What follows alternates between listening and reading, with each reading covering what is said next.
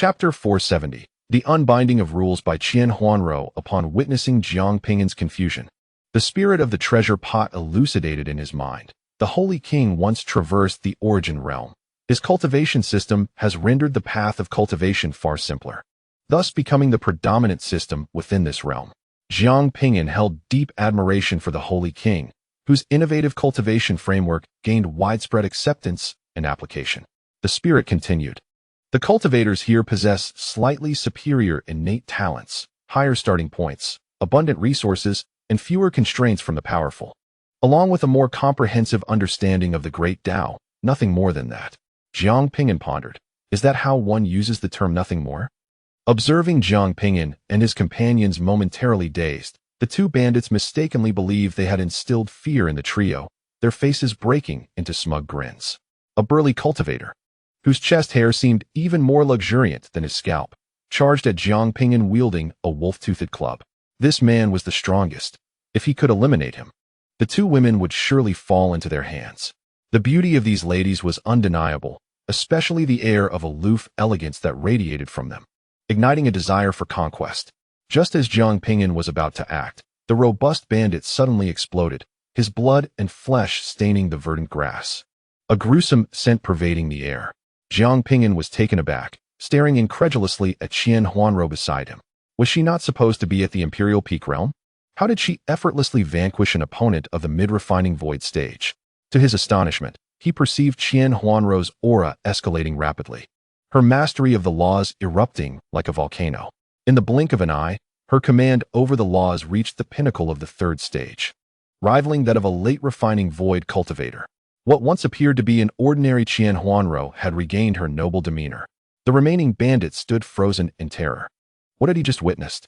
This woman had instantaneously comprehended the third stage laws. He promptly knelt, pleading for mercy. "Senior, spare my life. I shall never." Boom. Before he could finish his desperate plea, his body too erupted. To seek atonement was futile. He was destined for the abyss. In Huanrou's star-like eyes, there was not a hint of compassion. When she took a life, even the ancestors of her victims had yet to be born. Jiang Ping'an stared at Huanrou in astonishment. "Senior, what is this?" This must be due to the divergence in the celestial rules between the origin realm and the wasteland realm. The negative effects of my self-sabotage have diminished significantly. Huanrou replied, equally astonished, as she lifted her delicate, boneless hand, the laws coalescing within her palm. To sever my origin is akin to betraying the heavenly Dao.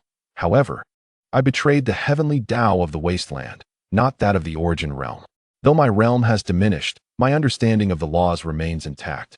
It was merely the restrictions of the wasteland's heavenly Dao that prevented further breakthroughs.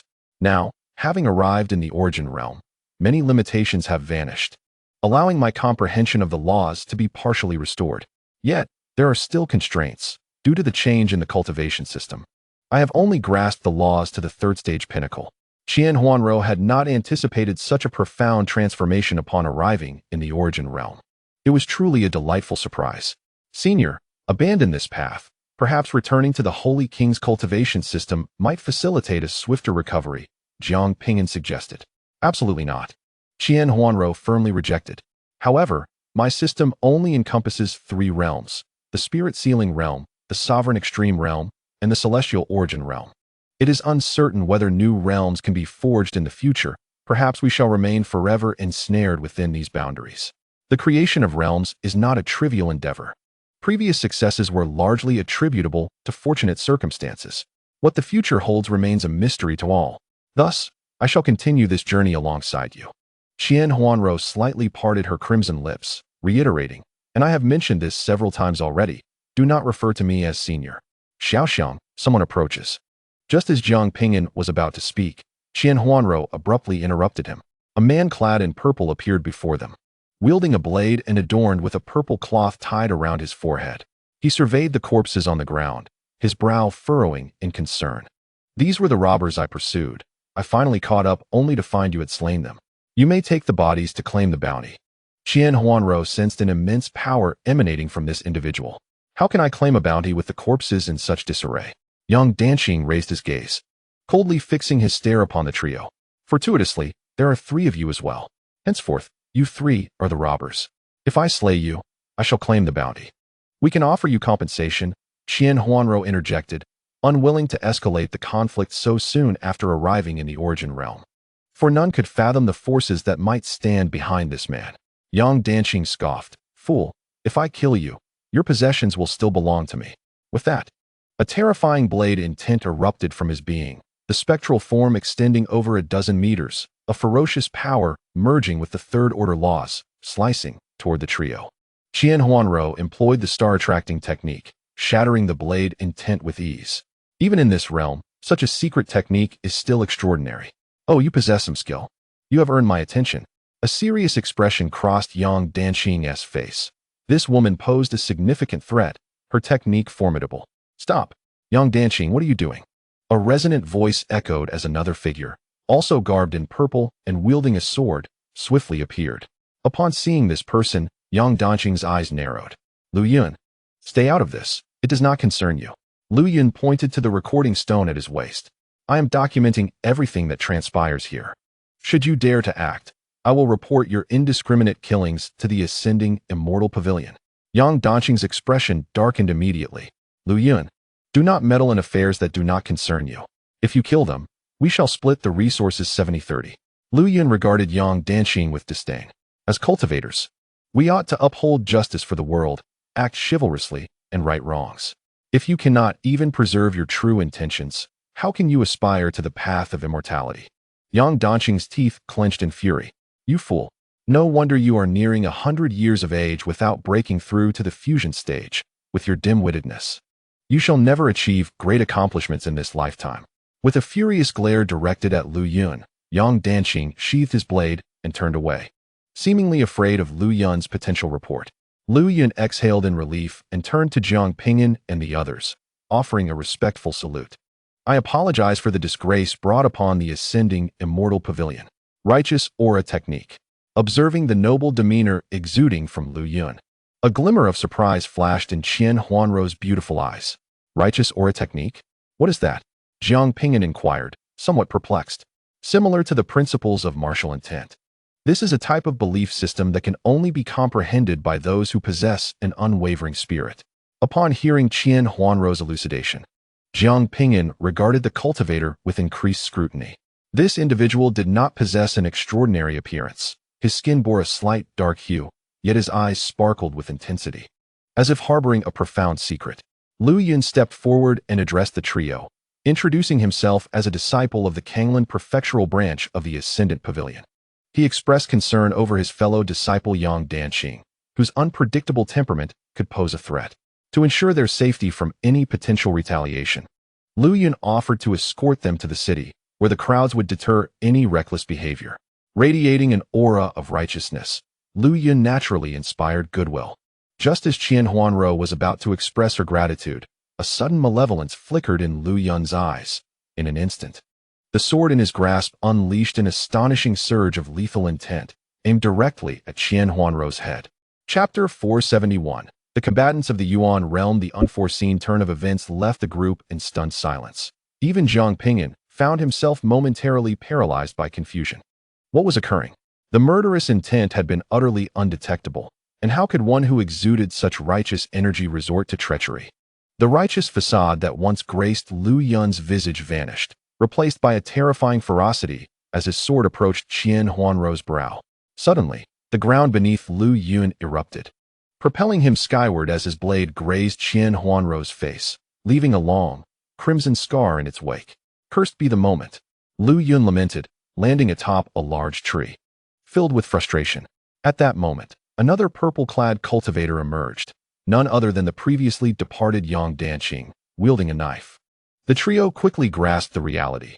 This entire ordeal had been a ruse, a meticulously orchestrated act from the very beginning, feigning distress, pursuing supposed bandits, and culminating in a calculated ambush. Fortunately, Huanrou's quick reflexes had spared her life, though a trail of blood now marred her pristine attire. Jiang Ping'an raised his hand, invoking the endless vitality to mend Huanrou's wounds. However, his understanding of the wood principle had only just begun to touch upon the third tier, rendering his healing ineffectual. "I can tend to it myself," Huanrou replied calmly. Lu Yun must possess some form of esoteric technique or a high-tier formation that has altered his aura. The runic formations in this area are intricate. We should acquire more of them. Their impact on warfare is immense. Presently, we in the Eastern Domain find ourselves at a disadvantage against the demon race. Obtaining high-tier formations and runes could significantly reduce casualties. Moreover, we could profit by reselling these runes for substantial resources. Jiang Ping'an nodded in agreement, recognizing the merit in her suggestion. The two bandits, witnessing Jiang Ping'an and Huanrou engaged in conversation, felt a profound sense of humiliation. As bandits, they were being blatantly disregarded and looked down upon. Furious, Lu Yun charged forward, brandishing his sword as the formidable sword principle swiftly descended upon the trio. In response, Huanrou activated her star-pulling technique, propelling the adversaries away, and turned to Jiang Ping'an, stating, "One for each." "Very well," he replied. Jiang Ping'an turned around, casting a detached gaze upon the two robbers. The assailants could hardly believe their ears. This youth, appearing to be at the nascent stage of void refinement, dared to confront them? There existed a disparity of two minor realms between them, akin to courting death. Did he consider himself an unrivaled prodigy? Should he be defeated by such a lowly cultivator? They might as well retreat to the womb and be reborn anew. The robbers paid little heed to Jiang Ping'an, their vigilance directed solely at Huanrou. The woman deemed the true threat. Her mysterious gravitational technique was formidable. Yet, as their attention fixated on Huanrou, Jiang Ping'an unleashed a lightning flash, darting forward. Originally capable of traversing 100,000 meters in an instant, under the oppressive gravity and stabilized space, he managed a mere 100 meters, significantly diminishing the effect. Nevertheless, this still startled the two robbers. What terrifying speed! However, they reasoned that despite his swiftness, he was still not at the late stage of void refinement. Eliminating him would be a trivial task. Yang Danqing brandished his blade, inscribed with powerful runes that greatly enhanced its lethality, the sound of slicing air resounding. Just as it seemed poised to strike Jiang Ping'an, a force emanated from him, repelling the incoming attack. Yang Danqing's eyes widened, gripping his weapon tightly to avoid self-harm. Such an eerie technique. Lu Yun attempted to seize the moment for a sneak attack on Jiang Ping'an, but Huanrou activated the star-pulling technique, drawing him before her. "Your opponent is me." The four combatants erupted into a fierce battle. Observing Jiang Ping'an amidst the fray, Yi Wuqing clenched his fists, filled with frustration. He felt inadequate, unable to protect his leader. He needed to grow stronger, without a doubt. The furious laws of nature swept through, toppling and shattering great trees, clouds of dust billowing.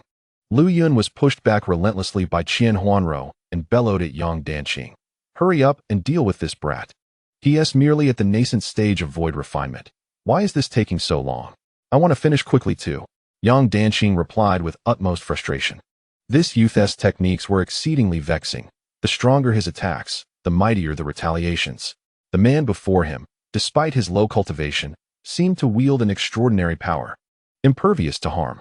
Taking a deep breath, Yang Danqing spoke in a grave tone. "Stop concealing your strength. We've hit a snag." Sharing a knowing glance with Lu Yun, they infused their weapons with colossal spiritual energy. The runes upon their weapons glowed brightly, the laws swirling around them, an intense aura surging forth. Jiang Ping'an and Huanrou sensed a hint of danger and promptly retreated. Lu Yun sneered, "Thinking of fleeing now? Not a chance. Watch as I turn you into pulp." The two robbers immediately pursued them. Yi Wuqing observed Jiang Ping'an and Huanrou being continually forced back, his expression grave. The unique environment of this realm even impacted the leader's combat prowess. As they fought, Huanrou casually remarked to Jiang Ping'an, "Their weaponry is of a higher caliber than what we possess. I wonder about their cost. They shouldn't be too expensive, considering such cultivators can afford these weapons." Jiang Ping'an calmly confronted Yang Danqing. Huanrou said, "Assist me in transporting a shipment of weapons back. The price is negotiable. The delivery can be complimentary, as it is all for the Eastern Domain." Observing the two engage in light-hearted conversation while simultaneously battling, Yang Danqing and Lu Yun finally came to a realization. They were being treated as sparring partners. Huanrou inquired, "Have you adapted sufficiently?" Jiang Ping'an nodded in acknowledgement, affirming that he had adjusted quite well, as the limitations on combat prowess here were indeed significant. Their recent skirmish had merely been an exercise in acclimatization to this environment. Having just arrived, they were still unaware of the full extent of the constraints. Naturally, a bit more practice was in order to warm up. Qian Huanrou manipulated the earth spikes, swiftly piercing through Lu Yun's brow and spiritual core. The aptitude of the cultivators here was undeniably impressive. These two possessed dual spiritual roots, which would classify them as geniuses in their own realm. Leaving behind a complete corpse would yield a handsome profit for the corpse transport sect. Lu Yun collapsed to the ground, his expression vacant, the breath of life extinguished. He could hardly fathom that he had succumbed so easily. In a state of panic, Yang Danqing swung his blade with all his might, aiming to slay Jiang Ping'an and flee. Jiang Ping'an raised his hand and effortlessly grasped the sword. Witnessing this spectacle, Yang Danqing's eyes nearly bulged in disbelief. A body-refining cultivator. To be capable of withstanding his strike at this level was indicative of a prodigy from a formidable lineage. The odds of encountering such an individual were slimmer than those in a game of chance. Jiang Ping'an stepped forward, forcefully pinning Yang Danqing to the ground, causing the earth to shatter beneath them. Yi Wuqing, having overcome her initial concern, chuckled self-deprecatingly, realizing how foolish she had been to doubt the old man's combat abilities. Chapter 472. Ascending the Immortal Pavilion. Are you a disciple of the Immortal Pavilion? Jiang Ping'an inquired, gazing down at Yang Danqing. He had been transported here with the intention of joining the Immortal Pavilion. According to the artifact spirit, the Immortal Pavilion possessed a technique known as the transformation of spirit into immortal qi, which could transmute one's spiritual energy into immortal energy. Upon acquiring immortal energy, one's combat capacity would undergo a dramatic transformation, enabling the execution of divine abilities even at this stage. Divine abilities are the pinnacle of techniques that can only be wielded upon reaching the fusion stage. With such powers, he would be capable of contending with formidable fusion stage adversaries. Furthermore, once spiritual energy was transformed into immortal energy, even without the use of healing arts, the body would recuperate at an astonishing pace. At that point, he could abandon the relentless pursuit of endless life cultivation and no longer need to independently comprehend the laws of wood, thus conserving precious time in his training. In summary, the advantages were plentiful. I am a disciple of the Immortal Pavilion. If you dare to kill me, you shall face the repercussions from my sect. Yang Danqing exclaimed in terror, his voice echoing. Qian Huanrou remarked from the side, such a person with connections cannot be spared. Eliminate him immediately. Very well. Jiang Ping'an nodded in agreement. Yang Danqing's body went rigid. This woman was truly malicious. Frightened, he hastily changed his tune. I am not a disciple of the Immortal Pavilion. I am merely a rogue cultivator. I resorted to robbery only out of financial desperation. How could a disciple of the Immortal Pavilion engage in such acts? Qian Huanrou smirked. Having intentionally frightened him, her collaboration with Jiang Ping'an remarkably harmonious. Jiang Ping'an continued to inquire, what are the requirements to join the Immortal Pavilion? Yang Danqing, gripped by trepidation, felt compelled to respond. It was simple. One must reach the transformation stage before the age of 30 and attain the refinement of void before 80. Given the elder's prodigious talent, joining was assured. The trio exchanged incredulous glances. Is this truly simple? In the wilderness realm, such a feat would classify one as a super genius. It seemed that the elevated standards of the Yuan realm cultivators, coupled with abundant resources, facilitated such breakthroughs. Were equal resources a prerequisite?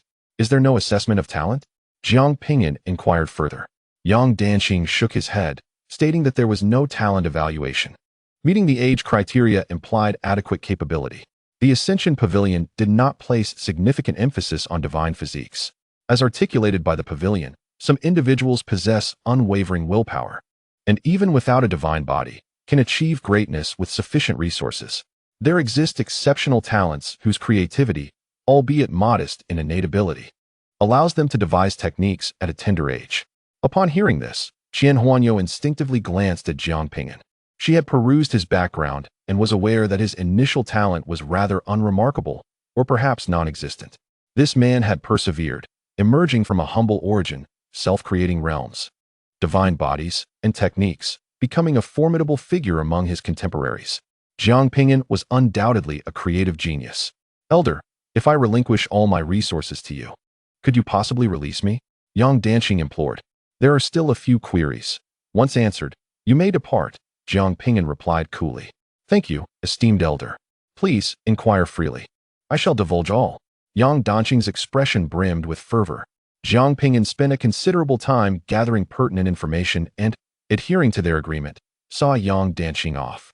Yang Danqing departed in tranquility, albeit with a hole in his head. From Yang Danqing's revelations, Jiang Ping'an learned that they were in Kanglan Prefecture, one of the 9 prefectures of the Yuan realm. This single prefecture dwarfed the wilderness realm where Jiang Ping'an resided. Here lay a branch of the Ascension Pavilion. To acquire the transmutation technique, one must enter the pavilion. You've surpassed the age limit. Entry is barred. Qian Huanrou was uncertain of Jiang Ping'an's intentions regarding the pavilion, yet it was evident that he harbored a strong desire to join. Let us first explore, Jiang Ping'an mused, eager to make an attempt. Do you intend to gain entry through martial prowess? Qian Huanrou speculated. Jiang Ping'an shook his head, explaining that as a stranger in these lands, surrounded by formidable beings, and with techniques foreign to this realm, he preferred to refrain from drawing excessive attention to himself. Then you may find it challenging to join the pavilion. Perhaps entry could be secured through monetary means, Jiang Ping'an suggested.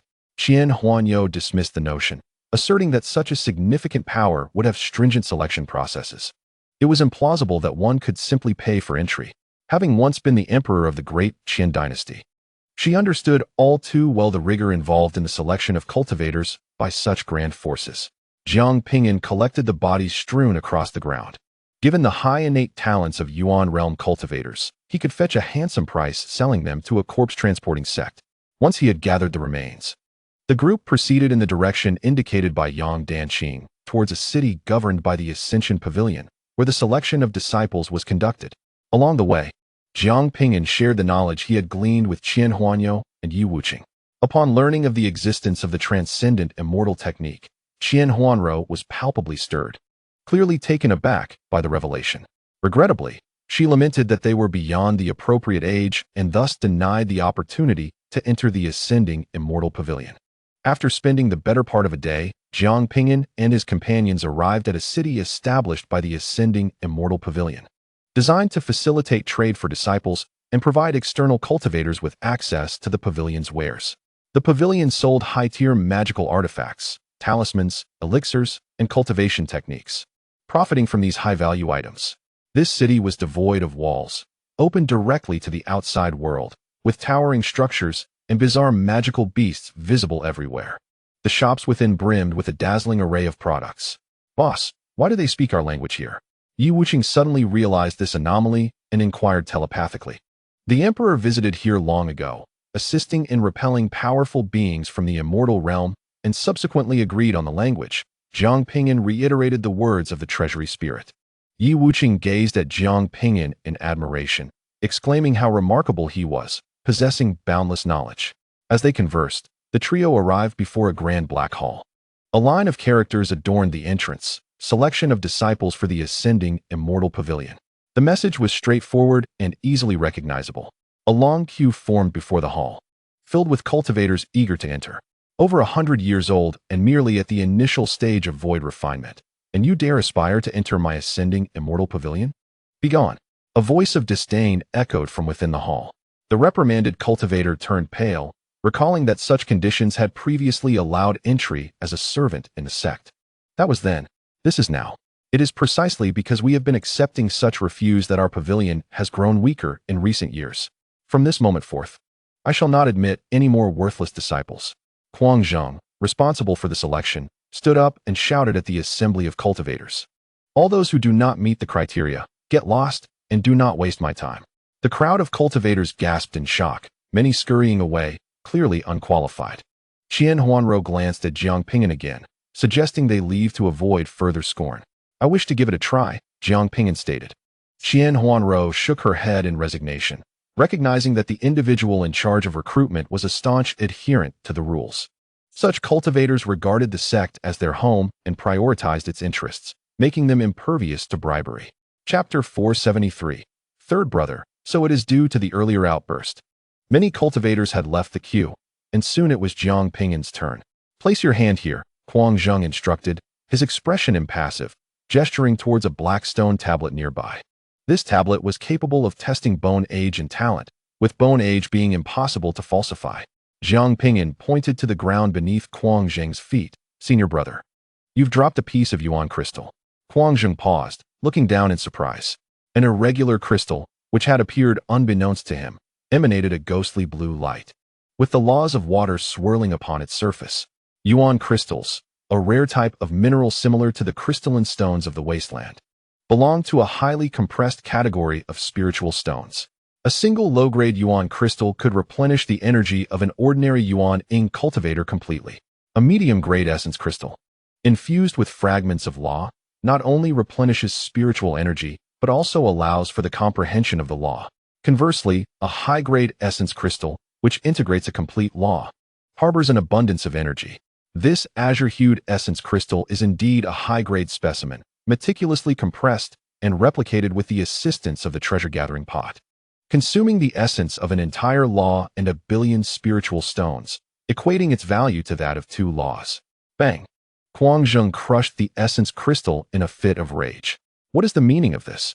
Attempting to bribe me? Let me tell you. Do not try such tactics with me. It is you lot who have tarnished the reputation of the Ascension Pavilion. As long as I, Huanrou, am here, you shall not set foot in the Ascension Pavilion. The cultivators witnessing this scene burst into laughter. Fool, you think you can bribe the disciples of the Ascension Pavilion? Do you believe they would covet your meager essence crystal? If you lack talent, do not waste our time. Huanrou had anticipated this outcome and whispered to Jiang Ping'an, let us depart. With such a powerful force, how could they possibly accept bribes? Jiang Ping'an produced a storage ring and said, Brother, I am your third brother, Jiang Ping'an. Have you forgotten? This is a gift from our family, 10 high-grade essence crystals. Get lost. Do not try to associate with me, third brother. Huanrou exclaimed. So you are the third brother. Suddenly, Huanrou embraced Jiang Ping'an, tears welling in his eyes. Third brother, I have been away from home for so long that I nearly forgot your visage. I am truly remiss. The crowd looked on in bewilderment. Huanrou mused, seeing his enthusiasm. One could almost believe Jiang Ping'an is indeed his kin. What happened to that righteous demeanor? Was he swayed by 10 essence crystals? Brother, I miss you dearly. Our family sent me to seek refuge with you. You know of my talent. Entering the Ascension Pavilion will be no issue. Jiang Ping'an handed the storage ring to Huanrou. He nodded, affirming, of course. There will be no problem. Your talent is on par with mine. He then retrieved a jade tablet inscribed with mysterious runes and presented it to Jiang Ping'an. Imprinting your spiritual mark upon this, you shall be a disciple of the Ascension Pavilion. Brother, our elder sister and fourth brother have also arrived. Jiang Ping'an accepted the jade tablet and turned to Huanrou and Yi Wuqing. Huanrou's expression stiffened as he transmitted a thought to Jiang Ping'an.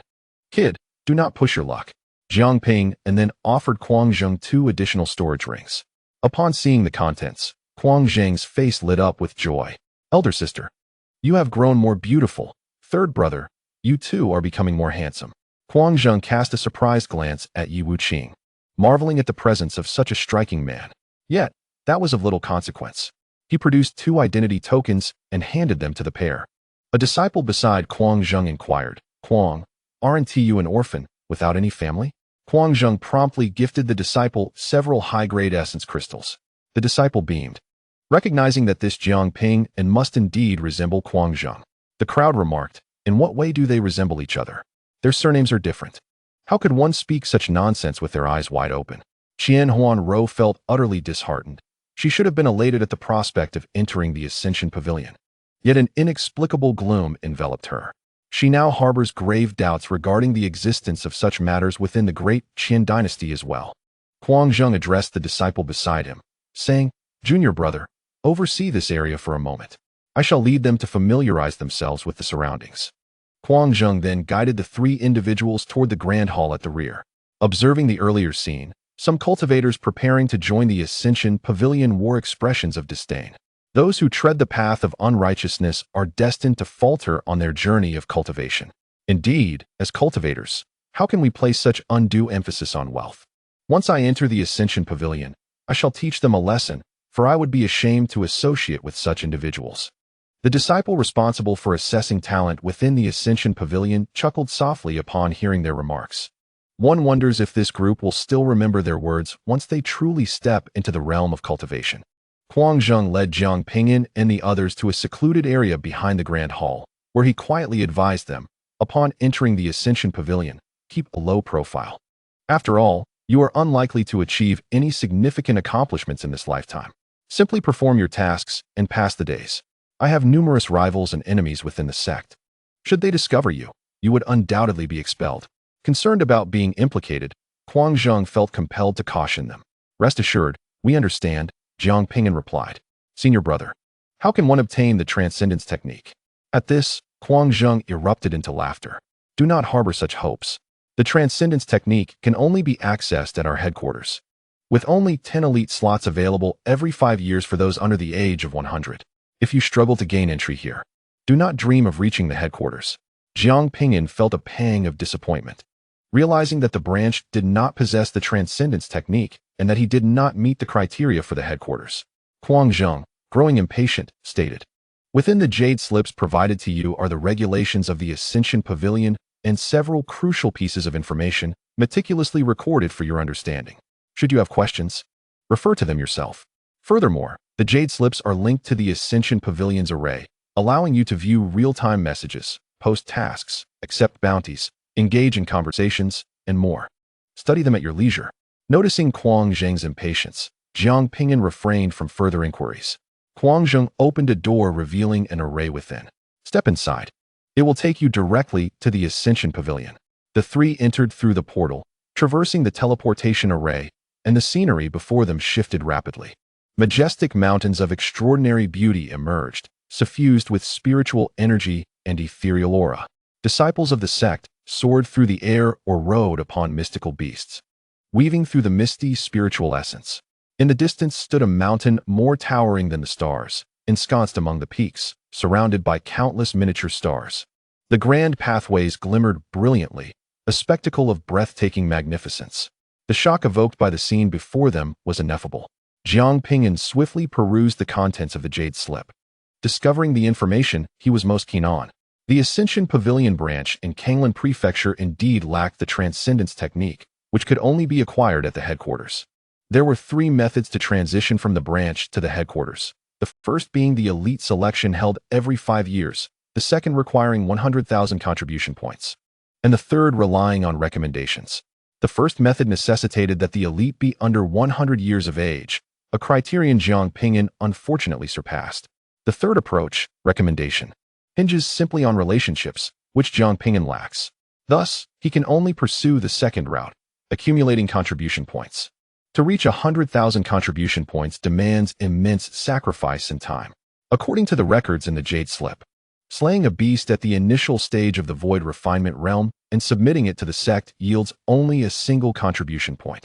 To acquire higher contribution points, one must undertake significantly challenging tasks.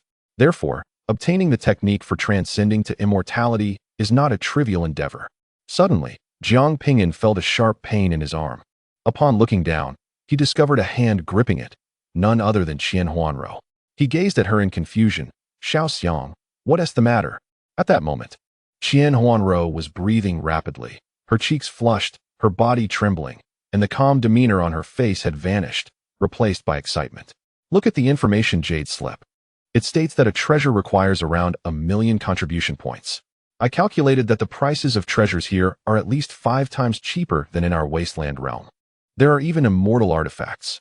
Chapter 474. The scheming Jiang Ping'an. Upon hearing Qian Huanrou's words, Jiang Ping'an's consciousness re-entered the information jade slip, locating the details regarding the exchange of contribution points for treasures. It documented various treasures available for exchange with contribution points. 900,000 contribution points. Supreme Treasure, Heavenly Shield, 1,000,000 contribution points. Supreme Treasure, Blood Moon Blade, 1,500,000 contribution points. 1,000,000,000 contribution points. Immortal Artifact, Whip of the Gods. Jiang Ping'an was astounded. Not only were the treasures inexpensive, but even immortal artifacts were for sale. The realm of Yuan truly abounds in wealth.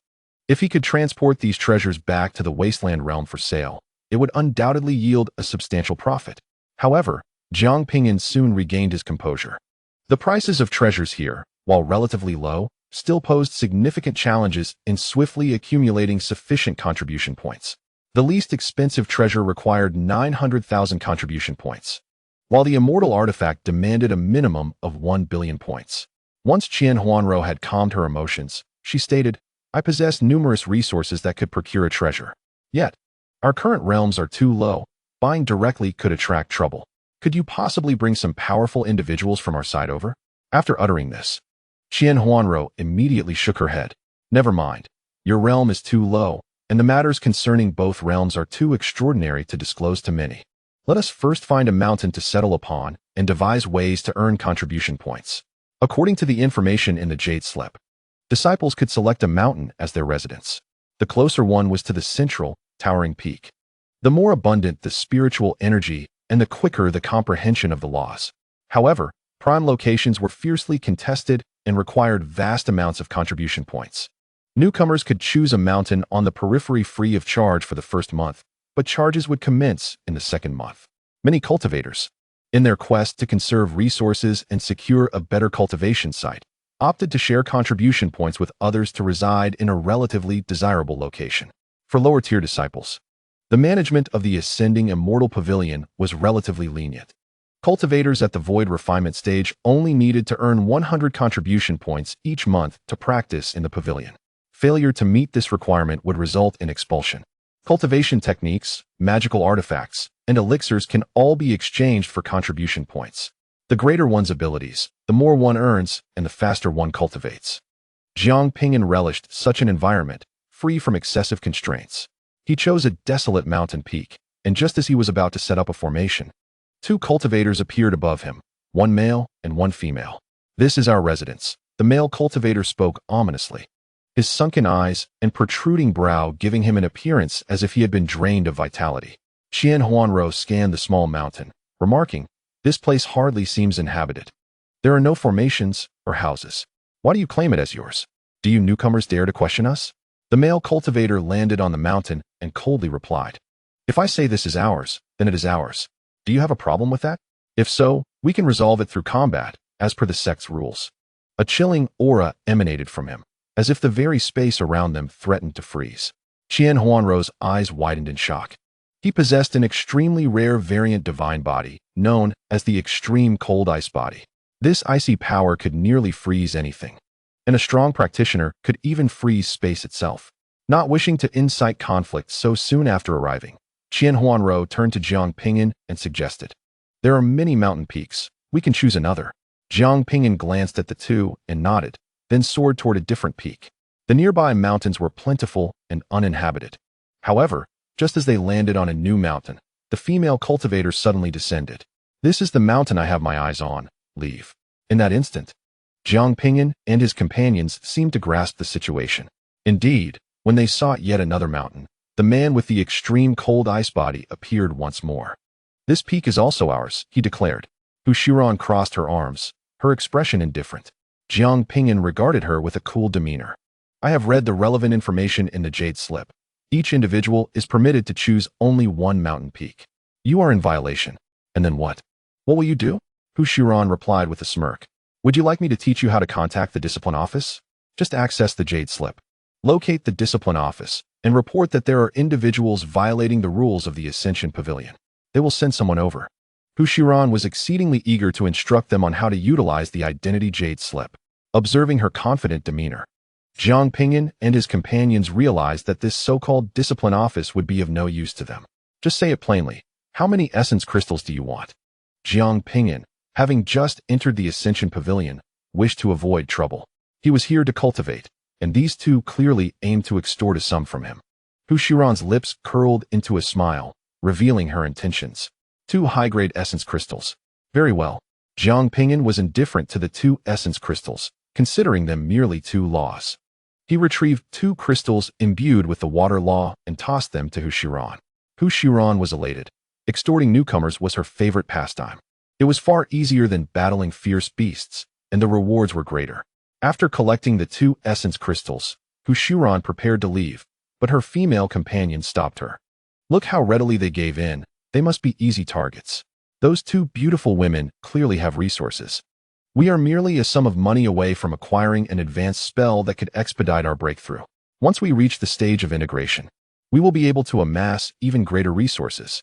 For now, gathering resources directly from these individuals will save us considerable trouble. Upon hearing his wife's words, Hu Shiran felt a profound sense of agreement. With such a devoted partner, how could prosperity elude him? Hu Shiran turned to Jiang Ping'an and his companions. 2 pieces of essence crystal are insufficient. We must produce 2 additional ones. Jiang Ping'an's expression turned exceedingly indifferent, warning against being greedy, know when to withdraw.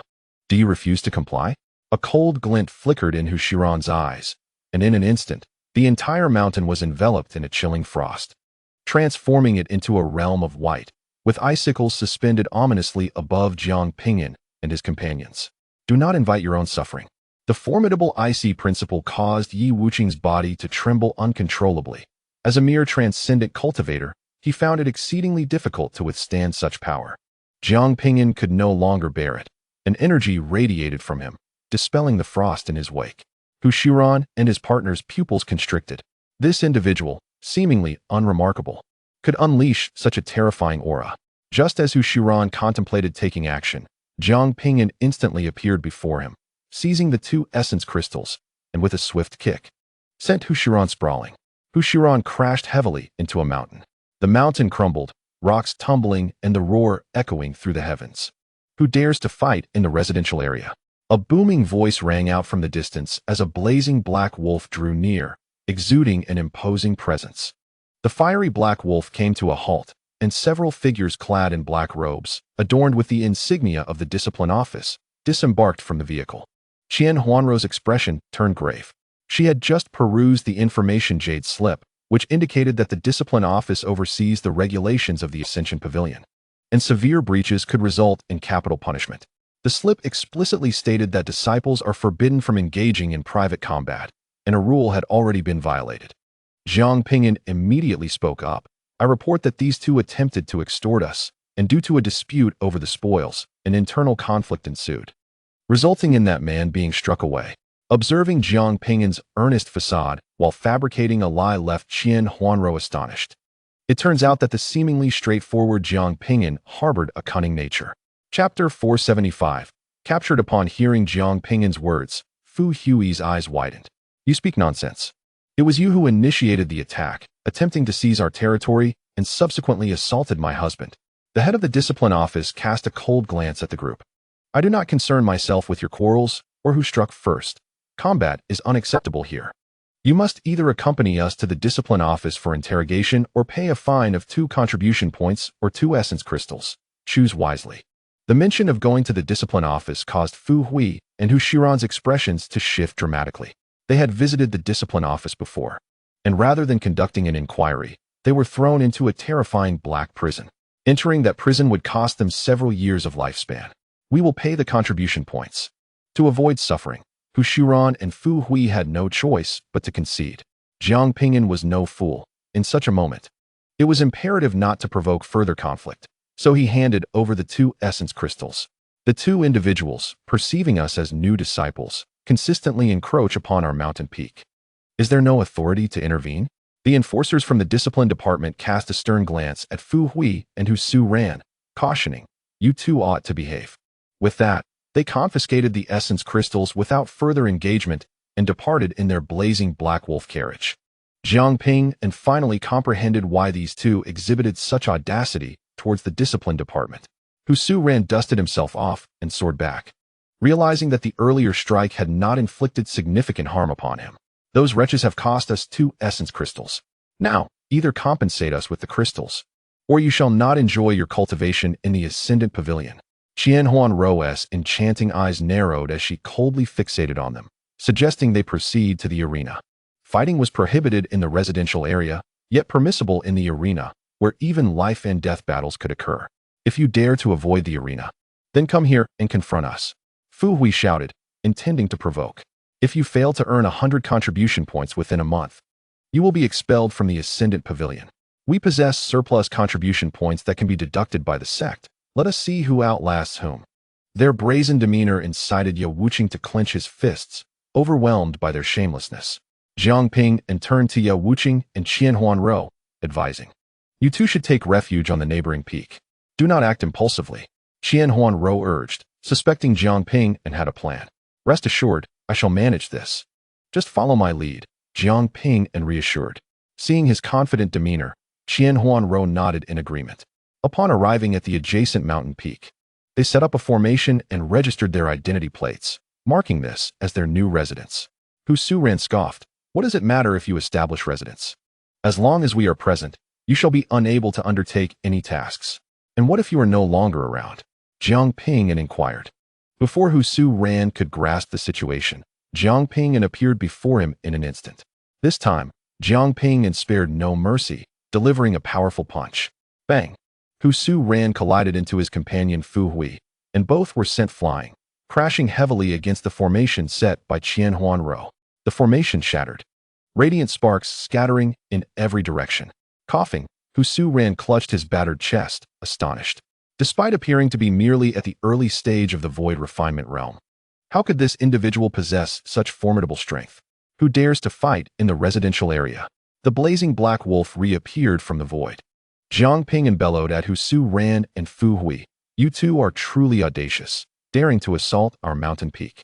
Is this not a blatant disregard for the regulations of the Ascendant Pavilion?" Hu Suran, whether incensed or injured, spat blood in fury, roaring, "Nonsense. You initiated the attack, causing me to crash into the formation. You and your companion have wounded us." Jiang Ping'an looked on in disbelief.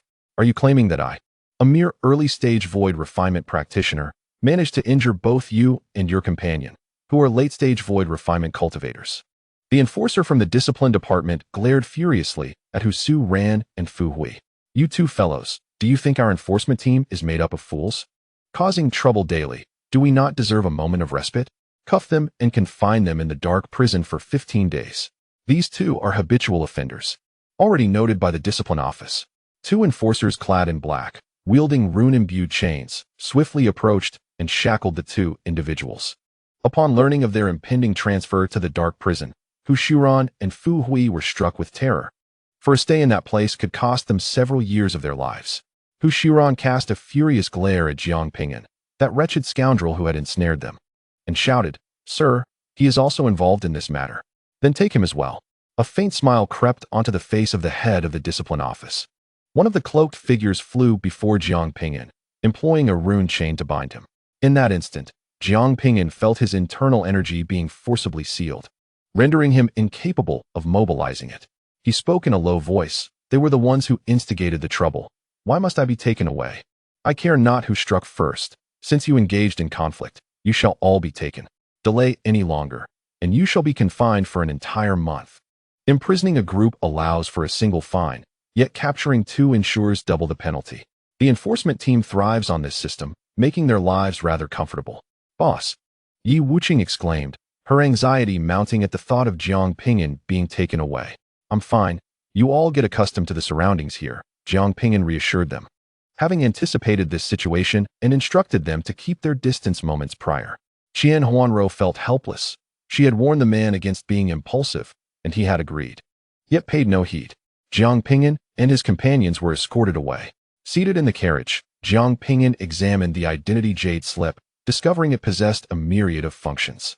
One could issue bounties, accept tasks, and even converse with others within it. Numerous disciples engaged in conversation in the public exchange area.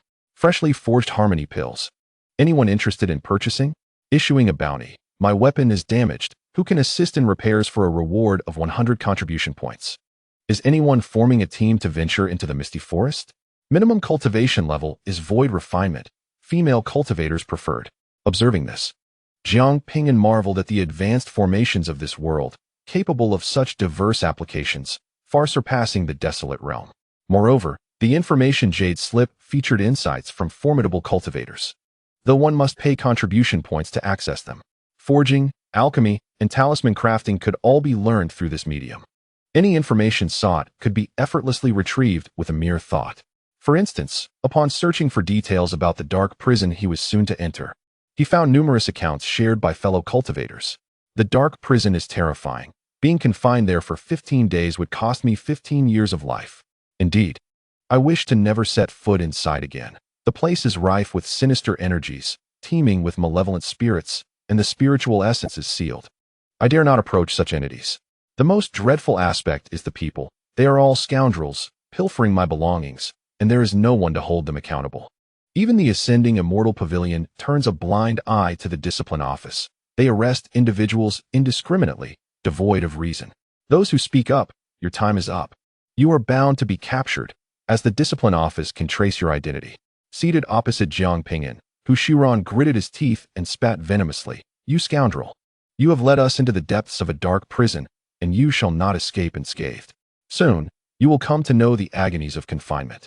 Chapter 476. The Dark Prison. Let me share with you another piece of unfortunate news.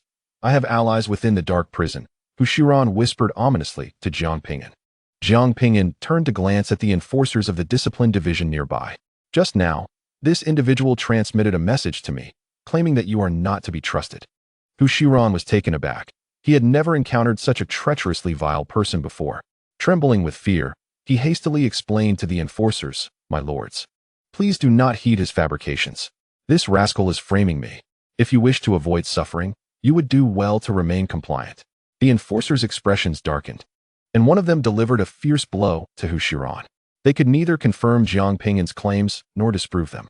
Throughout the ascending Immortal Pavilion, there was not a soul who did not scorn the discipline division. Regardless of the truth, delivering a punch would not be a loss. Fuming with rage, Qian wished nothing more than to devour Jiang Ping'an alive. Just wait. The blazing fiendish wolf pulled the carriage, transporting the three to a teleportation array. The ascending Immortal Pavilion was vast. Flying would take days and nights to reach the dark prison. Given the abundant resources in the wild realm, the teleportation gates remained open without waste. As they crossed through the array, light instantly vanished, as if plunging into the depths of night, leaving the surroundings shrouded in darkness. Before them lay an abyssal black sea, devouring all radiance, its atmosphere thick with darkness, coldness, and malevolence. Visible malevolent spirits floated above the black sea, accompanied by chilling winds. Qian and Fu Hui's faces turned pale. Every visit to this place filled them with dread. The spiritual energy was sealed, rendering them powerless against these evil entities. Fortunately, they had prepared special Yang attribute treasures in advance to counter such unforeseen circumstances. The enforcer activated a protective shield and led them into the Black Sea. Upon entering the water, the frigid, dark energy enveloped them completely, as if it sought to siphon away every ounce of warmth from their bodies. For ordinary cultivators, this dark energy was a torment. Even the slightest lapse in focus could lead to the loss of one's true self. This was also a punishment for the offenders. Jiang Ping'an's expression shifted oddly. The demonic energy here is remarkably pure. For a demonic cultivator like Jiang Ping'an, it was akin to bathing in a spiritual spring. If this demonic sea were to emerge from the demonic god sect, it could potentially give rise to countless prodigies. With so much demonic sea available, stealthily taking some should go unnoticed, he mused, feeling quite tempted. With so many people present, he decided to bide his time until the crowd thinned. Below the demonic sea stood a colossal structure resembling a tower, with each level housing a multitude of prisoners. As the enforcers appeared, the cultivators imprisoned within cried out in despair for help. "My lords, I am innocent. Please release me. I am on the brink of death. I confess. I admit my faults. I am willing to compensate. My lords, please, take me out." Surrounded by malevolent spirits, the group of cultivators was being drained of their life force. As they descended further into the tower, the dark energy intensified, and the number of evil entities multiplied. Each level possesses a vast expanse, resembling a grand plaza. The enforcers of the regulations unceremoniously cast Jiang Ping'an and his companions into the third level before departing with several disciples whose time had expired. The third level of the Black Tower is filled with disciples at the void refinement stage, and the corners are littered with numerous corpses. You wretched little brat. Soon you shall witness your own brain matter, and you will rue the actions of this day. Fu Hui cast a venomous glance at Jiang Ping'an and hurried towards the depths of the dark prison, seemingly in search of someone. Jiang Ping'an surveyed his surroundings. The central area was spacious, akin to an activity zone, while the periphery near the walls housed numerous small cells. Many individuals were confined within these diminutive enclosures. Jiang Ping'an speculated that those imprisoned might be serious offenders. The management here was lax, devoid of any law enforcers. The only restraint upon the prisoners was the rune-etched chains that bound them, capable of curtailing their spiritual energy. Before long, a cacophony of clanking chains echoed through the Blackwater prison, and a towering man over 2 meters tall emerged. He dragged heavy chains behind him, his tattered garments barely clinging to his muscular frame, his bare feet revealing a thick mat of hair. He radiated an intense, scorching strength, causing malevolent spirits to shy away. This man was undoubtedly a physical cultivator of the yang attribute. Cheng Han cast a sidelong glance at Jiang Ping'an and delivered a forceful slap to Fu Hui's rear. Is this the level of trash that warrants my attention? Fu Hui, wincing at the sharp pain, quickly replied, Master Cheng, this fellow is no ordinary individual. He is a body cultivator and even managed to ambush my husband. He certainly possesses abundant resources, making him worthy of your intervention. Fu Hui sensed that Jiang Ping'an was exceptional, fearing that her own intervention might lead to trouble. Hence, she had summoned Cheng Han. Cheng Han, one of the 3 strongest within the 3rd level of the Black Prison, had once been on the cusp of securing an opportunity to enter the Celestial Ascension Pavilion. However, due to offending someone, he had remained imprisoned here. Rubbing his chest, he mused, assault and robbery are the deeds of villains. I am no villain. How about this, you boy? Produce 10 elemental crystals as compensation for Fu Hui and her associates, and another 10 for me as a settlement fee, and we shall consider this matter resolved. This was not a resolution, but rather extortion. Jiang Ping'an's expression remained impassive. He sought merely to earn contribution points without inciting trouble. Having just entered the Celestial Ascension Pavilion, he preferred to remain inconspicuous, yet he was unwilling to relinquish his resources to these individuals. Cheng Han raised his thick brows, observing, It appears you are a newcomer, unaware of my name. I shall grant you an opportunity. Consult your identity token and search for Cheng Han. Jiang Ping'an remained vigilant, his consciousness probing the identity token, revealing information regarding Cheng Han. Cheng Han had entered the Celestial Ascension Pavilion 50 years prior, possessing the Crimson Flame Golden Body and specializing in body techniques. His arrival had drawn the attention of the upper echelons, and he was taken as a disciple by an elder. 30 years ago, he nearly succeeded in the selection process to enter the main pavilion. However, during the competition, he was discovered to have consumed a special elixir, resulting in his disqualification. At the conclusion of the tournament, he ambushed a fellow disciple, nearly killing him, which led to a near-death sentence. His master interceded on his behalf, sparing him from execution. Yet he was confined to the Black Prison.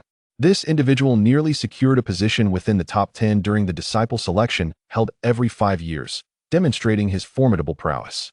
Oh, and then, Jiang Ping'an inquired calmly. Cheng Han, observing Jiang Ping'an's nonchalant demeanor, narrowed his eyes slightly. The expressions of the surrounding disciples of the Ascension Pavilion turned peculiar. Was this fellow's mind in disarray, still questioning what came next? Such arrogance from a newcomer. Did he possess some hidden background? If he truly had backing, he would not be present here. The onlookers had already envisioned Jiang Ping'an soon collapsing to the ground, writhing in agony. Not only was there a significant disparity in their realms, but even if they were of the same tier, defeating Cheng Han was implausible. How could a novice possibly compare to a genius of the Ascension Pavilion? Cheng Han cracked his neck, the sound of grinding bones echoing through the dark waters, resonating in the ears of those around. No wonder he was apprehended and thrown into the Black Prison immediately upon joining the Ascension Pavilion. He was indeed a reckless youth. Today, I, your esteemed Cheng, am in good spirits. Allow me to impart a lesson. In this world, there exists no such thing as reason or justice. Only the might of one's fist, he proclaimed. Cheng Han exerted force with his legs, bracing against the pressure of the black water, and instantaneously moved before Jiang Ping'an. As he passed, the dark waters parted, creating a vacuum. A fist, larger than that of an ordinary person, descended upon Jiang Ping'an as the black waters surged violently. Hu Shiran and Fu Hui wore radiant smiles. They feared this fool might yield. This naive youth was soon to realize the true terror of Cheng Han. Chapter 477. Why don't you go rob someone? Jiang Ping'an harbored no fondness for conflict, yet he was unafraid of it. As he beheld the impending attack, he promptly raised his fist to counter. Bang! The collision of their fists produced a horrifying force that repelled the surrounding black waters. At the moment of contact, both their expressions turned grave, and a singular thought emerged in their minds. This person was extraordinary. Jiang Ping'an sensed that, in terms of power, this opponent was undoubtedly the strongest he had encountered at this realm. Cheng Han was equally astonished, despite Jiang Ping'an appearing to be 2 minor realms beneath him. he was able to withstand his strike. The tribal totem patterns on Jiang Ping'an's palm rapidly spread across his body. In the absence of spiritual energy, without invoking the power of the tribal totem patterns, he truly could not contend with his opponent. Amplifying his strength twofold, Jiang Ping'an swung another fist, initiating an offensive. Cheng Han swiftly raised his hand to defend. The two locked eyes intently, their fists akin to unparalleled weapons, engaging in a frenzied clash at a speed nearly imperceptible. The rapid impacts reverberated throughout the third-level cell, the surrounding black waters repelled from proximity. The runic chains rattled violently.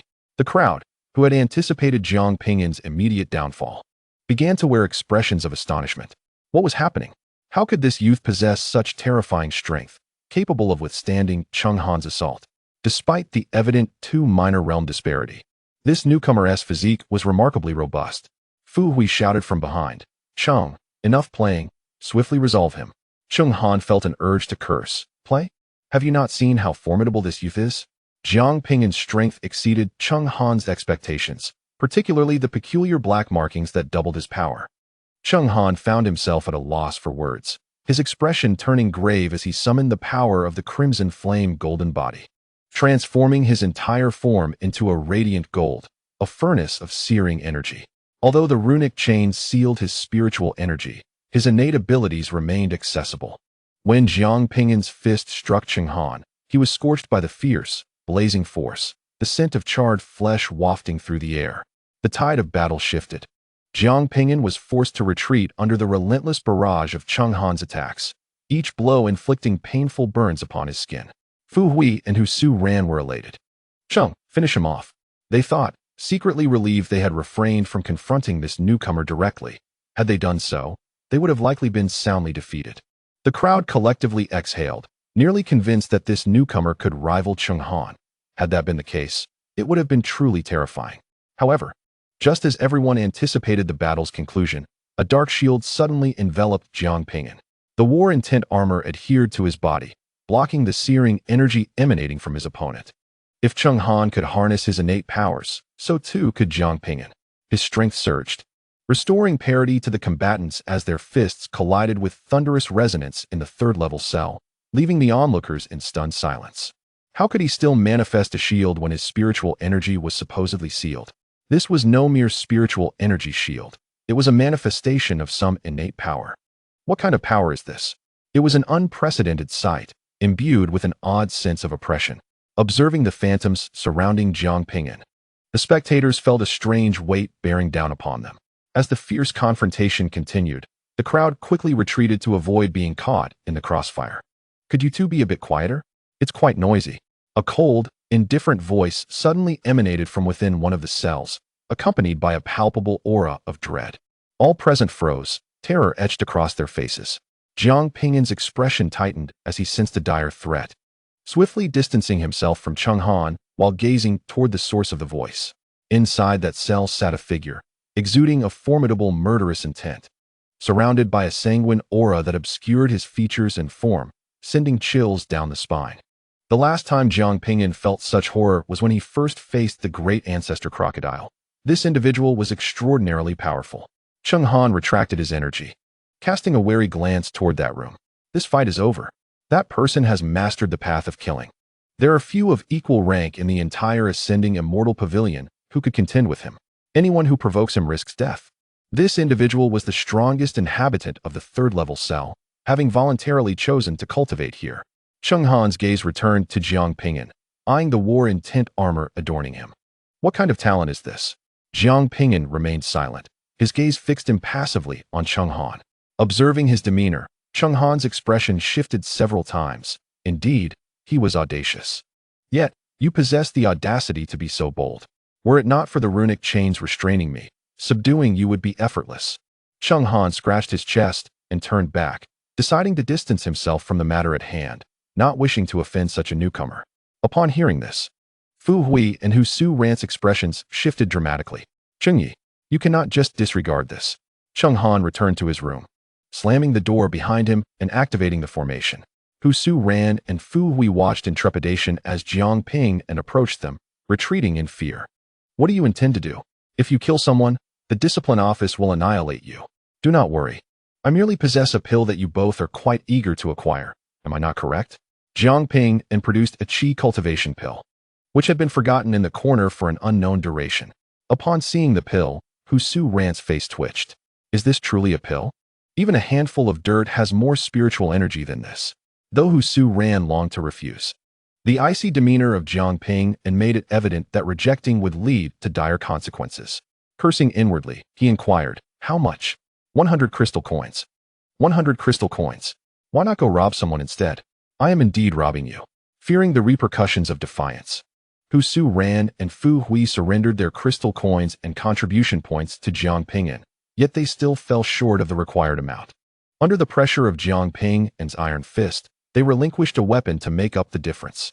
True to his word, Jiang Ping'an handed over the Qi cultivation pill and turned to leave. As they watched Jiang Ping'an's departing figure, Su Ran and Fu Hui were filled with resentment. That damn scoundrel. He will surely pay a bloody price for this. Jiang Ping'an, however, remained indifferent to their hatred, even eagerly anticipating it. He genuinely hoped the two would soon mature and accumulate more resources before seeking trouble again. Killing a late-stage void refinement beast only yielded 3 contribution points, yet robbing the two had netted him 100 crystal coins. With more such adversaries, accumulating 100,000 contribution points would be effortless. Jiang Ping'an felt he had discovered a pathway to fortune. He made his way to the prison cell near the entrance of the 4th layer, a place thick with dark energy and rife with malevolence, where no cultivator dared to tread. Yet for Jiang Ping'an, this was a sacred ground. He took out the 5 elements killing formation, arranged the array, and secretly activated the treasure basin, pouring in dark water. Surely, a small amount of dark water would go unnoticed. Suddenly, a skeletal malevolence invaded the formation, eyeing Jiang Ping'an with a greedy grin. Perceiving him as a delightful morsel, it lunged forward, mouth agape. However, once it entered Jiang Ping'an's body, it never emerged again. The malevolence became nourishment for the evil spirit's avatar, aiding in its rapid growth. Jiang Ping'an sensed that if this continued, the evil spirit's avatar might reach the integration phase even before his own body did. At that moment, he found himself reluctant to leave this place. After what felt like half a day, as Jiang Ping'an was engrossed in his cultivation, a sudden scream echoed from outside. Not good. There has been a death. Fu Hui and Su Ran are dead. Jiang Ping'an furrowed his brows, a sense of foreboding washing over him. Chapter 478. The scapegoat who is responsible for this? The enforcers of the discipline office, upon receiving the news, arrived at the 3rd layer's prison cell, gazing at the 2 desiccated corpses on the ground. Their anger palpable as they demanded answers. An incident involving the temporarily detained disciples in the Black Prison would bring punishment upon their discipline office. At least a month's worth of offerings will be deducted. Everyone's gaze turned towards the cell where Jiang Ping'an was confined. With a darkened expression, Jindi furiously kicked open Jiang Ping'an's door, bellowing, "Come out. Do you think hiding inside is of any use?" Jiang Ping'an activated the formation, lifted his gaze, and asked, "What do you want? What do you mean, what? You committed murder and still pretend to be innocent." Jindi approached, seized Jiang Ping'an by the collar, and declared, "According to the regulations of the Immortal Ascension Pavilion, you will be executed for the indiscriminate killing of disciples." Jiang Ping'an stared at him blankly. "Why do you accuse me of being the murderer? Everyone has pointed fingers at you, and you still feign ignorance?" Jindi delivered a punch to Jiang Ping'an's chest. A strike from a cultivation level as high as his, even if casual, was immensely powerful. Jiang Ping'an crashed heavily against the stone wall, his bones and internal organs ruptured, blood trickling from the corner of his mouth. "Are you certain they identified me? Stop pretending. You won't shed tears until you see the coffin." Jindi, in a fit of rage, turned to the crowd and asked, "Did this brat kill anyone?" The crowd exchanged glances, no one spoke. Jindi was taken aback. "So he didn't kill anyone? Then why did you all look over here?" The towering Chung Han stepped forward, scratching his chest, and said, "We didn't see who the murderer was. There was merely some conflict between this newcomer and the 2 deceased, hence everyone subconsciously suspected him. But he never left his room. Why didn't you say so earlier?" Jindi realized he had misunderstood Jiang Ping'an, yet he remained indifferent. Misunderstandings were merely misunderstandings. What could be done? Did none of you witness who the murderer was? The crowd shook their heads. The 2 had suddenly died under mysterious circumstances, their bodies resembling dried corpses, as if something had drained them. Jindi's expression darkened. The death of 2 disciples in the Black Prison was sufficient for the discipline office to take serious action. If the culprit was not found, the punishment would be even harsher. Jindi's expression fluctuated several times as he glanced at Jiang Ping'an, then turned to the crowd, stating, "Not long ago, this newcomer, dissatisfied with the oppression from these 2 disciples, clashed with them. After being imprisoned in the black cell, he harbored resentment and attempted an assassination. You all saw it, right?" The crowd paused momentarily, then immediately comprehended Jindi's implication. A scapegoat was now needed. Jindi couldn't be bothered to investigate. Even if he did, their level of skill would yield no results. Thus, he decided to directly designate the most likely culprit. A newcomer, without connections, who had previously clashed with the deceased, was the ideal scapegoat. Though the crowd looked down on Jindi's actions, none dared to confront him. This newcomer was of no concern to them. If he perished, he perished. Offending the discipline office would lead to dire consequences. Jiang Ping'an's expression remained devoid of emotion. Those who knew him would understand that the more he appeared this way, the angrier he truly was. Seeing no one speak, Jindi felt satisfied. He could now proceed to deliver a verdict and close the case. To avoid prolonging the matter, he intended to execute him immediately, putting an end to it all. Just then, the robust Cheng Han suddenly spoke up. "You and the discipline office are as disgusting as ever. If you dare to proceed with this, I will report you." Upon hearing these words, the other disciples stiffened and hurriedly retreated to their chambers, eager to avoid entanglement in this affair. Neither Cheng Han nor the discipline office were entities that these ordinary disciples could afford to provoke. Jindi cast a frigid glare at Cheng Han, asserting that this matter did not concern him and he should refrain from meddling. Had it been anyone else daring to speak out, a punch would have been their reward. Yet, this individual was different. Cheng Han's master was no ordinary person. "Indeed, this was not my concern, but I find your discipline office utterly distasteful." Cheng Han produced a recording stone, declaring that he would continue to enforce the law, documenting their actions for all disciples of the ascending Immortal Pavilion to witness the manner in which they executed their duties. A grimace contorted Jindi's face, as if he had just suffered a profound loss. This wretched fool was perpetually stirring up trouble. "You wish to investigate, do you? Very well. Let us delve to the very core of this matter, starting with you." Jindi was now incensed. What should have been a straightforward situation had been complicated by Cheng Han's interference, making it impossible for anyone to escape unscathed. In the ensuing 2 days, the discipline office launched an investigation into the incident. However, the deaths of Su Ran and Fu Hui were shrouded in mystery, with no witnesses to shed light on the identity of the murderer. Ultimately, Jindi ushered Jiang Ping'an into a secluded room, activating a formation to obscure their surroundings. Pouring a cup of tea, Jindi smiled and remarked, "I did not anticipate you to be such a genius. I have heard that your combat prowess is commendable, capable of contending against Cheng Han in pure physical strength at this level. Among the body cultivators of our division, you rank within the top 30. We are currently in need of personnel in the discipline office. Your skills are impressive. You managed to eliminate Fu Hui and Su Ran without raising any alarm. Would you be interested in joining us? As a member of the discipline office, you will never lack for cultivation resources." Jindi's demeanor was warm and inviting. Jiang Ping'an did not respond to the proposal, instead stating, "I am not the one who committed the murders. I lack such capabilities." By merely answering Jindi's inquiry, Jiang Ping'an would inadvertently fall into the trap of his rhetoric, thereby branding himself a murderer. For the invitation was not genuine.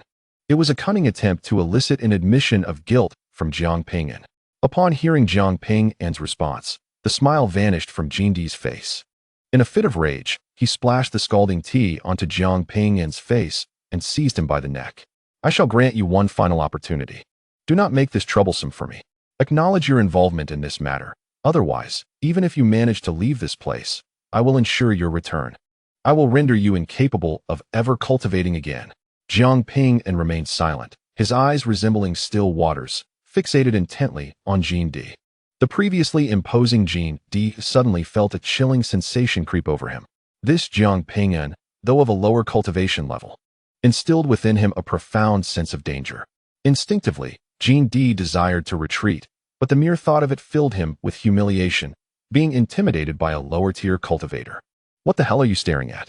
Jindi exclaimed, drawing a dagger from his waist and ruthlessly plunging it into Jiang Ping'an's eye, blood splattering forth. "Damn it! Jiang deactivated the formation and stormed out, cursing under his breath. The failure to resolve this incident, coupled with the inability to identify the perpetrator, would cost them months' worth of resources.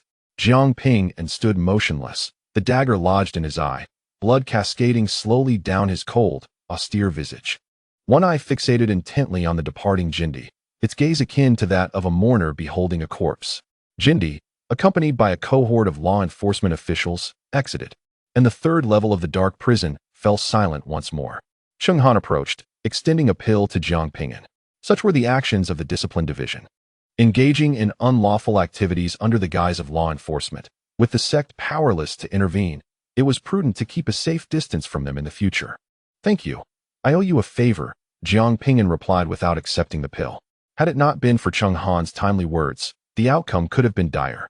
Silently, Jiang Ping'an unsheathed his dagger and made his way back to his previous quarters. Cheng Han observed Jiang Ping'an's retreating figure for an extended period, lost in thought. Seated within the frigid confines of the cell, Jiang Ping'an endeavored to quell the murderous intent brewing within him. The desire to kill was overwhelming.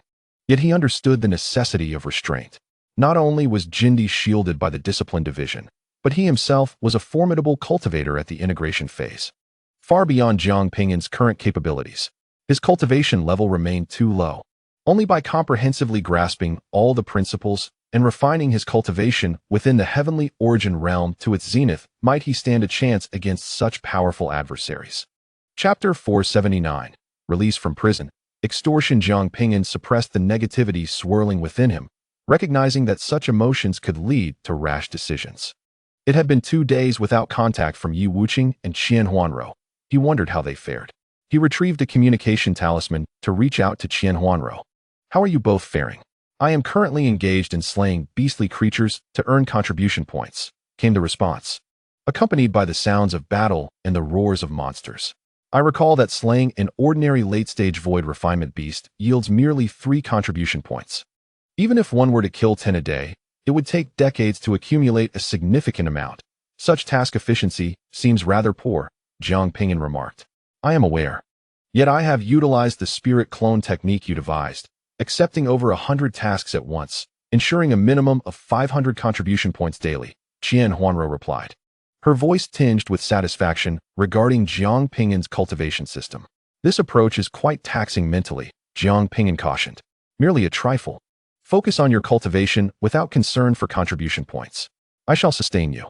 Moreover, we need to tackle some larger beasts. The creatures here are far more formidable than those back home, she said before disconnecting the talisman, returning to her battle. Jiang Ping'an shook his head in resignation. Relying on a woman for support seemed rather absurd. He proceeded to contact Yi Wuqing, only to find a pre-recorded message awaiting him. Boss, I am on a mission. Concentrate on your cultivation. I will secure contribution points for you. A swell of gratitude filled Jiang Ping'an's heart, yet he recognized that given their current pace, accumulating sufficient contribution points remained a formidable challenge. Only upon amassing 100,000 contribution points could they hope to access the Grand Pavilion and pursue the transcendent arts.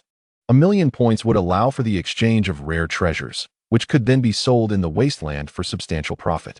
However, accruing contribution points was no simple task, and the efficiency of hunting beasts left much to be desired. Taking some time, Jiang Ping'an utilized his identity jade token to peruse the available task bounties, meticulously cataloging the most lucrative opportunities for generating contribution points: alchemy, artifact crafting, and lecturing. Elixirs and magical artifacts were essential for every cultivator. High-quality items were guaranteed to find eager buyers. Another aspect to consider is the lectures. The top-tier prodigies and formidable individuals typically earn contribution points through this avenue. The current predicament is that Jiang Ping'an is neither an alchemist nor a weaponsmith, and he does not wish to draw excessive attention to himself.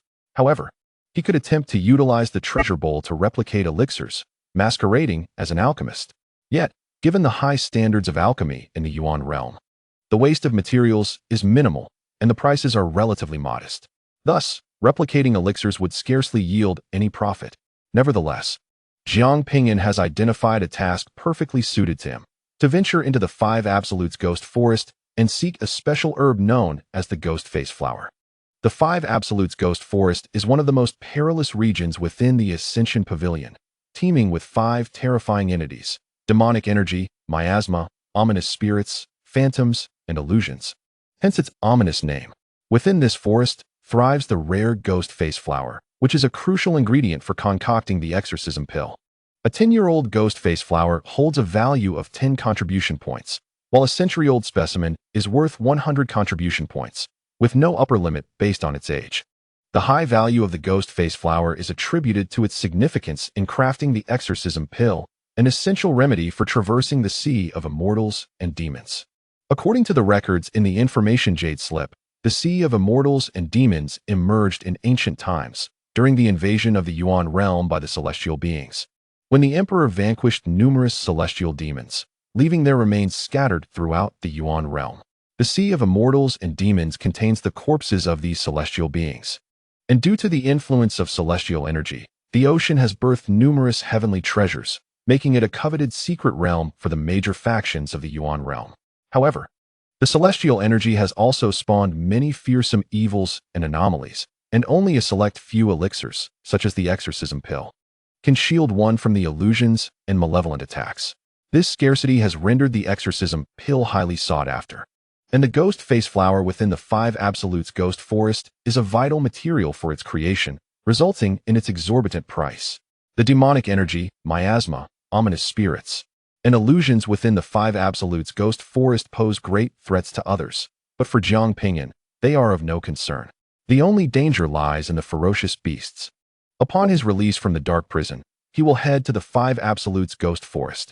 There are numerous ghost face flowers in the forest, but their acquisition is fraught with peril. In the following days, the cultivators in the 3rd level of the prison were astonished to discover a significant reduction in the presence of malevolent spirits. Where have all the malevolent spirits gone? The formations I purchased haven't even been utilized. It appears they have all fled to the newcomer's cell. That fool didn't notice that there was no one living over there. He went over to the passage leading to the 4th level, attracting all the malevolent spirits to himself. Truly remarkable. Losing a bit of lifespan is a minor concern, but having offended the enforcers of the discipline office, he is bound to face dire consequences. In the Ascension Pavilion, offending the enforcers of the discipline office is akin to having 1 foot already placed in the coffin. By the way, have you heard? Not long ago, a female disciple arrived, possessing late-stage void refinement cultivation and terrifying combat prowess, accepting over 100 tasks in a single day, earning several hundred contribution points daily. That's false news. I could tell with a mere thought that this is fabricated information, not to mention the void refinement stage. Even a fusion stage powerhouse would find it impossible to take on that many tasks. It's not false news. I also heard through conversations that the woman seems to have mastered a unique technique, enabling her to unleash a multitude of avatars, nearly exterminating the nearby void refinement beasts. How astonishing. Indeed, the woman is exceptionally beautiful, and someone has captured her visage in a stone recording. I have conveyed this to you via a jade tablet of information. Goodness, she possesses such grace. Once I am released from confinement, I shall certainly pursue her, for I am in need of a companion on my path. The numerous disciples and cultivators fervently engaged in discussions regarding this newly arrived celestial prodigy, many of whom found themselves captivated by her presence. 15 days, for a cultivator, is but a fleeting moment. The day of Jiang Ping'an's release from imprisonment arrived. Before his departure, the robust Cheng Han made a point to bid him farewell, cautioning him, "Remember, do not provoke the discipline office. You cannot afford such a confrontation. Should you encounter trouble, seek out my master on the 3rd mountain and mention my name." A flicker of confusion crossed Jiang Ping'an's face. Why extend such assistance? We do not wish to see a promising talent of the ascending Immortal Pavilion fall by the wayside. Cheng Han grinned, revealing his yellowed teeth. Thank you, Jiang Ping'an, along with a group of temporarily detained disciples from the ascending Immortal Pavilion, was escorted away. Prior to release, each individual was required to pay 5 contribution points or surrender 5 crystal coins. It's this brat, causing us to lose this month's stipend with his stubbornness. One enforcer from the discipline office pointed at Jiang Ping'an. The expressions of the other enforcers darkened at once. You, contribute 10 additional points. The enforcer commanded coldly. I am a newcomer, without any contribution points, Jiang Ping'an replied, preferring to forfeit the points rather than yield to this rabble. Nonsense. One enforcer raised his foot and delivered a heavy kick to Jiang Ping'an's abdomen, sending him flying. nearly tumbling back into the dark sea. We can verify that you possess 45 contribution points. Jiang Ping'an was aware they could indeed verify this. He merely wished to take a gamble. From what he understood, the enforcers often arbitrarily deducted funds and mistreated disciples, violating the pavilion's regulations. Violation? Who witnessed it? Who saw it? Several enforcers looked around in confusion. The disciples who emerged alongside Jiang Ping'an swiftly traversed the teleportation array, feigning ignorance of the situation. Haha. The enforcers of the discipline office laughed boisterously. Fools. Just arrived at the ascending Immortal Pavilion, and you are unaware of our standing? We demand not 10 contribution points, but every last one you possess. What rules? In their eyes, they regarded them as mere refuse. They themselves were the law. Jiang Ping'an gradually straightened himself, exhaling deeply as though expelling all his pent-up emotions. If you desire contribution points, very well. I shall grant them to you. Who dares to engage in a life-and-death battle? Should you succeed in taking my life, everything I possess will be yours. Chapter 480. Beyond endurance no longer can I endure, and there is no need for further restraint. Jiang Ping'an had initially aspired to quietly amass contribution points, intending to eventually journey to the main pavilion to acquire the art of ascension. His previous reluctance to stand out was primarily due to concerns regarding his techniques, fearing that some might attract unwanted attention from formidable adversaries. The cultivation realm is fraught with peril. Every step is akin to walking on thin ice, requiring utmost caution. Yet, this group insists on forcing his hand. If that is the case, then let us engage in combat. The ascending Immortal Pavilion has regulations permitting life and death battles, where one may slay the opponent without repercussions, provided both parties consent. Upon hearing Jiang Ping'an's challenge for a life and death duel, several enforcers from the discipline office were momentarily taken aback before erupting into laughter once more. Did you hear that? This young man dares to challenge us. How amusing. Clearly, he is a novice, oblivious to the fact that all members of the discipline division are elite from the ascending Immortals Pavilion. Do not vie with me. I shall engage him in a life and death duel. It has been ages since I encountered such a fool. Alas, I have surpassed him in cultivation. Otherwise, I would relish the opportunity to personally sever his head. In response to Jiang Ping'an's challenge, the crowd paid little heed. Finding amusement in the situation, their spirits lifted. A group of individuals traversed the teleportation array, arriving at the arena. This venue was perched atop a colossal mountain, where the sky was adorned with a dense tapestry of runes, both mysterious and intricate. Clusters of disciples from the ascending Immortals Pavilion were engaged in combat. I shall duel you, declared a golden-haired, golden-eyed youth, approaching Jiang Ping'an with a smile. Before we commence, let us formalize our life and death contract, as is customary.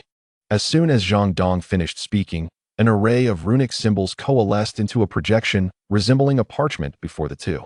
Addressing the contract, Zhang Dong stated, "We shall engage in a life and death contest. The loser shall forfeit all contribution points and resources to the victor."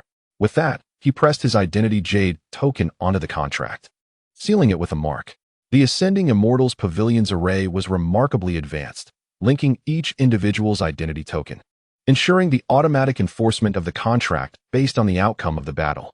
Jiang Ping'an, expressionless, mimicked Zhang Dong's actions, placing his identity token against his body. Contract formalized. With the appearance of those words, the surrounding array shimmered, forming a spatial barrier that enveloped the two combatants. Zhang Dong, upon your victory, do share the contribution points with everyone, one of the discipline division members remarked with a grin. Indeed, all who witness shall partake, another chimed in. These individuals appeared remarkably relaxed. To them, vanquishing Jiang Ping'an was merely a matter of a single punch from Zhang Dong. Others in the arena, noticing the unfolding scenario, began to cast their gazes in that direction.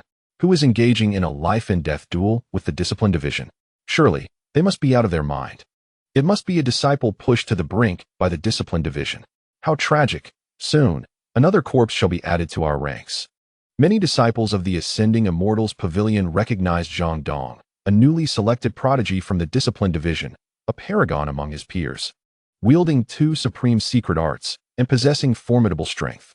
Conversely, the man opposite him was entirely unfamiliar to the crowd, clearly a lowly disciple, incapable of matching the authority of the discipline division enforcer. Zhang Dong raised his chin, one hand resting behind his back, while the other beckoned. Come now. I grant you the opportunity to strike first. He lamented the small audience. If only there were more spectators. He could truly showcase his prowess and perhaps attract the attention of the elders of the discipline division, who might consider taking him as a disciple. Suddenly, before Jiang Dong could indulge in his fantasies, Jiang Ping'an surged forward, delivering a punch that shattered his skull, a crimson mist enveloping the air. Jiang Dong was struck with terror. What was this speed? His primordial spirit sought to flee, but Jiang Ping'an delivered another punch that obliterated it. Had it not been for the spatial storage within Jiang Dong's body containing resources, Jiang Ping'an would have annihilated this body entirely. Upon reaching the void refinement stage, cultivators typically opened a space within themselves to store resources and magical artifacts. The smiles of the law enforcement officers of the discipline department abruptly froze. How could it be Jiang Dong whose head exploded? The sudden turn of events left them momentarily speechless. The eyes of the other disciples of the Ascension Pavilion widened in astonishment. This individual possesses remarkable speed. Jiang Dong had underestimated his opponent. Had he been more cautious, such a calamity would have been impossible. It's over. This young man is utterly doomed. Having killed a member of the discipline department, survival is out of the question. The disciples of the Ascension Pavilion gazed at Jiang Ping'an with sympathy, already foreseeing his fate.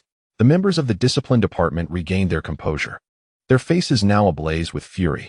You insolent fool! How dare you kill a member of our discipline department? They were accustomed to being the executioners. Today, however, one of their own had been slain, a profound humiliation for them. Jiang Ping'an collected the body from the ground and declared, "You wish to kill me. Yet why should I not be allowed to kill you? Unhappy, are we? Then let us continue. As long as you are of the same rank, I shall not refuse any challengers." Jiang Ping'an understood that the discipline department would never allow him to escape. The only option was to escalate the situation. The greater, the better. At least publicly, the discipline department could not contravene their own rules. The more uproarious the affair became, the safer he would be. Jiang Ping'an's contribution points within his identity token shifted to 93 points. Indeed, the members of the discipline department were quite affluent. The audacity displayed by Jiang Ping'an left the disciples of the Ascension Pavilion utterly astounded. It was their first encounter with such a brazen disciple. They hastened to use their identity tokens to contact others. Brothers, hurry to the arena to witness the spectacle. I cannot. Cultivation is akin to rowing upstream. One must not regress. The path to immortality must be cherished. Someone has challenged the discipline department and even killed a disciple. What? A member of the discipline department has been slain? This is exhilarating. Quickly, let us record this with the viewing stone. I shall be there forthwith. My dear, please bear with me. There is a challenge against the discipline department in the arena. I shall return shortly. Stop taking on tasks. Hurry to the arena.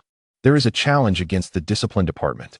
A throng of disciples from the Ascension Pavilion, upon hearing of the killing of a member of the discipline department, rushed excitedly to the arena. Every ordinary disciple of the Ascension Pavilion had felt the sting of fines imposed by the discipline department. If one had indeed erred, that would be acceptable, but the discipline department was known for its indiscriminate enforcement. In earlier years, the discipline department had been even more fearsome. Their speed in flight surpassed that of the others, and they would levy fines if one failed to bow upon seeing them, or even if one merely glanced in their direction. Disciples without connections who dared to confront them faced dire consequences, from imprisonment to complete disappearance. Now, the discipline department had somewhat tempered its ferocity.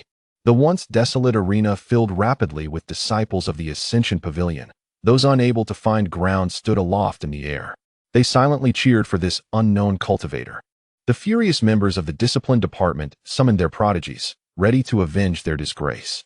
One prodigy was just about to challenge Jiang Ping'an when he was intercepted by the captain of the law enforcement team, Jian Di. Do not engage. This individual possesses formidable strength. He could potentially contend with Cheng Han. Upon hearing this, the prodigy, who was about to step forward, was taken aback. His back drenched in sweat, fearfully gazing at Jiang Ping'an. This fellow is so powerful.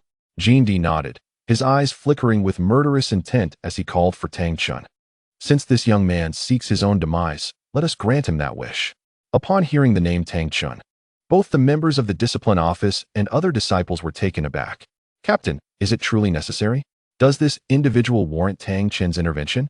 The members of the discipline office felt that summoning Tang Chun was a gross underutilization of his talents.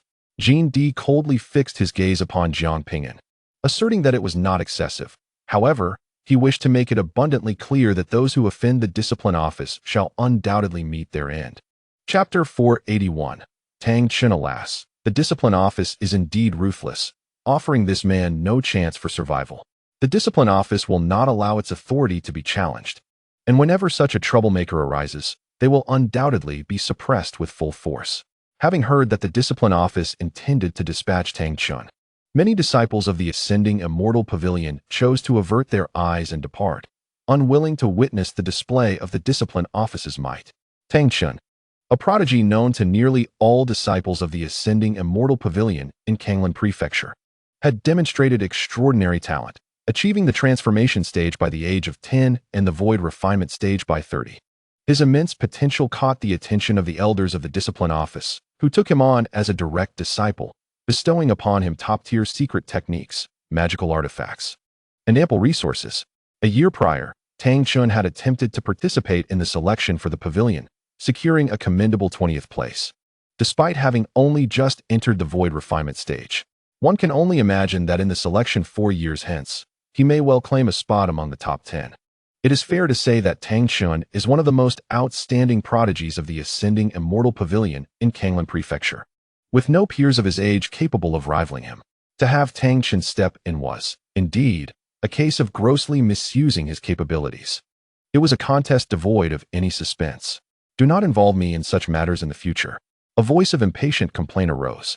All present jolted in unison, turning their gazes toward the teleportation array. A man garbed in a purple and gold long robe, adorned with cloud-stepping boots, emerged. His icy eyes radiated a cold, imperious authority. With each step he took, it felt as though he were treading upon the hearts of the onlookers, evoking tremors of fear. Like a brilliant star, he dazzled and captivated the attention of all. This man was Tang Qian, who had been exceptionally appointed as the captain of the discipline office even while still at the early stages of void refinement. Ordinarily, only those who reached the integration stage would be awarded such a position. "Do not call on me for such matters in the future. It is quite embarrassing," Tang Qian complained to Jiang. "This Jiang Ping'an is no ordinary individual. His strength is formidable, and he has the ability to suppress all physical cultivators. Which is why you were summoned."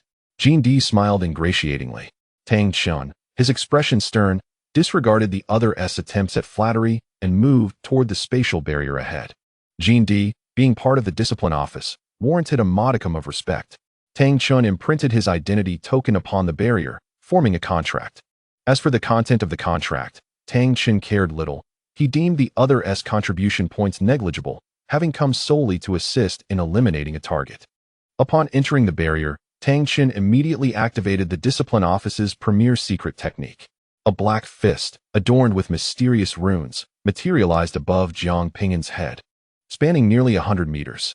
At the appearance of this fist, a terrifying and violent force swept through the air, locking Jiang Ping'an in place with an overwhelming pressure that rendered him immobile. The disciples of the ascending immortal pavilion felt a tremor in their hearts. The judgment fist. Tang Qian had only recently entered the void refinement stage, yet astonishingly mastered this arcane technique, truly a testament to his genius. It is said that even among the discipline division, only a select few prodigies are capable of wielding such formidable sorcery. To perish beneath such a powerful secret art might, perhaps, be considered an honor for the unfortunate soul. As Tang Qian unleashed the judgment fist, a glimmer of envy flickered in Jiang's eyes. He had only grasped this secret technique upon reaching the integration stage, while Tang Qian had acquired it at his current level. Tang Qian commanded the judgment fist to descend from the heavens, launching an assault on Jiang Ping'an. For Tang Qian, the identity of the one destined to die was of little consequence. The reason for their demise was equally irrelevant. What mattered was simply that they perished. The immense pressure exerted by the judgment fist rendered those beneath it nearly immobile. However, this was only true for others. Jiang Ping'an shattered the constraints of the oppressive force, transforming into a bolt of black lightning, swiftly closing the distance to Tang Qian, and unleashed a ferocious punch directly at him. The ease etched on Tang Qian's face vanished in an instant. He could sense that being struck by this punch would surely result in his utter destruction. In the fleeting moment before the fist collided, Tang Qian's form suddenly morphed into a swirling black mist. Bang! Jiang Ping'an's fist met only empty air, and the tremendous force surged through the smoke, crashing violently into the ground, causing the earth to tremble violently. Jiang Ping'an's pupils constricted, his expression turning grave. He had learned through the information jade slip that Tang Chun possessed the ability to vaporize his body, enabling him to evade nearly any attack. The black mist swiftly coalesced into a black blade, imbued with arcane laws, aimed at Jiang Ping'an's back. Just as it seemed poised to strike, a sudden manifestation of black lightning appeared, forming a shield that protected Jiang Ping'an from behind. Bang! The collision of immense forces instantaneously sent Jiang Ping'an sprawling away. All of this transpired in the blink of an eye. The onlookers, who had believed Jiang Ping'an to be doomed, were left in utter disbelief. What had occurred? How had he escaped the clutches of the Judgment Fist? Such astonishing speed. Black lightning? Could it truly exist in this world? As they beheld the flickering black radiance surrounding Jiang Ping'an, the crowd was filled with profound astonishment. Even in the realm of the Yuan, black lightning had long been a subject of legend. To witness it with their own eyes today was an unexpected revelation. Jean D's eyes narrowed, his expression grave. This Jiang Ping'an was indeed extraordinary and must not be allowed to live. On the martial stage, Tang Chun floated in the form of black mist, a visage coalescing within it, as he regarded Jiang Ping'an with unexpected intrigue. Possessing the legendary Yin Thunder and allowing me to utilize my vaporization talent. You are indeed a remarkable individual. However, anyone I wish to kill shall not escape. Tang Chen's vaporous form rapidly expanded, swiftly enveloping Jiang Ping'an. In that moment, the world seemed to lose all illumination, descending into utter darkness. A black blade re-emerged behind Jiang Ping'an, intent on severing his neck. Clang! The black lightning shield manifested, blocking the impending strike as Jiang Ping'an pivoted to counterattack with a punch. The blade he had conjured dissipated instantly, only for another blade to materialize beneath Jiang Ping'an's feet, striking down with tremendous force. Although it did not sever his leg, the overwhelming power still inflicted pain upon Jiang Ping'an. From all directions, dark blades incessantly emerged, launching stealthy assaults on Jiang Ping'an. Despite his relentless counterattacks, they proved futile. Tang Chun would simply dissipate into mist, evading any harm. Jiang Ping'an finally comprehended why. In the exchange zone of the Ascension Pavilion, Tang Chun was referred to as the bane of physical cultivators. Even a cultivator at the integration stage would struggle to inflict damage upon him. Tang Chun conjured even more formidable dark blades, unleashing a furious barrage on Jiang Ping'an, declaring, "You possess strength, but alas, you have encountered me." Jiang Ping'an, employing dark lightning, defended himself while retreating. Observing the black mist enveloping the arena, many within the Ascension Pavilion felt a sense of helplessness. Was there truly no means to counter such a misty talent? Certainly, there was. The legendary Heavenly Water Spirit Body, a gift possessed by the daughter of an emperor, could effortlessly counter such abilities, yet such talents were exceedingly rare and scarcely heard of in this era. Numerous laws and techniques could also contend with this misty power, but it appeared that this individual was not versed in them. Many disciples sighed, recognizing that this wielder of the fabled Yin Thunder was indeed a prodigy. Yet tragically, he faced Tang Chun in a life-or-death duel. In this confrontation, only one could emerge alive, and without a doubt, that individual would be Tang Chun. As Tang Chun continued his assault on the Yin Thunder, he discovered it to be exceedingly resilient, difficult to penetrate. "I have no time to waste with you. I shall send you to your demise." The dark mist suddenly contracted, coalescing into a long spear that exuded a terrifying aura. As the spear howled through the air, it pierced through the lightning shield upon contact. Jiang Ping'an grasped the spear's tip, yet was still propelled backward by its immense force, crashing heavily against the barrier, which resounded with a thunderous roar. This is the top-tier secret technique, the Spear of Annihilation. Tang Chun had astonishingly grasped the principles of destruction. It was said that this law held power surpassing even that of spatial laws, capable of obliterating all. In the selections 4 years hence, Tang Chun would undoubtedly secure a place among the top 10. Witnessing the secret technique employed by Tang Chun, astonishment painted the faces of all present. They had not anticipated that he harbored such a formidable means. Chapter 482. The invitation from the discipline department, seeing Jiang Ping'an manage to grasp the long spear and block the attack. A hint of dissatisfaction crossed Tang Chen's face. The third-tier law of destruction was exceedingly challenging to comprehend. He had only grasped a third of it. Had he fully comprehended the complete law of destruction, he could have directly annihilated his opponent. Nevertheless, with 2 more uses of the Spear of Annihilation, he could still eradicate this individual. Jiang Ping'an discarded the spear and observed as his opponent began to gather another spear, casually remarking, "Your law of destruction is quite lacking. What do you know of destruction? It suffices to eliminate you." The dark mist, entwined with the Spear of Annihilation, surged toward Jiang Ping'an, exuding a chilling intent to kill. Warping the space through which it passed amid howling winds, Jiang Ping'an summoned the dark lightning, which surged forth like liquid thunder, hurtling toward the dark mist. Tang Qian almost laughed. This fellow had exhausted his tactics, yet still sought to attack with thunder. Such a feeble level of thunder could not harm him. Only those special laws could inflict damage upon him. For instance, the law of destruction he himself had grasped possessed the power to obliterate all. Boom! The dark lightning erupted, splattering like mud, spreading throughout the entire black mist. Tang Qian's anguished screams reverberated throughout the arena. The mist surrounding him dissipated, revealing his true form. Blood streaming from all 7 orifices, his body marred with cracks as if it might shatter at any moment.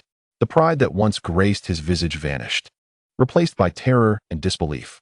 The law of destruction. How have you mastered the law of destruction? The shadowy lightning had not inflicted harm upon Tang Qian. Rather, it was the hidden law of destruction within the lightning that had truly wounded him. Had he not been caught off guard, it would have been impossible for him to sustain such grievous injuries. Overwhelmed with astonishment, Tang Qian could hardly fathom that his opponent had grasped the complete law of destruction. Seizing the opportunity, Jiang Ping'an summoned the shadowy lightning, merging its formidable power with the law of destruction, directing it straight towards Tang Qian. With his chin raised defiantly, Tang Qian bellowed, "You dare? I am the disciple of the Judgment Division's adjudicator. If you kill me, boom." Tang Qian's body erupted into a mass of flesh. Scattering in all directions, his voice abruptly silenced. Jiang Ping'an furrowed his brow. It was over. A catastrophe had occurred. With the body in such a dismembered state, he wondered if it could still fetch a good price. This individual, with such unique talent, had not been seen even in the wild realm, and should have been immensely valuable, yet now he lay in pieces. What a pity. However, Tang Qian was affluent, as evidenced by Jiang Ping'an's identity token, which now boasted a full 3,000 contribution points. This was equivalent to 3,000 spirit crystals. Such wealth surpassed even that of an average cultivator in the wild realm. This did not even account for the other treasures Tang Qian possessed. Jiang Ping'an collected the remnants of Tang Qian's body, pondering what other valuable treasures might be hidden within. Outside the arena, an eerie silence enveloped the crowd.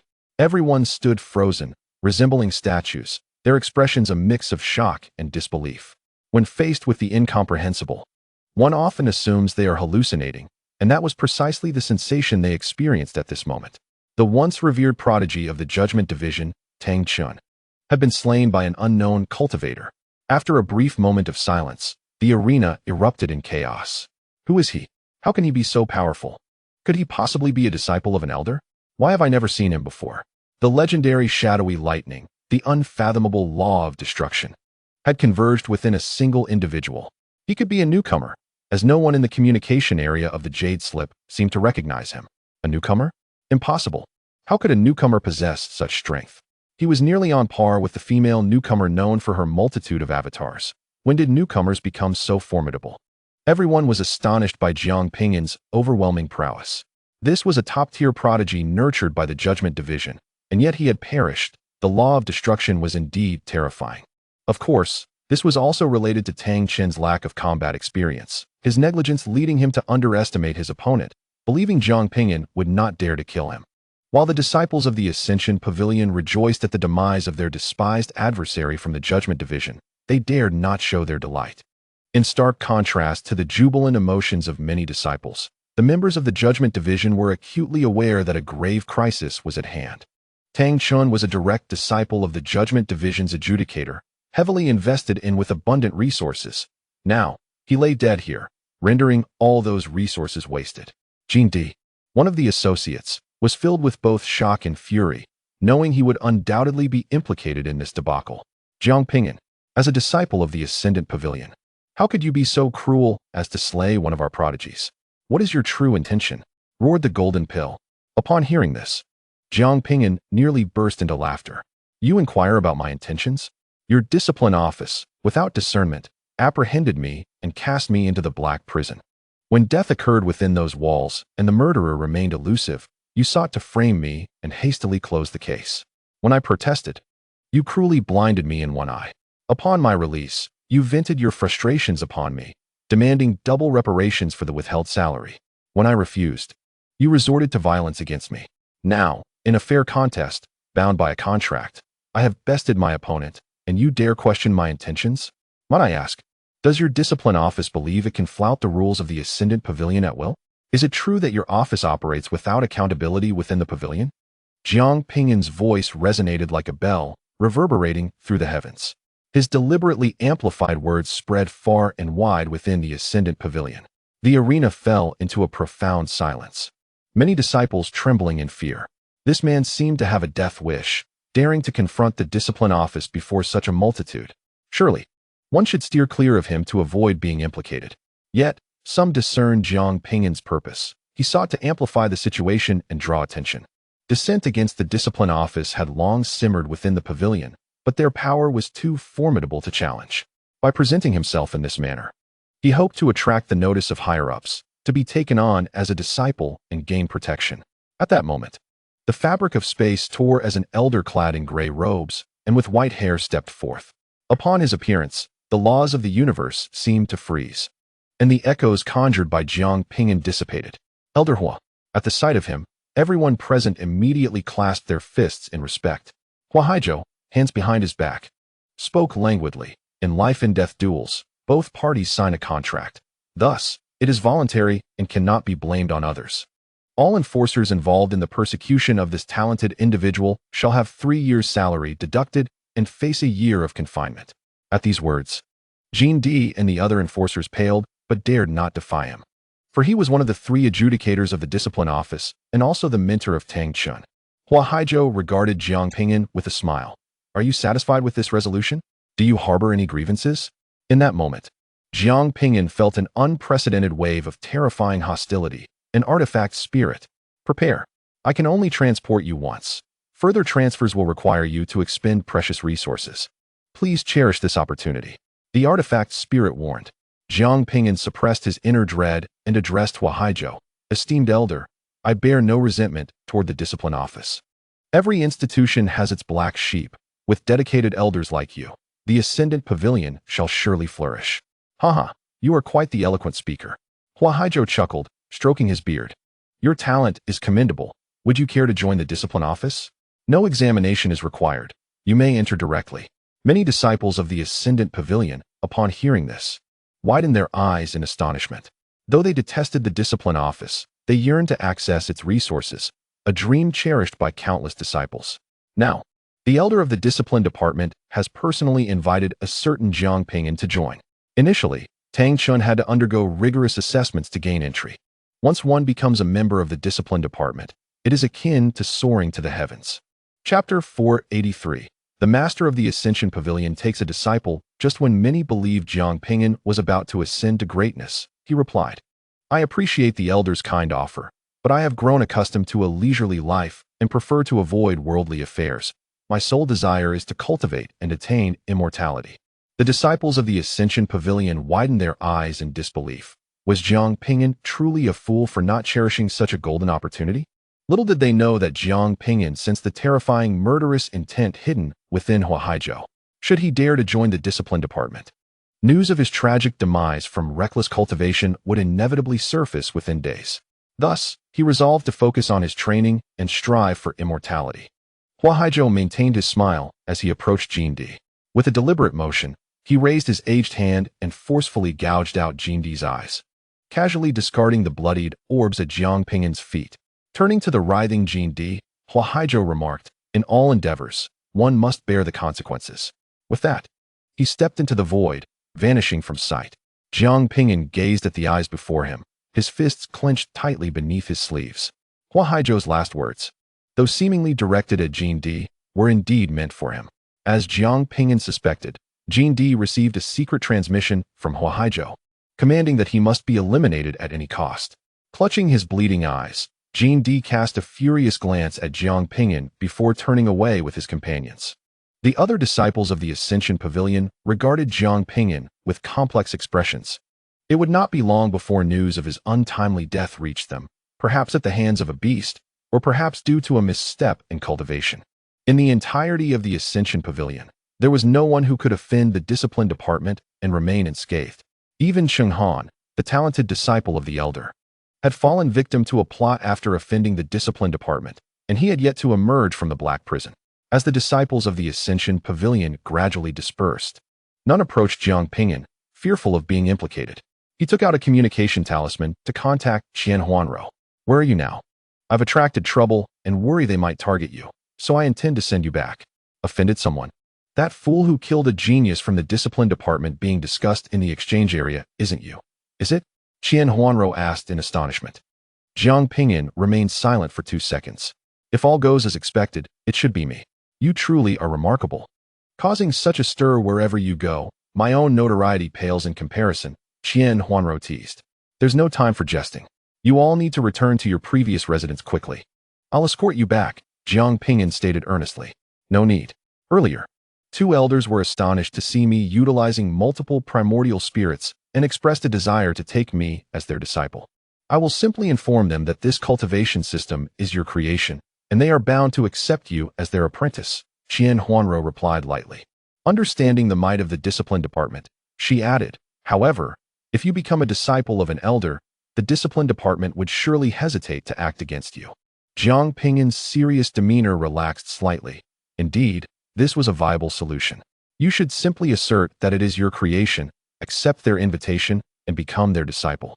While casually offering your protection in my defense, Jiang Ping'an mused, preferring to keep his cards close to his chest. Should he display too much brilliance, it could provoke the same relentless pursuit as that faced in the sacred land of Tianzi. Concealment was his strategy, allowing the enemy to grow complacent before launching a sudden strike for maximum effect. After a moment of contemplation, Qian Huanrou responded, "Very well, I shall select an elder." The two concluded their conversation, and Jiang Ping'an reached out to Yi Wuqing once more. Yet, he was met only with a solitary message and no direct contact. Had it not been for the intact status of Yi Wuqing's life token, he might have begun to suspect something amiss. After leaving a message urging caution, Jiang Ping'an hurried towards the ghostly forest of the 5 absolutes, prioritizing the accumulation of contribution points essential for his departure from the subdivision. The identity token housed a map of the ascending Immortal Pavilion, facilitating his navigation to desired locations. Jiang Ping'an's recent exploits had stirred quite a commotion within the pavilion. It appeared that this newcomer, Jiang Ping'an, was indeed a fresh face. The mystery surrounding his origins deepened, for he wielded the fabled Yin thunder and had grasped the principles of destruction, truly remarkable. Regardless of his background, his offense against the discipline office would surely seal his fate. In the ascending Immortal Pavilion, any ordinary disciple who crossed the discipline office seldom met a favorable end. Simultaneously, another significant piece of news circulated within the pavilion. Qian Huanrou, renowned for accepting over 100 tasks in a single day, was not employing mere clones, but rather her true essence, capable of summoning 100 spiritual manifestations at once. "You must be dreaming. How could one person possibly release so many spiritual essences?" they exclaimed. "It is true." Furthermore, an even more explosive revelation emerged. Qian Huanrou had devised her own cultivation system, prompting a host of elders to seek her as a disciple. The pavilion master was stirred into action, personally taking Qian Huanrou under his wing. What? Isn't the master known for refusing to take on disciples? The master of the ascending Immortal Pavilion, who had never accepted a disciple and publicly declared he would never do so, contradicted himself in this instance, underscoring his regard for Qian Huanrou. Notably, the master had transcended the tribulation phase, reaching an entirely new level. Upon becoming the master's disciple, Qian Huanrou swiftly announced her partnership with Jiang Ping'an. This cascade of monumental news left many disciples of the ascending Immortal Pavilion distracted from their cultivation. Particularly upon learning of the bond between Jiang Ping'an and Qian Huanrou, numerous men felt their hearts shatter, realizing that Jiang Ping'an was utterly unworthy of her. Some disciples began to hope fervently that the discipline office would swiftly eliminate Jiang Ping'an. Upon arriving at the ghostly forest of the 5 absolutes via the teleportation array, Jiang Ping'an, upon reviewing the statements made by Qian Huanrou, was left momentarily stunned. He hastily established contact with her. Xiao Xiang, Qian Huanrou interjected, anticipating his words. My master advised that the discipline office is quite formidable. By presenting it this way, I can deter them from taking rash action against you. I apologize for the impact this may have on your reputation. Jiang Ping'an understood that Qian Huanrou's intentions were to shield him. Yet he recognized the substantial implications for her as a woman. It matters not. I have long since come to terms with such matters, she replied with a calm demeanor. Jiang Ping'an suddenly inquired. The people in the communication zone claim that the sect leader's power is indeed unparalleled, having reached that realm. Qian Huanrou's voice fluctuated, clearly suppressing her excitement. In their desolate realm, due to the restrictions imposed by the emperor, surpassing the tribulation phase was unattainable. However, the Yuan realm was different. It bore no such constraints, and even maintained connections with the immortal realm. And this sect leader was an existence that had transcended the tribulation phase. I do not yet know much, but I will inquire further and inform you. Please be cautious. The discipline division may not dare to act openly, but they might very well strike at you in secrecy, the sect leader cautioned. I understand. Jiang Ping'an stowed away the sound transmission jade talisman and gazed ahead at the Five Absolutes ghost forest. The ghost forest was immense, shrouded in a chilling atmosphere of death. Resembling a demon with its maw agape, awaiting its prey, Jiang Ping'an sensed a spine-chilling aura. Within this ghost forest lay some terrifying entity. As he ventured further, a group of individuals stumbled out in a frenzy. I told you not to enter the ghost forest, yet you refused to listen. Just look at how many have perished. One cultivator bellowed in anger. And you blame us? You were the most enthusiastic back then, claiming we could find the ghost face flower here. Out of 15, only 4 of us remain. It's absolutely horrifying. I will never return. The faces of these individuals were etched with terror, bloodied and filled with remorse. As they rushed outside, they noticed someone brushing past them, heading into the ghost forest. Is this person an idiot? Daring to enter the ghost forest alone? Must be a fool, unaware of the horrors of the Five Absolutes ghost forest. Perhaps he seeks death. Best to ignore him. To the disciples of the ascending Immortal Pavilion. A solitary entry into the ghost forest was tantamount to suicide. A sane person would never undertake such a risk. Upon Jiang Ping'an's entry into the ghost forest, a shadow concealed among the trees produced an identity jade token. Captain Jiang Ping'an has entered the Five Absolutes ghost forest. This is our opportunity to strike. Just him? Jiang D inquired. Yes, just him, the shadow responded. All team members, prepare to send this fool to his demise. Chapter 484. The Discipline Division's Encirclement Before Long. 31 members of the Discipline Division, clad in black with an air of lethal intent, appeared before the Five Absolutes ghost forest. Witnessing such a formidable assembly of enforcers, cultivators who had intended to enter the ghost forest in search of the ghost face flower hastily turned away, fearful of encountering these harbingers of doom. With only one eye visible, Jiang D's countenance resembled unyielding ice, instilling a sense of dread in those who dared meet his gaze. This mission allows for no failures. Do you understand? Understood. The 30-strong voices echoed. Commence. At Jiang D's command, 5 late-stage void refinement experts, 10 mid-stage experts, and 15 early-stage experts surged into the Five Absolutes ghost forest. 31 elite members of the ascending Immortal Pavilion launched an assault against a solitary early-stage void refinement cultivator, rendering failure an impossibility. This mission was destined to be effortlessly accomplished. Regarding the sect leader, they held no regard. An injured sect leader posed no real threat. The branch of the ascending Immortal Pavilion in Kanglan City belonged not to the sect leader, but rather to the Discipline Division. Anyone who threatens the position of the Discipline Division or undermines its authority must perish. Within the depths of the ghostly woods, a chilling wind howls, and miasma pervades the air, accompanied by the distant, haunting cries of unknown creatures. Jindi produced a golden insect, roughly the size of a palm. This particular insect is capable of detecting residual spiritual energy from cultivators, specifically cultivated by the Discipline Division for the purpose of tracking adversaries. However, upon entering the Five Absolutes ghostly woods, the insect began to flutter erratically, veering this way and that. Jindi furrowed his brow and released several more tracking insects, which flew off in various directions. Captain, what is happening? Inquired one of his subordinates, perplexed. Tracking insects seldom err. Could it be the influence of the Five Absolutes forest? Jindi observed the insects dispersing and replied, it is likely that the opponent has employed a doppelganger technique, creating multiple bodies, which explains this situation. His subordinate was taken aback. Why would Jiang Ping'an use a doppelganger? Has he discovered us? Jindi shook his head. Impossible. Our discipline division's concealment techniques are of high caliber. Unless one possesses a significantly higher cultivation realm, they would not detect us. If he truly discovered our presence, what would you do? Would you hasten back to the sect's residence to hide, or seek refuge with the sect leader? The subordinate responded, I would do just that. Jindi nodded, indeed. If he were aware of us, he would undoubtedly retreat to a more populated area rather than venture deeper into the ghostly woods. He must be seeking the ghost face flower. To enhance his efficiency, he likely resorted to using a doppelganger.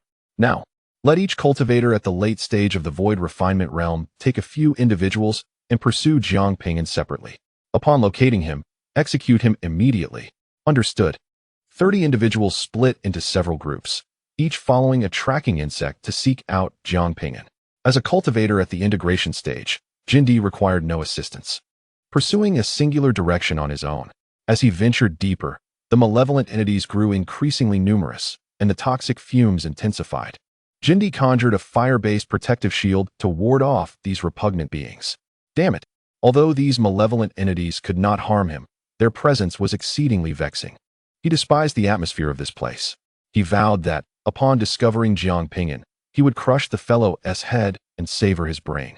After following the tracking insects for half a day, the surrounding demonic aura thickened, and the stench of death, malice, and blood converged, assaulting his senses. Where on earth has that bastard gone? Jindi was losing patience, just as he was about to contact others using his identity jade token. A jolt of awareness struck him. He had sensed Jiang Ping'an. Excited, he was about to rush forward, but suddenly halted.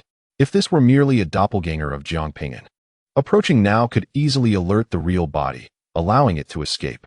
Jindi retrieved a specially crafted transmission jade talisman from the discipline division to contact his comrades.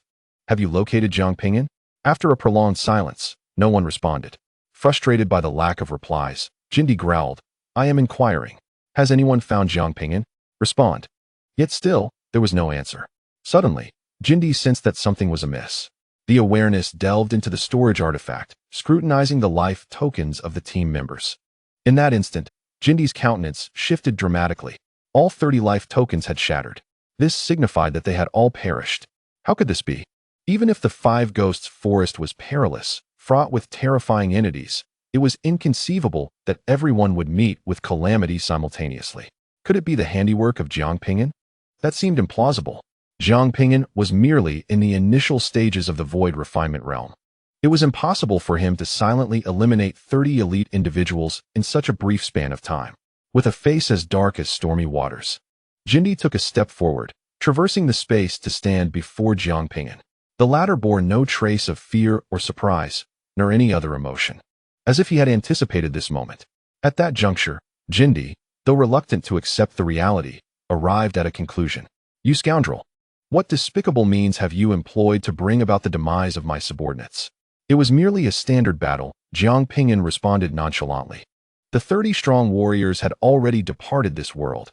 He had long sensed that someone was trailing him, which was why he had utilized his spiritual avatar to disperse them. This group had mistakenly believed they had gone unnoticed. Nonsense. With your meager strength, it is utterly impossible for you to have silently slain my subordinates. Jindi dismissed Jiang Ping'an's words with scorn. His subordinates were not mere commoners, but rather elite individuals meticulously chosen. With such a vast disparity in realms, how could one possibly eliminate them all in such a short time frame? If you harbor doubts, then wait a moment.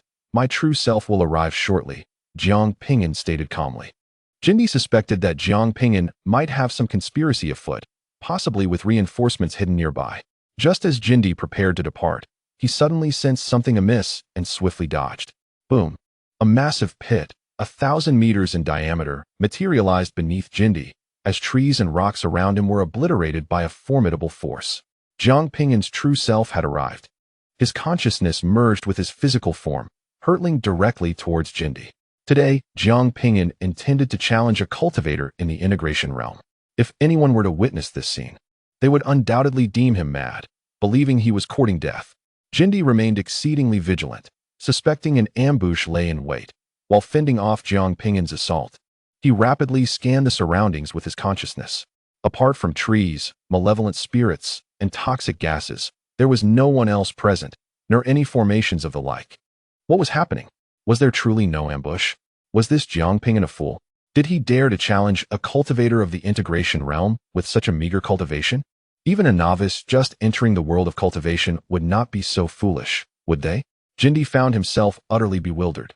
After a moment of dazed contemplation, a sinister smile crept across Jindy's face as he raised his fist, imbuing it with the power of his essence, and struck towards Jiang Ping'an. Regardless of any schemes the opponent might possess, facing an absolute disparity in realms rendered them futile. Die. The immense power caused the very fabric of space to fracture. In the face of this devastating punch, Jiang Ping'an did not evade. His hair turned instantly white, and an overwhelming demonic aura erupted from within him as he unleashed the destruction fist. This technique, now infused with the complete essence of the destruction law and the third-tier battle intent, had become even more formidable. The laws of heaven and earth were set into motion, uprooting the surrounding trees with the sheer force unleashed. Boom! As two fists collided, a formidable force obliterated the trees within a 10,000-meter radius, instantly clearing away the noxious gases and malevolent energies. Both Jindy and Jiang Ping'an were violently propelled backward, crashing through an unknown number of trees before finally coming to a halt. Steadying himself, Jindy gazed at his fist, now exposed to the bone, with a look of disbelief. What kind of power is this? As an early-stage harmonization cultivator, he had been wounded by a mere void refinement practitioner. Chapter 485. Confronting a harmonization stage expert, Jindy had never experienced such shock in his life, momentarily forgetting the pain in his hand. Is this a divine ability? Besides top-tier magical techniques, Jindy could not fathom what other arts could unleash such tremendous force upon merely grasping the third-level laws. Yet therein lay the conundrum. How could Jiang Ping'an wield divine powers at this realm? Jindy lifted his gaze to the white-haired Jiang Ping'an, shrouded in malevolent energy, a fierce jealousy flickering in his singular eye. He could not believe Jiang Ping'an's talent was so terrifying, capable of such power at this stage. Why was the heavens so unjust? He must die? With a mere thought, Jindy's injuries healed instantaneously. No wonder he dared to challenge harmonization stage experts. He possessed divine powers. However, without comprehending the profound rules, what good was it to wield such abilities? It would not suffice to kill me. The prospect of defeating a genius like you is exhilarating. In an instant, Jindy appeared before Jiang Ping'an, launching his assault with a sinister grin. Jiang Ping'an once again unleashed his destruction fist. Boom! Following the collision, both were shoved back once more. Ignoring his injuries, Jindy exerted himself and charged forward again. I wonder how many times you can employ your divine abilities. Such top-tier divine powers consume immense energy. Even harmonization stage experts cannot maintain them indefinitely, let alone you. Jiang Ping'an remained expressionless, relentlessly throwing punches. Boom! Bang! The fierce clashes reverberated through the heavens, decimating vast swathes of forest, annihilating the surrounding malevolence, and dispersing the toxic mist. With each engagement, Jindy grew increasingly astonished. He could distinctly feel his spiritual energy being siphoned away by Jiang Ping'an. Not only was his spiritual energy being drained, but even the essence of his power was being consumed. The devouring divine ability. Jindy exclaimed in horror. He regarded Jiang Ping'an's devouring talent as a divine technique. Damn it! Jindy swiftly retreated, realizing that direct contact would continuously supply energy to his adversary. Once at a safe distance, he immediately unleashed his secret technique, the Judgment Fist. A colossal fist spanning kilometers materialized above Jiang Ping'an, a tremendous pressure descending upon him, rendering evasion impossible.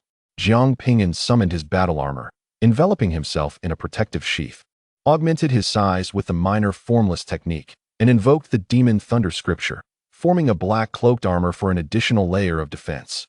As the titanic fist descended from the heavens, Jiang Ping'an met it head-on, the powerful gusts whipping his white hair wildly. With a resounding explosion, the Judgment Fist shattered. Clad in demonic armor, Jiang Ping'an strode forth, seemingly a demonic deity, charging towards his foe. Who exactly are you? For the first time facing a void refinement cultivator, Jindy felt fear, even contemplating retreat. The opponent's casually wielded techniques were all of the highest caliber, and he had never encountered them before. He finally came to believe that the 30 subordinates had been decisively vanquished by Jiang Ping'an. Such combat prowess was entirely on par with the extraordinary talents of the Ascendant Pavilion. Jiang Ping'an remained silent, his demeanor serious as he faced off against a formidable cultivator in the fusion phase. Though merely in its initial stages, the adversary had comprehended advanced rules, rendering his strength formidable. The battle escalated in intensity as Jiang Ping'an continuously unleashed top-tier techniques, executing the infinite fist and the battle god technique to their utmost potential. The collision of third-tier laws and profound mysteries tore through the void, creating chaotic turbulence. As the fierce conflict raged on, Jiang tore through the fabric of space, preparing to flee. The dignity of the regulatory office was of lesser importance than his own physical well-being. Any serious injury that could jeopardize his path to immortality would not be overlooked by the regulatory office. This genius was too challenging to contend with. Retreat seemed the wiser option. Just as Jiang intended to escape, a chain ensnared the void above, sealing the space around him. A colossal fist descended, crashing Jiang heavily to the ground, raising clouds of dust. Jiang Ping'an looked down upon him, stating, "You lack the will to fight and only wish to flee. You can barely unleash half your strength. How can you hope to defeat me?" Jiang retorted, "Is this person truly a freak, not even allowing me to escape? At this rate, only you will perish. I could let you go this time, but do not seek your own demise." His voice dripped with cold menace. Jiang Ping'an had no desire for further discourse. Since his opponent was unwilling to engage earnestly, he resolved that death would be the outcome. With his means of escape thwarted, Jiang grew increasingly irate. "Do you truly believe I cannot kill you?"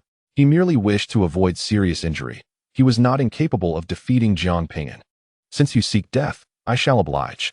Jiang dismissed any thoughts of retreat, recognizing that if he did not focus on the battle, he might indeed perish in this encounter. At that moment, he unleashed his true combat power, with the might of his strength mysteries making each of his strikes akin to annihilating fists.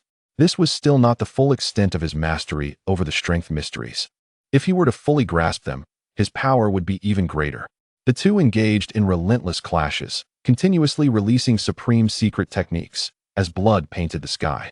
This continued for a full day and night, during which Jiang Ping'an's protective black thunder and combat armor were shattered, and his bones fractured.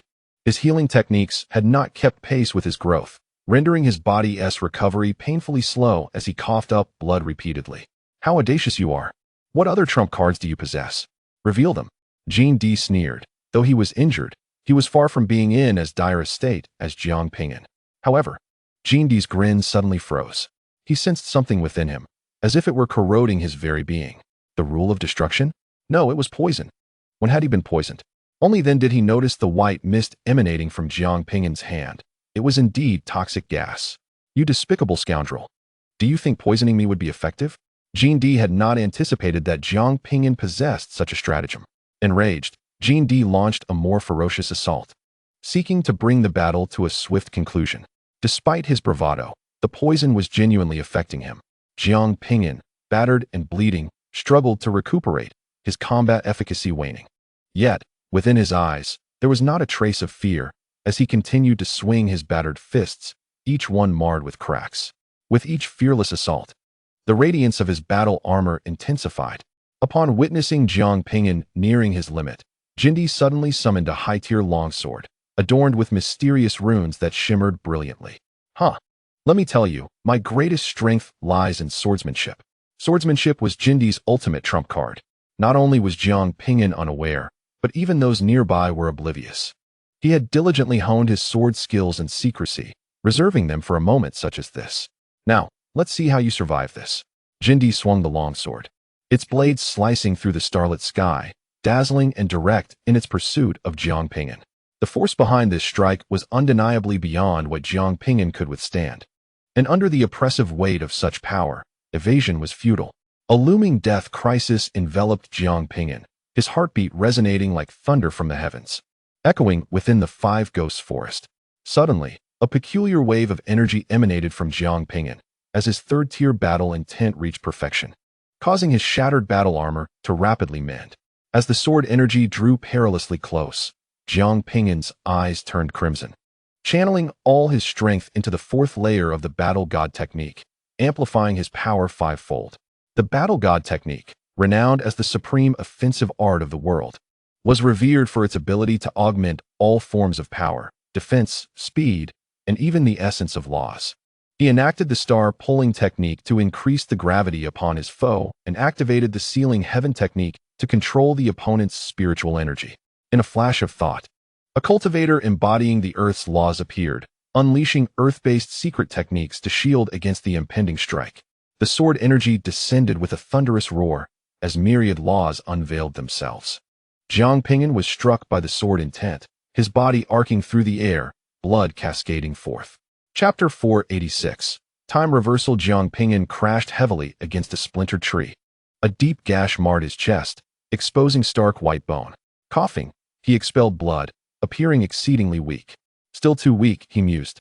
If only I could comprehend the laws of power and gravity to the third tier, perhaps things would be less arduous. Jindi approached with his weapon drawn, declaring, "You are indeed formidable. Among peers within this division, your combat prowess ranks within the top 3. You ought to have a prosperous future. Yet you choose to oppose my law enforcement. Your life ends here." Jindi, acutely aware of the stakes, wielded his sword with renewed vigor, aiming it once more at Jiang Ping'an. A deep-seated fear enveloped Jindi.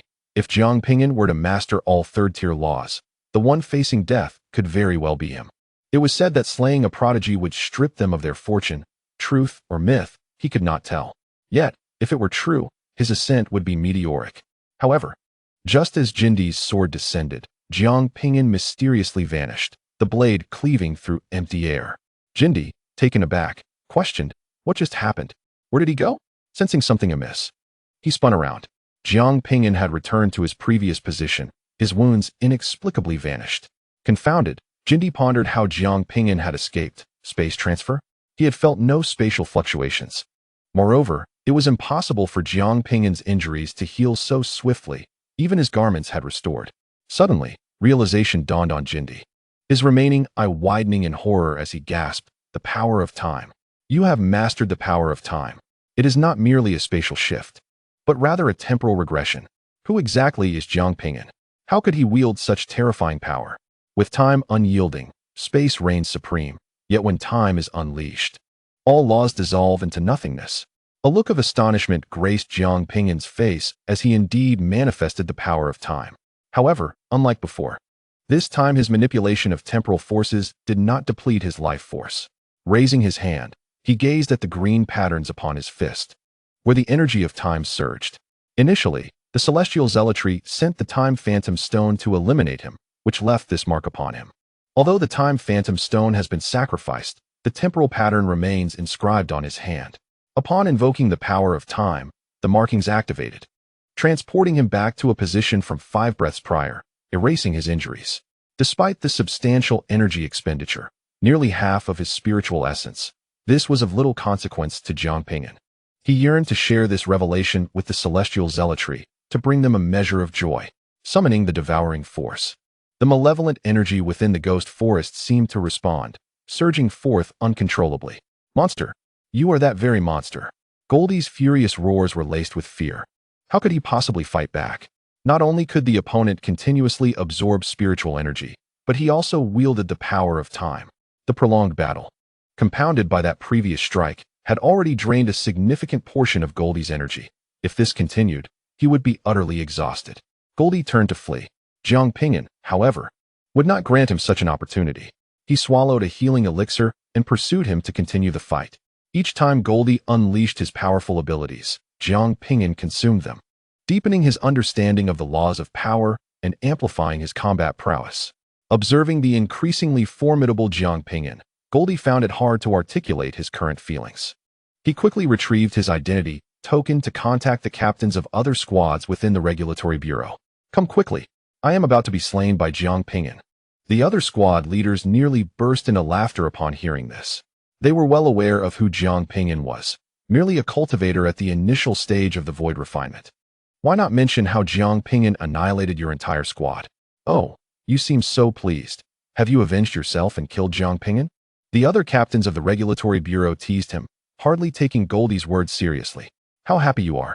I am currently being hunted by Jiang Ping'an in the 5 Extremes Ghost Forest. Come save me." Goldie roared. One individual chuckled, and remarked, "You must be hallucinating in the Five Extremes Ghost Forest. Quickly take some medicine to dispel the illusion." "It is not an illusion."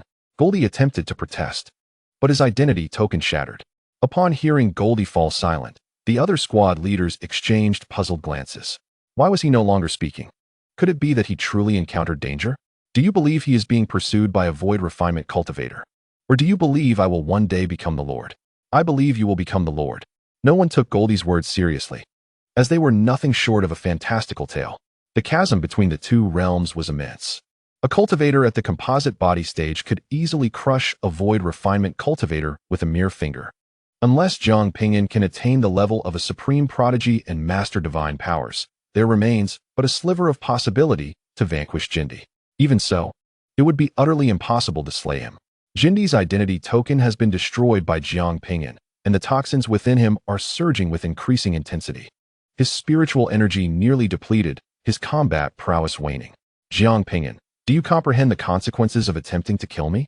The Discipline Division will inevitably seize control of the Ascension Pavilion. Should you slay me, there shall be no refuge for you in this world." Jindy continued to employ threats in an effort to instill fear in Jiang Ping'an. Jiang Ping'an fixed a cold gaze upon him, stating, "It seems this is all you amount to. Thus, you possess no further need to live." Suddenly, he drew a dagger and plunged it forcefully into Jindy's eye, blood gushing forth. Jindy recognized it as his own dagger, the very one he had used to pierce Jiang Ping'an's eye. This fellow had harbored a grudge all along.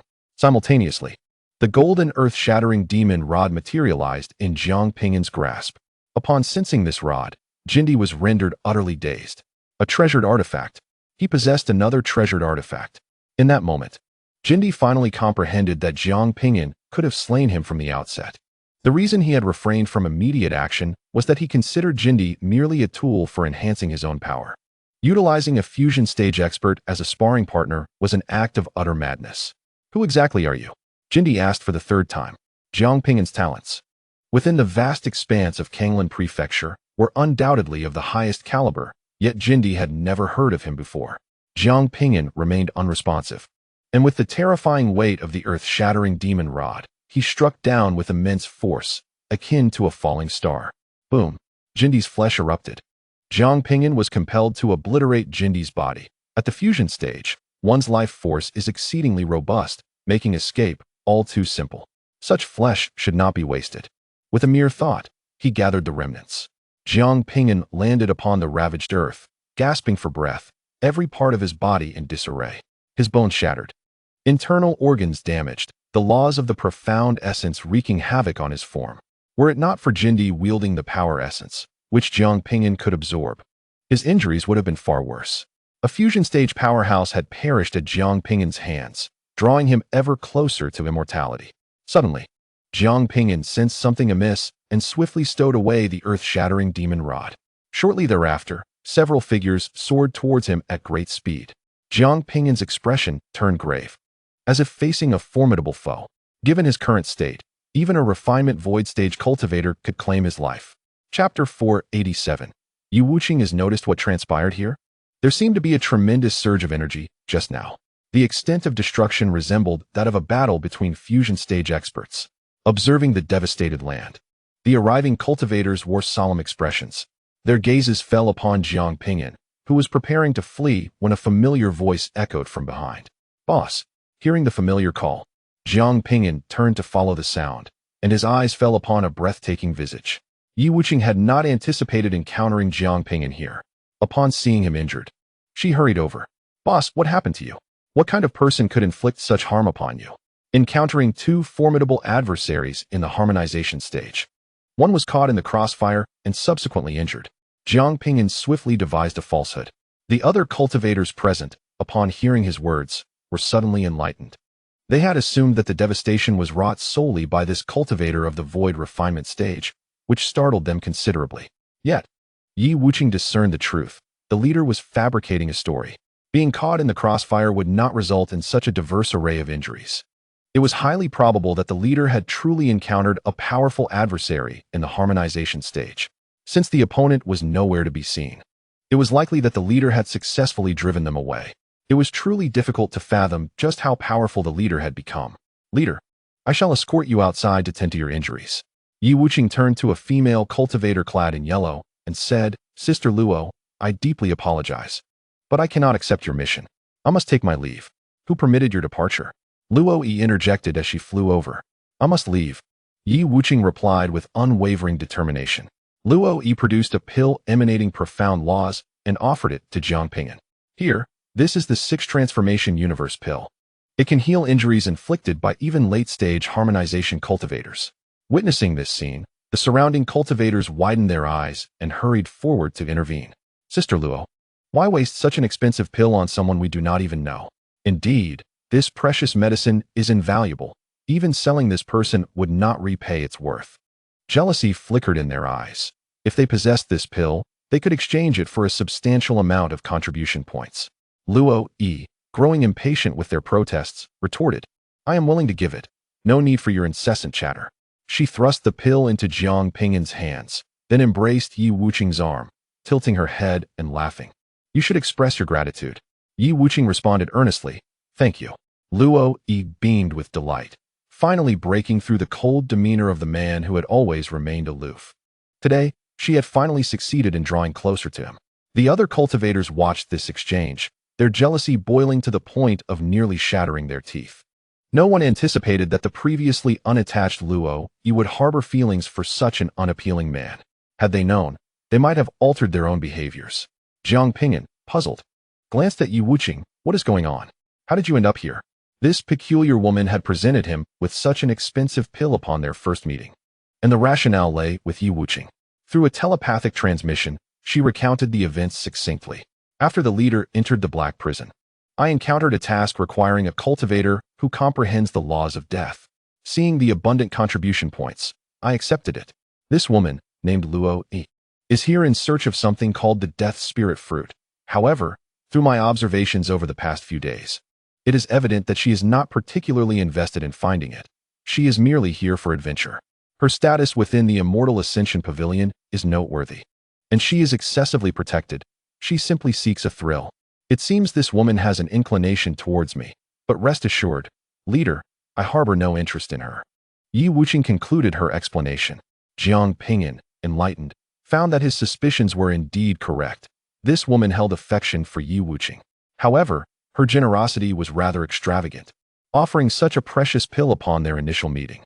Jiang Ping'an stored the pill away, placing it in a treasure basin to replicate it, astonishingly expending 400 essence crystals in the process. Jiang Ping'an consumed the replicated elixir, and his wounds healed at an astonishing pace. This elixir is truly remarkable. Jiang Ping'an smiled at Yi Wuqing and said, Since someone has taken a liking to you, you should accept their affection. Their identity is significant, and with their support, your path to cultivation will be much smoother. No, I only wish to remain by my leader's side. Yi Wuqing resolutely declined. Jiang Ping'an shook his head. Staying with me will be rather dull. Having a woman worthy of your protection will transform your life remarkably. I only wish to guard my leader.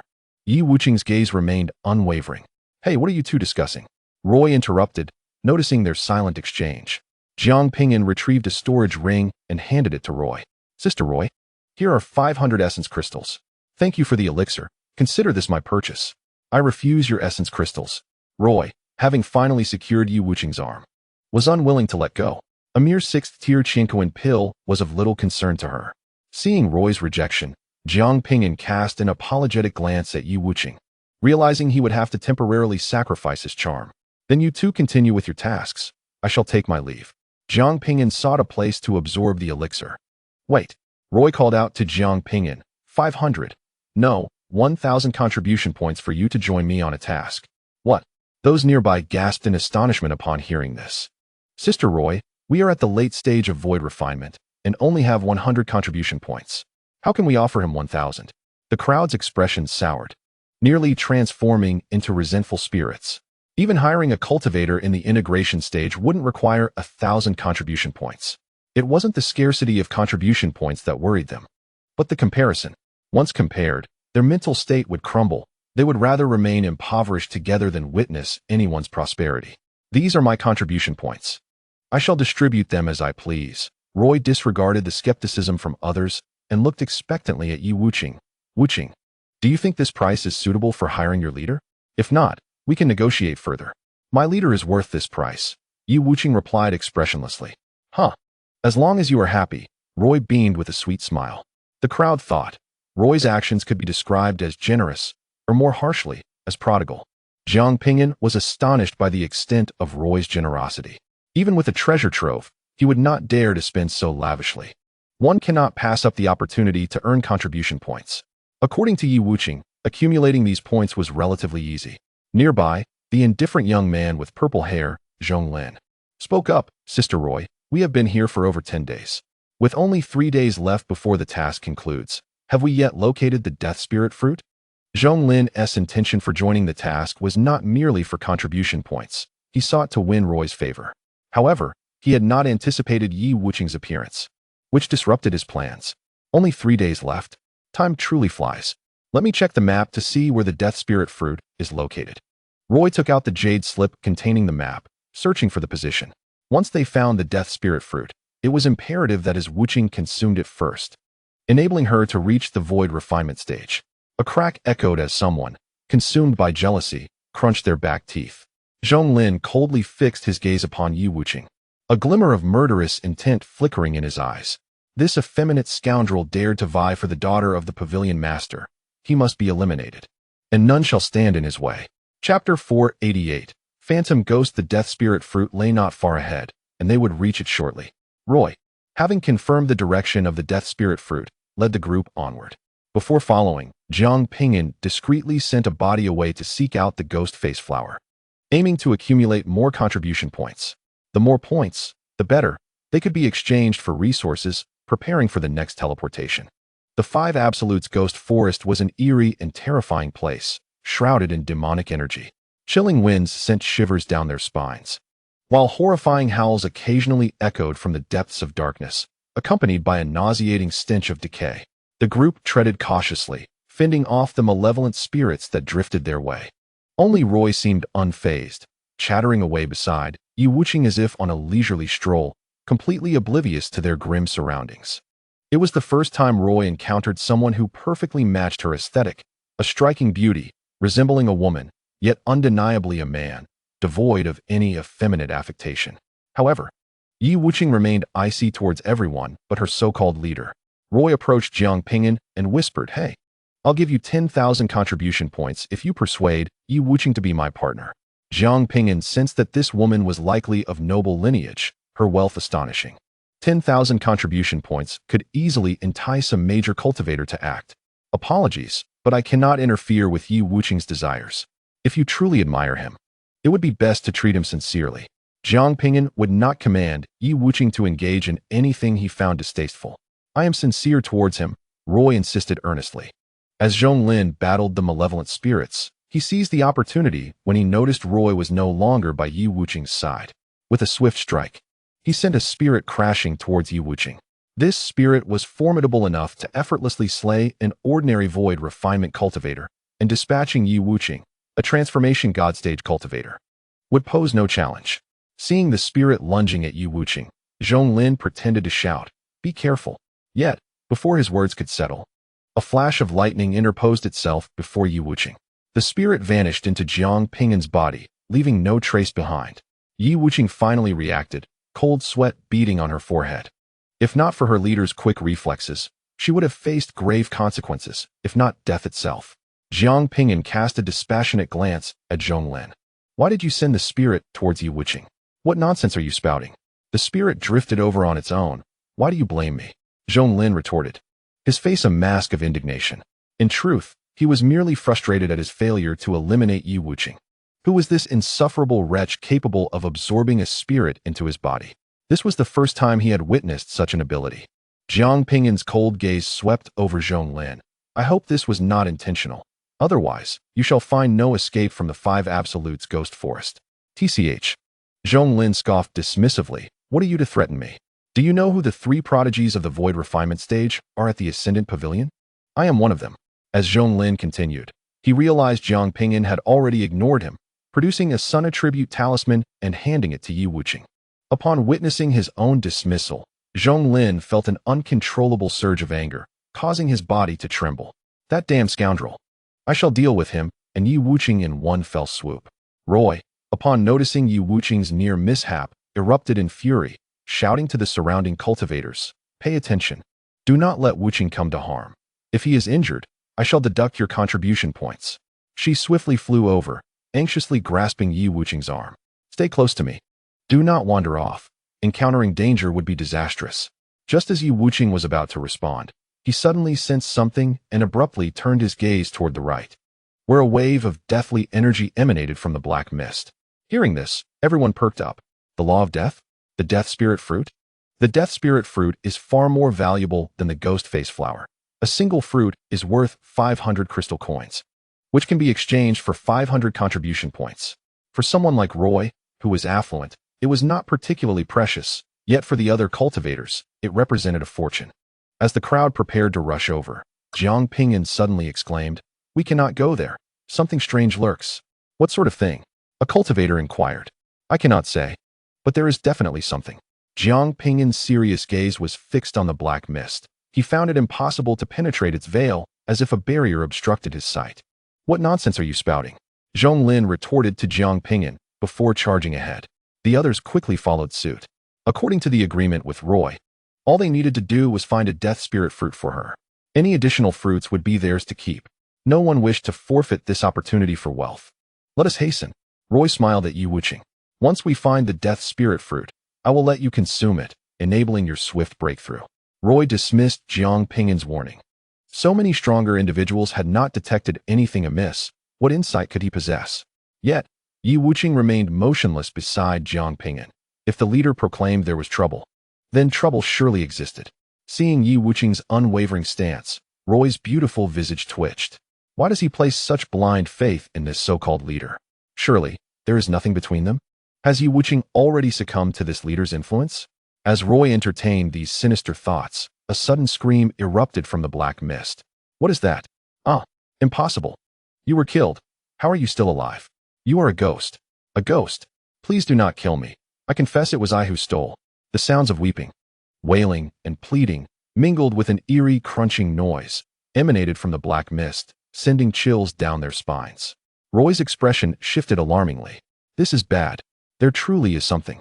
She immediately retrieved a high-grade array flag, its patterns inscribed with profound laws. Infusing it with spiritual energy, she hurled the flag into the black mist. The mist seemed to come alive, swiftly retreating and revealing several frenzied cultivators and the decapitated corpses. Roy manipulated vines to pull them out, having already surmised their ordeal. With a series of hand seals, she struck forth with a palm, unleashing a mysterious rune upon them. "Open." The individuals who were previously screaming in madness momentarily froze. And then, in a state of sheer terror, they finally comprehended the situation. Illusory ghosts. It must be illusory ghosts.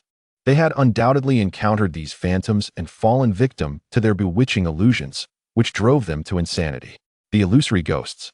A notorious entity within the 5 specters of the ghostly forest, ensnare those who fall prey to their enchantments, making escape exceedingly difficult.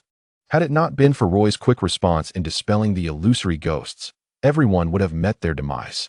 Zhonglin, with a substantial portion of his head gnawed away, was bleeding profusely and wore a horrifying expression.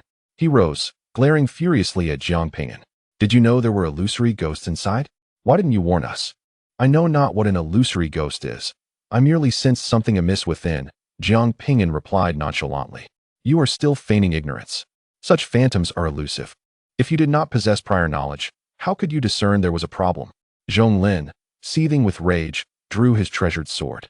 "You harbor malicious intent. You have endangered your fellow disciples and deserve punishment." Chapter 489. Entering the black mist. Zhonglin.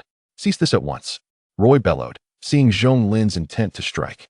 In times of crisis, it is common for individuals to deflect blame, but Zhonglin's desire to resort to violence was utterly excessive. Reluctantly, Zhonglin sheathed his sword upon witnessing Roy's fury. Setting aside Roy's identity, his strength alone was not something Zhonglin could contend with. Among the 3 prodigies of the refining void stage in this generation, besides Zhonglin, there were Tang Chun and Roy.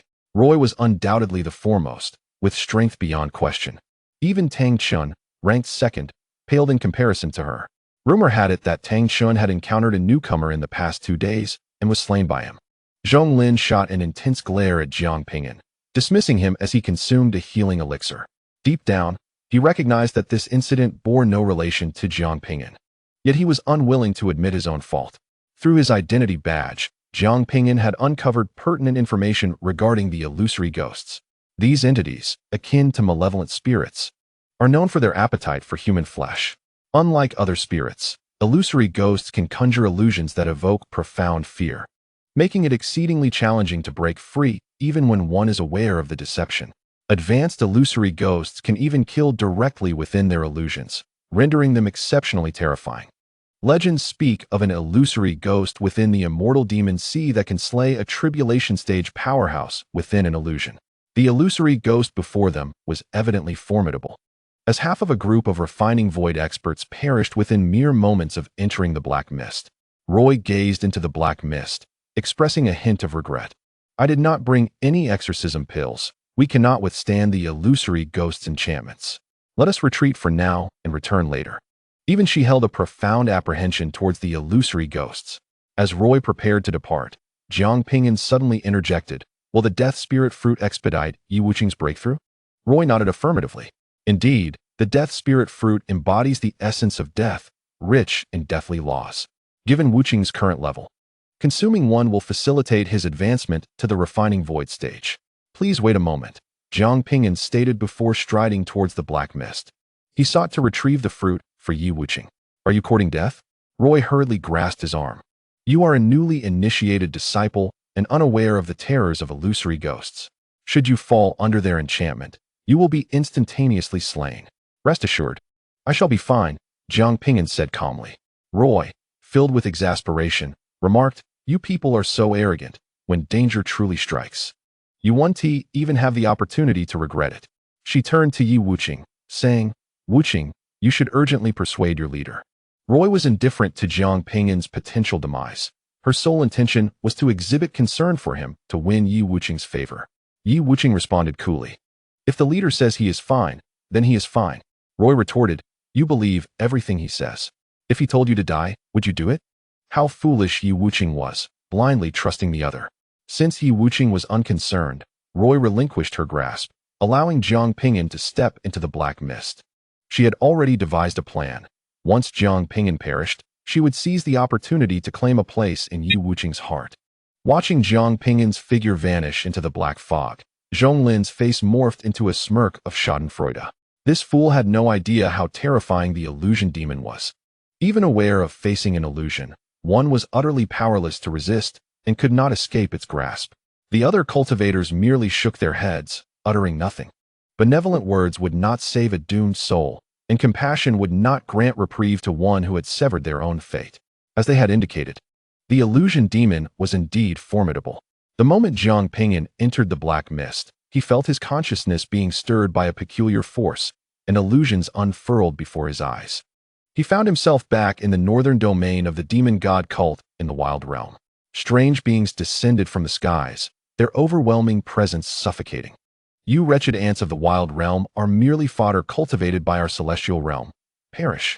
The stars above were shattered by these entities, mercilessly devouring the lives of those on the celestial bodies. The cries of children, the shouts of adults, and the pleas of the elderly merged into a harrowing symphony, reminiscent of an apocalyptic scene, suffocating and agonizing. Countless powerful figures from the demon god cult surged forth, seeking to battle with the beings of the celestial realm. Yet their attacks were utterly futile, celestial artifacts shattered, and the mighty were consumed. In that moment, Jiang Ping'an momentarily forgot he was within an illusion, fear surging within him. Suddenly, familiar faces appeared around him, Meng Jing, Ye, and Xiaoxue. I do not wish to die, I do not wish to die, they lamented. Brother Ping'an, why can't you defeat them? Why do you not strive harder in your cultivation? Father, we are going to die, aren't we? Seeing the sorrowful and helpless expressions surrounding him, Jiang Ping'an felt a heavy weight in his heart. Even knowing it was merely an illusion, the sense of helplessness and fear lingered within him, impossible to erase. It turned out this was the most terrifying thing in his heart, the fear of an invasion from the celestial realm. Jiang Ping'an raised his hand and seized a white shadow preparing to launch a sneak attack. The illusion before him instantly vanished. The white shadow in his grasp was a peculiar spiritual entity resembling a monkey, its body pale and transparent, with eyes larger than fists. You must be the illusion demon, he deduced. The illusion demon thrashed violently, filled with terror. How is this possible? How could it discover me? It frantically unleashed its illusionary magic against Jiang Ping'an. Once more, his consciousness was subjected to the strange mental force. The scenery shifted again, and he found himself in a desolate void, a world devoid of any semblance of life. Everyone has perished. This world harbors no means of resurrection, and even attaining immortality would be futile. A voice, ethereal and enigmatic, resonated within his mind. Despair, anguish, and a profound sense of desolation enveloped Jiang Ping'an's heart. A subtle shift marred Jiang Ping'an's countenance. This apparition had shaken his aspirations, revealing his deepest fears. Such formidable illusory powers, he desired them. Jiang Ping'an's immense mental strength surged forth, drawing the specter into his sea of consciousness. The phantom writhed in terror. A monster. This human is a monster. It had always consumed humans, yet this was the first time it encountered someone intent on devouring it. Regardless of how it struggled, it was ultimately consumed by Jiang Ping'an's mental realm. The specter could never have anticipated its demise would transpire in such a manner. The scene before Jiang Ping'an reverted to its original state. Dark energy pervaded the air, an ominous chill surrounded him, and blackened trees loomed ominously. Taking a deep breath, Jiang Ping'an steadied himself against the effects of the phantom's influence. One must concede, such illusory capabilities are indeed terrifying. Had his consciousness not been transformed by the Emperor and his mental prowess not so formidable, he too would have succumbed. It is no wonder half of that group perished instantaneously. Once he regained his composure, Jiang Ping'an noticed an unusual humanoid tree among the surrounding foliage. It was not particularly tall, merely a meter in height, yet it exuded a thick aura of death that was unsettling. Atop the tree's head rested 3 pitch-black fruits, ensconced in the essence of mortality. As Jiang Ping'an approached, he distinctly sensed the life force dissipating. This must be the death spirit fruit. Chapter 490. A brief trial of illusions. Jiang Ping'an unleashed an energy shield, warding off the deathly essence. He stepped forward, uprooted the humanoid tree, and cast it into the small world of his treasure basin for cultivation. Having grown up in poverty, he felt compelled to salvage anything of value. It was not greed, merely a habit. Upon completing this task, Jiang Ping'an turned and exited. Outside the black mist, Roy addressed Yi Wuqing, saying, "Wuqing, you must hold on. Do not succumb to distress, for I am here." In her estimation, Yi Wuqing's leader had already been consumed by the phantom. Before succumbing, others at least made some noise. Yet, upon entering, there had been utter silence. She could not fathom his reasoning. Even those of them who were advanced practitioners dared not enter. Why would he? As Roy contemplated this, a tall figure emerged from within, walking with resolute steps, as though merely taking a stroll. Everyone beheld Jiang Ping'an, apart from Yi Wuqing. All present were left in astonishment. He had actually emerged. Moreover, he appeared unscathed. Not a single injury marred his form. It was inconceivable. This phantom could slay even late-stage practitioners. How could it fail to do so with him? One cultivator speculated. Could it be that the phantom was frightened away by Sister Luo's array flags? Indeed, it must be so. Otherwise, he would not have emerged unscathed. Zhonglin asserted confidently. Were it not for the phantom's retreat, this individual would undoubtedly have faced calamity. This fellow is incredibly fortunate. Zhonglin suddenly exclaimed. Have you obtained the death spirit fruit? We discovered it together and must share it equally. Jiang Ping'an turned to Roy and inquired. Is it necessary to have a square to find the death spirit fruit? Roy, snapping out of his daze, immediately shook his head. Not at all. Aside from ensuring that I receive one, you may handle the rest as you wish. What about the phantoms? Did they truly flee? They have indeed escaped. Jiang Ping'an, without elaborating further, enveloped the death spirit fruit in an energy shield, handing one to Roy while giving the remaining 2 to Yi Wuqing. He had no use for such an item, as it would only yield a few contribution points. But for Yi Wuqing, this fruit would facilitate her growth. Yi Wuqing's eyes brimmed with gratitude. She refrained from uttering any formalities, choosing instead to remember the kindness and carefully stowed away the death spirit fruit. Meanwhile, Roy felt overshadowed by Jiang Ping'an. Damn that man, why must he steal my thunder? Roy then also gifted his death spirit fruit to Yi Wuqing, saying, Wuqing, I will ask my mother for a divine ability for you later. Humph. I refuse to believe I cannot surpass this man. Jiang Ping'an remained unaware of Roy's thoughts and felt genuinely pleased that Yi Wuqing was benefiting. Beside them, Zhonglin, consumed by jealousy, gritted his teeth and protested. We were the ones who entered first to scout. Even if we lack merit, we have put in hard work.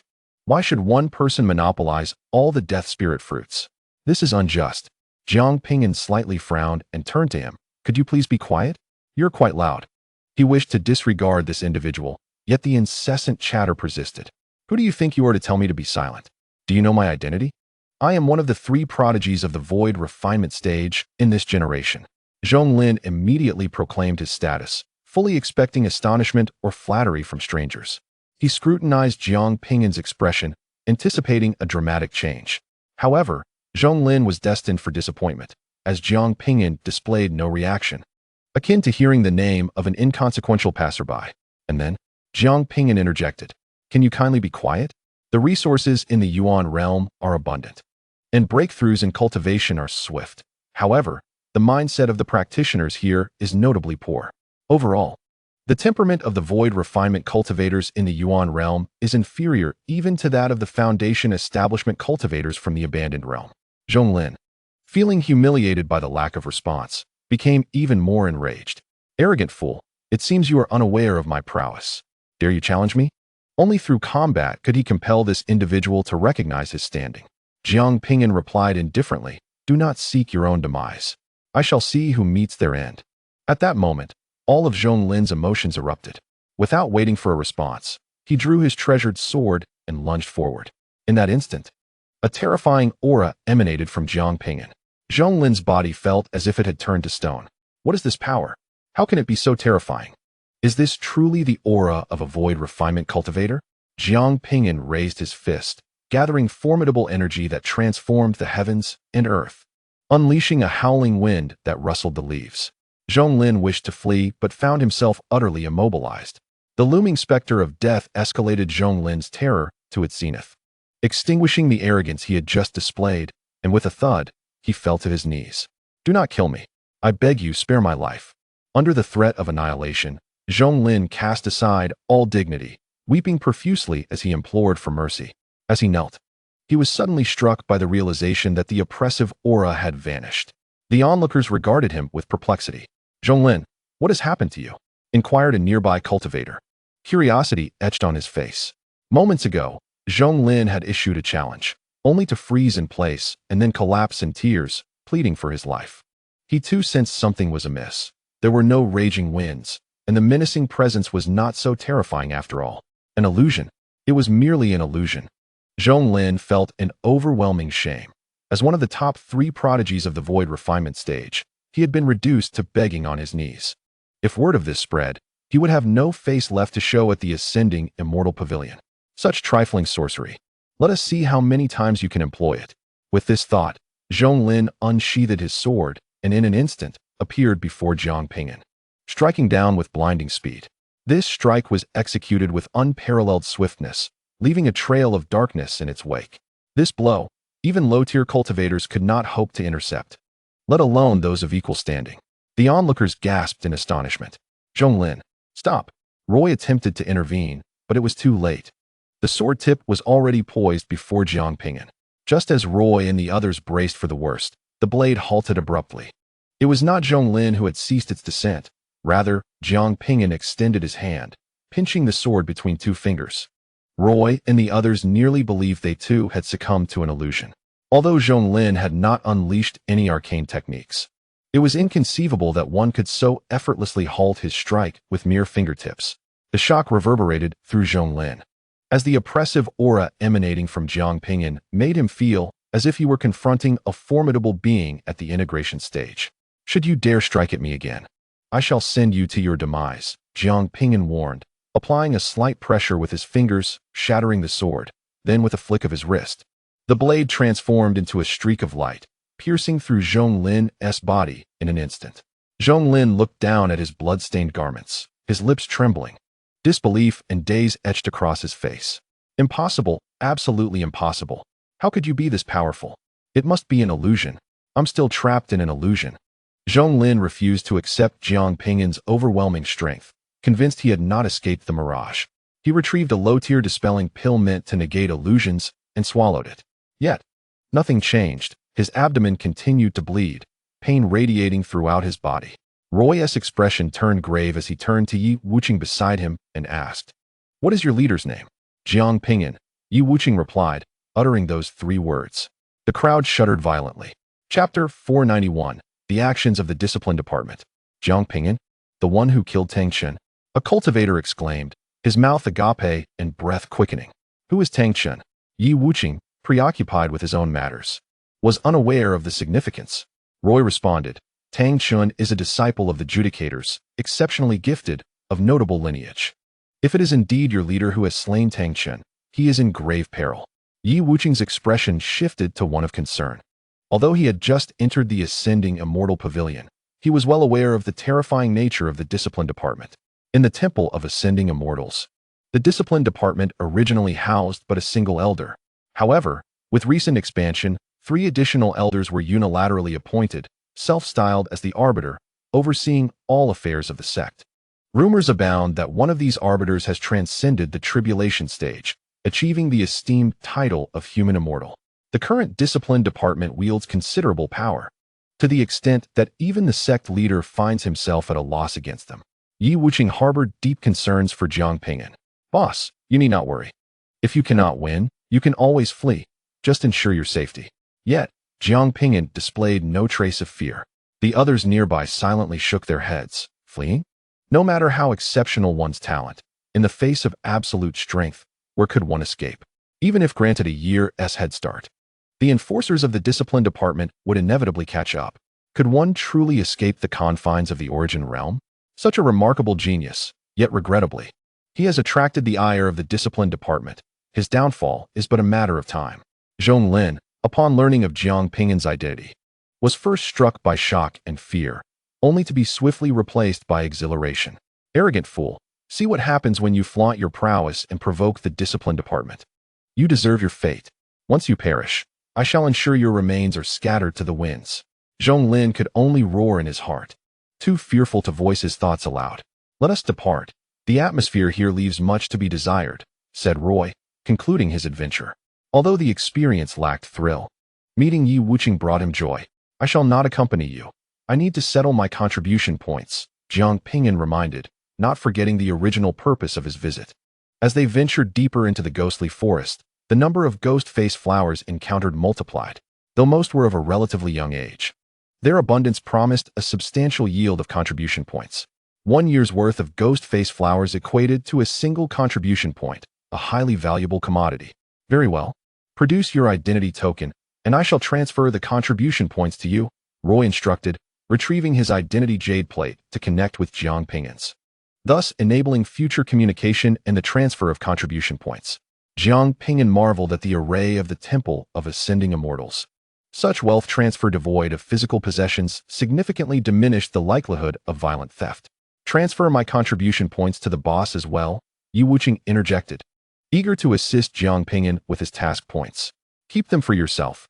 I have no need of your meager contribution points," Jiang Ping'an replied, his attention shifting as his form transformed into a streak of lightning, vanishing from sight with breathtaking speed. Roy, astonished, stood beside Yi Wuqing and inquired, "How old is your boss? How can he be so formidable?" Even she sensed that defeating Jiang Ping'an would not be an easy feat just over 100 years. Yi Wuqing recalled, realizing her boss was only a few years her junior. "So he is already over a century old. Twice my age," Zhonglin exclaimed suddenly, seizing the opportunity to salvage his pride.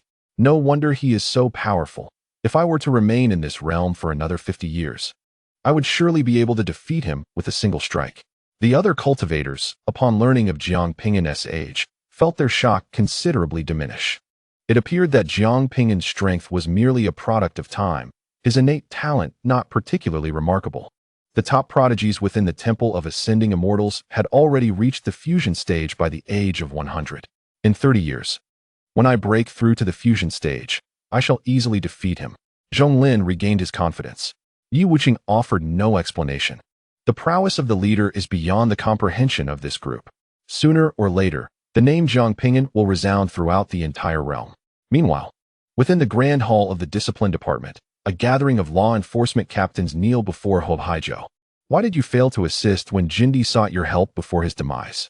Huanrou, seated with an air of indifference, spoke in a tone devoid of any emotional fluctuation, instilling a profound fear in the law enforcement captains, causing cold sweat to trickle down their backs. Today, they were suddenly struck by the sight of 31 life tablets, belonging to Jindi and his team, all shattered within the hall where names were displayed. This signified the complete annihilation of all 31 individuals. Upon receiving this news, the captains were taken aback, hastily reporting to their superiors. In nearly a century, the discipline department had never witnessed such a considerable loss of life. If this news were to spread, it would undoubtedly tarnish the department's reputation. Long Elder, at that moment, Jindi did not clearly articulate his situation. We assumed he was jesting, replied one captain, burdened by the pressure. Indeed, Jindi claimed he was being pursued by Jiang Ping'an. Yet how could Jiang Ping'an possess the capacity to eliminate him? Surely, others were involved. We intended to inquire further, but Jindi ceased responding, and we dismissed it as a joke. The group shifted the blame onto Jindi himself. Huanrou, with his eyes closed, tapped his aged fingers against the armrest of his chair, the crisp sound silencing the room. It appears that the master has finally decided to take action. This is a declaration of war against our discipline department. If that is the case, let it be as she wishes. How can a dying immortal continue to hold the position of master? It is time for a change in leadership within the discipline department. Send out the orders. This year, the recruitment numbers will be increased tenfold. The discipline department has long desired to assert control over the branch in Kanglan Prefecture, and this incident has become the catalyst for expediting that plan. Huanrou does not believe that Jiang Ping'an alone could annihilate their elite squad, which even included a cultivator at the fusion stage. He merely suspects that the master has dispatched someone to protect Jiang Ping'an, aiding in the resolution of Jindi and his team. Thus, let us cease the pretense and engage in open conflict. Elder, what shall we do about Jiang Ping'an? One captain inquired. He is but a minor nuisance. He poses no threat to the grand scheme. If the opportunity arises, eliminate him. If not, once the discipline department gains control of the Ascension Pavilion, we can easily fabricate a charge, branding him a spy and executing him without hesitation. Huanrou regarded Jiang Ping'an with disdain. The emergence of Jiang Ping'an might only slightly undermine the authority of the discipline department. Delaying his removal would bear no significant consequence. The others too dismissed Jiang Ping'an, for who could believe that an insignificant ant at their feet could prove fatal? Amidst the terrifying ghostly 5 absolute forest, Jiang Ping'an navigated through the trees, plucking ghost face flowers. The name ghost face flower derives from its ghastly visage. It bears a pure white hue and emits a unique aura that disperses the surrounding malevolent energy. Life is indeed peculiar, for in such a place, entities that counteract evil forces flourish. Suddenly, Jiang Ping'an sensed a terrifying aura. His complexion changed dramatically. Before he could react, a pristine white bone abruptly pierced through the ground, instantly cleaving his body in two. Chapter 492. The Undead. The white bone severed Jiang Ping'an, causing hot blood to spray across the ghostly forest. In that fleeting moment, Jiang Ping'an immediately activated the green patterns on the back of his hand. Half of his demonic energy was siphoned away, yet his body vanished from its original position, returning to where he had been 5 breaths earlier. Restoring to normalcy, Jiang Ping'an retreated in horror, gazing gravely at the ghastly white bone. What manner of creature is this? As Jiang Ping'an pondered, a grotesque being, reeking of decay and corruption, crawled forth from the earth. It lacked the vital essence characteristic of living beings, enveloped instead in an aura of death. Though it had rotted to the point of nearly being reduced to mere bone, it still possessed the ability to move, an anomaly indeed. The term undead sprang to Jiang Ping'an's mind. This was a unique and extreme species, birthed not through reproduction, but rather through malevolent entities parasitizing deceased beings. Undead typically arise in places of profound desolation and are known to feast upon the living. They are one of the 5 terrors of the ghostly forest. This particular undead must have been a formidable being in life, a cultivator in the fusion phase, now parasitized in death. Though it had lost the oppressive aura of its previous strength, remnants of the laws of profundity still resonated within its decayed form. This explained how it could so easily pierce through Jiang Ping'an. Letting out a hideous roar from its putrid throat, the undead advanced on Jiang Ping'an with its skeletal limbs. Jiang Ping'an's expression turned serious. Despite the undead's diminished power, it remained formidable. According to intelligence reports, the remains of such a creature held considerable value, promising substantial contribution points if brought forth. Gathering his resolve, Jiang Ping'an unleashed the destruction fist and charged forward. Boom! The immense force obliterated the surrounding forest for miles, sending the rotten undead flying, bones scattering in its wake.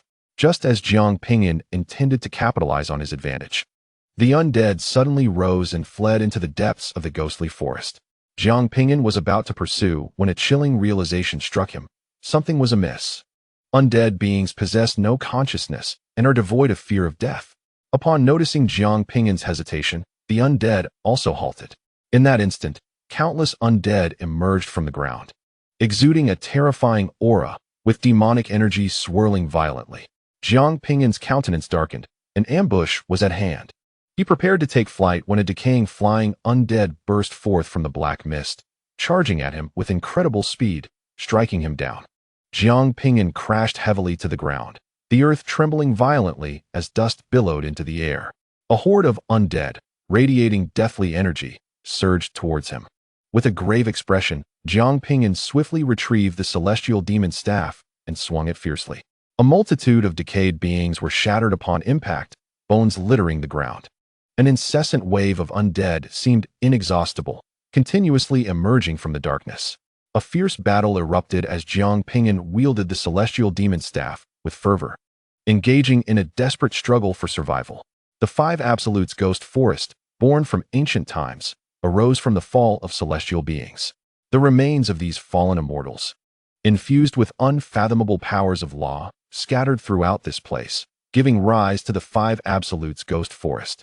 Over the years, countless cultivators and living beings have perished within its depths, while innumerable undead have been birthed. Bang! Jiang Ping'an was violently hurled away by the force imbued with profound truths. The sound of shattered bones piercing the air. Gritting his teeth, Jiang Ping'an fought valiantly, seeking an opportunity to escape, yet even wielding the celestial demon staff, he found it impossible to contend against the throngs of undead. Terrifying roars reverberated throughout the Five Absolutes Ghost Forest. Some disciples, who had ventured into the forest to harvest ghost face flowers, trembled in corners upon hearing the commotion. It remained a mystery who had disturbed what should not be disturbed, inciting the uprising of the undead. Regardless of the perpetrator, any who fell under the siege of the undead were surely doomed. Jiang Ping'an fled rapidly through the ghostly woods, the undead relentlessly pursuing him.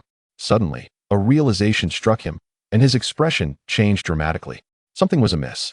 This horde of undead was deliberately leading him deeper into the forest. To confirm his suspicion, he swiftly altered his course. In an instant, a multitude of undead emerged to obstruct his path. Conversely, when he attempted to return to his previous direction, no undead stood in his way. "Who are you?" Jiang Ping'an bellowed. He refused to believe that such coincidences could exist. There must be someone orchestrating this entire scenario. As for the motive, Jiang Ping'an could only speculate. Was it for the treasure in his possession?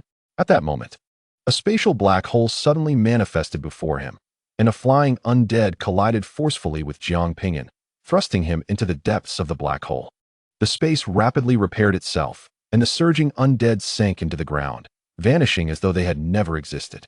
Every part of Jiang Ping'an's body throbbed with pain as he promptly consumed a 6-turn universe pill to heal his injuries.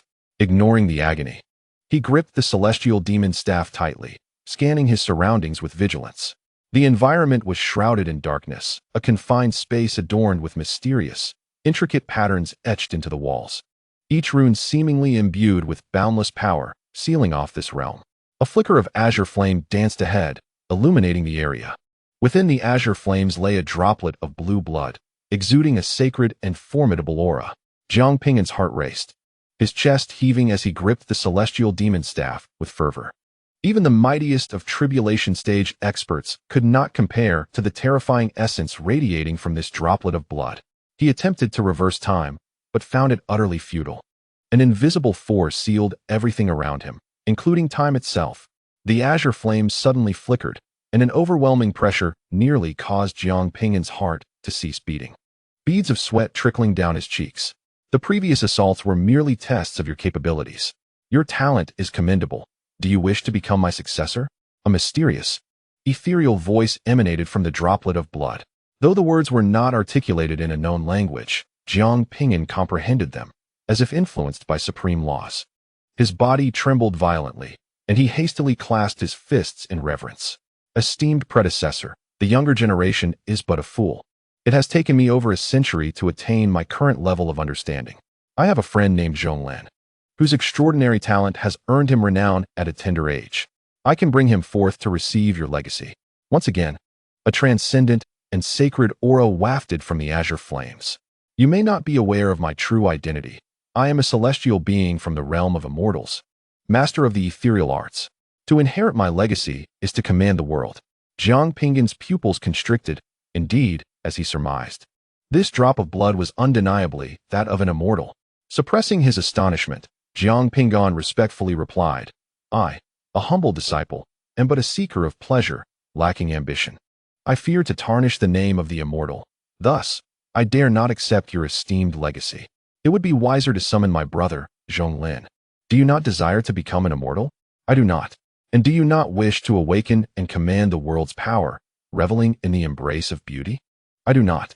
The azure flames surged violently, and the once sacred aura transformed into a chilling, ominous presence. The blue blood morphed into black, enveloping the entire space in darkness. The ethereal voice became frigid. Do you believe that by perceiving everything, you can alter your fate? Chapter 493. Blood of the Immortal from the very beginning.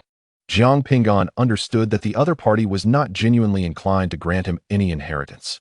It was akin to encountering a wealthy individual on the street who proclaims, You seem promising. I shall bequeath all my assets to you. Who would believe such a claim? Now, I offer you a chance. Allow me to seize your body without resistance, and in return, you shall bask in endless glory. Otherwise, death awaits. A menacing voice emanated from the drop of black blood. The initial deception was merely a strategy to minimize complications, yet this cultivator was far too astute to be swayed. Surrounding runes activated, divine light flickering as a pressure akin to falling stars descended upon Jiang Ping'an. In that moment, he felt as diminutive as an ant, crushed to the ground, powerless to resist. Artifact spirit, Jiang Ping'an cried out within his heart. His only option was to flee. There was no other recourse. Teleportation is impossible. The surrounding immortal runes have formed an independent barrier beyond my control. The artifact spirit responded swiftly, its tone grave. The drop of black blood drifted towards Jiang Ping'an. Is there any way to sacrifice it? Jiang Ping'an shouted in desperation, rendered immobile and incapable of summoning any power. No. This blood is not of the elemental realm or the wild realm. It is immortal blood, transcending my influence. The artifact spirit sighed, regrettably. It is time to bid you farewell. The artifact spirit possessed no combat prowess, lacking the ability to assist Jiang Ping'an. Any resistance was futile. Surrender was the only option, lest he suffer alone. The black flames, along with the drop of black blood, penetrated Jiang Ping'an's brow. A primal roar erupted from his throat, reverberating within the confined space. His entire being was engulfed in black flames, as if both soul and body were being seized. How could one withstand the usurpation of an immortal? Jiang Ping'an, unwilling to perish, had endured countless trials to reach this moment. Yet, even in his unwillingness, how could he resist such a force? This was not the injured leader of the demonic sect, but an immortal.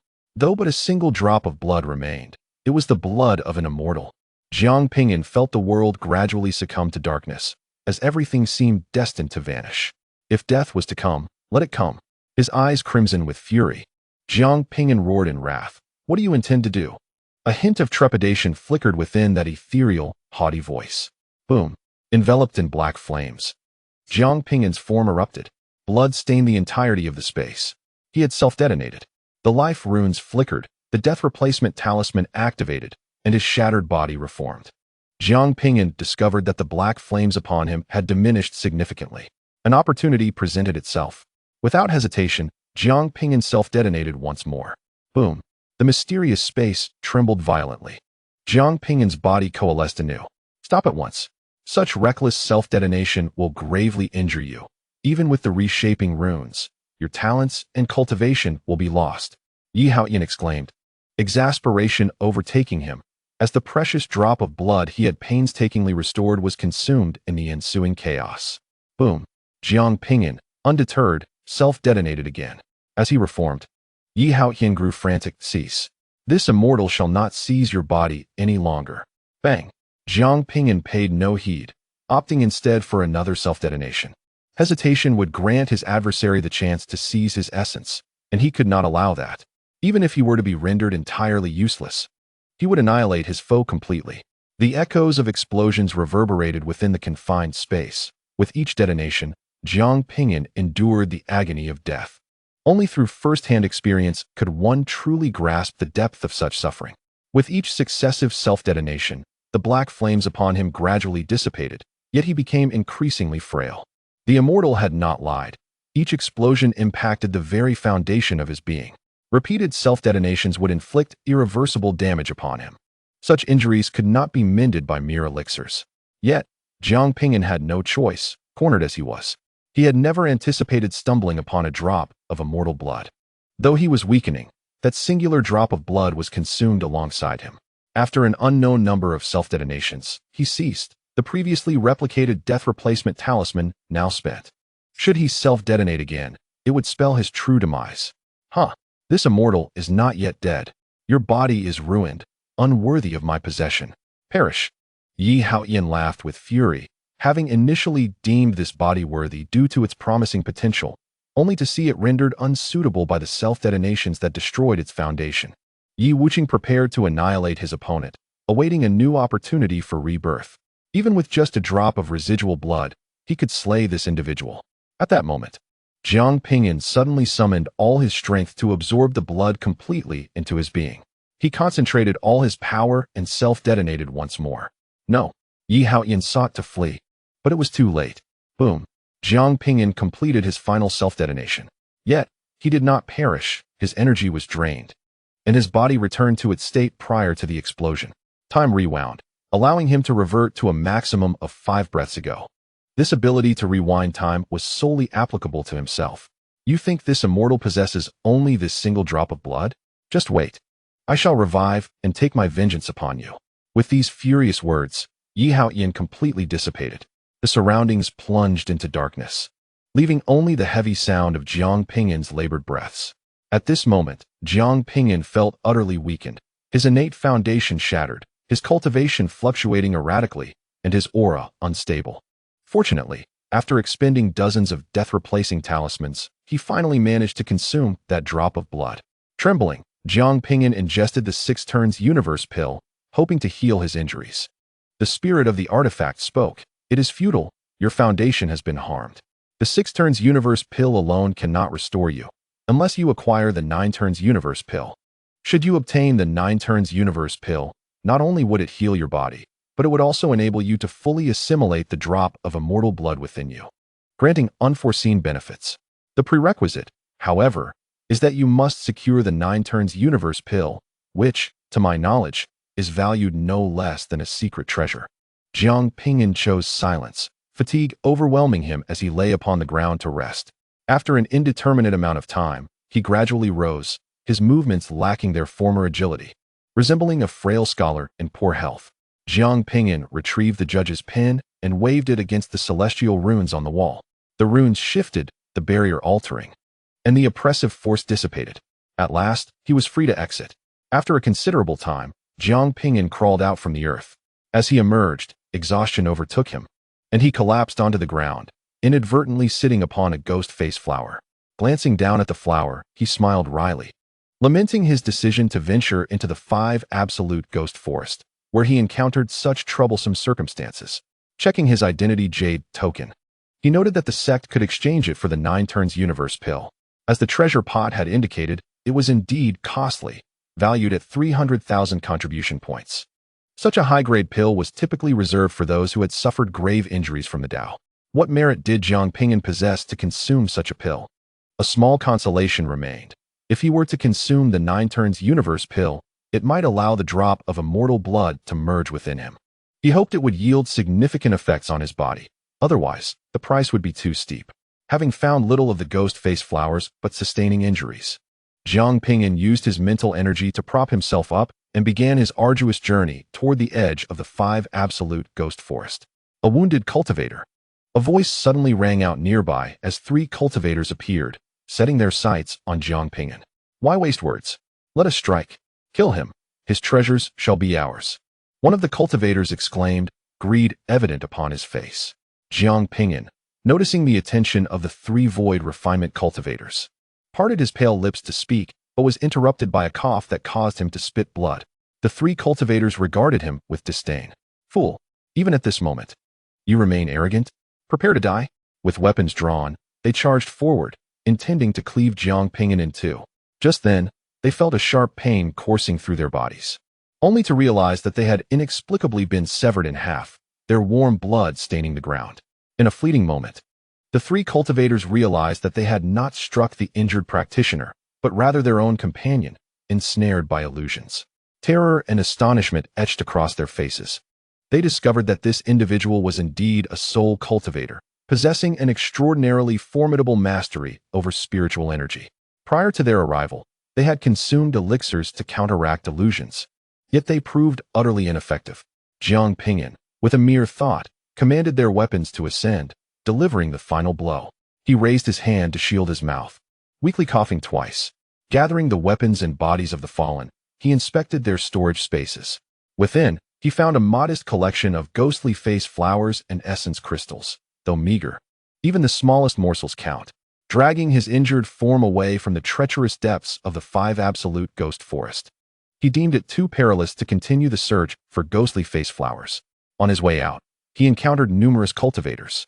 Some, noticing his injuries, approached him with generous offerings of resources. Grateful, Jiang Ping'an accepted their gifts, only to later sacrifice their bodies in the treasure basin, converting them into essence crystals. By the time he emerged from the 5 absolute ghost forest, he had amassed several hundred ghostly face flowers, far from sufficient. A silent sigh escaped him. He now had the daunting task of accumulating 200,000 contribution points for the main hall, alongside another 300,000 for the 9 turns universe pill. In total, he required 500,000 contribution points. His immediate plan was to exchange the ghostly face flowers for contribution points at the contribution hall, then devise a strategy to earn more. Utilizing the teleportation array, he made his way to the contribution hall. Despite its vast expanse, the ascending Immortal Pavilion boasted numerous teleportation arrays, facilitating travel more effortlessly than in the desolate realms. Upon crossing the threshold of the portal, Jiang Ping'an found himself in a town-like setting, entirely composed of contribution halls, where disciples of the ascending Immortal Pavilion traversed the streets. Here, one could trade elixirs, magical artifacts, and exotic beasts, while some disciples set up stalls to sell their wares. Jiang Ping'an approached a relatively quiet shop within the contribution hall, moving slowly as if a shell of his former self. His foundation damaged, he felt utterly drained, possessing energy within yet unable to muster the strength. A red-haired disciple seated at the counter glanced at him, retrieving a crimson vial. This is the vitality pill, 1 contribution point for a guarantee of 3 days and nights of cultivation with 3 partners, he proclaimed. Jiang Ping'an felt misunderstood. I am here to sell ghostly face flowers, he weakly replied. The disciple scrutinized him closely, his expression shifting as he sensed Jiang Ping'an's unstable aura, fluctuating between realms. Your foundation is damaged. It appears you are finished, he declared. The nearby disciples exchanged sympathetic glances, lamenting his plight, once a cultivator, now deprived of the chance to ascend to immortality. Exhausted, Jiang Ping'an slumped before the desk, exhaling deeply. Isn't there the 9 turns universe pill to restore one's foundation? He inquired. The red-haired disciple straightened, suddenly attentive. Is your father an elder? He asked earnestly. No, I am essentially an orphan, Jiang Ping'an replied candidly. Then what hope do you have for the 9 turns universe pill? Why not simply venture to the celestial realm and seek assistance from the immortals to restore your condition? The red-haired disciple, upon realizing that the other party lacked any significant background, resumed a languid posture, reclining in his chair with a look of exasperation directed at Jiang Ping'an. A 9 transformations universe pill and 300,000 contribution points are tantamount to a priceless treasure. For an ordinary disciple without connections, this is an exorbitant sum. It is not that cultivators in the void refinement stage cannot earn 300,000. Rather, the path of cultivation invariably incurs expenses. Most individuals accrue contribution points through combat, which necessitates the use of magical artifacts. Without advanced artifacts, how can one triumph over demonic beasts to procure further resources? Once one possesses magical artifacts, the costs of maintenance and repairs add another layer of financial burden.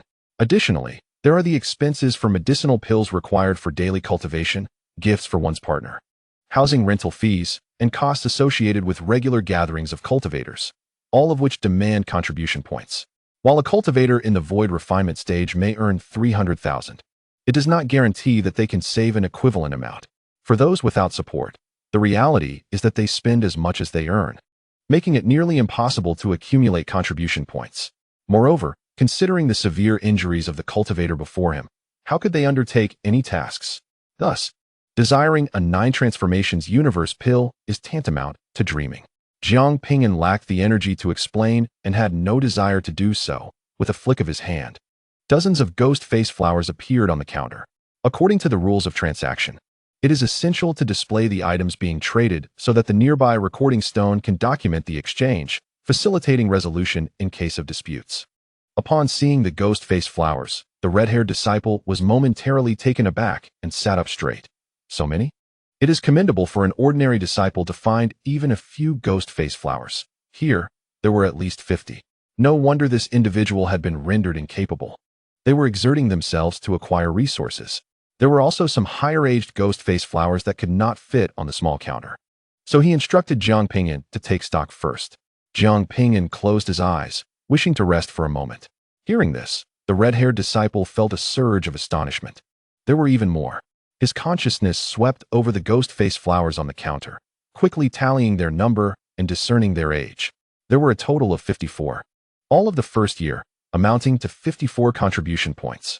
After finishing his count, the red-haired disciple carefully stored the ghost face flowers. These flowers were vital materials for concocting exorcism pills and were quite precious. Jiang Ping'an waved his hand, and dozens more ghost face flowers materialized on the table. This batch emanated a significantly stronger aura than the previous ones. The red-haired disciple swiftly completed his count, declaring 64 flowers in total, 15 from the first year, and 59 from the second year, summing up to 113 contribution points. Adding the earlier 54 points, the total reached 167 contribution points. Please present your identity token. I shall transfer the contribution points to you. Jiang Ping'an replied nonchalantly, "It is not over yet. There's more." The red-haired disciple's eyes widened slightly. Having worked here for so long, he rarely encountered a cultivator in the void refinement stage capable of obtaining such a multitude of ghost face flowers at once. Jiang Ping'an continued to retrieve the several hundred ghost face flowers. The red-haired disciple gaped in astonishment as he counted, while some nearby disciples looked on with envy. They gazed at Jiang Ping'an with jealousy, thinking that he deserved to be rendered incapable for acquiring so many ghost face flowers. Is that all? The red-haired disciple felt a dryness in his throat. The total number of contribution points amassed from the ghostly faced flowers amounts to 3,456. Even formidable beings in the integration stage seldom manage to gather such a multitude of ghostly faced flowers in one go. That's all, Jiang Ping'an replied weakly. The red-haired disciple exhaled a sigh of envy, nearly grinding his teeth in jealousy. If he possessed such an abundance of contribution points, he could procure splendid mounts for his two partners. Jiang Ping'an inquired, "Are there any weapons suitable for soul cultivators?" Chapter 495, Acquiring Magical Artifacts. Jiang Ping'an was uncertain when he would be able to restore his physical form. Given his current predicament, it was ill-suited for corporeal combat, and he had to resort to mental prowess for battle. His illusions and mental assaults were quite formidable. Possessing a magical artifact would augment his combat strength by a notable margin. Magical artifacts must be exchanged at a dedicated shop, the red-haired disciple informed him. "Thank you." Jiang Ping'an rose, supporting himself on a stool, and coughed. Observing his unsteady form, the red-haired disciple shook his head in dismay, lamenting the futility of amassing such contribution points only to end up incapacitated. "He is Jiang Ping'an, the newcomer who bested Tang Chun," a cultivator suddenly remarked. "Jiang Ping'an? Is he truly the one?" Upon learning Jiang Ping'an's identity, several disciples nearby expressed surprise and astonishment. This newcomer had been the talk of the town for the past few days, with many admiring his audacity to confront the discipline hall. He is doomed, having already offended the discipline hall and now rendered powerless. Indeed, he was once considered a prodigy. The discipline hall might have hesitated before, but now, survival will be a challenge. He deserves his fate. How could he be worthy of the esteemed Qian Huanrou? As they observed Jiang Ping'an's faltering figure, some sighed in pity while others reveled in schadenfreude. Jiang Ping'an heard their murmurs, but chose to disregard them. Upon arriving at the shop dedicated to magical artifacts, he addressed the dozing proprietor in a rocking chair. Do you have any magical artifacts suitable for soul cultivators? Certainly, soul cultivator artifacts are pricier than ordinary ones. What level do you seek? The shopkeeper, reclining in his chair and yawning, did not even bother to open his eyes. Jiang Ping'an glanced at his contribution points. Factoring in the over 3,000 points earned from defeating Tang Chun, the 1,000 from the Roy mission, and the recent exchanges, he totaled 7,652 points. How many contribution points are required for soul cultivator artifacts suitable for the integration stage? The cheapest is 300, while the most expensive is 3,000, the proprietor responded lazily. Jiang Ping'an breathed a sigh of relief. It was far less than he had anticipated.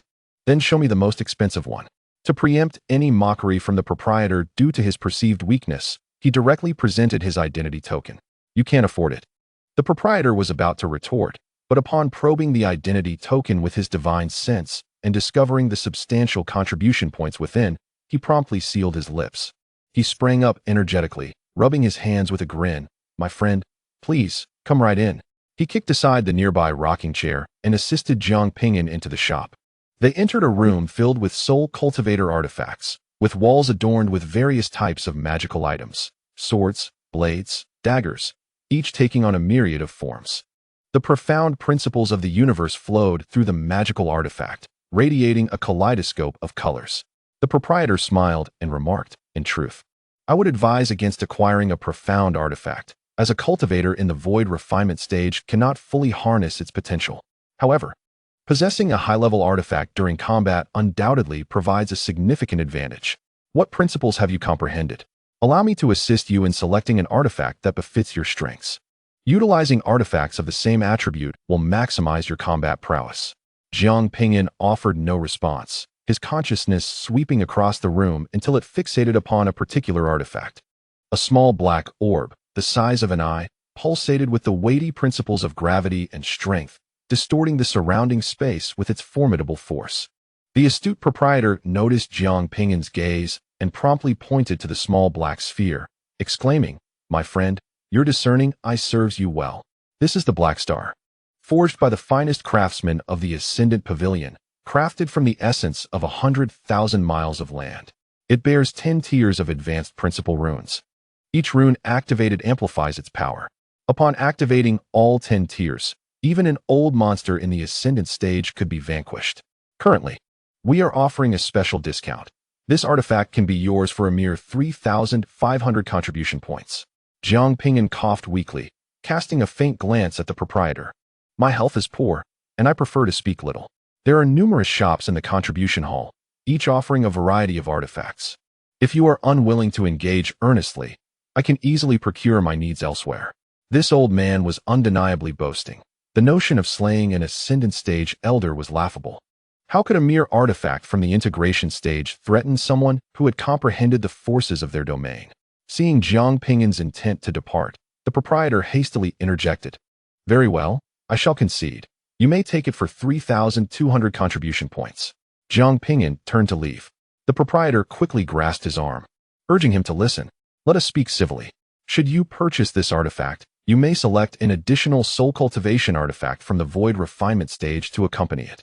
In these treacherous times, one must be wary. Possessing a subpar artifact as a decoy may prove invaluable. When the moment arises, unleash the Black Star for a decisive counterattack. The proprietor forcibly led Jiang Ping'an to a room containing soul cultivation artifacts of the void refinement stage.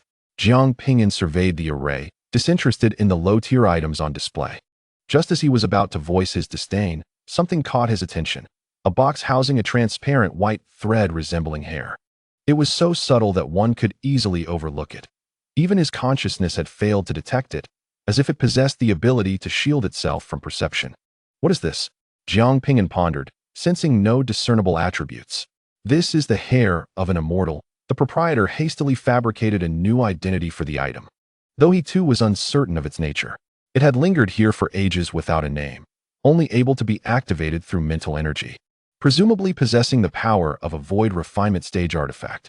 My friend, this hair is extraordinary, though it appears merely as a single thread without intrinsic attributes. It can merge with any principle you wield. The stronger you become, the more potent this artifact will be. The proprietor, with a serious demeanor, continued his fanciful narrative. For just 3,200 contribution points, you can acquire the Black Star, and this hair of the Immortal shall be a gift to you. Jiang Ping'an's mind stirred, and the transparent thread flew before him, swirling gracefully at his fingertips. Infused with the essence of power, the thread began to shimmer with the vibrations of that energy. It promised to be a formidable tool for stealth. Its transparency rendered it nearly undetectable to the naked eye, allowing it to evade even the keenest senses. Indeed, it shall be so, he mused, unable to suppress the smile creeping onto the shopkeeper's face. This wretched thread, even if it were worth 10 contribution points, would find no buyer. Yet he had profited several hundred points from this transaction. Fearing Jiang Ping'an might reconsider, the shopkeeper hastily packaged the artifact and completed the deal.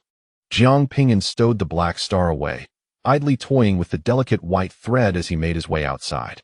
Dear friend, we welcome your next visit, the shopkeeper beamed, relishing the prospect of dealing with such a generous patron, who could help rid him of some unsaleable treasures and leave his coffers brimming.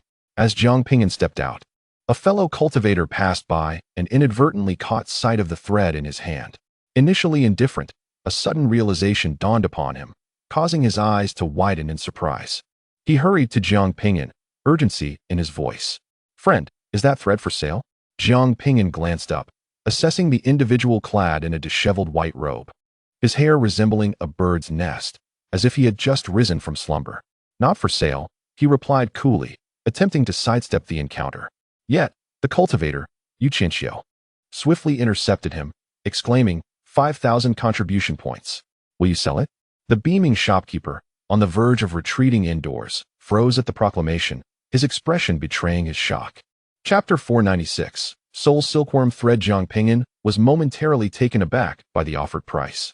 Before he could respond, the shopkeeper rushed out, pointing at the white thread in Jiang Ping'an's hand. 5,000 contribution points? This worthless trinket is worth that much? His demeanor hinted at a potential breakdown. Qian replied earnestly, this is not a mere trinket. After a brief hesitation, he continued, this is Soul Silkworm Thread. The shopkeeper exhaled, you are mistaken. Soul Silkworm Thread is golden, while this is transparent. Moreover, Soul Silkworm Thread is alive, possessing vitality. Do not speak nonsense. He feared he had unwittingly given away a precious treasure, and the thought alarmed him. As the proprietor of a magical artifact shop, he had certainly heard of Soul Silkworm Thread. It is spun by a creature known as the Soul Silkworm and is highly valuable. Often used in the creation of soul-cultivating instruments like musical strings, with some celestial instruments crafted from this very silk. Many high-tier soul cultivators cherish the companionship of a soul silkworm, as it is a semi-sentient being that grows stronger alongside its master. The thread before him was white and devoid of life. Surely not the fabled soul silkworm thread. Noticing the shopkeeper's skepticism, Qian elaborated, I assure you, I am not mistaken. I have long sought to acquire soul silkworm thread and have researched extensively. This indeed is soul silkworm thread. Its whiteness is due to its youth and its current state of slumber, requiring nourishment to revive. Nonsense. In my years of appraising treasures, I would never err. The shopkeeper's eyes reddened with frustration. He was unwilling to accept the possibility of having lost such a rare and precious resource, his agitation palpable. Do you believe that Qian could misjudge something? With a tousled hairdo reminiscent of a chicken's nest, Qian lifted his gaze, his eyes shining with an ethereal brilliance, akin to that of the stars. Upon hearing his name, the shopkeeper's expression shifted dramatically. Qian, a prodigy from the ascending Immortal's pavilion. A soul cultivator who traverses the realm of dreams, transforming reality into a dreamscape, wielding powers that are both enigmatic and formidable, capable even of murder within the confines of dreams. The shopkeeper now realized that the figure before him was merely a spiritual entity, with its true form lost in slumber somewhere unknown. It is said that in the selection of the century's talents 4 years hence, Yu Qianxiu is destined to secure a place among the top 3. The shopkeeper was on the verge of tears. Esteemed Yu, I know you possess keen judgment, but could you not spare an old man the anguish of knowing I have lost a precious treasure? Soul silkworm silk is an extraordinarily rare gem, fetching high prices whether for medicinal purposes or the crafting of magical artifacts. Had he chosen to feign ignorance, he could have remained blissfully unaware. However, Yu Qianxiu had to voice it, forcing him to confront the loss of a valuable item. Who dared to question me? Yu Qianxiu dismissed the shopkeeper's lament and turned his attention back to Jiang Ping'an. My friend, would you be willing to sell? The cultivation of soul silkworm silk demands abundant resources, and to put it bluntly, you cannot afford it.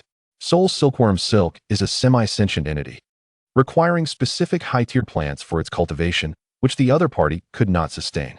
Listening to their exchange, Jiang Ping'an utilized his identification token to discern information about soul silkworm silk.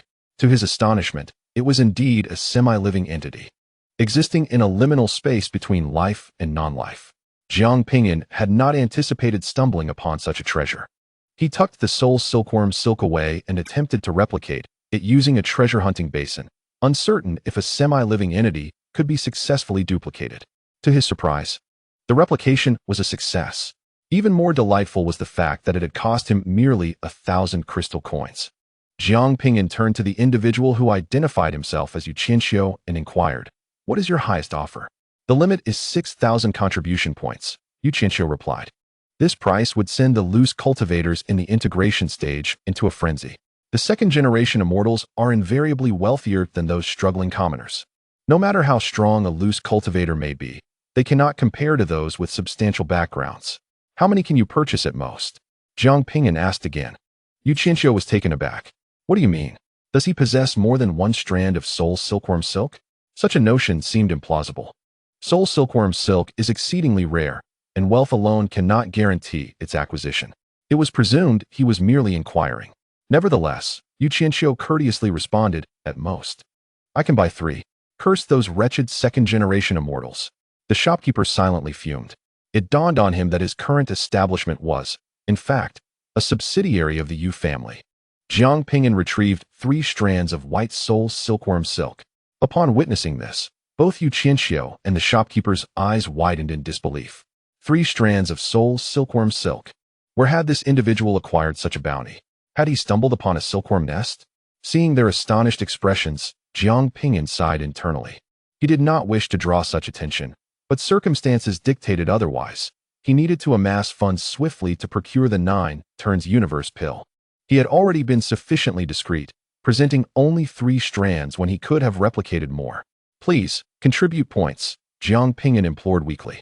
Yu Qianxiu, having recovered from his astonishment, swiftly produced his identity token and linked it to Jiang Ping'an's, transferring a substantial sum of 18,000 contribution points.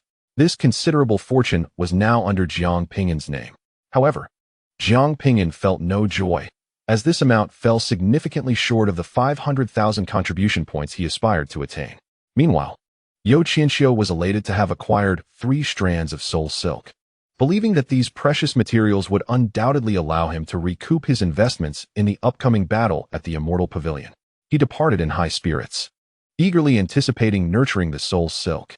The shopkeeper cast a resentful glance at Jiang Ping'an, muttering to himself about the boy's lack of integrity. It was evident that he was fully aware of the value of the soul silk, yet he feigned ignorance, allowing Jiang to seize an exceptional bargain. Jiang Ping'an merely shrugged in response, having genuinely been unaware prior to this moment.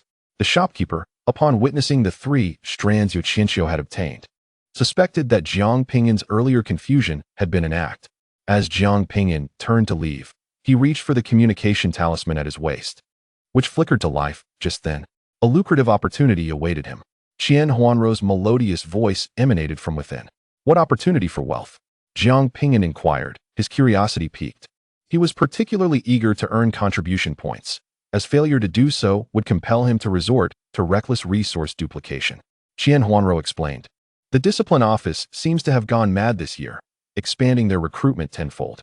Master has indicated that the discipline office is declaring war on her. The imminent battle of the Immortal Pavilion is an opportunity for both sides to vie for prestige and fame, which Master places great importance upon. The Battle of the Immortal Pavilion? What is that? Jiang Ping'an asked as he retraced his steps. Qian Huanrou elucidated. The Battle of the Immortal Pavilion is a traditional competition held annually, where the sect allocates 1 million contribution points to provide resources to all young disciples under the age of 100. You can find more specifics in your identity jade token. In essence, the stronger you are, the more resources you can seize. If you are sufficiently powerful, you could even claim over 10,000 contribution points. I've surpassed the age limit by a few years, Jiang Ping'an remarked. Initially, yes, but I informed Master that you could rank within the top 5. Thus, Master raised the age limit by 20 years for this event, allowing participation for those under 120, Qian Huanrou replied with a hint of pride in her voice. Chapter 497. The Battle of the Immortal Pavilion. Through the communication section of his identity token, Jiang Ping'an discovered information regarding the Battle of the Immortal Pavilion. To inspire disciples to diligently cultivate and foster stronger prodigies, the Immortal Pavilion annually allocates a significant sum of 1 million contribution points to host this battle. The premise of the Battle of the Immortal Pavilion is straightforward. A group of cultivators under the age of 100 enters the Immortal Pavilion space for a chaotic battle. After a day of fierce combat, the contribution points earned are determined by the number of adversaries defeated. However, it should be noted that this defeat does not equate to the actual demise of opponents. Once the battle commences, the Immortal Pavilion activates a formation that envelopes the entire sect, allowing all disciples to enter the Immortal Pavilion space as projections. This formation simulates the full extent of a cultivator's abilities, making combat within the Immortal Pavilion space indistinguishable from reality. The critical difference is that death within this realm does not equate to true death. It merely results in elimination. The Celestial Pavilion space serves as a sacred realm for cultivation, where disciples of the Celestial Pavilion frequently engage in training, optimizing their combat prowess without the fear of death. Given your strength, you could undoubtedly amass a substantial sum of contribution points. Qian Huanrou possesses unwavering confidence in Jiang Ping'an. Ideally, he should aim to secure a position within the top 10, thereby overshadowing the talents of the discipline office. Should he perform admirably, he might even earn the favor of his master. Are you all right? Are you injured? Qian Huanrou inquired, her voice tinged with an unrecognized hint of concern upon hearing Jiang Ping'an cough. It's just a minor injury. Once this competition concludes, I'll earn enough to purchase medicinal pills, Jiang Ping'an replied, striving to maintain a semblance of normalcy in his speech. How are things on your end? My master treats me well. He even mentioned that in 4 years, he could recommend me to the main pavilion. Jiang Ping'an felt a surge of emotion at this revelation, leading to a more intense cough. Understanding his excitement, Qian Huanrou suggested, perhaps I should acknowledge to my master that you have created this realm. Never mind, Jiang Ping'an replied.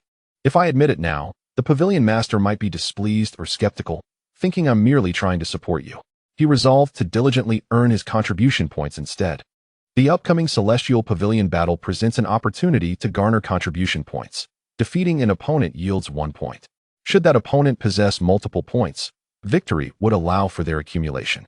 Jiang Ping'an discovered that the Celestial Pavilion battle boasts a history of over 3,000 years, with the highest record set 1,200 years ago, where a prodigy amassed over 500,000 contribution points, a feat yet to be surpassed. That individual is now an elder. Jiang Ping'an, however, is not overly ambitious. He seeks merely 300,000 for the sake of obtaining medicinal pills. Were the disciples of the Celestial Pavilion to learn of his modest aspirations, they would surely scorn him for his naivety. Throughout the annals of the Celestial Pavilion battles, only a select few disciples have ever achieved the milestone of 300,000 contribution points, with most falling short. Come stay with me. My master has prepared a palace where one can accelerate their understanding of the laws. Qian Huanrou extended an invitation to Jiang Ping'an. There's no need, he declined. I harbor too many secrets and prefer to keep my distance from those formidable elders, as it makes me feel insecure. Qian Huanrou did not press the matter further, striving to present her master in a favorable light, assuring him that there was no need to fear standing out too much. Indeed, Jiang Ping'an responded nonchalantly. Even if he were uninjured, it would be imprudent to utilize the battle god technique in plain sight, for when the stakes are sufficiently high, even one's own father could become a target. Upon returning to his previous quarters, Jiang Ping'an began to study the soul's silkworm thread. It is said that this substance feeds on advanced plants. Thus, he plucked a few leaves from the enlightenment tree and placed them onto the soul's silkworm thread. Astonishingly, the previously inert thread began to stir, weaving back and forth over the leaves, devouring them clean in its wake. Jiang Ping'an was left in awe. This substance is truly remarkable. It is neither entirely devoid of life, as it consumes advanced plants to grow, nor is it truly alive, as it does not perish. The soul's silkworm thread gradually transformed into a golden hue, writhing atop the leaves. Jiang Ping'an observed that the small creature was not consuming much, so he cast it upon the enlightenment tree. The soul silk lacks inherent elemental power, allowing it to amalgamate with any attribute. It can embody the principles of annihilation or be infused with the essence of lightning, showcasing remarkable adaptability. Another soul cultivation artifact, the black star, is equally impressive, possessing the mysteries of gravitational and power principles. It comprises 10 layers of runes. With each layer activated, one's combat prowess escalates. Given his current capabilities, he is unable to activate even a single layer, relying solely on the artifact's intrinsic rule attributes for offense. For the foreseeable future, the black star will serve as his primary weapon. Jiang Ping'an retrieved a collection of flesh pieces, remnants of the body of Jindi, the captain of the discipline division, which harbored the essence of power. Sitting beneath the enlightenment tree, he invoked the principle of devouring to absorb the power from the corpse, hastening his comprehension. Regardless of his immediate objectives, grasping the principles is of paramount importance.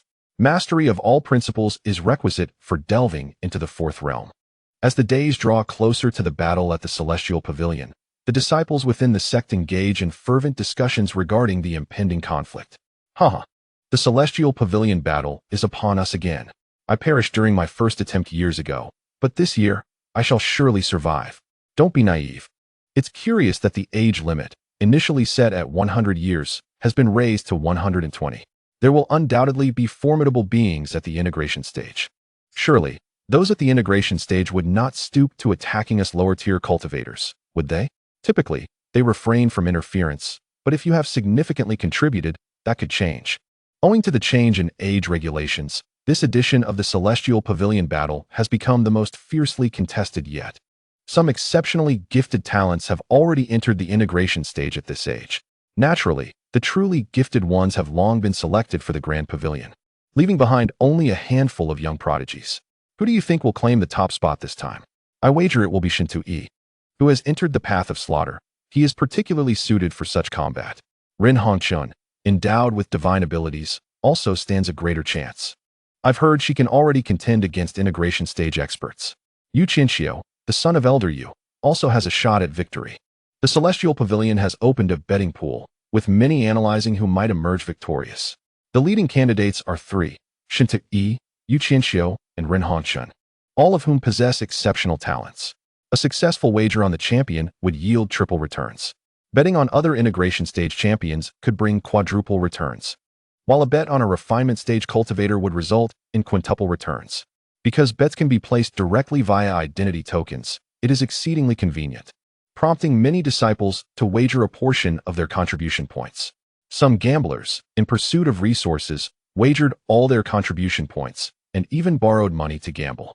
Within the Grand Hall managing the resources of the Celestial Pavilion, a group of disciples was engaged in placing bets through the array, with the projected array displaying the bet amounts and popular candidates for victory.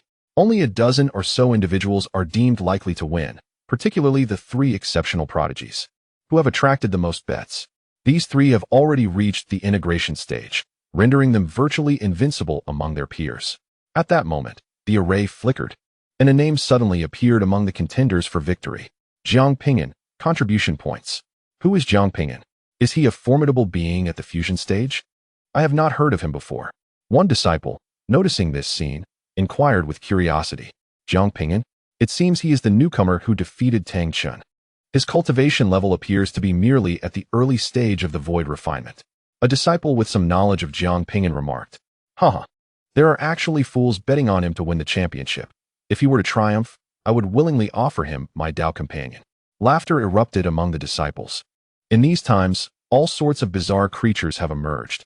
One must have lost their senses to wager on a newcomer lacking the fusion stage to secure victory. Chapter 498. The battle begins. The one who staked 20,000 contribution points on Jiang Ping'an to win was none other than himself. This decision was made after considerable contemplation. In this battle at the Immortal Pavilion, the use of treasures at the fusion stage is prohibited. This significantly alleviates the pressure on ordinary cultivators. As long as there are no fusion stage treasures, he is essentially invulnerable. With a bit of luck, a 5-fold return could transform his 2,000 into 100,000. Furthermore, the contribution points earned during the battle could be sufficient to acquire the 9 Transformation Universe pill and cover the expenses to the main pavilion, allowing him to escape this place of turmoil. A month, for cultivators, is but a fleeting moment. The sound of a bell resonated within the Immortal Pavilion, causing all disciples to tremble, their eyes snapping open, ignited by the flames of battle. It has finally arrived. In this battle at the Immortal Pavilion, I shall undoubtedly make my name resound throughout. My expectations are modest. I merely wish to earn a few thousand contribution points. The disciples were filled with fervor, eagerly awaiting the forthcoming conflict. With the second toll of the bell, a peculiar force emanated from the summit of the Immortal Pavilion, enveloping the entire edifice. In that instant, all disciples felt a disorienting shift, and in the blink of an eye, they found themselves in another realm. Mountains and rivers, deserts and oceans. Countless disciples soared through the air, their bodies appearing ethereal and translucent. Jiang Ping'an's projection also emerged in this space. He raised his hand, and strands of soul silk danced above it. Truly marvelous. How this projection world was created remains a mystery. It felt no different from the outside, with all laws easily manipulated. The only drawback was that even his injuries had been replicated. This posed quite a dilemma. Jiang Ping'an gazed around at the densely packed cultivators, at least 1 million, a small fraction of whom were above the void refinement stage. It is worth noting that these were merely cultivators under 120 years of age. Most cultivators had not even entered. The strength of the Immortal Pavilion alone could sweep across any major force in the wasteland. Commence. Without any further ado, as a commanding woman's voice resonated, all projections solidified into reality, descending onto the mountains and rivers below. Kill. The chaos of battle erupted, a tempest of sword shadows and flashing blades. Various laws shimmering in the void. Shintu Yi, drenched in blood, swung his sword casually, slaying hundreds of cultivators. Yu Qinxiu, who entered the Dao through dreams, deftly manipulated 3 strands of soul silk. With a mere thought, the silk pierced through a multitude of cultivators' bodies in an instant. Possessing extraordinary talents, the enigmatic figure of Yan Hongqian seemed to materialize like a phantom, drawing hundreds of cultivators into a mirrored space, resulting in their elimination. Numerous cultivators showcased their remarkable abilities, wreaking havoc in the arena. In the blink of an eye, those below the void refinement stage were nearly annihilated. All defeated cultivators were transported to the periphery of the projection, where they continued to observe the battle. I am truly unfortunate. I encountered Shintu Yi and was slain in a single strike. What do you mean? I'm even more distressed. I didn't even see who killed me. This is no fun. I came here merely to contribute.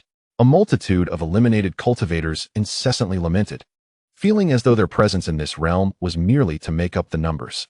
The scene was projected into the space of the Ascension Pavilion, where a group of top-tier experts was intently watching the conflict. Among them was Qian Huanrou, standing beside a woman clad in a flowing white robe, her hair cascading freely, exuding an aura so subtle that it was nearly imperceptible. She appeared as an ordinary mortal, yet her position at the center of the main seat indicated she was far from one. This woman was Luo Su, the esteemed leader of the Ascension Pavilion in Kanglan Prefecture. Having transcended the tribulation stage, her true strength was beyond the comprehension of ordinary beings. Xiao, who is your companion? Luo Su inquired telepathically, recalling her disciple's mention of Jiang Ping'an, who was said to be even more formidable than herself. Thus, she had deliberately extended the age limit for this competition by 20 years to afford him an opportunity. Qian Huanrou's gaze was fixed on the projection ahead, her expression grave. He is injured. Injured? Luo Su responded, slightly taken aback, following Qian Huanrou's line of sight. A man, his aura erratic and coughing incessantly, sat on a stone, appearing less like a combatant and more like a spectator at a show. Luo Su's brow furrowed slightly. This was a condition of foundational damage. How had he sustained such severe injuries? My disciple is unsure. He previously claimed it was a minor injury. Huanrou clenched her fists beneath her sleeves, filled with anger and concern. This man, clearly grievously wounded, had the audacity to dismiss it as a trivial matter.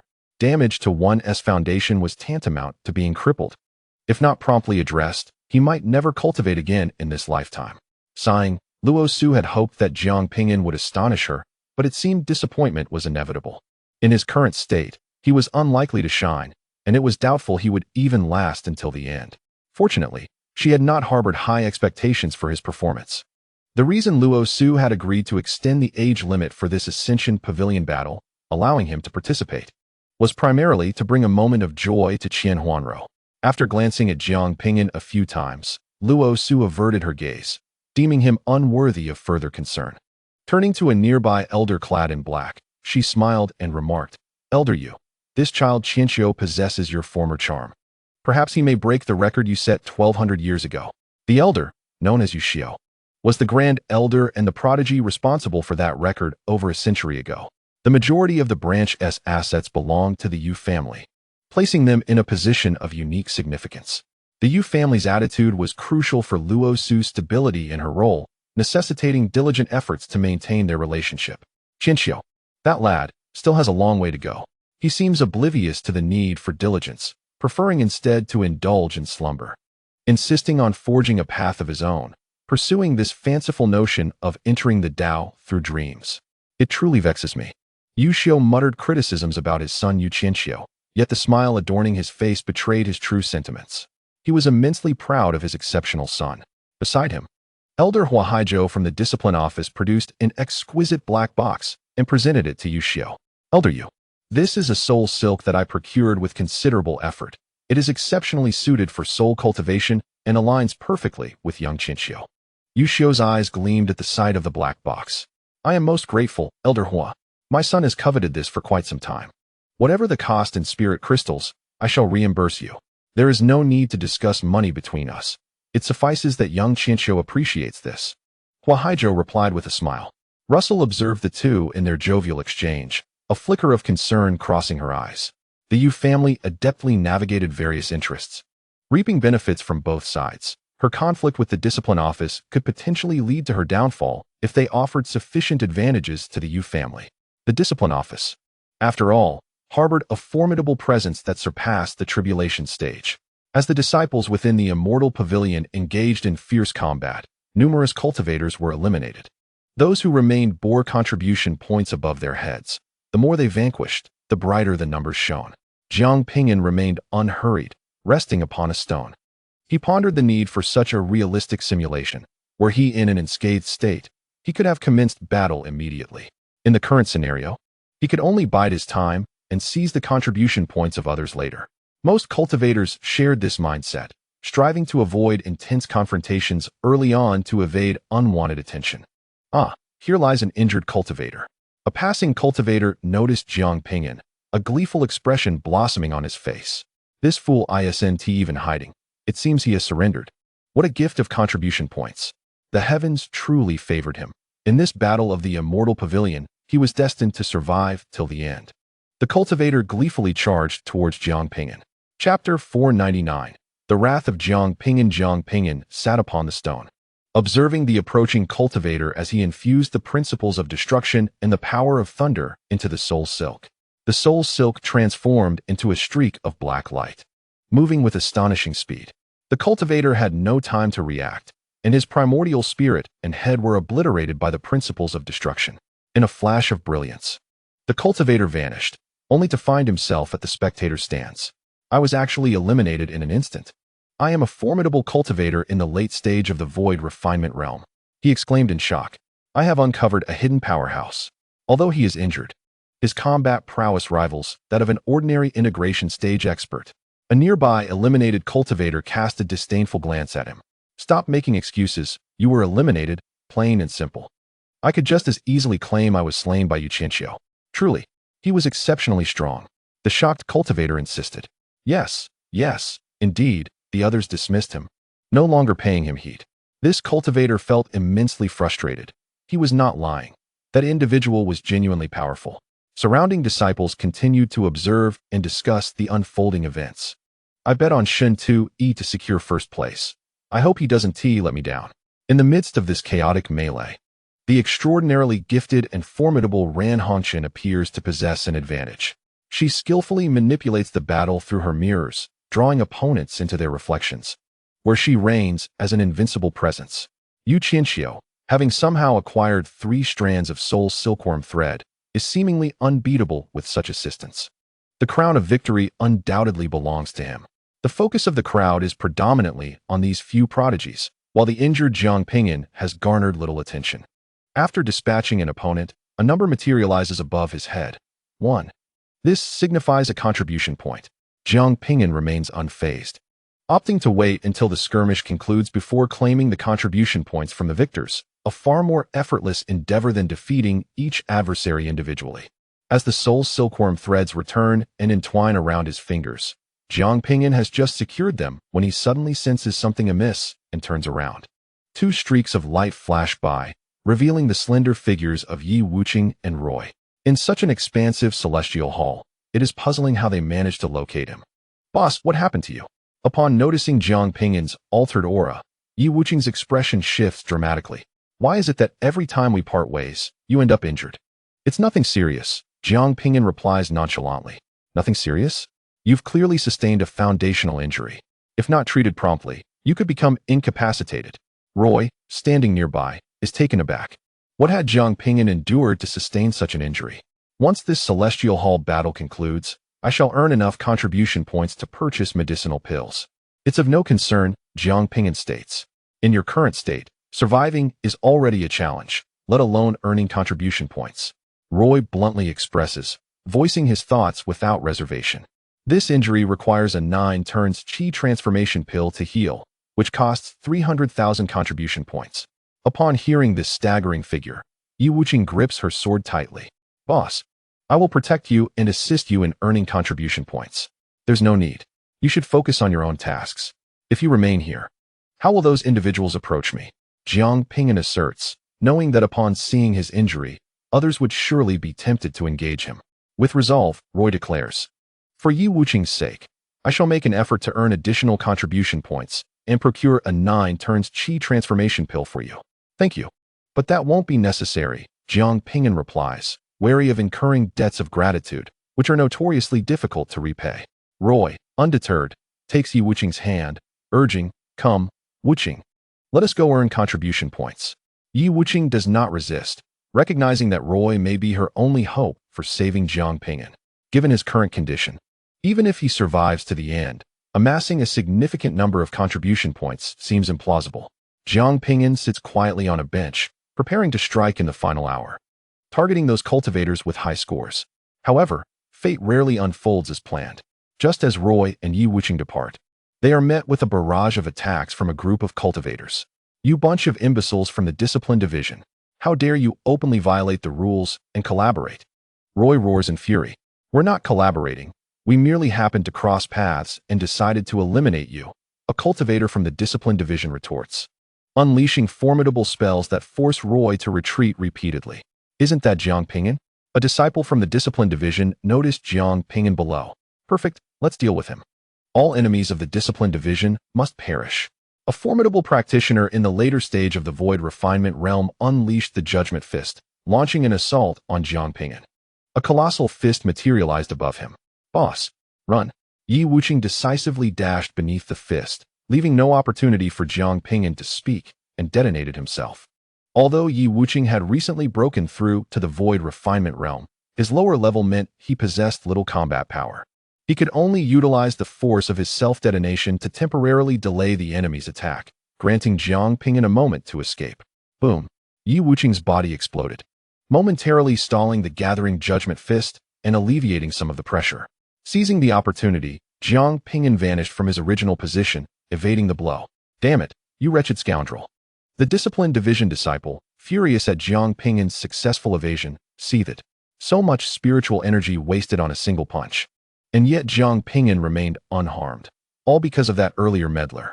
Jiang Ping'an clenched his fist, coldly regarding his adversary. You should keep that foul mouth of yours shut. How dare you instruct me? I'll curse as I please. Wretched scoundrel, wretched scoundrel, wretched scoundrel. What can you do about it? As the enforcement officer from the discipline division hurled insults, he charged at Jiang Ping'an. Although Roy noticed this scene while being besieged, she was helplessly restrained. The disciple from the discipline division moved with astonishing speed, instantly appearing before Jiang Ping'an and swinging his fist. Go die alongside that wretched one. Bang! Jiang Ping'an's fist struck the opponent's face, sending him crashing to the ground, the earth trembling and dust swirling. Feeling the pain radiating from his face, the discipline division disciple's eyes widened in disbelief, overwhelmed by a tremendous shock. How could this be? He was clearly a formidable practitioner in the later stage of the void refinement realm.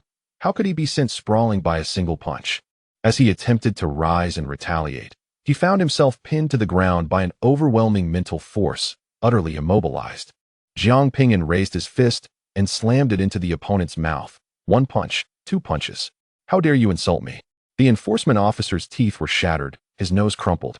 His face became a blur, and his eyes were dislodged. Yet, he remained alive. Jiang Ping'an could have killed him with a single blow, but he chose to prolong the man's suffering. The other disciples of the discipline division were taken aback. What was happening? How could one of their own be the one to fall? Roy, witnessing this spectacle, was equally astonished. Jiang Ping'an, despite his injuries, was still so powerful.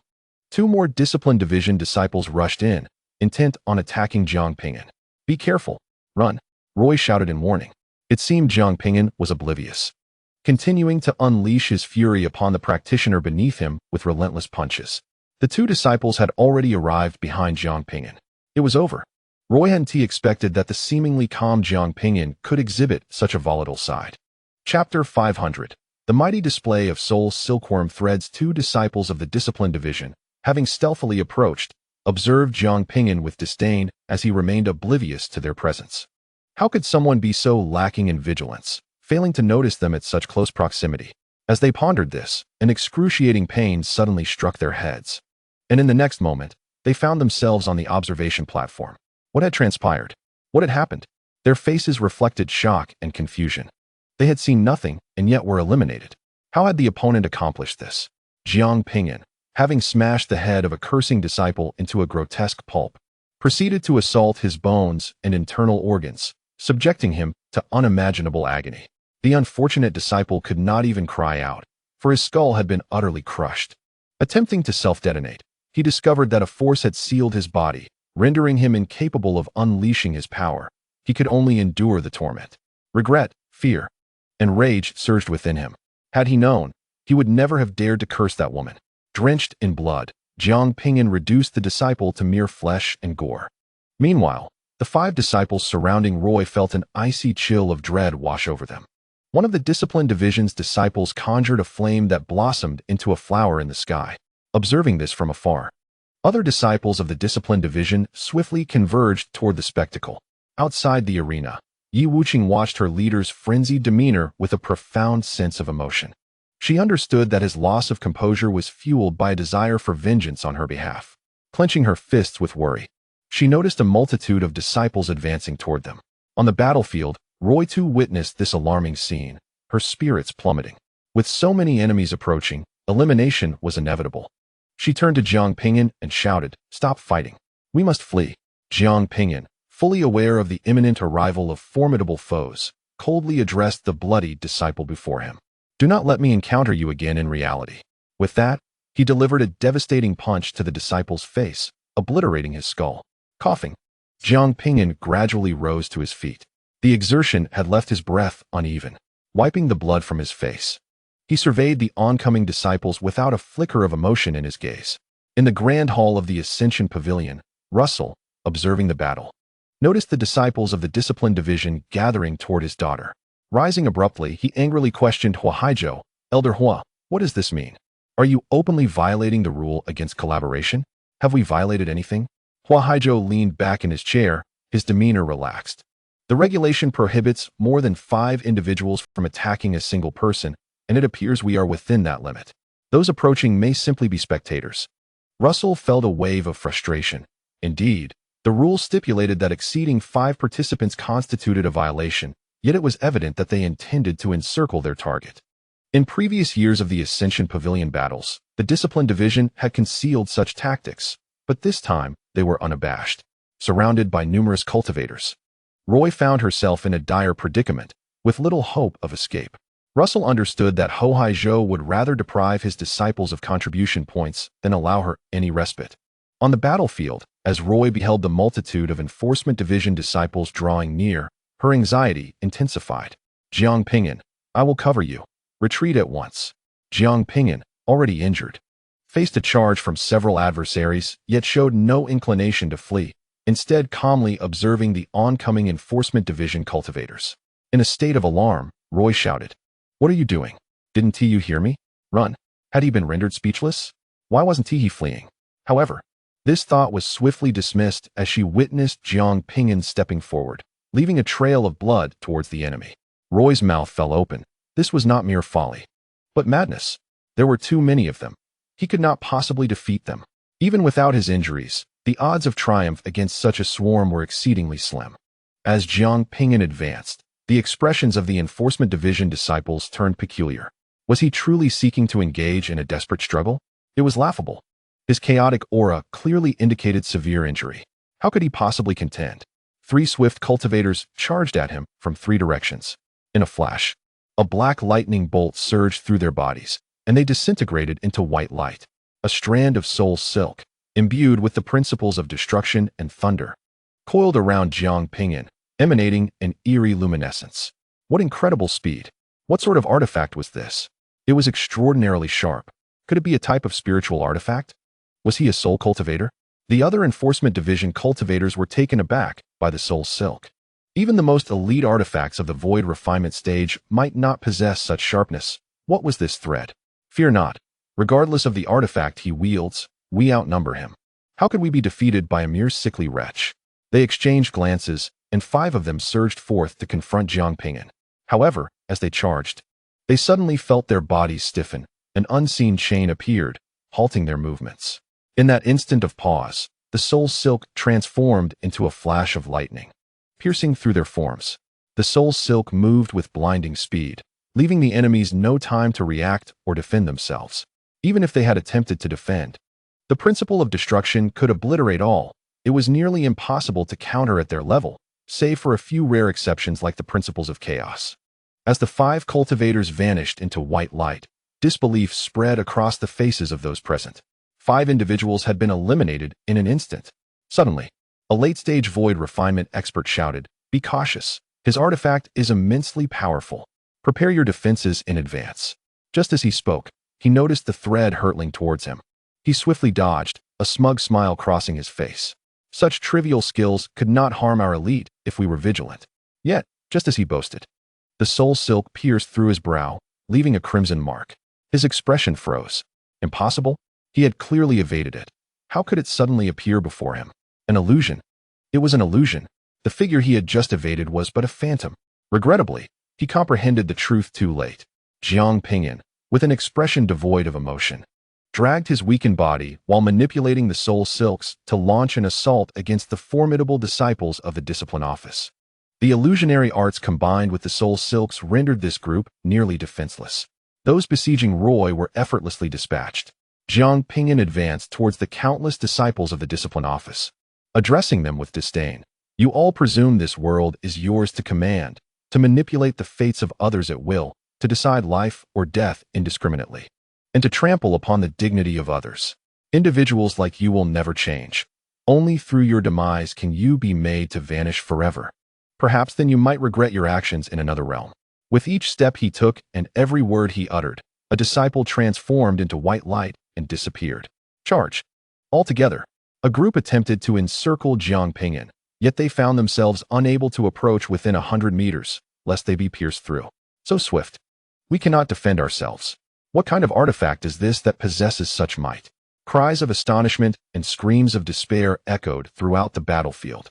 The numbers above Jiang Ping'an's head fluctuated wildly as his garments danced in the wind, his black boots treading upon the blood-soaked ground, while one by one, the disciples of the Discipline Office vanished. Roy stood in the background, utterly astonished. It seemed she had finally grasped why Yi Wuqing held such reverence for this leader. This man was akin to a deity. Without any incantations, merely utilizing a single thread, he had extinguished the elite chosen from the discipline office. Within the grand hall of the Ascendant Pavilion, Elder Huanrou of the discipline office, who had previously worn a smug expression, gradually wore a frown. He had initially believed that with so many disciples at their disposal, eliminating Roy would be a trivial matter. However, he did not anticipate that Jiang Ping'an was also a soul cultivator, possessing the soul silks. While the ordinary disciples were unfamiliar with the soul silks, Huanrou recognized them. He had recently gifted one to the Yu family. Even for him, acquiring a single strand of soul silk required considerable effort. Where had this young man procured such a treasure? Beside him, Russell was equally astonished. She had prepared herself for the elimination of her daughter, never expecting the injured Jiang Ping'an to exhibit such formidable combat prowess. Regrettably, Jiang Ping'an was in a compromised state and could not endure for long. Had she foreseen this, she would have lent him a 9-turn universe pill in advance. Suddenly, Russell noticed something. Sighing helplessly, an end was inevitable. Meanwhile, Huanrou's grim countenance began to ease. Both of them observed a blazing red light surging towards Jiang Ping'an like a bolt of lightning. On the battlefield, Roy was still reeling from Jiang Ping'an's overwhelming strength when she suddenly sensed a terrifying aura. She abruptly looked up towards the sky, her expression shifting dramatically. Changzhuang. Roy swiftly flew to Jiang Ping'an's side, her urgency palpable. We must leave at once. A formidable combined stage expert from the discipline office is approaching. Jiang Ping'an raised his gaze to the searing light in the sky. The figure resembled a blazing sun, radiating unbearable heat. Its formidable presence rendering it impossible to gaze directly upon. Jiang Ping'an was all too familiar with this power, the solar divine body. He had encountered it once before, paying a hefty price to vanquish the foe. However, the solar deity had yet to master the pinnacle of secret arts and had not fully matured. This particular solar body emanated an unmistakable essence of fire, embodying the very essence of flame, with the surrounding space distorting under the weight of its terrifying heat. The solar deity, whether in the wasteland or the primordial realm, was a paragon of divine bodies, exceedingly robust, with flames that bore immense destructive power. Upon seeing Changzhuang approach, the retreating disciples of the discipline division suddenly broke into smiles. Haha, Jiang Ping'an, your doom is at hand. Did you truly believe yourself formidable? Were it not for that artifact, we would slay you like a dog. Even now, despite possessing that relic, your demise is inevitable. Block his path. Do not let him escape. The disciples of the discipline division swiftly encircled Jiang Ping'an, buying precious time for the solar deity, Changzhuang. Roy, fully aware of his impending fate, adopted a relaxed expression. I'll hold Changzhuang off for a moment. You can slay as many as you can. It was nearly impossible to triumph over Changzhuang, a formidable entity in the fusion stage, let alone against the backdrop of numerous other disciples from the discipline division. With a resounding crash, Changzhuang descended to the ground, the earth beneath him fusing into scorched soil. A fire dragon coiled around him, elevating his presence to that of a divine being. The onlookers were filled with awe and trepidation, their excitement palpable. With Changzhuang in play, Jiang Ping'an's demise was assured, a mere matter of a single punch. Changzhuang fixed his cold gaze upon Jiang Ping'an, his voice laced with menace. To offend the discipline division is to invite ruin. And then, Jiang Ping'an's eyes bore into his adversaries. Then, naturally, it is time to send you to your end. First, I shall resolve matters here and collect a bit of interest. When the opportunity arises, I will ensure your departure from this realm. Changzhuang clenched his fists, poised to strike, when suddenly the scene shifted. Jiang Ping'an vanished, along with the surrounding disciples of the discipline division, replaced by the familiar sight of a thatched cottage. He recognized this place all too well, even after hundreds of years. The memories remained vivid. It was here that his mother had met her demise, where he had endured his most harrowing days. What is happening? How did I return here? An illusion. It must be an illusion. Changzhuang sought to escape this vision when the dilapidated wooden door was forcefully kicked open. A man with a pockmarked face entered. Changzhuang, you little rascal. Look at the time. Why aren't you out chopping firewood? The pockmarked man slapped Changzhuang across the face. The sting ignited a fiery pain in his cheek, and he instinctively retorted, I am chopping wood. No, this is an illusion. I have entered the Ascension Pavilion. I have awakened the solar deity. I have become the captain of the discipline division. With a resounding thud, the pockmarked man delivered a heavy kick to Changzhuang's abdomen. The intense pain forced him to the ground, his body curling in agony. You little wretch, the other day I knocked some sense into you. And now you're seeing visions? Get out and chop wood. The pockmarked man cursed as he kicked Chang Zhuang outside. Clutching his head, Chang Zhuang appeared dazed. No. I truly entered the discipline division. I still remember the names of my subordinates. They are called. Suddenly, Chang Zhuang's face turned pale. He had forgotten the names of his subordinates. Forgotten their faces, forgotten the techniques he had learned. Was this truly a dream? The pockmarked face seized Chang Zhuang's body and struck him heavily across the face. What are you babbling about? Do you still wish to eat today? The intense pain etched fear and terror across Chang Zhuang's visage, causing his body to tremble uncontrollably. This was no dream. Dreams do not inflict pain. Entering the immortal pavilion had been a mere illusion. Regret surged within him, awakening from a grand dream. Chang Zhuang was overcome with an unprecedented sense of loss. He remained the same vulnerable woodcutter, subject to the whims of others. In dreams, he wielded the power to kill at will, commanding strength like never before. At that moment, an elderly woman rushed forward, kneeling in desperation, pleading, "Do not strike my son. Please, do not harm my son." The sight of her sent a jolt through Chang Zhuang's heart. Mother. In that dream, she had been beaten to death, yet here she was. Alive, what a blessing. Get lost, you old hag. The pockmarked face, visibly irritated, kicked the woman away. Her head struck the woodcutter's axe, and blood gushed forth instantly. She lay still, devoid of life. Mother. Chang Zhuang cried out in anguish at the sight, pushing the pockmarked face aside as he knelt before her, weeping bitterly. Mother. Mother. Cry for your mother, will you? The pockmarked face stomped down on Chang Zhuang's head, plunging him into darkness. Time passed, and he awoke to find himself in a woman's embrace. Mother. You are alive. Joy surged through Chang Zhuang. What do you mean dead? Of course, I am not dead. I still wish to see you marry. The woman replied with a gentle smile. Chang Zhuang threw himself into her arms, sobbing, You scared me to death. I just had a terrible nightmare about you.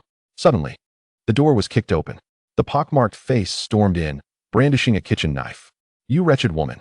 How dare you steal food for this little brat? You might as well feed it to the dogs. He lunged at the woman, slicing her neck with a single stroke, and blood gushed forth. No. Chang Zhuang wailed in heart-wrenching despair. The pockmarked face kicked him aside and dragged the woman's lifeless body, discarding it for the dogs outside. Chang Zhuang could only watch in horror as they feasted upon his mother. The overwhelming agony plunged him into despair, as if his very soul were being torn apart. In that moment, a blinding light flashed. Chang Zhuang opened his eyes once more, now seated in the spectator's stand, tears streaming down his face. Memories long lost surged back into his consciousness. He sat in stunned silence before terror gripped him. Such a terrifying illusion. Chapter 502. Reincarnation.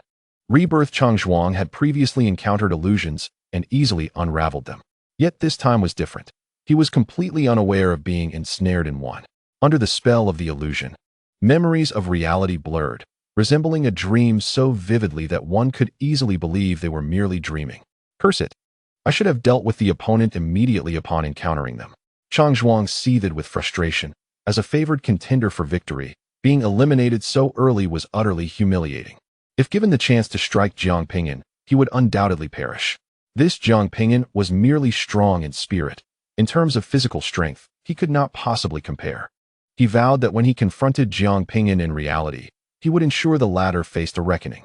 Meanwhile, on the battlefield, Roy, who had prepared himself for death, stood frozen in disbelief. What is happening? How did Chang Zhuang suddenly die? Chang Zhuang experienced an extensive duration within the realm of illusion, yet in reality, it transpired in but a fleeting moment. Others merely witnessed Chang Zhuang pause momentarily before vanishing. Illusion? Roy suddenly recalled Jiang Ping'an's prior use of illusionary techniques within the Five Extremes Ghost Forest, which had even frightened Zhong Lin to tears. What kind of illusion did Jiang Ping'an employ to have vanquished a formidable cultivator in the integration phase? In truth, what Jiang Ping'an manifested was not merely a technique, but rather a unique ability, a fusion of the spectral forces within the Five Extremes Ghost Forest and the inherent power of the eyes. When Jiang Ping'an acquired that enigmatic eye, he became ensnared in a cycle of torment. As his mental fortitude grew stronger, he mastered this power. In recognition of its incessant capacity to ensnare others in cycles of suffering, Jiang Ping'an aptly named this ability reincarnation. It forced adversaries to endure relentless cycles of agony until they succumbed to despair and death.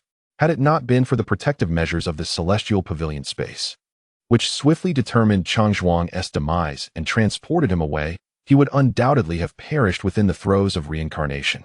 The previously self-satisfied cultivators of the discipline office were left in a state of bewilderment. How could a powerful cultivator in the integration phase be inexplicably slain? How was this accomplished? A mental assault? Was this individual a monster capable of dispatching integration phase cultivators in an instant? Retreat. We must hastily withdraw. Do not flee in a single direction. Disperse. It is impossible for him to pursue us all alone. Aware of their inability to contend with Jiang Ping'an, the members of the discipline office swiftly resolved to scatter in all directions. Dispersed flight was the most prudent strategy to mitigate losses. Seal. With that utterance, numerous chains surged forth, encircling the space and obstructing the escape routes of the gathered cultivators. Eyes widened in horror, and a chill ran down their spines. What kind of sorcery was this? It could even seal space. Brothers, Jiang Ping'an has launched an attack against us. According to the rules, we are entitled to retaliate. With our numbers combined, he is surely doomed. A cultivator exclaimed. Hearing this, the others immediately grew fervent. Indeed, there existed such a regulation that permitted those under assault to strike back, even if their numbers exceeded 5. Since Jiang Ping'an had attacked them collectively, they were all empowered to retaliate. With their combined might, they believed they could easily overwhelm any foe not in the integration phase. However, just as they prepared to launch their counteroffensive, Jiang Ping'an's intent conjured an ethereal silhouette. Upon beholding the visage of this figure, all who noticed were struck with astonishment. It was Captain Jindi of the discipline office. What was happening? Why had Jiang Ping'an manifested a projection of Captain Jindi? While the crowd remained perplexed, Jindi suddenly invoked the laws of heaven and earth, conjuring a terrifying fist that spanned thousands of meters above the assemblage of cultivators. The Judgment Fist. This was inconceivable. How could a mere projection wield the Judgment Fist? An illusion. It had to be some form of illusion. As they witnessed the apparition executing the discipline office's ultimate secret technique, many felt as though they had fallen victim to an illusion once more. Unwilling to accept the reality before them, the furious Judgment Fist descended from the heavens, akin to falling stars, striking heavily upon the assembly of law enforcement cultivators. In an instant, all adversaries vanished without a trace. The earth trembled violently, dust swirling in the air, as Jiang Ping'an's dark hair danced lightly. He coughed softly twice, his pallid visage betraying no emotion, as if he had merely crushed a swarm of ants. Roy gazed at Jiang Ping'an's retreating figure, his chest heaving violently. Stunned disbelief forcing his hand to cover his mouth, a shock within him that defied description. What manner of sorcery is this? How could it harness the power of a cultivator at the integration stage? This was Jiang Ping'an's own creation, a technique that borrowed the strength of the deceased, linking the laws of heaven and earth, allowing the talents and powers of the departed to be reborn. He named it Rebirth, a boon bestowed by the emperor.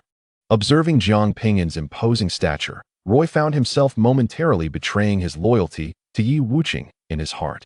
A severely injured Jiang Ping'an exhibited such formidable strength. How terrifying must he have been at the height of his power? Jiang Ping'an raised his gaze toward the sky, sensing numerous formidable beings watching him. One among them emanating a palpable hostility, Elder Huaizhou of the Law Enforcement Division.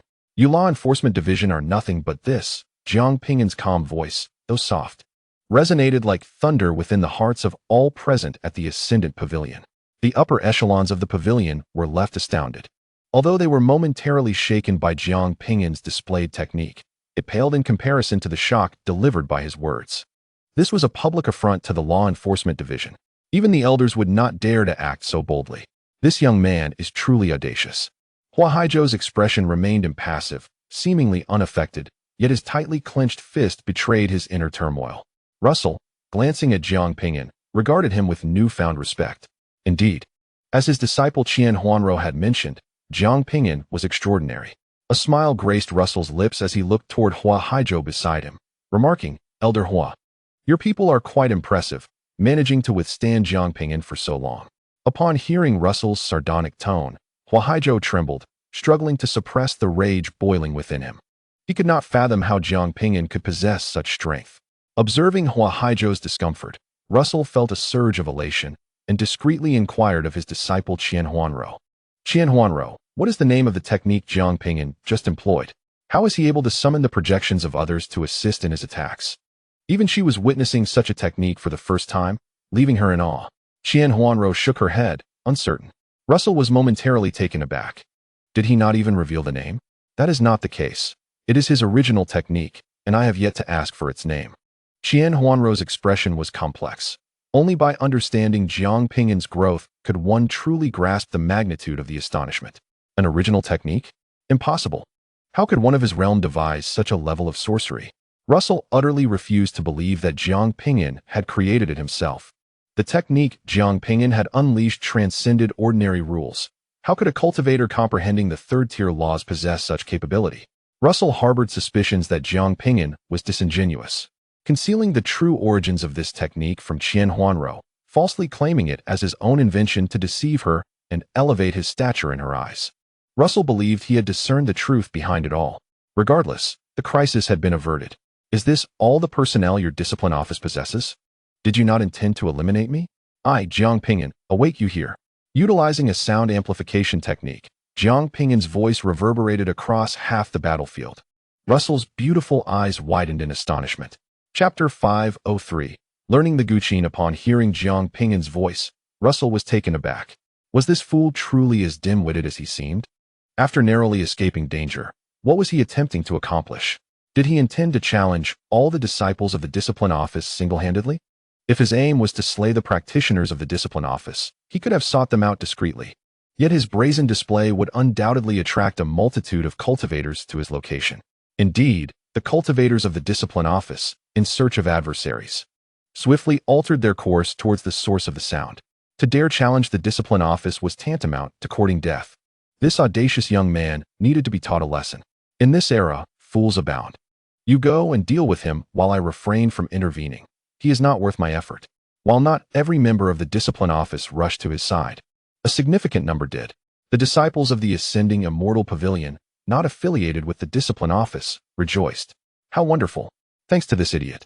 The disciples of the discipline office were lured away. I wager this fellow will not survive half an hour, not even the time it takes to brew a cup of tea. Jiang Ping'an, having yet to experience the fierce wrath of the discipline office, was unaware that a single blow from a practitioner at the integration stage could easily obliterate him. Regardless of who they were, none could comprehend Jiang Ping'an's actions. What difference did it make from seeking death? Although death in battle here was not permanent, being eliminated meant forfeiting the chance to earn contribution points. Even prodigies of the caliber of Yu Qianqiu or Ran Hongchun had to tread carefully in this conflict. Yet, here stood Jiang Ping'an, brazenly provoking the discipline office. Jiang Ping'an soared to the summit of a nearby mountain, settling beneath a lush tree, delicately toying with soul silk. A throng of disciples from the discipline office encircled him from all directions. Roy, witnessing such a multitude, felt a surge of anxiety. Why be so impulsive and draw such a crowd? We cannot contend with them. You should leave. This place is perilous. Jiang Ping'an spoke softly. Leave? What would Wu Qing think of me if I did? Even in death, I cannot abandon this place. Roy understood the danger, yet if he remained, she could not flee either. As you wish. Jiang Ping'an waved his hand gently, causing nearby trees to splinter as he gathered spiritual energy into threads, crafting a rudimentary Guqin. Roy, observing this spectacle, suddenly comprehended something. I have heard that certain sound-based techniques can perform area attacks. Do you possess such a secret art? I do not. Jiang Ping'an positioned the Guqin before him, gently plucking its strings. Then what are you doing? Roy inquired, perplexed. I possess a score for nurturing souls, feeling rather idle. I thought I might practice a bit. Since Jiang Ping'an first stepped into the realm of cultivation, he has vanquished numerous cultivators, acquiring a collection of musical scores and scripts from them. He tossed the scripts to Xiaobai, while the musical scores lay neglected in a corner. As today seemed a fitting occasion to study them, Roy's delicate face was etched with confusion. Hundreds of adversaries were on the verge of assaulting them. Yet he chose this moment to practice music? Surely, this must be a jest. Indeed, Jiang Ping'an was reputed to possess extraordinary musical prowess, a skill imbued with formidable lethality. However, Roy swiftly dismissed this notion, for she observed that Jiang Ping'an's playing was reminiscent of a novice, his movements awkward and unrefined. You're quite something, Roy remarked. Realizing that this individual was merely courting death, she approached Jiang Ping'an, thrusting a sword into his hands before swiftly slashing her own throat. With no means to flee and unable to contend with the oncoming threat, she relinquished her contribution points to Jiang Ping'an, leaving him to fend for himself as she sought out a more heartless diversion. The number above Jiang Ping'an's head surged to 151, accumulating the contribution points from those cultivators he had previously slain, along with the points from those they had defeated. Yet, a mere 151 points proved insufficient to procure the coveted 9-Qian pill. He had initially planned to intervene at the last moment, but the conduct of the discipline division had incensed him. Thus, he would engage in battle immediately. Jiang Ping'an discarded the sword and continued his examination of the musical scores. The approaching cultivators from the discipline division gazed at his actions in utter bewilderment. What was he doing? Was he employing sound wave techniques? Some speculated. Yet, it hardly resembled a technique. There was no indication of sound wave influence. Observing his clumsy playing, it appeared he was merely learning to play the instrument. The cultivators stood dumbfounded for a moment, fury overtaking their features. Never had they encountered such arrogance. Did he hold them in contempt? Do not interfere with me. I shall eliminate him first, they declared, infuriated by his perceived disdain. At this moment, as he practiced, what did he consider them to be? Trash? They were all elites. After all, one particularly swift cultivator charged towards Jiang Ping'an.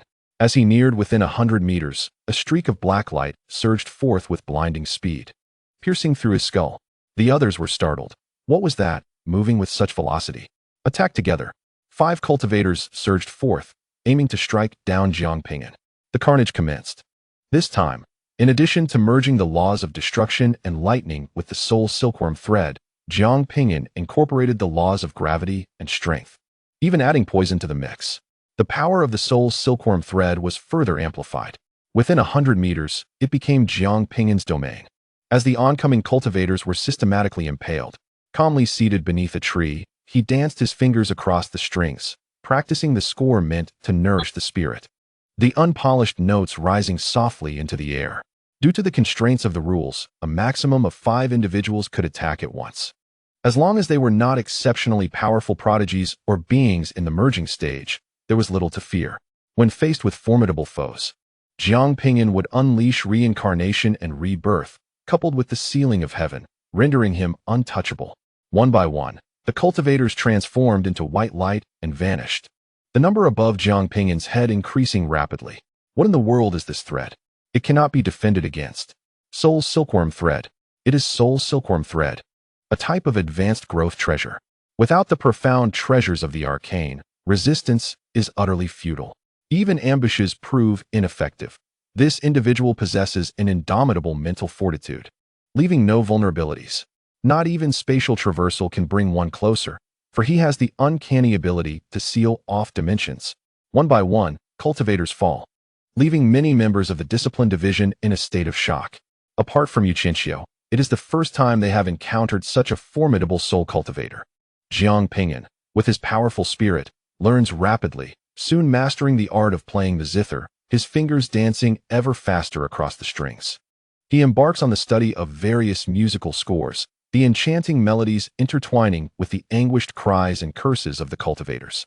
On the mountaintop, beneath the verdant canopy, with leaves swirling gently, Jiang Ping'an sits upon the ground, wholly absorbed in the music. The soul silk dances in harmony with the zither's notes. When the melody becomes fervent, the soul silk turns wild, and when the tune shifts to sorrowful strains, it becomes elusive. Jiang Ping'an's spirit merges seamlessly with the music, achieving an exquisite transcendence, growing ever more powerful. In that moment, he seems less a harbinger of death and more an artist performing a sublime spectacle, captivating all who bear witness. The gaze of the upper echelons of the ascending Immortal Pavilion suddenly fixates upon Jiang Ping'an. The Grand Elder Yusho observes Jiang Ping'an's performance, a flicker of astonishment crossing his features. This young man's talent in soul cultivation is at least half that of my own son. Chapter 504. A spark of courage upon hearing Yusho's appraisal of Jiang Ping'an. Many high-ranking members of the ascending Immortal Pavilion regard him with newfound respect. To reach even half the level of Qian is indeed remarkable. Pavilion Master Luo Su turns to her apprentice, Qian Huanrou, and remarks, "Little Ro, I did not anticipate your partner's soul cultivation talent to be so exceptional." Qian Huanrou opens her mouth as if to speak, but ultimately refrains. If she were to suggest that Jiang Ping'an's soul cultivation prowess paled in comparison to his physical and spiritual cultivation, her master would surely dismiss her claim. Luo Su continues to mock Elder Huahaijiu, saying, "Elder Hua, this batch of young disciples from the discipline division seems lacking. Are they preoccupied with persecuting others rather than focusing on their own cultivation?" Huahaijiu, gripping the armrest tightly, replies coldly, "That may be true, but they are still superior to your daughter." With audacity, he adds, "You all dare to besiege my daughter and yet speak so brazenly. Moreover, who told you that this is the true body of the pavilion master's daughter? Is it not possible that it is merely an ordinary avatar?" Luo Su casts a disdainful glance at Huahaijiu, eager to observe her daughter's performance in the grand selection battle that will occur 4 years hence. Huahaijiu, with a leisurely tone, states, "I have heard that the pavilion master is gravely injured. I wonder if she will survive until then." Luo Su, smiling, responds, "Thank you for your concern, Elder Hua. My injuries have healed, and until you reach this realm, you shall never comprehend the true depth of this power." Bang! Huahaijiu's expression darkens as he crushes the armrest beside him. "I have matters to attend to. I must take my leave." With that, Huahaijiu vanishes from sight. Luo Su, in high spirits, turns her attention back to the battlefield, fixating on the man serenading the zither. Jiang Ping'an plucks the strings, immersed in the enchanting melodies. As the soul silk dances like a performer, reaping the lives of the members of the discipline division. Uncertain of how many have perished, the disciples of the discipline division finally come to the grim realization that they are utterly incapable of harming Jiang Ping'an. No one dares to approach any longer. Suddenly, a thunderous roar reverberates from the edges of the immortal pavilion's realm. Upon hearing that voice, the disciples realized that the celestial pavilion space began to contract. With each passing hour, the space would diminish by 1/10, intensifying the clashes.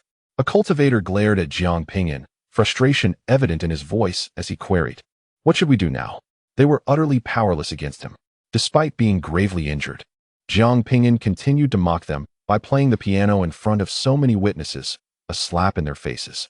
"Let us retreat. He is not worth it. Accumulating contribution points is more important," someone lamented. "Retreat? That would be too humiliating. We can't just back down after failing to subdue him. If you're so impressive, you take him on." The crowd of cultivators departed, cursing under their breath. Despite their resentment and anger, they could only endure, realizing that lingering here served no purpose. A group of discipline division disciples left in resignation, while Jiang Ping'an remained oblivious to their presence, lost in the melodies of his music, even forgetting the purpose of this challenge. In the midst of his performance, he grasped something elusive, a feeling he desperately needed to explore further. With the battles concluding around him, the powerful figures turned their attention elsewhere. Jiang Ping'an's display was remarkable, yet it paled in comparison to the prowess of several other top talents. Shen Tu-yi, a master in the art of killing, grew more formidable with each encounter, exuding a palpable aura of lethal intent that could obliterate low-tier cultivators. Ran Hongchuan, gifted with divine abilities, wielded the force of reflections, ensnaring opponents within her mirrored domain, where none could escape once drawn in. Yu Qianxiu commanded 3 strands of soul silk, sweeping through the battlefield with unmatched dominance, instilling fear in all who dared approach. The numbers above their heads had already surpassed 10,000, far ahead of the others. Ran Hongchuan, go for it. I'm betting on your victory. Yu Qianxiu, strike faster. You're on the verge of surpassing the others. Shen Tu-yi, unleash even more ferocity. Most cultivators focused their attention on these 3, certain that the champion would emerge from their ranks. As time progressed, the number of eliminated disciples swelled, and the intensity of the battles escalated. With cultivators showcasing their unique abilities and employing their most profound secret techniques, Jiang Ping'an remained enraptured by his music, and many passing cultivators, witnessing this scene, were left questioning their sanity. Is he truly playing the piano in such a place? Is he out of his mind? Does he think this is a banquet? Greed for Jiang Ping'an's contribution points spurred these individuals to launch attacks against him, ultimately reducing themselves to mere statistics on his score. The boundaries of the celestial pavilion space continued to contract, and the remaining disciples grew increasingly formidable. The number of ambushes against Jiang Ping'an gradually increased. However, as his contribution points surpassed 10,000, the frequency of these sneak attacks began to wane. Those who had survived thus far were undoubtedly astute. A person who recklessly played the piano while possessing such a substantial number of contribution points could not be a simple character. Gradually, the skirmishes on the battlefield diminished. And when the 5th hour arrived, marking the 5th contraction of the celestial pavilion space, all combat ceased. Nearly 10,000 remaining cultivators faced each other in a tense standoff. Their expressions grave. Those who had survived to this point were anything but ordinary. The next hour would prove to be the most arduous, with the potential for anyone to perish. Every individual bears immense pressure. Should they falter, their previous efforts would be rendered futile, and their contributions would be relinquished. Many are reluctant to continue the fight. A robust man stood atop a peak not far from Jiang Ping'an, burdened by anxiety. Upon hearing Jiang Ping'an play the lute, he grew irritable and cursed. "What trash are you playing? It sounds worse than my pet unicorn dog's flatulence. Cease immediately, or I shall shatter your skull." The music abruptly ceased. Coughing, Jiang Ping'an opened his eyes and exhaled deeply. Remarkably, the melody possessed such extraordinary utility. He felt as though his soul had been purified, enveloped in an unprecedented tranquility, with his mental acuity even enhanced. What nonsense! Is this even worthy of being called music? The burly man, overhearing Jiang Ping'an's mutterings, was uncertain whether it was mere insolence or a way to vent his frustrations through insults, and he hurled further curses at Jiang Ping'an. Jiang Ping'an gazed back with indifference. "Why do you stare at me? If you're unsatisfied, come forth in battle. I shall obliterate you, you pitiful weakling." The robust man, observing Jiang Ping'an's pale complexion and unstable breath, clearly wounded, felt no fear. Suddenly, he stiffened, inexplicably kneeling and weeping profusely until he vanished from sight. Transported to the spectators' platform, the burly man remained stunned for an extended period, trembling incessantly. He vowed never to encounter Jiang Ping'an again. The experience was far too terrifying. A nightmare he wished to avoid. The torment of the mind, rather than physical annihilation, constituted true suffering. Jiang Ping'an watched as the remaining talented individuals hesitated, murmuring, "If we do not persist in the fight, how shall we reap the final rewards? Allow me to instill some courage." He placed his hands back on the lute strings and gently strummed. With a resonant pluck, the souls of all present on the battlefield quivered. An exhilarating battle hymn resonated, igniting an uncontrollable fervor within, as their blood surged and powerful auras erupted from their beings. "Kill!" A voice cried out, and the once quiet battlefield erupted into chaos. Spells soaring through the air, igniting fierce combat. "Damn it! Which fool is stirring trouble?" Chapter 505. The shock of the crimson dust. Many cultivators had grown weary of battle, merely wishing to endure the final hour in peace. Yet, with the onset of this melody, everything transformed. The tune stirred their blood, unleashing an uncontrollable warrior spirit within. Despite their reluctance to fight, they found themselves clashing with one another. It was Jiang Ping'an. His music had influenced them all. Seizing the moment, a disciple from the discipline office directed the blame toward Jiang Ping'an, urging everyone to unite against him. However, just as he finished his exclamation, a heavy fist struck him, nearly obliterating him and causing him to spew blood.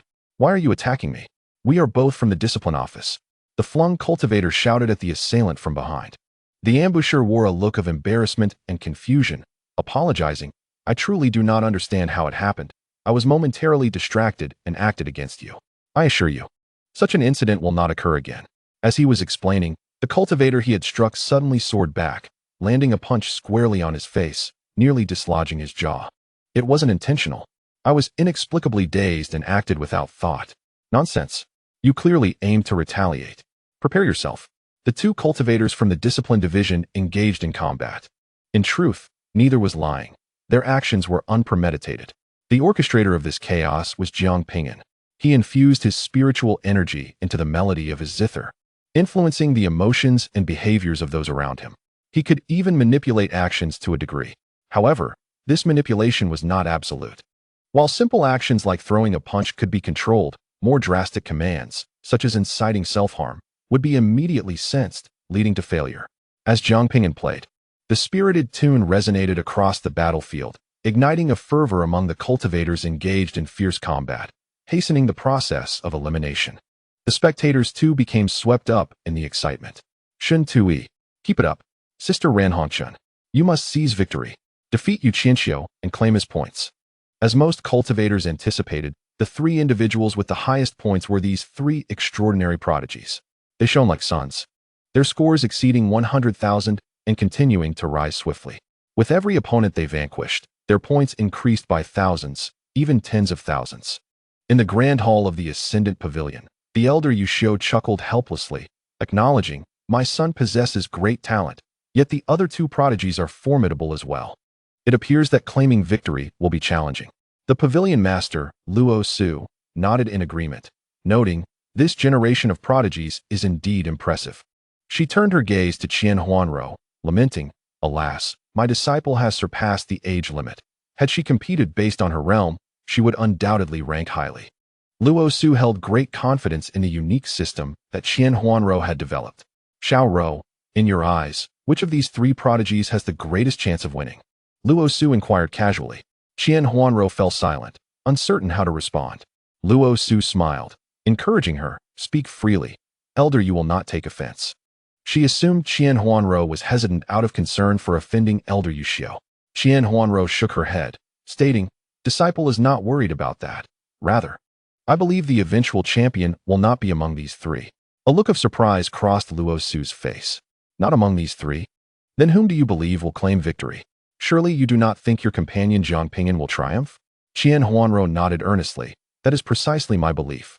Laughter erupted from Luo Su and the senior members nearby. This young girl seemed to hold Jiang Ping'an in high regard, to the extent of expressing such a sentiment. Jiang Ping'an's performance was indeed impressive, yet he was clearly at a disadvantage compared to the other prodigies. In fact, he was outshone even by some ordinary cultivators in the integration stage. At present, Jiang Ping'an could only play his zither, utilizing his spiritual force for self-preservation.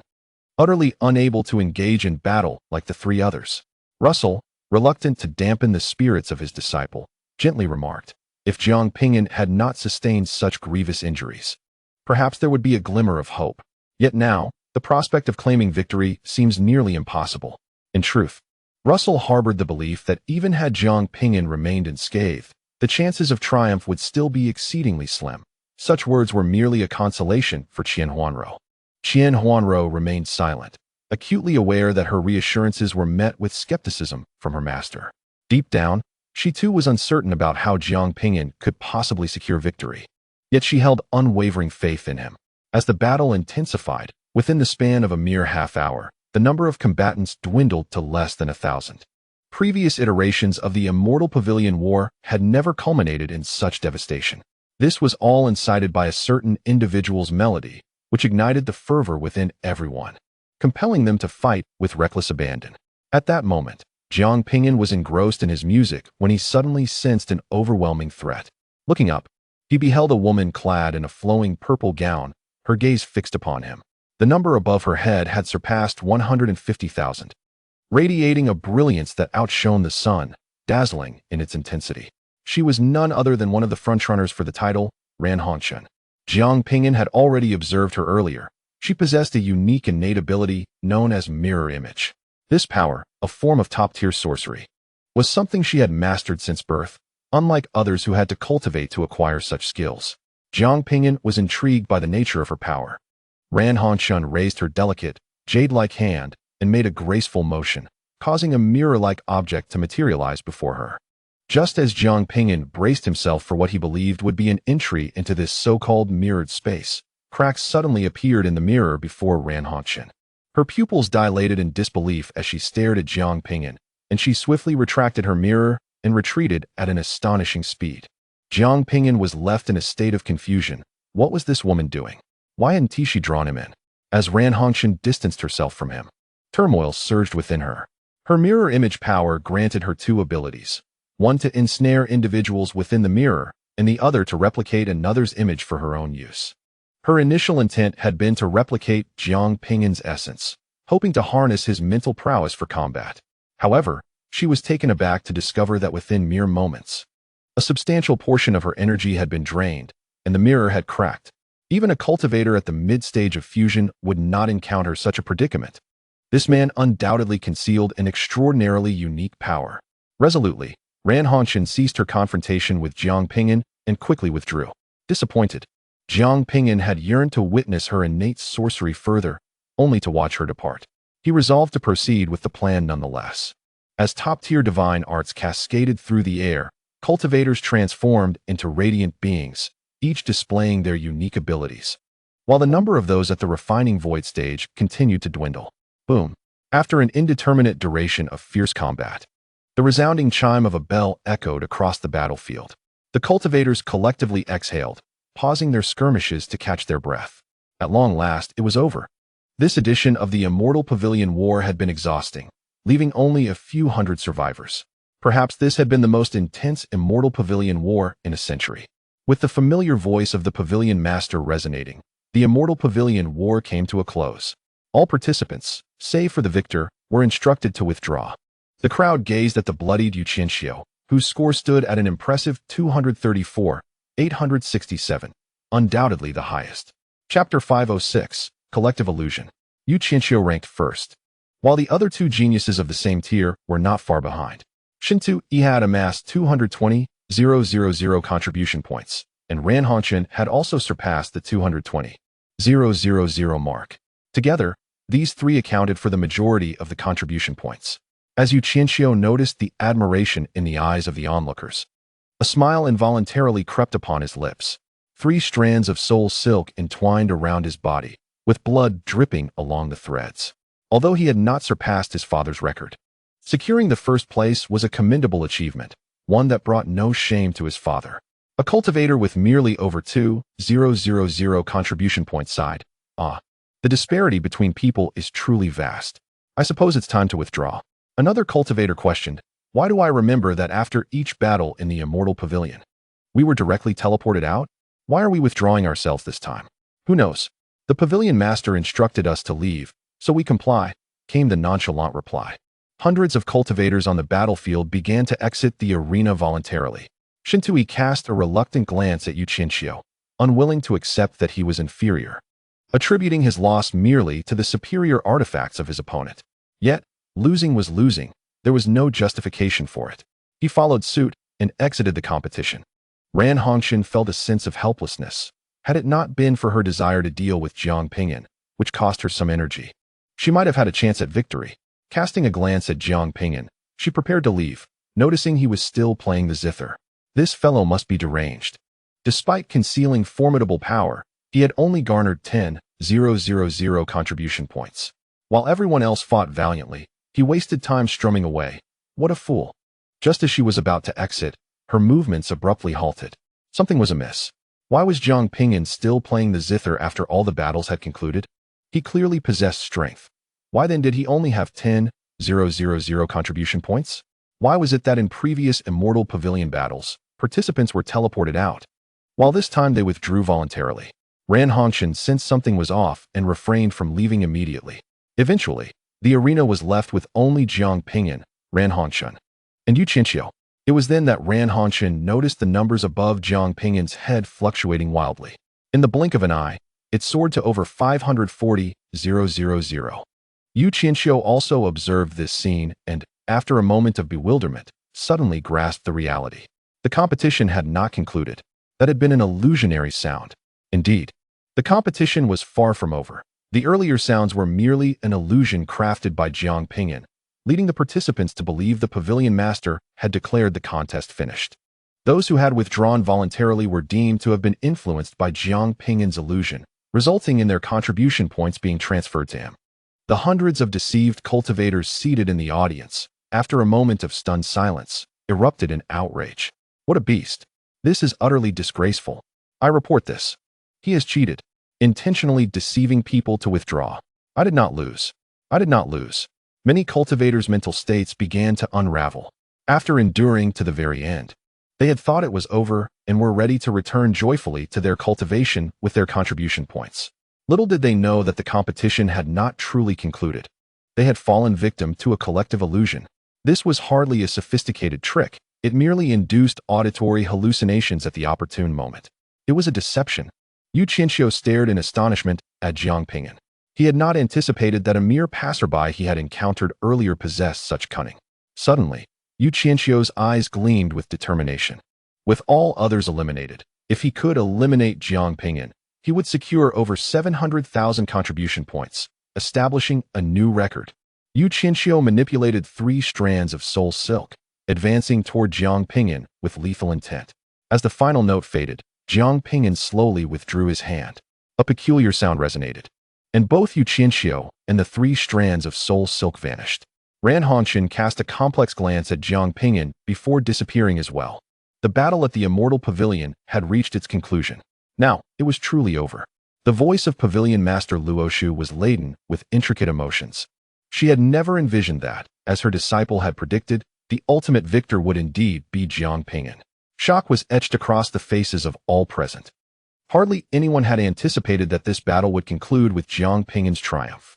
In the entire battlefield, only Jiang Ping'an remained, seated upon a high mountain beneath verdant trees. Cradling a guzheng, his somewhat pallid visage bore no trace of emotional upheaval, as though securing first place was merely a matter of course. The assembly of cultivators erupted in outrage, rising to decry him. A despicable scoundrel. He is nothing but a treacherous rogue. This contest does not count. How can someone like him deserve first place? My contribution points, I've wagered them all. Who would have thought a worthless individual would seize victory? Jiang Ping'an's unexpected triumph astounded everyone.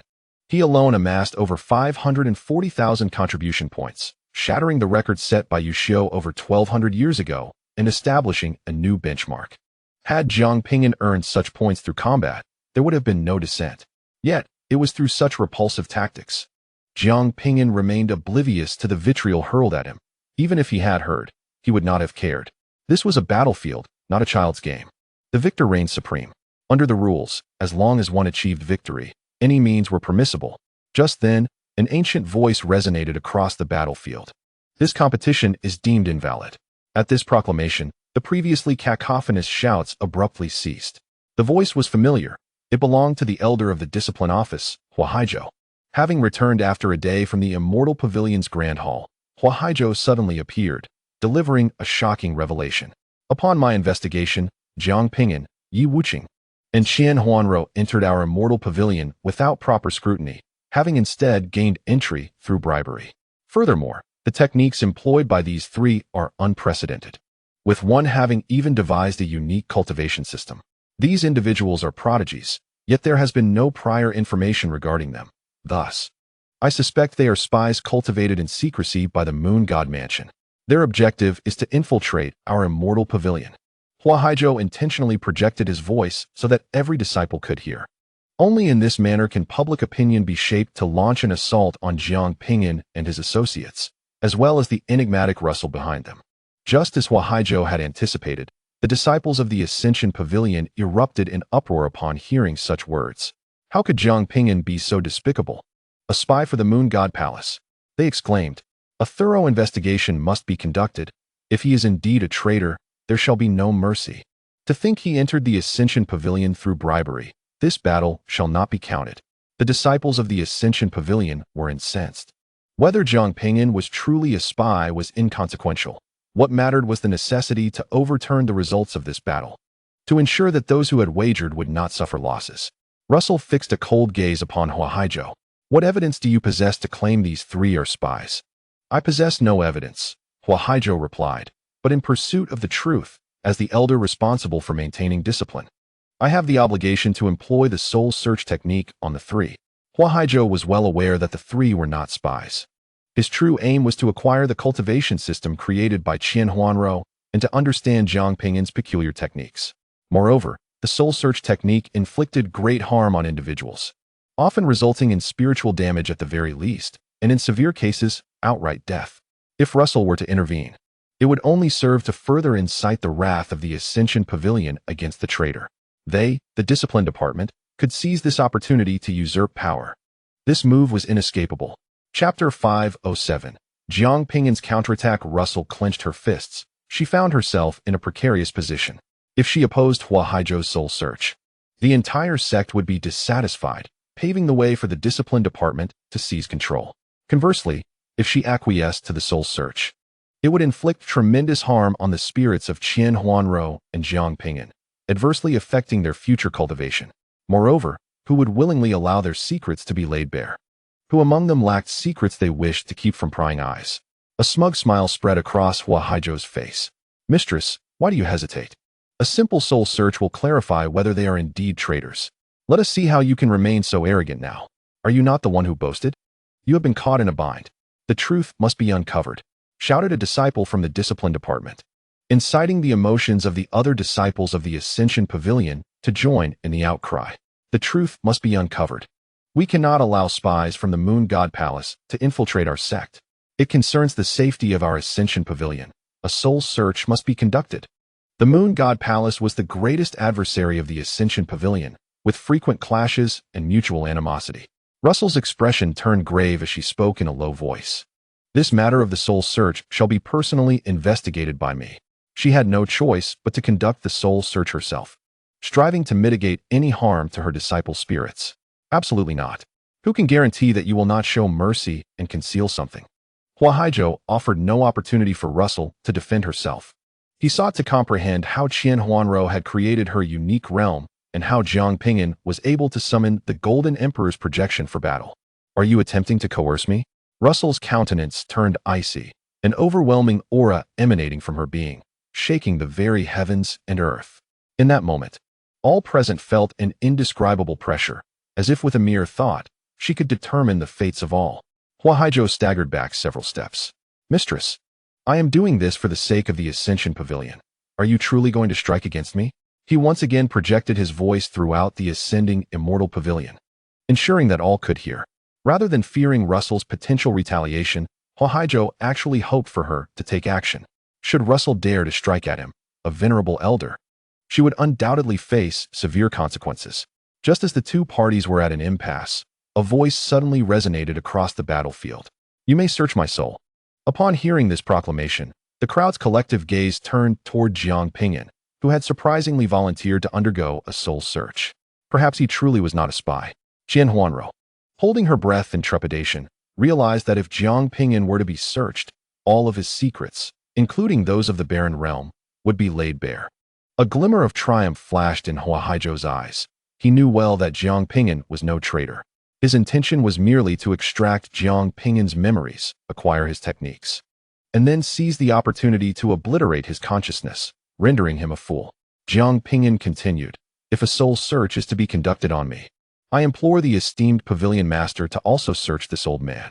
During my time at the ascending Immortal Pavilion, I have observed that the discipline department has been tyrannical, oppressing disciples and creating internal strife, actions that are characteristic of a spy.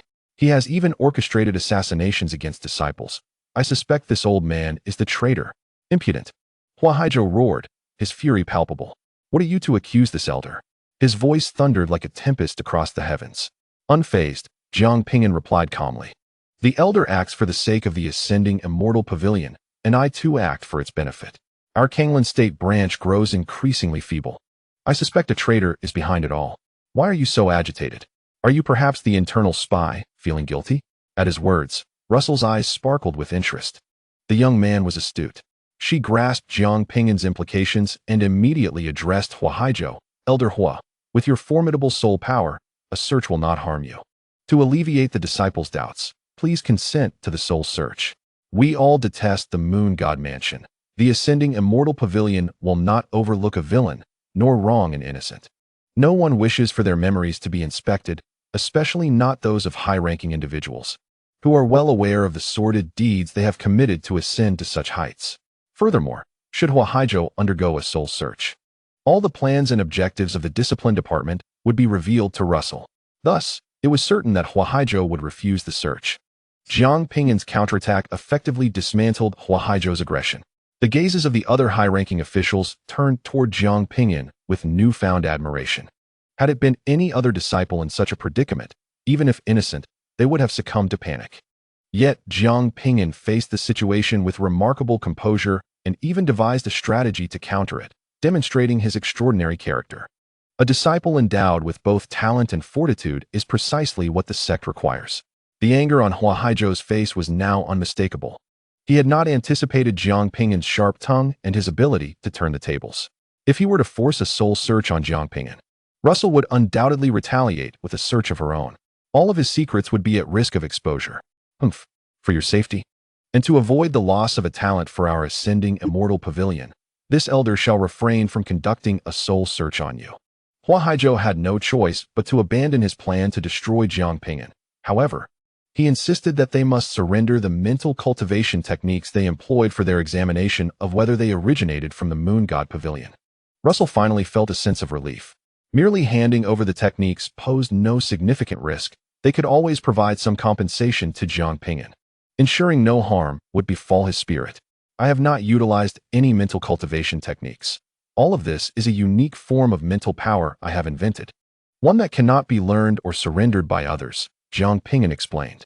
Huanrou was entirely unconvinced by Jiang Ping'an's words. Do you truly believe such a fabrication can deceive anyone? Do you think we are all fools? Someone of your caliber could create such advanced power? Jiang Ping'an projected the ability of Jindi, which bore resemblance to the innate divine talents of Qian. In this moment, Jiang Ping'an's claim of having invented a divine ability was met with skepticism from everyone present. They all regarded it as a mere excuse to evade surrendering the techniques. Only Yi Wuqing and Huanrou were privy to the truth. A weak cough escaped Jiang Ping'an's lips as he feigned disinterest in further explanations. Proceed with the soul search. Esteemed Pavilion Master, you should first interrogate this old man. I suspect he is a spy for the moon god pavilion. An eerie silence enveloped the entire sect. Everyone was taken aback. It was the first time they had witnessed such audacity from a cultivator, daring to disrespect a judge from the discipline hall. Even the other elders lacked such courage. Observing Huanrou's silence, Jiang Ping'an took the initiative. Hurry now, conduct the soul search. Are you afraid, old man? Is it fear of revealing your identity, or perhaps guilt from your misdeeds that keeps you silent? Huanrou trembled with rage, since assuming this position. No one had ever spoken to him in such a manner. Just wait. Should I discover that you are indeed a spy, I will eliminate you at the first opportunity. Huanrou stormed away in fury. After all their efforts, he had only succeeded in embarrassing himself without gaining anything. Jiang Ping'an called out, "You refuse to conduct the soul search? I see you, old man, as the true spy. Pavilion Master and esteemed elders, quickly apprehend this traitor." The crowd murmured in astonishment. This young man was indeed audacious, provoking Huanrou to such a degree. Yet, paradoxically, his actions secured his safety, indicating his unwavering allegiance to the Pavilion Master. As long as the Pavilion Master stood, he would remain unharmed. Chapter 508. Just don't speak in front of the Pavilion Master. This year's battle of the Immortal Pavilion comes to a close, and the champion is Jiang Ping'an. Russell proclaimed, announcing the outcome of the competition. Although the event had its share of tumult, the result remained unchanged. Many disciples felt a sense of resentment and dissatisfaction, but their opposition was futile in light of the Pavilion Master's declaration. The disciples responsible for managing the betting pool were left dumbfounded. Among so many wagers, only one individual had successfully predicted the outcome. They hurried to ascertain the identity of this courageous soul who had staked 20,000 contribution points on Jiang Ping'an. Their suspicions were confirmed. It was indeed Jiang Ping'an himself. Many among the onlookers were envious to the point of nearly grinding their teeth in frustration. In that moment, Jiang Ping'an had accrued a staggering 100,000 contributions. Adding the 50,000 plus contribution points he won during the battle, he amassed over 600,000 points.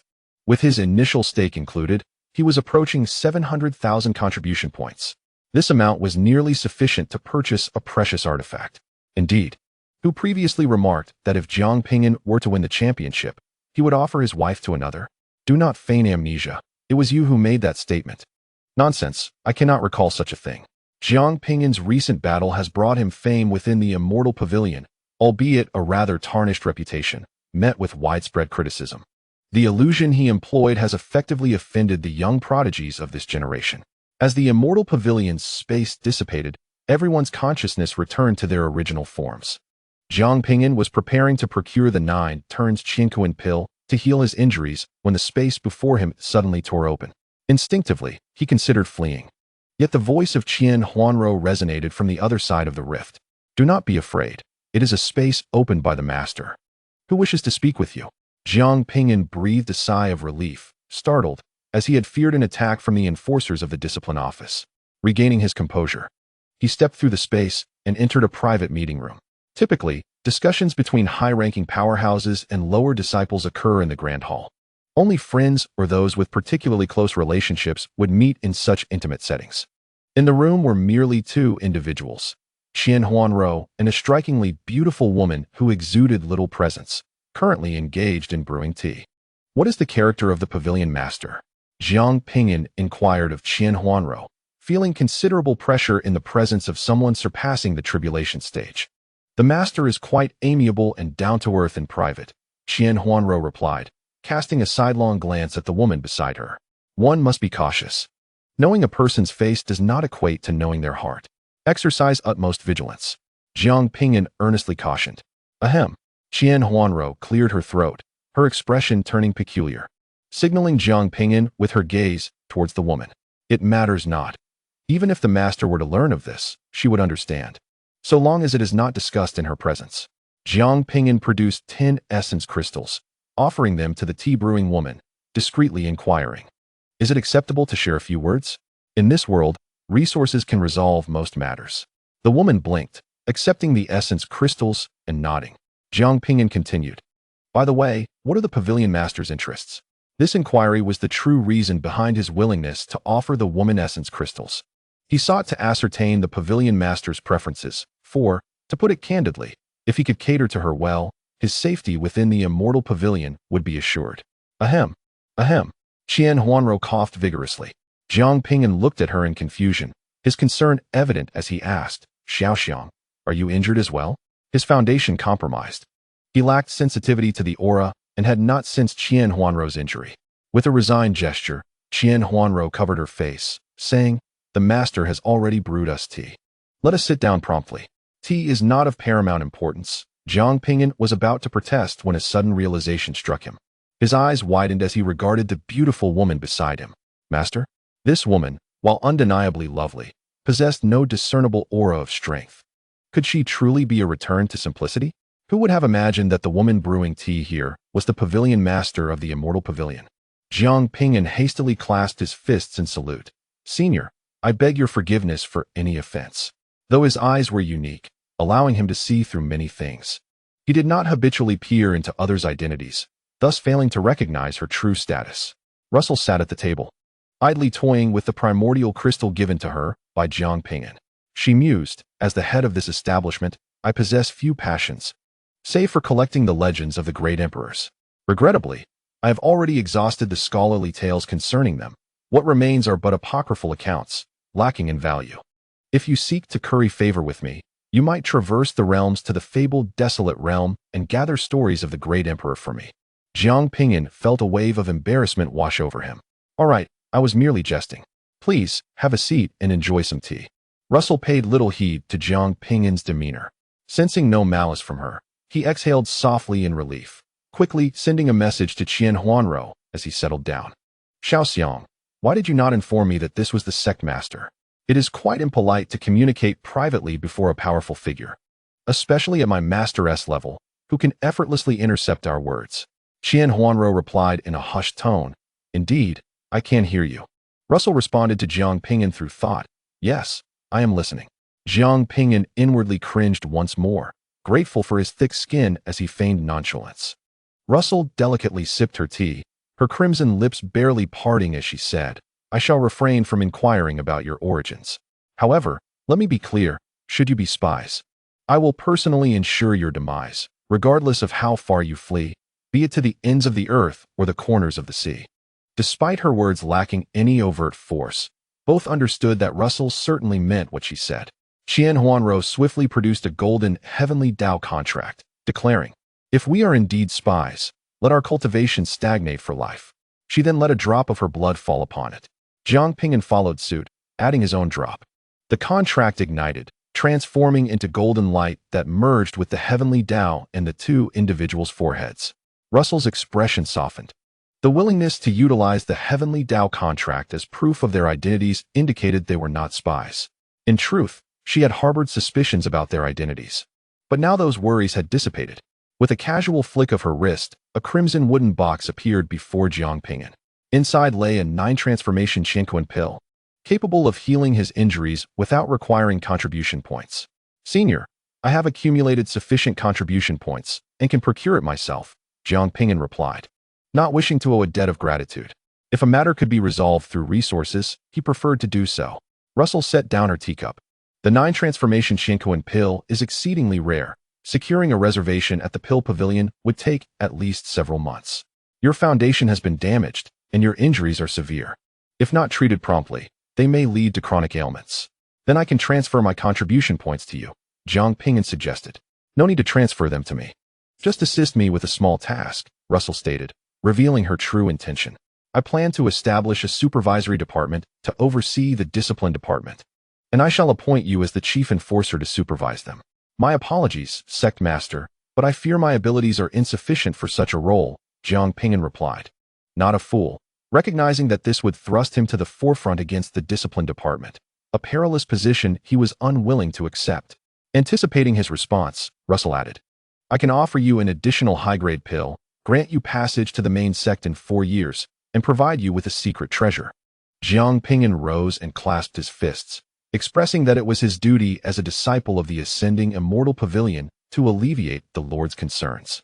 Huanrou observed, Russell, I never anticipated that such a seemingly upright man would change his mind so decisively, without a hint of hesitation, and with an unflinching demeanor.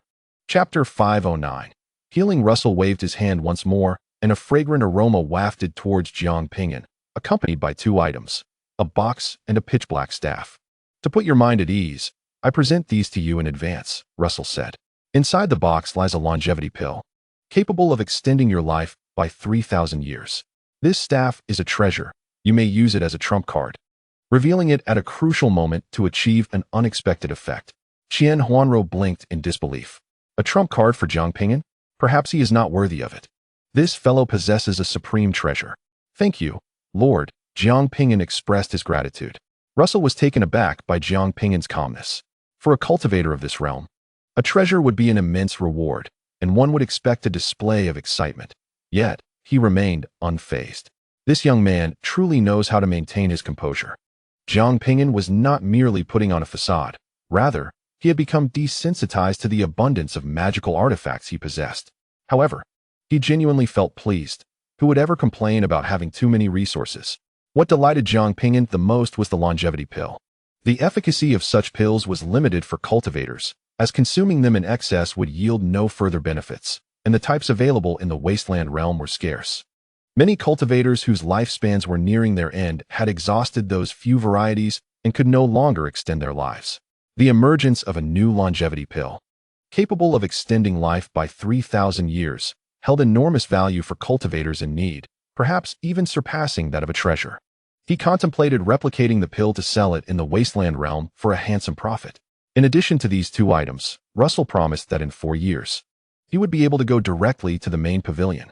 She took a sip of tea and continued leisurely.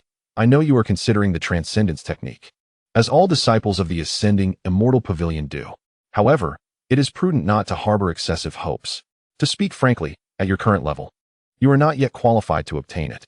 The transcendence technique was renowned throughout the primordial realm, with only 3 slots available every century, making the competition incredibly fierce.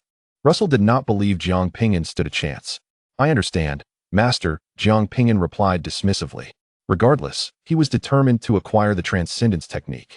Should he succeed, his power would experience a significant elevation. Enough of this preamble. Quickly return and consume the pill to restore your health.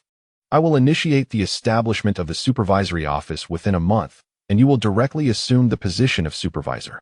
Russell's intention in appointing Jiang Ping'an as supervisor was primarily to offer him a benefit and cultivate a bond.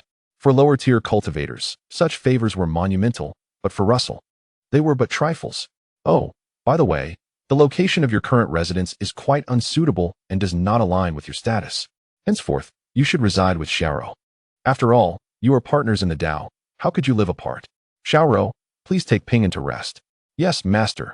Huanrou rose and bowed, and Jiang Ping'an followed suit. After they departed, a trickle of crimson blood escaped from Luo Su's lips, staining the tea in his hand. Luo Su's expression grew grave. Time was fleeting, and arrangements needed to be made swiftly. His injuries had yet to heal completely. His earlier assertion to Huanrou about his recovery had merely been a ruse. Meanwhile, within the palace of the disciplined elder, Huanrou wore a dark expression as he entered a concealed chamber at the heart of the palace. "Father," he began, but the ethereal voice echoed. "No need for further words. I am already aware." Huanrou's concern was palpable as he replied, "Father, that woman, Luo Su, claims to have recovered. It will be difficult to deal with her now. You have been deceived. She was injured by high-level celestial power. Recovery is not so easily attained." At this, Huanrou's demeanor relaxed slightly. "As long as she is not healed, we shall wait for her wounds to resurface and then act accordingly."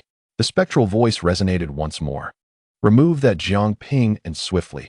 I suspect he may be aware of our connection to the Moon God Palace." "Father, you are overthinking it. He merely labeled me a spy to slander my name. Exercise caution. We cannot afford any missteps at this juncture." Huanrou nodded, acknowledging that dealing with such a person was not a formidable challenge.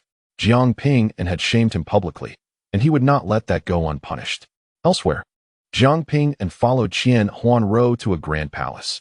Although he preferred to maintain his distance from formidable figures, he could not refuse the invitation from the sect leader.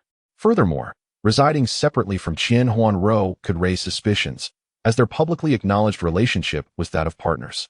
The palace was vast, and Qian Huanrou was the sole occupant. Jiang Ping'an chose a room at random to settle in. "Xiaoxiang, are you preparing to return?" "I shall return once I restore my body." Jiang Ping'an referred to his return to the wasteland realm, intending to replicate some longevity elixirs to sell for resources and to ascertain the current state of affairs in the wasteland. Before leaving, tensions had been high, with war looming on the horizon. Qian Huanrou shook her head. "I am aware of your secret. Should you return and leak it, you would be hunted down across the world. You would never abandon me, even in death. How could you betray me? You are one of the few I trust implicitly," Jiang Ping'an asserted. When the specter of death approached, Qian Huanrou had chosen to remain, preferring to face demise together. Such was the bond of life and death. Suddenly, Qian Huanrou raised her hand and gently flicked Jiang Ping'an's brow. "I shall not return just yet. Focus on recovering your body." With that, she turned and left, her red lips curving slightly, lost in thought. Jiang Ping'an refrained from further conversation. His body was nearing its limit, and he needed to recuperate urgently. He set up a formation to conceal his aura and retrieved a 9 revolutions Qian pill. The pill was adorned with 9 mysterious halos, and profound laws of power enveloped it, releasing fragrant tendrils that permeated his nostrils, alleviating the pain coursing through him. Jiang Ping'an did not consume it directly. Instead, he placed it into the treasure basin for replication. However, he had nearly exhausted all the essence crystals on his person and had not succeeded in replicating even a single one. The 9 turns Qian pill is a supreme elixir for healing injuries related to Dao principles, with a staggering market value of 300,000 contribution points. To replicate, it would undoubtedly entail a colossal cost. Gritting his teeth, Jiang Ping'an offered the secret treasure, a staff given to him by Russell, as a sacrifice. After all, he had no use for this staff. It paled in comparison to his earth-shattering demon staff. Ultimately, through the sacrifice of the secret treasure and the resources on hand, he managed to replicate 3 9 turns Qian pills and 3 longevity pills. It was only then that Jiang Ping'an consumed a 9 turns Qian pill to heal his injuries. As the pill entered his stomach, he felt an overwhelming surge of power coursing through him, flowing from his abdomen to his limbs and bones, enveloping him in a sensation of warmth and comfort akin to being submerged in tepid water. The power of the pill divided into 9 streams. With each stream that surged forth, Jiang Ping'an's injuries would heal a fraction. When his meridians were finally unblocked, a powerful force surged through his entire being, and in an instant, he found himself enveloped in black flames. The drop of celestial blood within him was awakened. Contradictory forces, darkness, chill, sanctity, and purity, intertwined, and the celestial energy surged, rendering Jiang Ping'an extraordinarily enigmatic. Chapter 510, New Talent. The celestial blood, infused with the power of the 9 turns Qian pill, melded into Jiang Ping'an's body. He felt as if his very being was boiling, a torment akin to being scorched by the sun. Yet, his life force surged with unprecedented vigor, as if something within him had been activated. Jiang Ping'an gritted his teeth and persevered. This pain was trivial compared to the suffering he had endured in the past. This state persisted for a full 10 days, until the celestial blood fully integrated with his physical form, gradually subsiding. When Jiang Ping'an reopened his eyes, disbelief flickered within them. The lifespan he had lost due to the curse's removal had astonishingly returned. His life force was stronger than ever before. He took out the soul's silkworm thread and commanded it to strike his hand with full force. However, when the soul's silkworm thread collided with his hand, it inflicted no harm whatsoever. It is worth noting that the current soul's silkworm thread could effortlessly pierce the bodies of cultivators in the void refinement stage, yet could not harm him in the slightest. However, the enhanced defense was not what astonished Jiang Ping'an the most. It was another ability that left him astounded. He produced a black sphere the size of an eyeball. The treasure of profound meaning known as the Black Star, which possessed the powers of gravity and profound understanding. He directed the Black Star to strike his hand. Crack! His hand was shattered, and the injury from the profound principle lingered. At that moment, a peculiar force surged from his hand, absorbing the essence of the profound principle and swiftly repairing the wounded area. In an instant, the injury to his hand had mended. Following the fusion of the celestial blood and his devouring talent, a new ability was born, one that could absorb damage and heal his own wounds. From now on, he would no longer need to evade attacks. He could allow his enemies to strike him, replenishing his strength and restoring himself in the process. Merely a single drop of blood has bestowed upon him an extraordinary talent. Is this the formidable nature of celestial blood? With this newfound ability, it signifies that as long as he is not struck down in a single blow, he shall recover. Henceforth, he need not practice the restoration technique, endless life, thus conserving a considerable amount of training time. A long-lost smile graced Jiang Ping'an's face. His talent would burgeon alongside his cultivation level, enhancing his recovery speed. Alas, this drop of celestial blood has fused with his body. Were it not for that, he would have wished to replicate it. Jiang Ping'an sighed softly. He then differentiated a body and mentally conveyed, "Elder Spirit, please transmit this body back." The spirit cautioned, "After depleting this energy, you will need sufficient resources to utilize the transmission power again." "I understand," Jiang Ping'an replied. His intention in returning was to leverage the 9 revolutions Qian pill and the longevity pill to amass wealth. The spirit summoned the power to transport Jiang Ping'an's body back to the demon god sect in the wasteland realm. Today, a stifling atmosphere enveloped the demon god sect. At the entrance of the main hall, 2 sentinel 9-tailed foxes sighed deeply. The path to immortality is fraught with peril.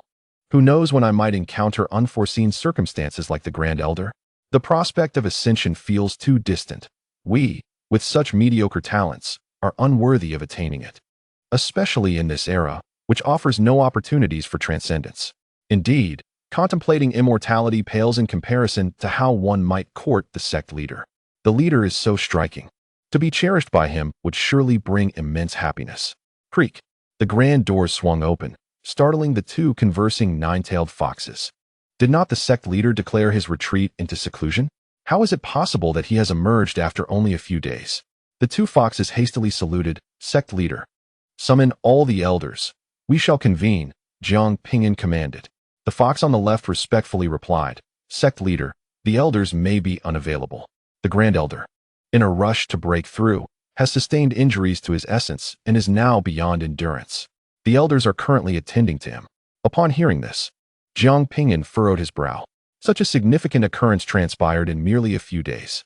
The Grand Elder, Lu Dan, a balding old man at the zenith of the Great Ascension stage, may have acted hastily due to the unrest in the world, forcing his breakthrough and suffering the backlash of the heavenly laws. "Where is the Grand Elder now?" Jiang Ping'an inquired. "In the demon god space," came the reply. The demon god space is within the statue of the demon god, where some aged, powerful beings of the sect seal themselves away to conceal their secrets and strive to extend their lifespans while awaiting the opportunity for ascension. Jiang Ping'an stepped forward and vanished from sight. One fox, patting its own grain store, remarked in fear, "That terrified me. I hope the sect leader did not hear what I just said." In the demon god space, beneath a locust tree, the Grand Elder Lu Dan lay in a freshly dug pit, his form emaciated to a mere shadow of its former self, vitality almost extinguished, radiating an aura of death. On the brink of passing, surrounding him were the elders of the demon god sect, their faces solemn. The longer one lives, the more such experiences one endures. The parents have passed away, the master has departed, the companion is gone, the child is lost, and the old friends of that year have all vanished. The longer one lives, the more solitude one experiences. Senior brother, Lu Dan spoke with his bloodless purple lips. I am here. A stooped elder seated beside him gently interjected. It was I who reported you for peeking at the junior sister while she bathed. Lu Dan's voice was intermittent, each utterance requiring prolonged breaths. It is all in the past. The elder calmly responded. The golden silk demon fruit tree you nurtured was secretly uprooted by me and the junior sister. You were so arrogant back then. A smile flickered at the corner of Lu Dan's mouth, as if recalling something. I had long suspected it. The elder chuckled, reminiscing about their youthful days, when they were spirited and full of vigor. Senior brother, I shall go accompany the junior sister now. She adored you. But I shall never tell you. Coughing, Lu Dan's breath grew increasingly feeble, his vision dimming. Familiar with life and death, tears welled in Lu Dan's aged eyes. He was the last of his era. The senior members of the demon god sect stood by in solemn silence. Life and death, parting ways. The longer one lives and the more one experiences, perhaps advancing ahead, is a blessing in disguise. Suddenly, within Lu Dan's blurred sight appeared a youthful visage. Master, I did not expect you to come and disturb my cultivation. Lu Dan beheld Jiang Ping'an. You think too much. I just emerged from seclusion, Jiang Ping'an replied. Cough, cough, cough. Lu Dan erupted into a violent fit of coughing, the time he could endure halved by Jiang Ping'an's words. Jiang Ping'an leapt down into the pit. I have elixirs that can heal your injuries, senior. A profound sadness enveloped Lu Dan as he spoke. No elixir can help. This is the backlash of the Great Dao. Only the creation pill, capable of mending the wounds of the Great Dao, can cure me. Over the years, the demon god sect has exhausted its high-grade elixirs in battles against the demon clan. Otherwise, the previous leader would not have perished.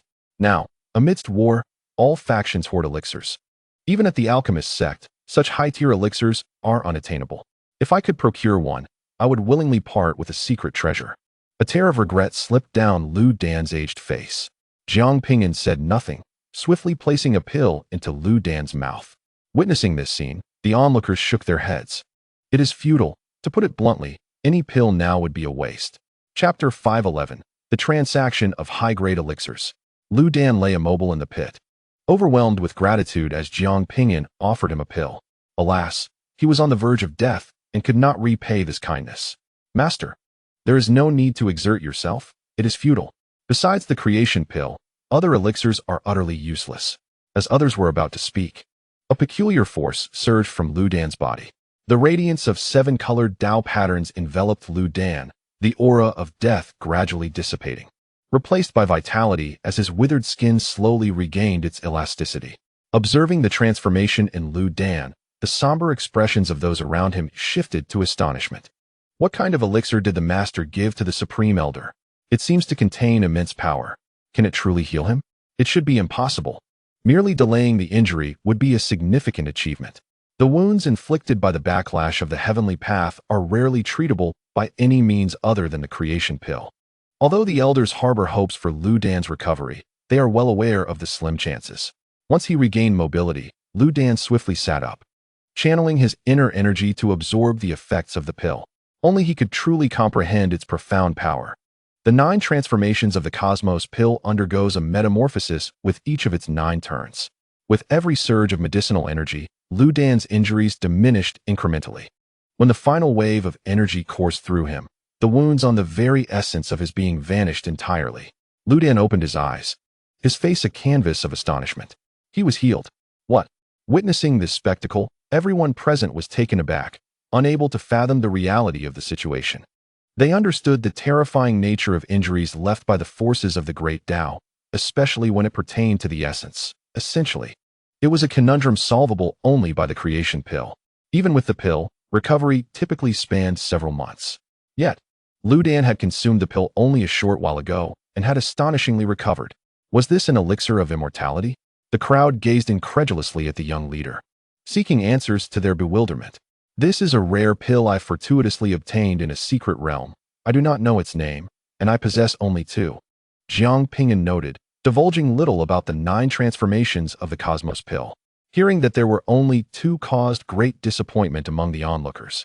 If there were more, it would have been a boon, as one pill could save a formidable warrior. Nevertheless, Saving even one person was commendable. Jiang Ping'an leaped from the pit and addressed his senior brother, Pang Han. Elder, let us settle the matter regarding the treasure you promised. Pang Han's good spirits evaporated instantly. He had indeed stated that he would willingly part with the treasure if Lu Dan were healed. However, that was in the heat of the moment. Now that Lu Dan had returned to life, his enthusiasm had waned, replaced by regret. Looking at Lu Dan in the pit, he exclaimed, "What are you dawdling for? The leader expended a precious pill to save you. You should promptly present a treasure as gratitude." Lu Dan glared at his brother Pang Han discontentedly. "Brother, you promised. You cannot go back on your word." Pang Han kicked some soil into the pit, venting his frustration at Lu Dan. "My lifespan is nearing its end. I must find a way to procure a longevity elixir. There are no extra resources to spare." Lu Dan blocked the dirt and leaped from the pit, feeling as though he had been reborn. No, it was indeed a rebirth. He retrieved a shield-like defensive treasure from the space within him, presenting it solemnly to Jiang Ping'an with a deep bow. "Thank you, leader, for saving my life." Lu Dan had initially believed he was doomed, yet the leader had resurrected him. This was an immense grace. The pill used by the leader must be invaluable and rare. Yet he had sacrificed one for Lu Dan's sake. Such selflessness filled Lu Dan with admiration and gratitude. Though a treasure was precious, it paled in comparison to the value of his life. It was merely a matter of mutual benefit. Jiang Ping'an was unceremonious and accepted it directly. He turned to Pang Han and inquired, "Senior, earlier you mentioned a precious elixir that could extend one's lifespan. If there existed a pill capable of prolonging life by 3,000 years, what might its worth be?" "A pill that extends life by 3,000 years?" Pang Han, reflecting on his own longevity, felt his earlier joy diminish significantly. He let out a long sigh, a bitter smile gracing his lips as he replied, "Since the departure of those unparalleled figures from the era of the Great Emperor, such high-grade longevity pills have become non-existent. In this age, the most advanced longevity elixir can extend one's life by merely 1,500 years. If such a pill existed that could truly prolong life by 3,000 years, I would procure it at any cost. Alas, it does not." The other elders present, aged and weary, shared a collective sigh. Time is relentless. Once all elixirs of longevity are exhausted, they can only seal themselves in slumber, awaiting the opportunity to transcend. Yet, this era offers no such chance for ascension. Jiang Ping'an surveyed the powerful figures around him, noting the longing for such exquisite elixirs etched on the faces of the elder predecessors. Addressing Pang Han, he proposed, "Senior, if you provide me with a secret treasure, I shall sell you a pill that extends life by 3,000 years." Pang Han stooped and with his hands clasped behind him, shook his head. "Do not jest, master. This age lacks such high-grade longevity pills. I possess one." Jiang Ping'an revealed a crimson elixir, shrouded in mysterious laws, pulsating with an overwhelming vitality. Upon its emergence, the eyes of everyone present seemed to be ensnared, unable to look away. What a powerful life force. Is this a longevity pill? How have I never encountered such a thing before? Many of the elders, who had lived a while longer, had tasted various longevity pills, yet this was unlike any they had seen, at least on the surface. It bore a striking resemblance to a longevity pill. Is this truly a longevity pill? Can it genuinely extend life by 3,000 years? Doubt clouded Pang Han's expression. It was not that he wished to disbelieve the master, but rather that no one could present something that was non-existent in this era. Jiang Ping'an, undeterred by the skepticism, offered the elixir, suggesting it could be consumed first. If it proved effective, then the secret treasure would be exchanged. Being part of the same sect alleviated concerns about betrayal over a mere treasure. Seeing Jiang Ping'an's unwavering confidence, Pang Han's aging heart raced unexpectedly. If it could indeed extend his life by 3,000 years, he could surely enter the tribulation stage and live another life. Just as Pang Han was about to reach for the elixir, the elder Lu Dan suddenly shouted, "Brother, do not move. It is a fake." Pang Han halted abruptly. "Fake?" "Yes, brother. Consuming a counterfeit elixir could be fatal. If you are unafraid of death, allow me to inspect it on your behalf." Lu Dan, with a serious demeanor, reached out to seize the longevity pill. Bang! Before he could make contact, Pang Han kicked him back into the pit. This was not fear of a false elixir. Rather, it was clear he believed wholeheartedly in its authenticity and sought to claim the longevity pill for himself. Pang Han brought the elixir to his lips. As Lu Dan clambered out of the pit, he shouted in despair, "Brother, that pill is poisonous. Do not consume it." Just as Pang Han placed the elixir in his mouth, Lu Dan collapsed weakly back into the pit. It is finished. Such a splendid elixir has been consumed by that old wretch. Chapter 512, A Profitable Venture. Lu Dan claimed that the elixir was poisonous, but that was surely a falsehood. Ever since being revived by Jiang Ping'an, Lu Dan had unwavering faith in this master. If the master could procure an elixir superior to the creation pill, it was only reasonable to believe that he could also obtain the longevity pill, which extended life by 3,000 years. As the longevity pill was swallowed by Pang Han, an overwhelming surge of vitality erupted from within him, the sound of cracking bones resonating. Pang Han's formerly stooped back suddenly straightened, the wrinkles on his face vanished, and his once gray hair transformed to a deep black. His aging, murky eyes regained their brilliance. In the blink of an eye, Pang Han transitioned from a decrepit elder to a youthful figure, his black hair billowing, exuding charm and grace. His previously exhausted lifespan now brimmed with vitality. As he clenched his fists, the very space around him seemed to rupture. This was the sensation of power. Pang Han trembled with excitement. He had returned. He truly had gained an additional 3,000 years of life. The onlookers were left in astonished silence, witnessing the rejuvenation of Pang Han's life essence. This longevity pill could indeed extend life by 3,000 years. What manner of elixir was this? Was it a relic from ancient times? Lu Dan's jealousy nearly rendered him speechless. Of course, it was a good thing for his senior brother to gain 3,000 years of life. Yet it left him feeling discontented. Everyone turned their fervent gazes towards Jiang Ping'an, their eyes brimming with fervor and desire, particularly those elder warriors. An additional 3,000 years of life signified an extra opportunity.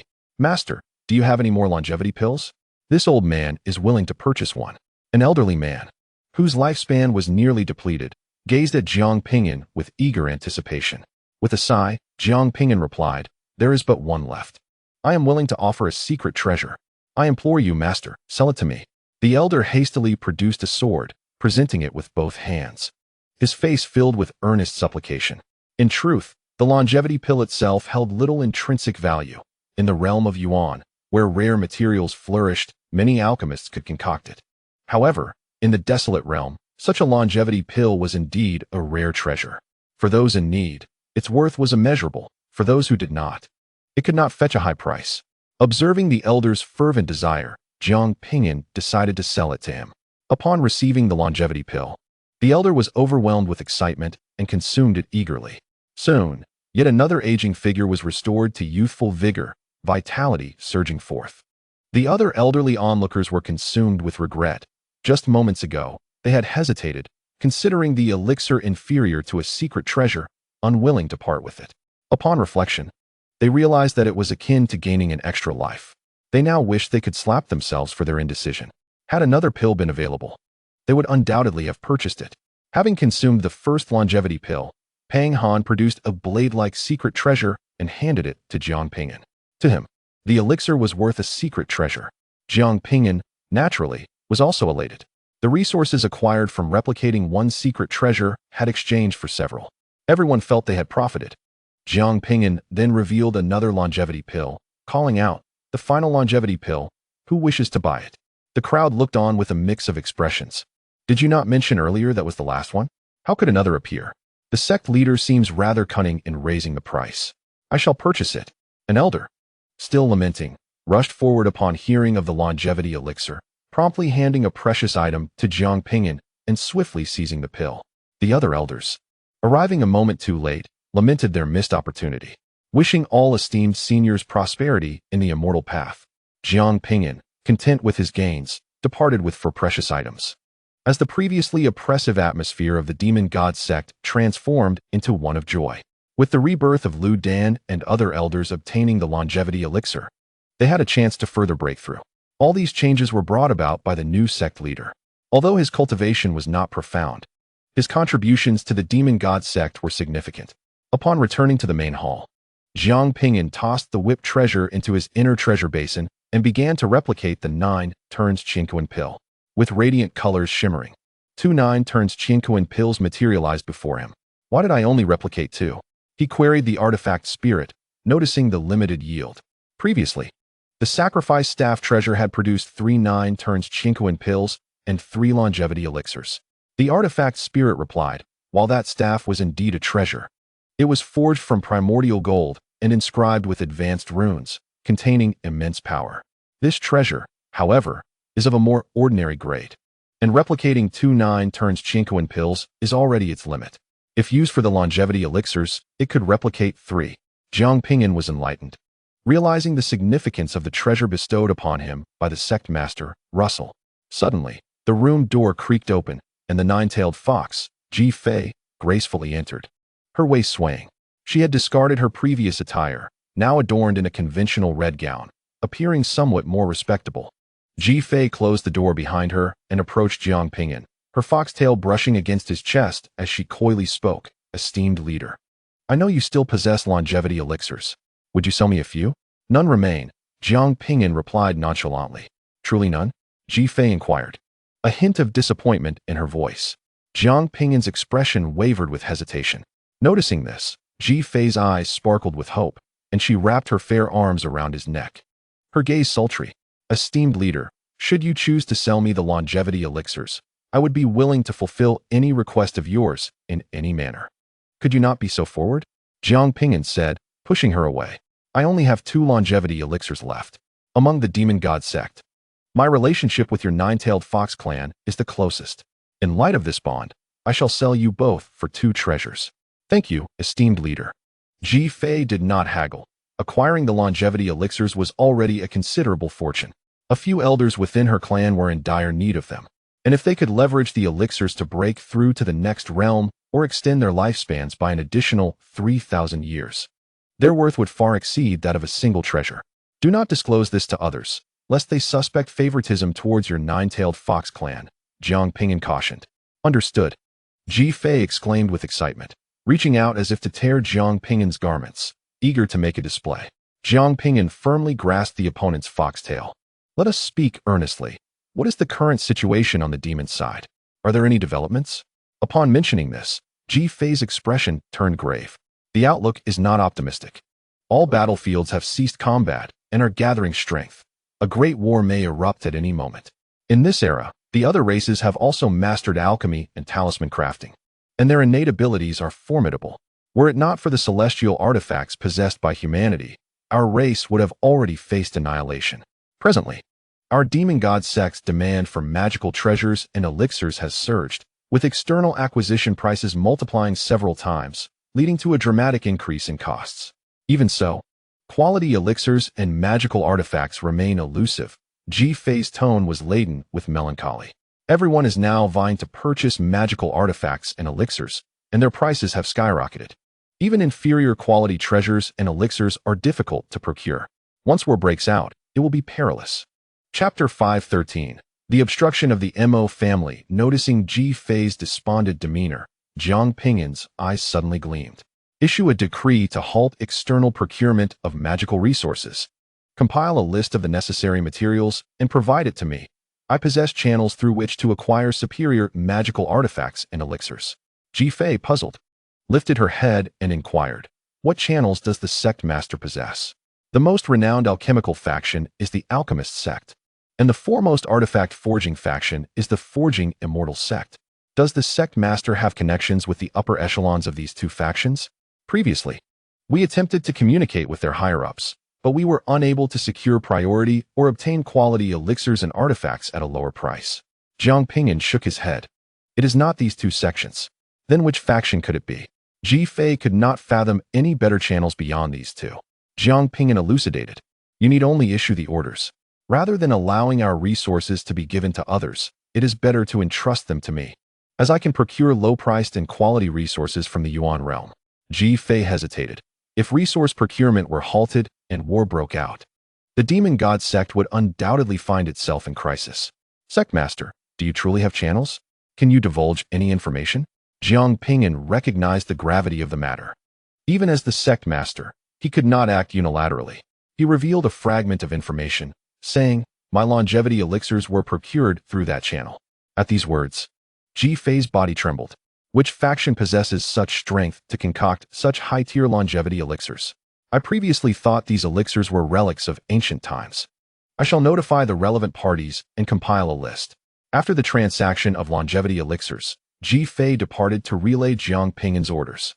Not long after Ji Fei left, members of the Wu family arrived, also seeking information on the longevity elixirs. After a brief negotiation, Jiang Ping'an stated, "I have only 2 longevity elixirs remaining. Among the demon god sect, my relationship with your Wu family is the best. In light of this relationship, I will sell you both elixirs. But I require 2 secret treasures in exchange. This matter must remain confidential to avoid any perceptions of favoritism." The Wu family members were deeply moved. "Rest assured, sect master, we will not disclose this to anyone." Thus, through the sale of longevity elixirs, Jiang Ping'an acquired 4 secret treasures. Furthermore, he garnered goodwill from both the Nine-Tailed Fox clan and the Wu family. As for the Mo family of the demon god sect, who harbor animosity towards him, they would certainly not come to purchase elixirs. After dismissing the buyers, Jiang Ping'an utilized a sound transmission talisman to converse with Meng Jing, Li Ye, and Xiaqing for a while. Meng Jing was currently cultivating in the ancestral land of the Lei family, making rapid progress. The news of Xiaqing possessing the Taiyin divine body had spread, leading to multiple invitations from the Taiyin sect for her to join. Li Ye and Yun Huang were still serving in the military in the East Sea, with a few more years before their service would conclude. "Brother Ping'an, there is something of great importance that requires your attention." Li Ye's tone suddenly turned grave during their conversation. "What is it?" Jiang Ping'an inquired, puzzled. Li Ye explained, "Years ago, when you were transported to the abyssal forbidden zone, the fortune teller from the corpse transport sect stated that he saw through the mirror of past and future that, a century later, you would face a siege from numerous heroes in Zhongzhou, encountering peril. It has been over 60 years since then, and in just 30 more years, this event will transpire. Please, Brother Ping'an, do not venture to Zhongzhou. The future is not immutable. The mirror of past and future merely reveals one possibility, not an absolute certainty. As long as Jiang Ping'an refrains from going to Zhongzhou, this fate shall not befall him." "Rest assured, I have no intention of going," Jiang Ping'an replied. He was occupied with cultivation and resource acquisition, leaving him no time for Zhongzhou. Jiang Ping'an planned to utilize the resources from the demon god sect to engage in the trade of high-tier weapons and elixirs for profit. His intentions were commendable. Yet he faced an immediate challenge.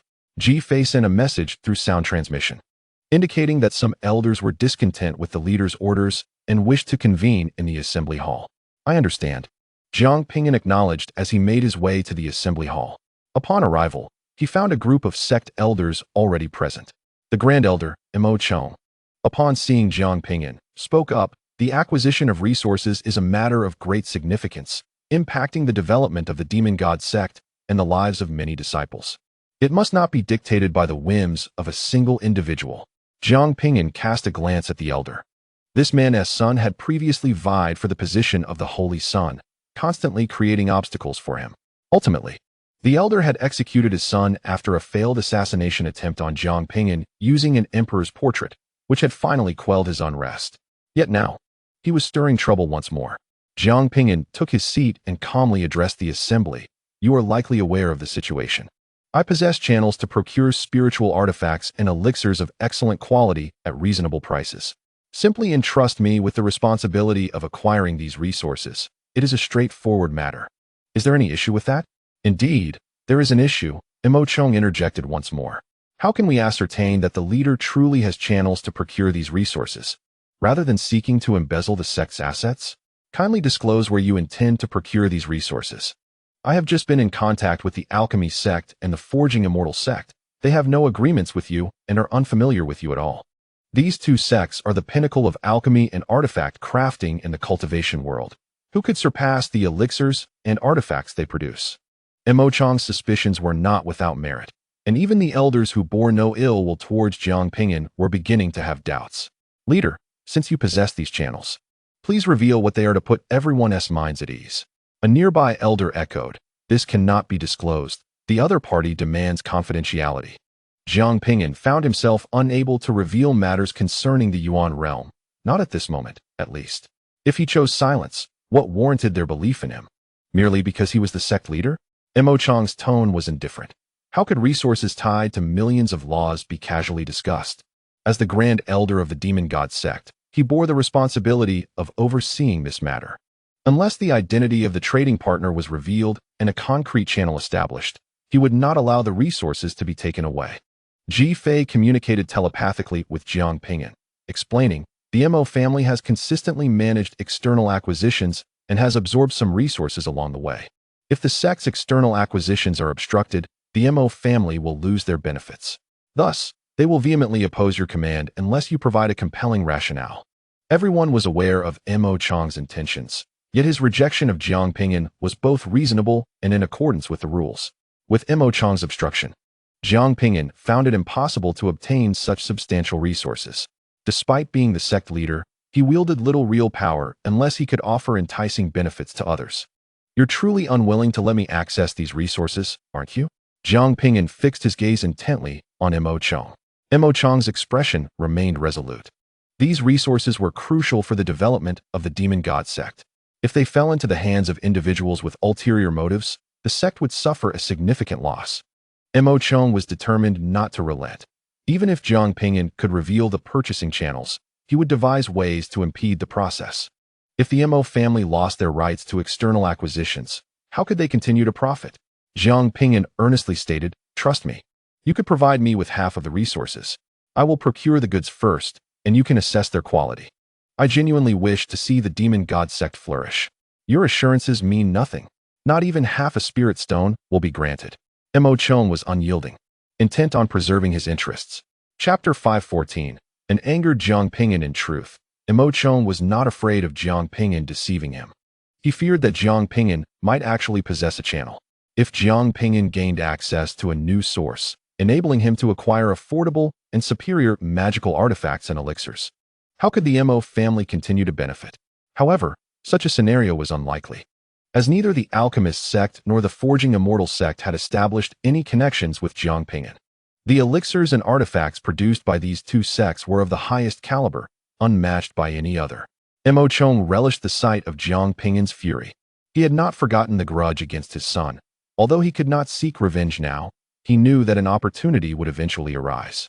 Seizing the moment, he announced a meeting, intending to propose a resource expenditure valued at 100 million laws to procure elixirs and artifacts, calling for a vote among the elders. Such significant resource expenditures required the approval of over 80% of the seated elders.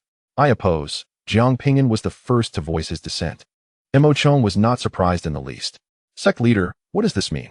Are you unaware of our urgent need for elixirs and artifacts? Do you not wish your disciples to thrive? I have stated that I can acquire better and cheaper resources, Jiang Ping'an replied, his voice growing somber. Where is the channel? Speak, master. If you can articulate it, I shall be the first to agree, Mo Chang retorted with a cold smile. Ji Fei and the others yearned to advocate for Jiang Ping'an, yet they were at a loss for words. Should Jiang Ping'an fail to present resources, those who spoke in his favor would bear the consequences.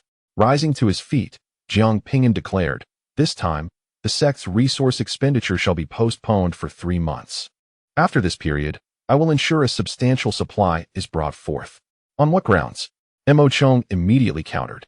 On the grounds of the longevity pills and the elixirs to save the Grand Elder, which I procured from that faction. Jiang Ping'an's voice resonated as he scanned the myriad powerful figures present. If you desire high-grade elixirs, if you truly wish to acquire more elixirs and treasures with the same resources, then wait for me for 3 months. If you cannot abide by the wait, feel free to handle these resources as you see fit. With that, Jiang Ping'an unleashed a powerful fist, shattering the space before stepping into it and vanishing. Having reached this juncture, they could choose to wait or not. The hall fell into an abrupt silence, Jiang Ping'an's voice echoing long after it had faded. Mo Chang, sensing Jiang Ping'an's confidence, felt a twinge of panic. I oppose waiting for 3 months. Shall our disciples merely suffer in training during that time? Let us elders vote together. We can bypass the master and procure resources externally. Ji Fei spoke first. I am willing to wait 3 months. Wu Feiyu concurred, given the master's disposition. He would not deceive us. His growth to this point and the resources he has amassed may indeed indicate a viable channel. I too have decided to wait, declared the elder. The majority of elders voted in favor of waiting, save for Mo Chang's faction. All others agreed to hold on for a glimmer of hope, a miracle. At present, acquiring resources externally had become 2 to 3 times more costly than before, yet if they could obtain resources at fair market value, it would save a significant amount. Mo Chang's face darkened. a wave of panic creeping into his heart. Could Jiang Ping'an truly possess alternative channels? Impossible. Absolutely impossible. In this world, no force could surpass the alchemy sect and the forged immortal sect. Indeed, there were none in the wilderness realm. However, in the primordial realm, such forces existed. Jiang Ping'an, having failed to secure resources, felt a surge of frustration. He could have effortlessly procured treasures from the wilderness realm. Yet now he was compelled to utilize his own resources. What should have been a mutually beneficial arrangement was thwarted by that old man, Immortal. Upon returning to the Master's Hall, Jiang Ping'an exchanged several unnecessary treasures for the requisite yuan crystals and other resources. The aggregate of these treasures met the conditions for inter-realm traversal. Although these treasures were sacrificed, they were not lost. He could utilize these resources to procure higher-grade treasures in the primordial realm. Previously lacking a background and hesitant to spend recklessly, he now found solace in the support of the pavilion master, free from such worries. Jiang Ping'an vanished from his location, reappearing in the primordial realm. As he activated the barrier formation, he was immediately greeted by a cacophony of voices from outside. Jiang Ping'an, you despicable scoundrel, compensate us for our contributions. Coward. Too afraid to show your face? You dare to deceive but not confront us? Spineless wretch, have the courage to never emerge again. As Jiang Ping'an stepped out of the hall, he beheld a throng of disciples from the Ascension Pavilion gathered outside. The group of loud and boisterous cultivators fell into an abrupt silence upon the appearance of Jiang Ping'an, their gazes averted, unwilling to meet his eyes. Jiang Ping'an recognized their faces. Most were disciples of the Discipline Division. The man at the forefront, exuding a terrifying heat, was Chang Zhuang, the solar body of the Discipline Division. His face was contorted with indignation as he exclaimed, "You despicable scoundrel! Employing vile tactics to deceive everyone and secure victory in the Celestial Pavilion battle, casting aside the efforts of countless disciples. Do you not feel a shred of shame?" The cultivators around him echoed his sentiments, declaring, "You, a base villain, are utterly unworthy of being a disciple of the Celestial Pavilion. Get out." Observing the grotesque expressions on their faces, Jiang Ping'an, fueled by anger, suddenly burst into laughter, his mirth laced with disdain and derision. This contemptuous laughter rendered the furious cultivators momentarily speechless. Ordinarily, one would expect a person in such a situation to be infuriated and retaliate to prove their worth. Perhaps challenging them, they could achieve their goal of resolving matters on the arena. Yet, Jiang Ping'an's laughter seemed to pierce through their intentions, his gaze brimming with scorn, causing them immense humiliation. Just as they were about to speak, Jiang Ping'an preempted them, declaring, "A bunch of worthless trash. You scurry about like rats in a gutter, engaging in despicable and shameful deeds. Is your sole desire to eliminate me? Why go through such theatrics? If you wish to kill me, come at me in the void refinement realm. Do you dare? You do not dare. You seek to provoke me into challenging this solar body who previously fell to my hand. You believe I will accept the challenge. And you have set up restrictions in his consciousness to prevent my mental interference, intending to catch me off guard and slay me in the arena." Upon hearing this, Chang Zhuang's eyes widened in shock. Impossible. How did he know? It was not frightening that Jiang Ping'an had guessed their intentions, but rather how he had discerned the preemptive restrictions in his consciousness. Was there a traitor among them? That could not be. Only he and Elder He were privy to this matter. How could Jiang Ping'an possess such knowledge? Damn it, the plan has been seen through. What now? Leave. Or face death? Jiang Ping'an's voice was chilling, reminiscent of the sinister words of a demon from the depths of the abyss, instilling terror in all present. A bone-chilling sensation enveloped the crowd, as if they were being hunted by a primordial beast. Even Chang Zhuang, a cultivator at the initial stage of integration, felt a shiver run down his spine. Initially intending to walk away, upon hearing Jiang Ping'an's words, he halted and smirked. "I am right here, if you have the courage. Strike." Suddenly, the others recalled the rules against violence within the sect. Any act of aggression could lead to imprisonment or, worse, execution. Instantly, courage surged within them. "Despicable scoundrel. I stand here. If you dare, make your move. I am inviting you to strike, and whoever resists shall be deemed a coward. We are truly terrified, oh so terrified." They chortled, exchanging glances and laughter, their arrogance palpable. Chapter 5:15. The Discipline Division attacks me. The members of the Discipline Division deliberately mocked Jiang Ping'an, seeking to incite his anger and provoke him into action. Once Jiang Ping'an took action outside the martial arts platform, It would constitute a violation of the rules of the Immortal Ascension Pavilion, permitting immediate capture. What? Are you afraid to act, only daring to speak? Chang Zhuang wore a mocking smile on his face. Jiang Ping'an cast a cold glance at the raucous crowd. Your wishes have come to fruition. Suddenly, the chaotic silken threads appeared, piercing through the bodies of everyone present, except for Chang Zhuang. Their laughter ceased abruptly, life extinguished. Chang Zhuang's eyes widened in horror. This man actually dared to strike.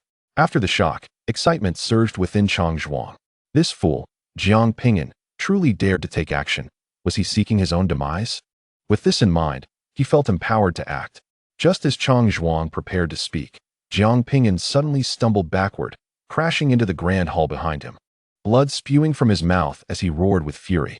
Why did your discipline division attack me? His voice resonated through the transmission method, reaching several miles away.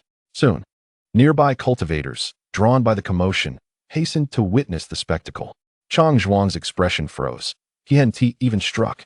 Instantly, he deduced Jiang Ping'an's intentions. How absurd. You were the one to act first. I possess a recording stone to prove it. When Chang Zhuang attempted to retrieve the recording stone from his waist, he discovered, to his dismay, that it had been destroyed unbeknownst to him. The sole piece of evidence had vanished. Jiang Ping'an lay on the ground, clutching his chest. Blood trickling from the corner of his mouth, his face contorted with rage. How could your discipline division be so lawless, coming to slaughter in broad daylight? Such despicable conduct is an affront to both gods and men. The disciples who rushed over to witness the scene were filled with astonishment. Has the discipline division become this brazen? It is terrifying to think what might transpire if they were to seize power over the Immortal Ascension Pavilion. Yet, why did so many from the discipline division perish? Obviously, it was Jiang Ping'an's resistance that led to their deaths, who would not defend themselves when attacked. Chang Zhuang did not expect Jiang Ping'an to be even more shameless than himself, as he explained to the crowd, esteemed guests, do not heed his nonsense. He was clearly the aggressor, injuring himself and then framing me. What a ludicrous farce. Jiang Ping'an laughed in fury, as if he had been gravely wronged. Do you think the disciples of the Immortal Ascension Pavilion are unaware of the discipline division's misdeeds? The many arriving disciples whispered among themselves, their gazes filled with distrust towards Chang Zhuang.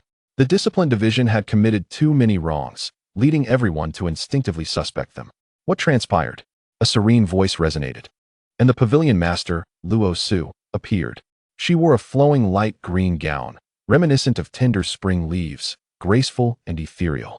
Upon seeing the pavilion master, all disciples of the Immortal Ascension Pavilion immediately descended to the ground, cupping their fists in salute. Pavilion master. Chang Zhuang realized the severity of the situation and hastily used a communication talisman to contact Elder Hua. Jiang Ping'an, filled with righteous indignation, proclaimed, Pavilion Master, I suspect all members of the discipline division are spies, brazenly committing murder. You speak nonsense. It is clearly you who slanders us. We would never act so openly. Chang Zhuang trembled with anger, finally comprehending the feelings of those he had wronged in the past. Jiang Ping'an continued his assault. Has your discipline division committed fewer such acts? You are numerous, planning to eliminate me and subsequently fabricate a collective alibi. However, I possess greater strength than you anticipate. I have evaded your attempts on my life, thus thwarting your scheme. As Jiang Ping'an spoke, he suddenly coughed up a mouthful of blood, presenting a visage of severe injury. Russell cast a sidelong glance at Jiang Ping'an, internally reflecting, this fellow is truly adept at theatrics. She was well aware that Jiang Ping'an was merely feigning his condition, having closely observed the situation. Russell was quite pleased with Jiang Ping'an's performance, yet her face was laden with frost as she coldly declared, the discipline department has disregarded the rules of the Ascension Pavilion, recklessly assaulting its disciples. Imprison him in the black cell. Chang Zhuang knelt on the ground, exclaiming, Sect Master, I am innocent. Jiang Ping'an interjected. Once you enter the black cell, you will discover that all within are proclaiming their innocence. Chang Zhuang protested, but Russell spoke again, her voice resonating throughout the sect. To ensure the proper cultivation of Ascension Pavilion disciples and uphold its integrity, we hereby establish the Supervision Department. Jiang Ping'an was appointed as the first supervisor, tasked with overseeing the enforcement actions of the Discipline Department, wielding authority equivalent to that of an elder. Should any unjust enforcement actions occur, one may directly report to the supervisor. The disciples of the Ascension Pavilion were taken aback by this announcement. Jiang Ping'an's power equated to that of an elder? By what right? This institution seemed futile. Similar bodies had existed before, only to be eradicated by the Discipline Department. The Discipline Department's power was overwhelming, making oversight exceedingly difficult. Many were skeptical of the Supervision Department. Even the other elders hesitated to provoke the Discipline Department. What could Jiang Ping'an, who had yet to reach the stage of integration, accomplish?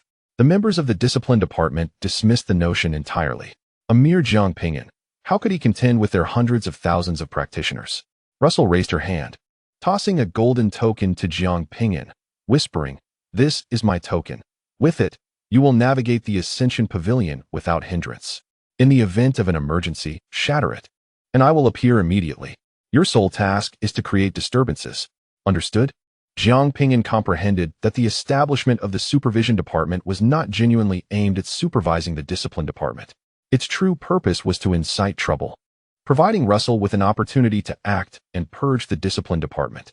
Jiang Ping'an turned to Chang Zhuang, stating, "You, from the Discipline Department, have flouted the law and assaulted me. I suspect you have a mastermind behind you, and I shall now imprison you in the black cell for interrogation." Chang Zhuang dared not resist. With the sect master present, any act of defiance could result in immediate death. Jiang Ping'an escorted Chang Zhuang to the black cell. Inside, an oppressive darkness permeated the atmosphere, creating profound discomfort. Chang Zhuang loathed this malevolent force. His solar divine body was of the utmost rigidity and brightness, while this environment was of extreme darkness and malevolence, creating a conflict between the two. Jiang Ping'an brought Chang Zhuang to the fourth level of the black cell, designated for imprisoning powerful beings at the integration stage. However, upon entering the fourth level, he discovered it to be eerily vacant. At that moment, the entrance to the fourth level suddenly sealed shut, obstructing their escape. Chang Zhuang turned, grinning maliciously as he mockingly regarded Jiang Ping'an. "You may not realize, but the entire black cell is under the control of our Discipline Department. Soon, it will be proclaimed that Supervisor Jiang Ping'an, on his first day in office, has entered the fourth level of the black cell and been consumed by malevolent spirits." Long before their arrival, the personnel from the discipline office had already cleared the area, facilitating his actions. Jiang Ping'an surveyed his surroundings and asked nonchalantly, "Is it just you? I alone am more than capable of vanquishing you." Chang Zhuang suddenly raised his fist and struck at Jiang Ping'an, flames enveloping his entire being, while the surrounding dark waters boiled. Among the initial stage of the integration realm practitioners in the Ascension Pavilion, Chang Zhuang ranked within the top 5. Only Yu Qianxiu, Ran Hongqian, and Shin Tui could pose any threat to him. Previously, in the space of the pavilion, Jiang Ping'an had utilized a mental attack to eliminate Chang Zhuang, leaving him with a bitter sense of injustice. Now, with a barrier established in his spiritual sea to sever mental influences, Jiang Ping'an's psychic power was rendered useless against him. As a solar divine body, killing a practitioner at the void refinement stage was a mere trifle. Chapter 516. The battle in the black prison of the solar divine body. His scorching fist resembled a star, evaporating the dark waters in its wake. Boom. The punch struck Jiang Ping'an squarely. A look of delight spread across Chang Zhuang's face. This scoundrel Jiang Ping'an had previously attempted to entrap him.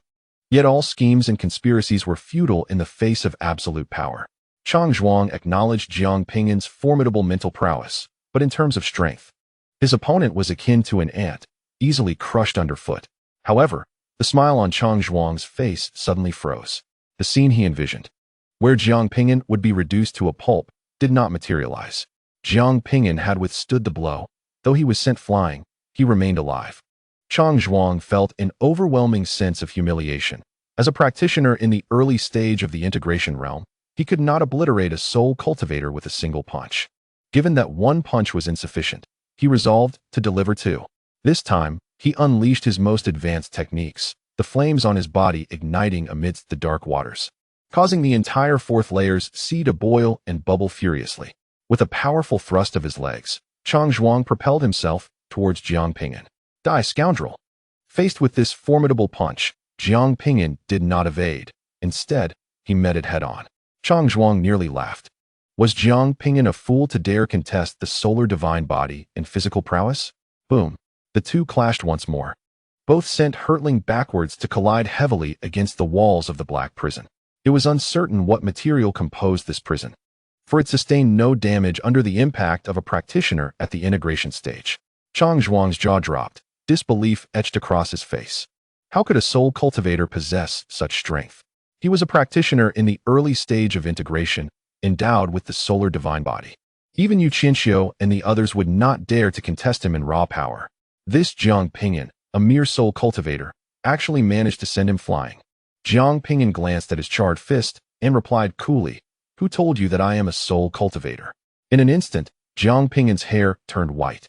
A chilling and terrifying demonic aura surged forth, and the boiling dark waters fell eerily silent. A powerful sense of oppression swept towards Chang Zhuang. At that moment, Chang Zhuang felt an illusion, as if he were not facing a practitioner at the void refinement stage, but rather a formidable being at the integration stage. No matter what you are, you shall perish. Chang Zhuang could not believe that Jiang Ping'an, no matter how strong, could kill him. A practitioner with the solar divine body in the early integration stage. Both parties charged towards each other, unleashing their most formidable techniques in a fierce clash. The fourth level trembled violently. One embodied the essence of darkness, while the other radiated the brilliance of the sun. They seemed like fated adversaries, each demonstrating the utmost power of their respective realms. Chang Zhuang felt increasingly alarmed as he encountered Jiang Ping'an's terrifying strength. After all, he was the solar divine body. Within the entire Kanglan Prefecture's Ascension Pavilion, his power was undeniably the pinnacle at this level. Yet, here stood a cultivator of the void refinement stage.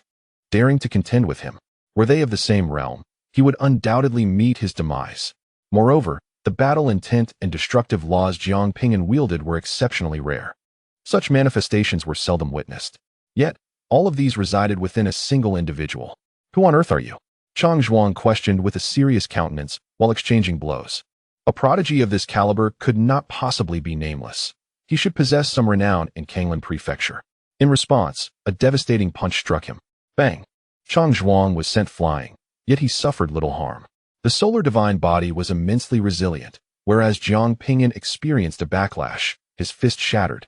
The essence of fire invading his palm, wreaking havoc upon his bones and muscles. No matter how strong your power, there remains a gap between our laws. The one who shall perish is still you, Jiang Ping'an. Chang Zhuang brimmed with confidence in his physique. Even mid to late stage integration experts would find it challenging to destroy his body. Moreover, he had comprehended the essence of fire, placing him a tier above his opponent. Their fists continued to collide, blood seeping from their knuckles. In a mere moment, Jiang Ping'an's hand was completely obliterated, charred, and seemingly rendered useless. Seizing the opportunity, Chang Zhuang delivered a heavy kick to Jiang Ping'an's abdomen, sending him hurtling away. Jiang Ping'an crashed against the wall, expelling a mouthful of blood into the dark waters. Truly remarkable for a solar divine body. You dare to challenge me? Prepare to die? Chang Zhuang pressed his advantage. He would seize the moment of weakness. He could not afford to be complacent. Just then, a projection appeared, standing in front of Chang Zhuang. It was the leader of the Discipline Temple, Jian Di. Or more precisely, Jian Di's projection. This was Jiang Ping'an's self-created secret technique, rebirth. Jiang Ping'an manipulated Jian Di's projection to battle Chang Zhuang. The two initial stage integration experts summoned their profound powers, causing the space to tremble violently. Damn it, what kind of sorcery is this? Chang Zhuang was taken aback. How could Jiang Ping'an control another's projection in battle? Before he could fully comprehend this shocking revelation, a more astonishing scene unfolded. The severely injured Jiang Ping'an suddenly rose. The remnants of the essence of fire on him were completely absorbed, and the charred skin on the back of his hand rapidly regenerated. His bones crackled as they realigned. In the blink of an eye, his grave injuries vanished, and Jiang Ping'an returned to his peak condition. Chang Zhuang had never witnessed such a horrifying recovery technique before. Conventional healing arts would consume spiritual energy during treatment, with the severity of the injuries determining the energy expenditure. However, Jiang Ping'an, despite enduring such grievous injuries, felt no depletion of spiritual energy within him. This is utterly abnormal. This is the extraordinary power bestowed upon him through the fusion of celestial blood. It enables him to absorb damage and heal himself without significantly exhausting his own spiritual energy. Jiang Ping'an charged forth, attacking alongside the projection of Jian Di towards Chang Zhuang. The solar divine body is formidable, and he eagerly anticipated this new projection. A cataclysmic battle erupted on the 4th level. In the Black Prison's 3rd level, at the entrance, a group of enforcers from the discipline department were engaged in casual conversation. Wow, Jiang Ping'an is quite impressive, managing to hold out for so long. After all, he is the one who secured 1st place in the Immortal Pavilion battle, demonstrating immense mental fortitude. Nevertheless, the outcome remains unchanged. Anyone who dares to offend our discipline department faces a singular fate. Laughter echoed as they observed the prisoners in the 3rd level cells, who hid away, fearful of incurring the wrath of the enforcers. Poor Jiang Ping'an, having just become an inspector for the surveillance department, is now facing death.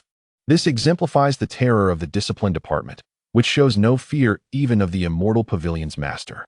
The discipline department possesses a terrifying existence that has reached the same realm as the master, providing them with formidable confidence. What commotion is this? It's so noisy. A man, 2 meters tall with a robust chest, emerged from a cell. Cheng Han, a disciple of an elder, had offended the discipline department 30 years ago and had been imprisoned ever since. Cheng Han had sparred with Jiang Ping'an here, when Jiang Ping'an was wrongfully accused. It was Cheng Han who interceded on his behalf, preventing him from becoming a scapegoat. Just then, Cheng Han was practicing when he felt the tremors and came out to investigate. An inmate conveyed the general situation to Cheng Han through a mental message. Upon hearing that the solar divine body of the discipline department was confronting Jiang Ping'an on the 4th level, Cheng Han's expression darkened. This is bad. He swiftly rushed toward the entrance, shouting at the enforcers, "Open the door. Jiang Ping'an is an integral part of the plan. He must not die." The enforcers were taken aback by Cheng Han's sudden outburst. "Cheng Han, why are you meddling? Just leave," one of the enforcers grumbled. "I command you to open the door at once." Cheng Han clenched his fists, causing the chains binding him to explode apart as a terrifying aura of the integration realm was unleashed. The enforcers were struck with astonishment. When did Cheng Han break through to the integration realm? Just then, the commotion on the 4th level ceased. The enforcers smiled, seemingly relieved. It appeared Jiang Ping'an had been dealt with. Cheng Han, upon hearing the silence, felt a chill in his heart. He was too late. Jiang Ping'an was dead. Chapter 517. Forced counterattack. At this moment, Cheng Han was filled with regret. He should have charged through earlier. Perhaps he could have saved Jiang Ping'an. Now, it was all too late. In the face of the solar divine body at the integration realm, no matter how strong Jiang Ping'an's combat prowess, it would have been futile. The disparity was too vast. "What are you standing there for? Hurry and open the door for our senior brother Cheng Han," one rotund enforcer called out with a grin. With Jiang Ping'an's demise, their mission was complete, and they awaited their rewards. "Senior brother, the key is in your hands," remarked another enforcer, smiling at the plump cultivator beside him. "Ah, indeed, the key is in my possession. How delightful it is to have momentarily forgotten." The rotund monk smacked his forehead, chuckling as he retrieved a black key from the space within him. Inserting the key into the door, the runic formation upon it was activated, and it slowly creaked open. "Captain Chong, has Jiang Ping'an encountered malevolent spirits below and met his demise? They have already concocted a rationale for Jiang Ping'an's death. Each year, a multitude of disciples perish in the Black Prison for this very reason." Soon after, a figure, marred with burn marks, emerged gradually. Upon seeing this person's visage, all present were momentarily stunned, followed by expressions of incredulity. "Jiang Ping'an is alive. Chang Zhuang actually failed to eliminate him. Block his path. Do not let him escape," the rotund monk bellowed.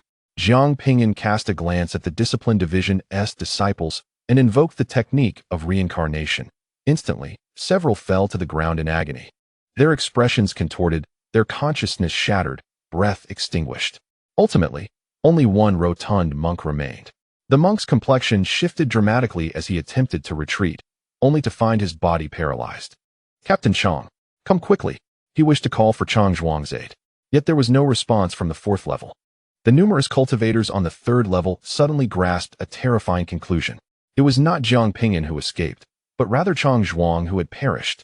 Chang Zhuang, a cultivator at the initial stage of integration, possessed a solar deity body and mastery over numerous secret techniques. How could he possibly be slain? If he were alive, why had he not emerged? Jiang Ping'an raised his hand, gripping the neck of the corpulent monk, his voice chilling as ice. "Who orchestrated the assassination against me?" The overweight monk dared not meet Jiang Ping'an's gaze, yet he roared defiantly, I am a disciple of the discipline division. Dare you raise your hand against us? And your fate is sealed. If you refuse to speak, then death shall be your fate. Jiang Ping'an, disinterested in wasting time, utilized the mental technique of reincarnation, subjecting the monk to relentless torment that tore at his very soul. In mere moments, the disciples of the discipline division lay lifeless. The cultivators in the third-level prison were left in stunned silence. Jiang Ping'an actually dared to strike directly against the discipline division as disciples. This was a capital offense. Cheng Han, regaining his composure from the shock, suddenly exclaimed, I shall report to the supervisory division. The discipline division is wantonly slaughtering the innocent, having slain my wife and framed me for imprisonment.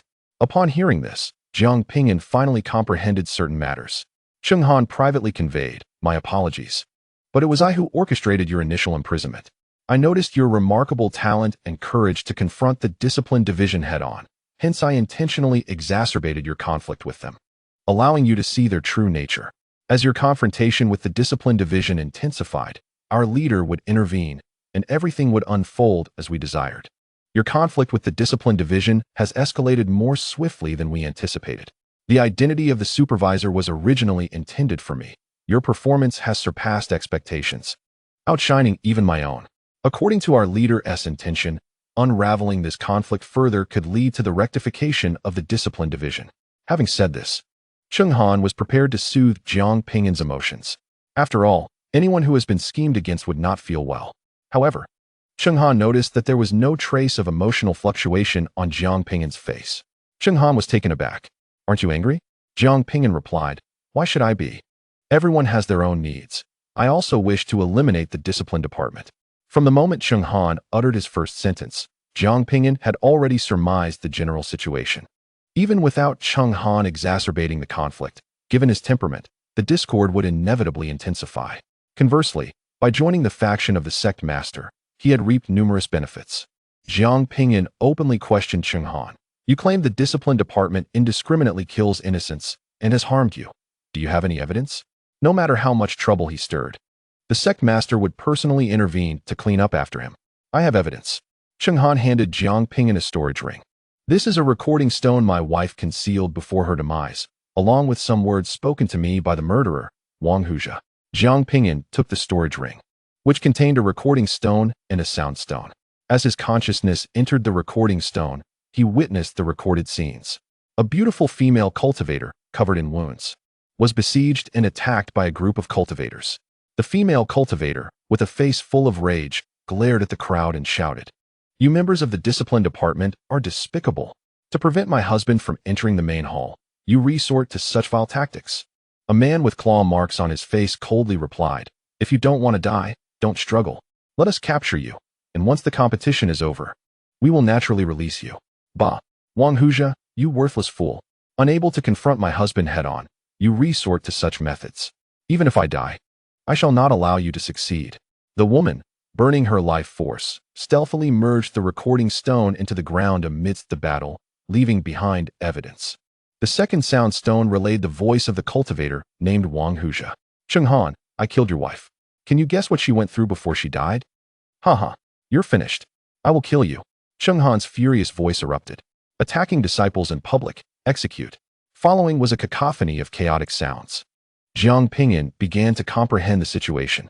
Cheng Han was a prodigy, and this Wang Huzhe, in a bid to eliminate Cheng Han, had persecuted his wife and framed him for imprisonment.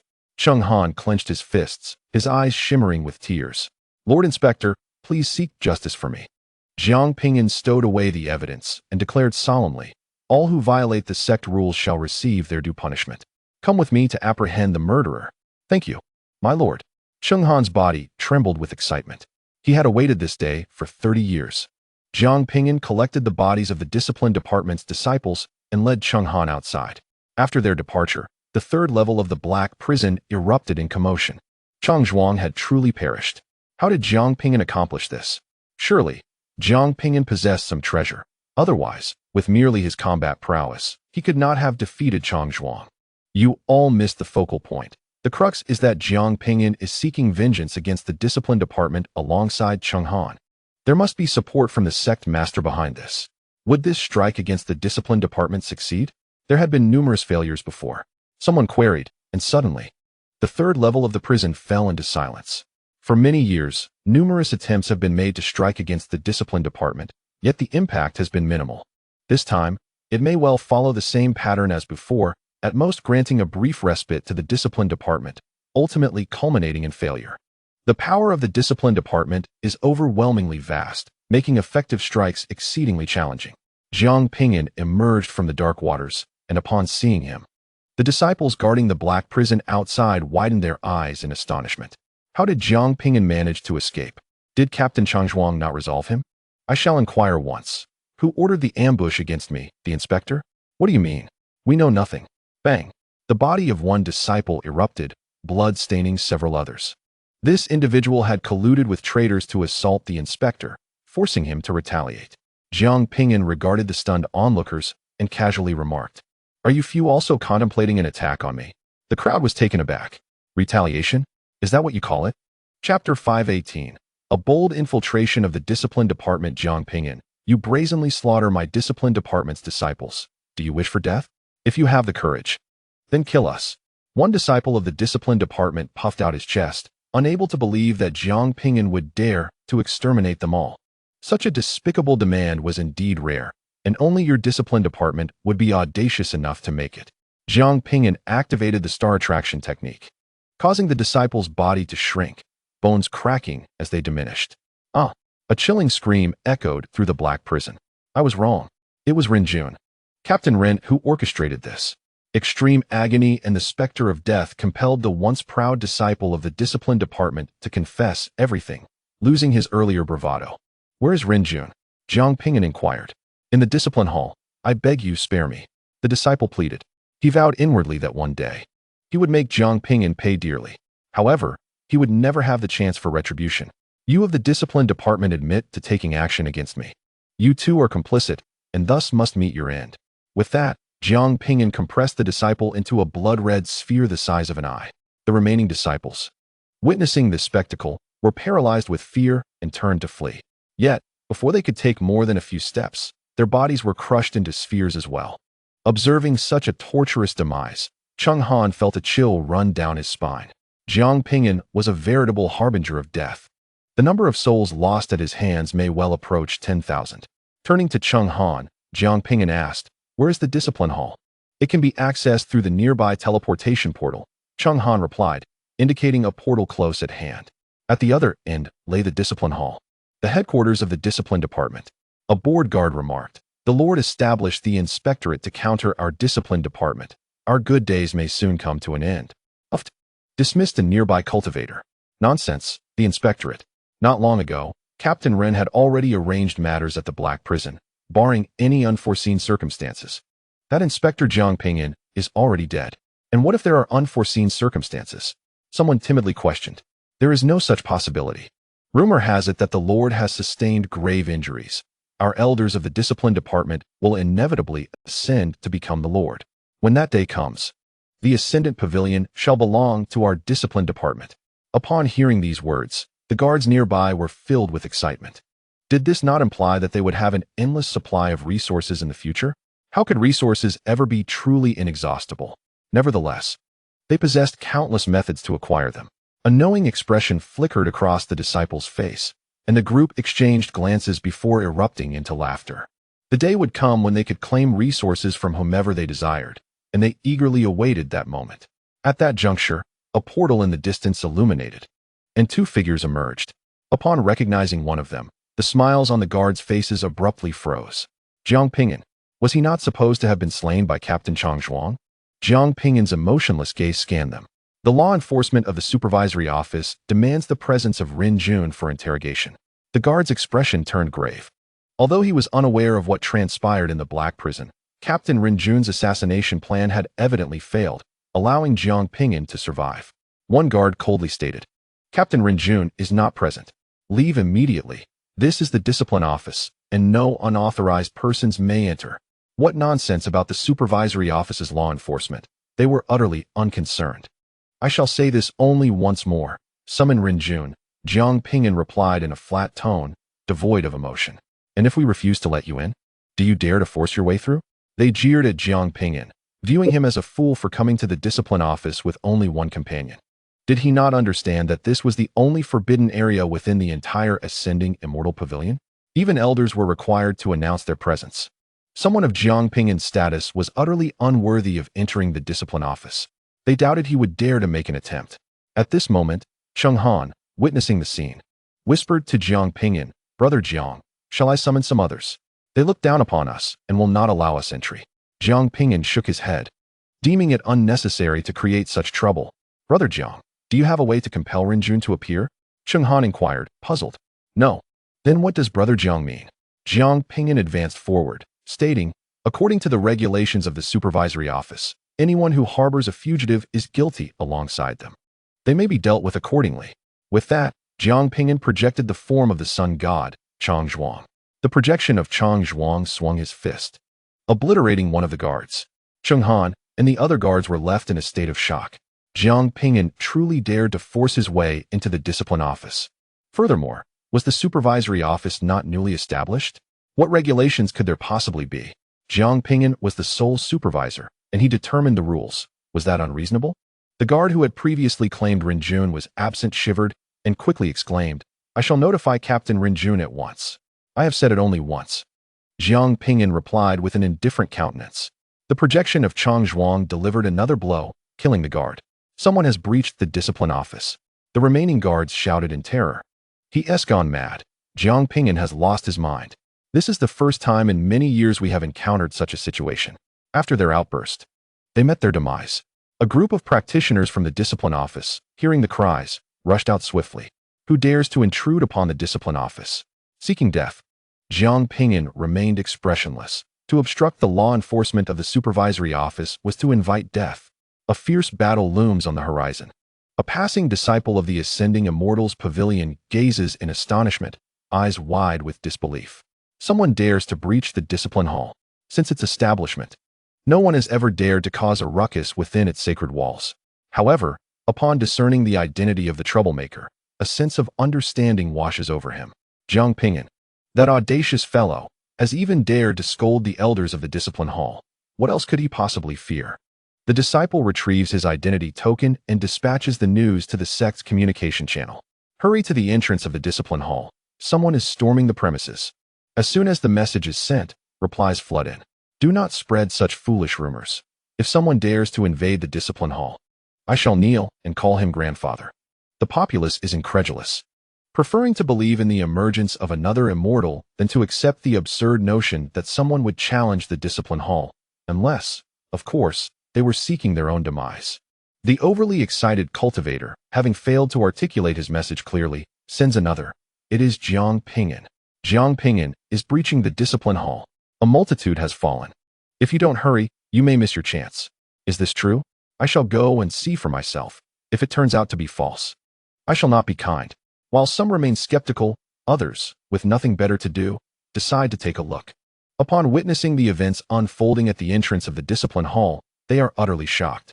By the heavens, it's real, a female cultivator exclaims, disregarding her composure. Come and see. Jiang Ping'an has lost his mind. He truly is storming the discipline hall. Initially, disbelief lingered among the crowd.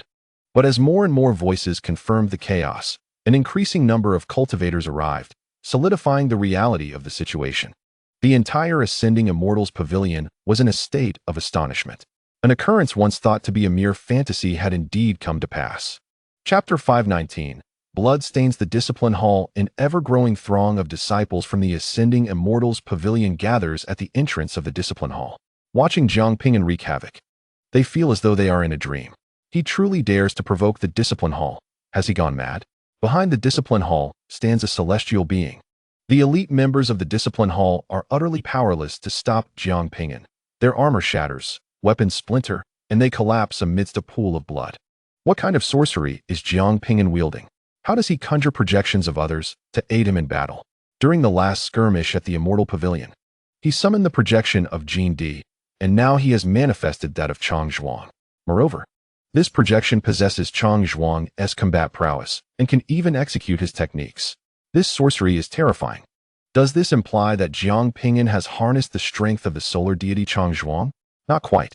It appears to be some form of spiritual secret art that drains Jiang Ping'an's mental energy, which is why he is currently unable to manipulate the soul silkworm or employ illusions. Some have discerned the limitations of the rebirth technique.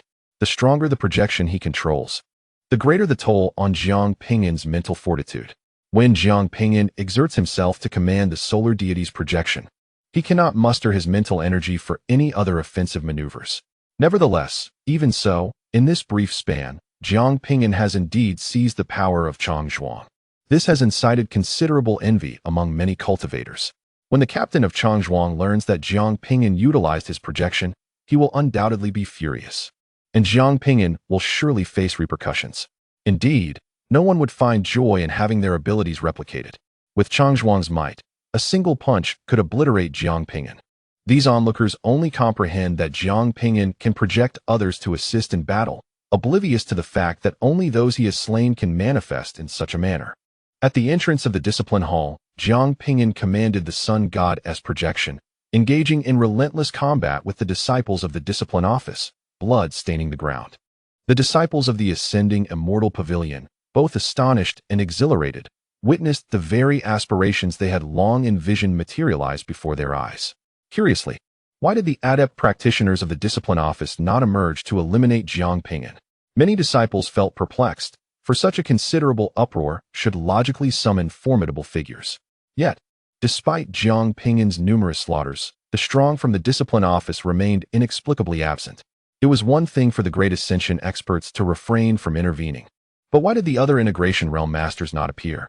Have you not yet comprehended? An elder cultivator stroked his beard and spoke with a contemplative tone. The reason Jiang Ping'an dares to act here is primarily due to the pavilion master's tacit approval. He must possess evidence of the discipline office's transgressions. And with that evidence, he approaches to apprehend the culprits.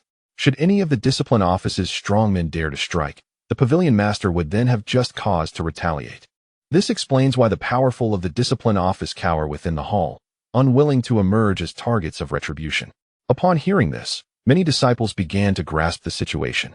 No wonder Jiang Ping'an seemed so audacious. He had the pavilion master backing him. A young cultivator experienced an epiphany. The elder cast a disdainful glance at the youth and retorted, "If you were in his position, would you dare act even with support? Do you possess the requisite strength?" The young cultivator, indignant, replied, "If I had backing, of course, I would dare." The elder, unimpressed, remained silent. Throughout the ages, there have always been those who overestimate their own significance. Opportunities are seldom bestowed by the elite. They are seized by individuals like Jiang Ping'an through sheer prowess. With a resounding boom, the sun god's projection unleashed a devastating punch, reducing numerous disciples of the discipline office to ashes. The remaining cultivators recoiled in terror, their hearts pounding as they retreated in disarray. Jiang Ping'an advanced, stepping through the bloodied ground. With each step forward, the disciples of the discipline office retreated, exchanging glances, none daring to advance. Jiang Ping'an declared with a commanding voice, "I shall state this for the final time. Your captain, Ren Jun, has flouted the sect's regulations and brazenly conspired against the inspecting envoy. The severity of his crimes cannot be overstated. Anyone who dares to obstruct shall be deemed an accomplice and dealt with accordingly." Furthermore, Wang Huzhe of the discipline office has persecuted Cheng Han's partner in a bid for qualification to the main pavilion, deliberately framing Cheng Han to imprison him. I now possess evidence of this transgression. All participants and lawbreakers must come forth, or they shall bear the consequences. Jiang Ping'an's authoritative voice resonated throughout the discipline hall. A chilling atmosphere mingled with the scent of blood enveloping the surroundings. The spectators from the ascending immortal pavilion felt their hearts race, having envisioned countless scenarios of contention with the discipline office in their minds. Yet they had only ever dared to imagine such confrontations, never truly contemplating a real conflict. Despite their biases against Jiang Ping'an, they could not help but admire his boldness in this moment. "What evidence do you possess to accuse me of conspiracy?" A pallid-skinned cultivator with slanted eyes emerged. The ordinary disciples of the discipline department breathed a sigh of relief. Ren Jun had finally appeared. If he had delayed any longer, they would have fled. Ren Jun's cold gaze fixated on Jiang Ping'an. Law enforcement must rely on evidence. Now that everyone is present, if you cannot provide proof, claiming that I conspired against you is merely slander. Cheng Han interjected. The disciples of the discipline department in the Black Prison have already confessed that it was you who orchestrated the plot against Jiang Ping'an. Huh. Do the words of a few individuals count as evidence? Ren Jun scoffed. I could easily find several witnesses to claim that you indiscriminately slaughter the innocent. Embracing himself, a look of disdain permeated his features. Jiang Ping'an, since you lack evidence, it is now our discipline department's turn to act. You trespassed into our domain and harmed fellow disciples, a crime of the utmost severity that incites the wrath of both gods and men. Bang! Before Ren Jun could finish his sentence, the right half of his body exploded, blood splattering the entrance. The assailant was none other than Jiang Ping'an. Adorned with a pair of black-gloved treasures gifted by the Emperor Qian Wanshan of the Great Qian dynasty. Originally damaged, Jiang Ping'an had restored the gloves with a treasure basin. These gloves possessed the power of spatial traversal, making them exceptionally useful for ambushes. Having reached the harmonious union stage, it was exceedingly difficult to perish. Even after half of his body was obliterated, Ren Jun remained alive. However, he was severely injured, as the attack was imbued with a hint of the Great Dao's principles. Gazing at his shattered physique, a mix of terror and fury surged within Ren Jun as he roared, Jiang Ping'an, you attacked me without evidence. This is a blatant disregard for the law. This is chaotic enforcement. Everyone present was taken aback. Previously, there had been a rationale for the attack. Now, was there no need for justification at all? Jiang Ping'an reached out once more, traversing space to seize Ren Jun by the throat, drawing him closer. What do you intend to do? Ren Jun's voice trembled. He finally understood why Chang Zhuang had failed to kill Jiang Ping'an. It was evident that Jiang Ping'an was protected by treasures. Just how much had the sect leader bestowed upon him? What did you say? That elder Huaizhou of the discipline department instructed you to act against me? Jiang Ping'an suddenly exclaimed in astonishment. Ren Jun's expression turned to one of disbelief. You speak nonsense. I never said that. Bang! Jiang Ping'an forcefully slammed Ren Jun to the ground, causing the earth to shatter and stones to scatter. Jiang Ping'an placed his foot on Ren Jun's mouth, proclaiming loudly, What? You dare to claim that Huaizhou is a spy for the Moon God Palace? That he colluded with the Moon God Palace to undermine our unity in the Ascension Pavilion, thereby enabling the discipline department's actions? Ren Jun's eyes widened, desperate to explain. But Jiang Ping'an swung his fist once more, obliterating him entirely. Ren Jun's breath ceased. Rising, Jiang Ping'an wiped the blood from his gloves and addressed the onlookers with a booming voice. Everyone has heard it. Ren Jun just confessed that Elder Huaizhou of the discipline department is a spy, colluding with the Moon God Palace and perpetrating harm against me and our sect's disciples. The disciples of the discipline department looked on in confusion. Did they not hear anything? Why is it that they seem oblivious? Chapter 520. We have been discovered before the discipline hall. Corpses lay strewn across the ground, silence enveloping the scene. All eyes were fixated upon Jiang Ping'an. Having witnessed countless extraordinary talents and numerous arrogant and overbearing cultivators, they vowed they had never encountered anyone as audacious as Jiang Ping'an. In front of such a multitude, he brazenly committed murder without a hint of remorse. Even the disciples of the discipline office would not dare to be so openly defiant. When it comes to arrogance, Jiang Ping'an undoubtedly claimed the top spot. Cheng Han was momentarily taken aback before being the first to react. He suddenly turned and shouted to the crowd. The discipline office is lawless and tyrannical, colluding with the Moon God Palace to persecute the disciples of the Ascension Pavilion. Fellow brothers and sisters, how much longer must we endure? The opportunity to dismantle the discipline office lies before us. The cultivators who had been spectating shuddered. Nearly all of the unconnected practitioners within the Ascension Pavilion had experienced targeting by the discipline office. They dared not resist. Any act of defiance could lead to inexplicable disappearance. And when exploited for resources, they could only endure in silence. Now, an opportunity to weaken the discipline office lay at hand. Disband the discipline office, cried out a disciple, igniting a fervor among the others. Many cultivators, their expressions shifting dramatically, hesitated to act, hastily retreating in fear of being implicated. Yet, countless others, suppressing their trepidation, joined in the clamorous chorus. The discipline office is lawless and tyrannical, colluding with the Moon God Palace. Disband the discipline office. Disband the discipline office. The echoes of their grievances reverberated beneath the vast sky. In times of solitude, they had refrained from voicing their thoughts, but now, emboldened by the presence of many, they shouted their sentiments aloud. Disciples of the Ascension Pavilion gathered courage, surging from all directions to fill the skies, directing their cries at the discipline office. The discipline office is lawless and tyrannical, colluding with the moon god palace to persecute the disciples of the Ascension Pavilion. Disband the discipline office. Many were aware that the elders of the discipline office could not possibly be spies. However, the truth had never held significance. Only outcomes that aligned with the majority's interests mattered. The dissolution of the discipline office was the desired result for all. The cacophony of countless disciples resonated throughout the Ascension Pavilion, reaching even the grand hall deep within the discipline office. Ho Haijiao's countenance darkened as he spoke to a young, handsome man beside him, radiating an air of detachment. Father, it appears that Jiang Ping'an may indeed be privy to our connection with the moon god palace. Could it be that that woman, Russell, has uncovered something? This Jiang Ping'an has repeatedly accused us of being traitors. Initially, I was skeptical, but now he has made these claims yet again. Ho Haijiao began to suspect that perhaps the pavilion master had sensed something amiss and intentionally sent Jiang Ping'an to test them. The more he contemplated, the more plausible it seemed. Ho Ruan pondered deeply. It was indeed possible they had been detected. The other party likely lacked concrete evidence, hence the probing. Their previous plans would need to be altered. Ho Ruan had intended to oust Russell and seize control of the Ascension Pavilion. However, now that Russell had begun to harbor suspicions, Jiang Ping'an had been sent to assess them. The original plan was no longer viable. Ho Ruan's voice rang out, resonating throughout the Ascension Pavilion. From this day forth, the discipline office is hereby disbanded. Upon hearing this declaration, many disciples of the discipline office turned pale. Previously, they wielded their authority as members of the discipline office to oppress ordinary disciples daily. Now that their true identities are being reinstated, they are bound to face dire consequences. Why is this so?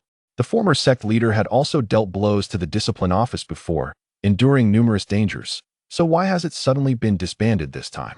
Not only the cultivators of the discipline office, but even Russell and the other elders observing this situation were engulfed in utter confusion and astonishment. How could the discipline office disband so abruptly? Russell had prepared himself for a prolonged confrontation with the discipline office, rendering all his prior preparations in vain. What on earth is happening? Everyone in the Ascension Pavilion was bewildered. After a prolonged silence, cheers resounded throughout the sect. Haha, splendid. The discipline office has been disbanded. A few scoundrels from the discipline office stole my precious essence stones and even caused the death of my brother. This time, I shall make them pay dearly. No longer shall we live in fear of oppression. All thanks to Jiang Ping'an. If he hadn't bravely fought against the discipline office, we might have never seen this day. The crowd's gaze simultaneously turned towards Jiang Ping'an, who stood at the forefront. At that moment, they realized how imposing his figure appeared. Although many could surmise that Jiang Ping'an's audacious actions were backed by the sect leader, not everyone possessed the courage to confront such formidable foes personally. For a single misstep could cost them their lives. Cheng Han clasped his fists towards Jiang Ping'an, exclaiming, "Brother Jiang, I admire your bravery.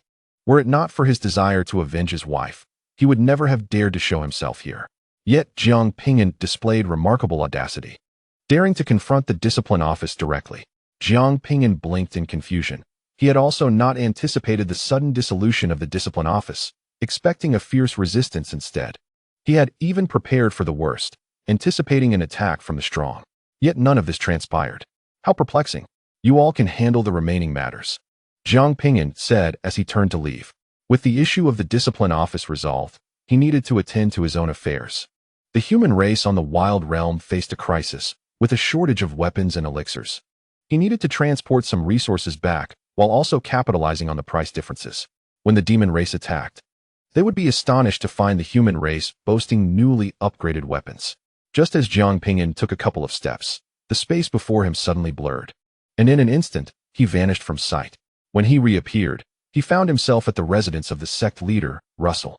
Russell was sipping tea, seated alongside Qian Huanrou, and the two exuded an air of camaraderie, reminiscent of close friends. Russell was unaware of Qian Huanrou's age. He simply felt a connection with her, leading to a blossoming friendship. Sect leader, Jiang Ping'an greeted respectfully, clasping his fists. Russell nodded with satisfaction, taking a sip of tea. You handled this matter quite well. With the discipline office gone, the Ascension Pavilion cannot operate without a law enforcement department.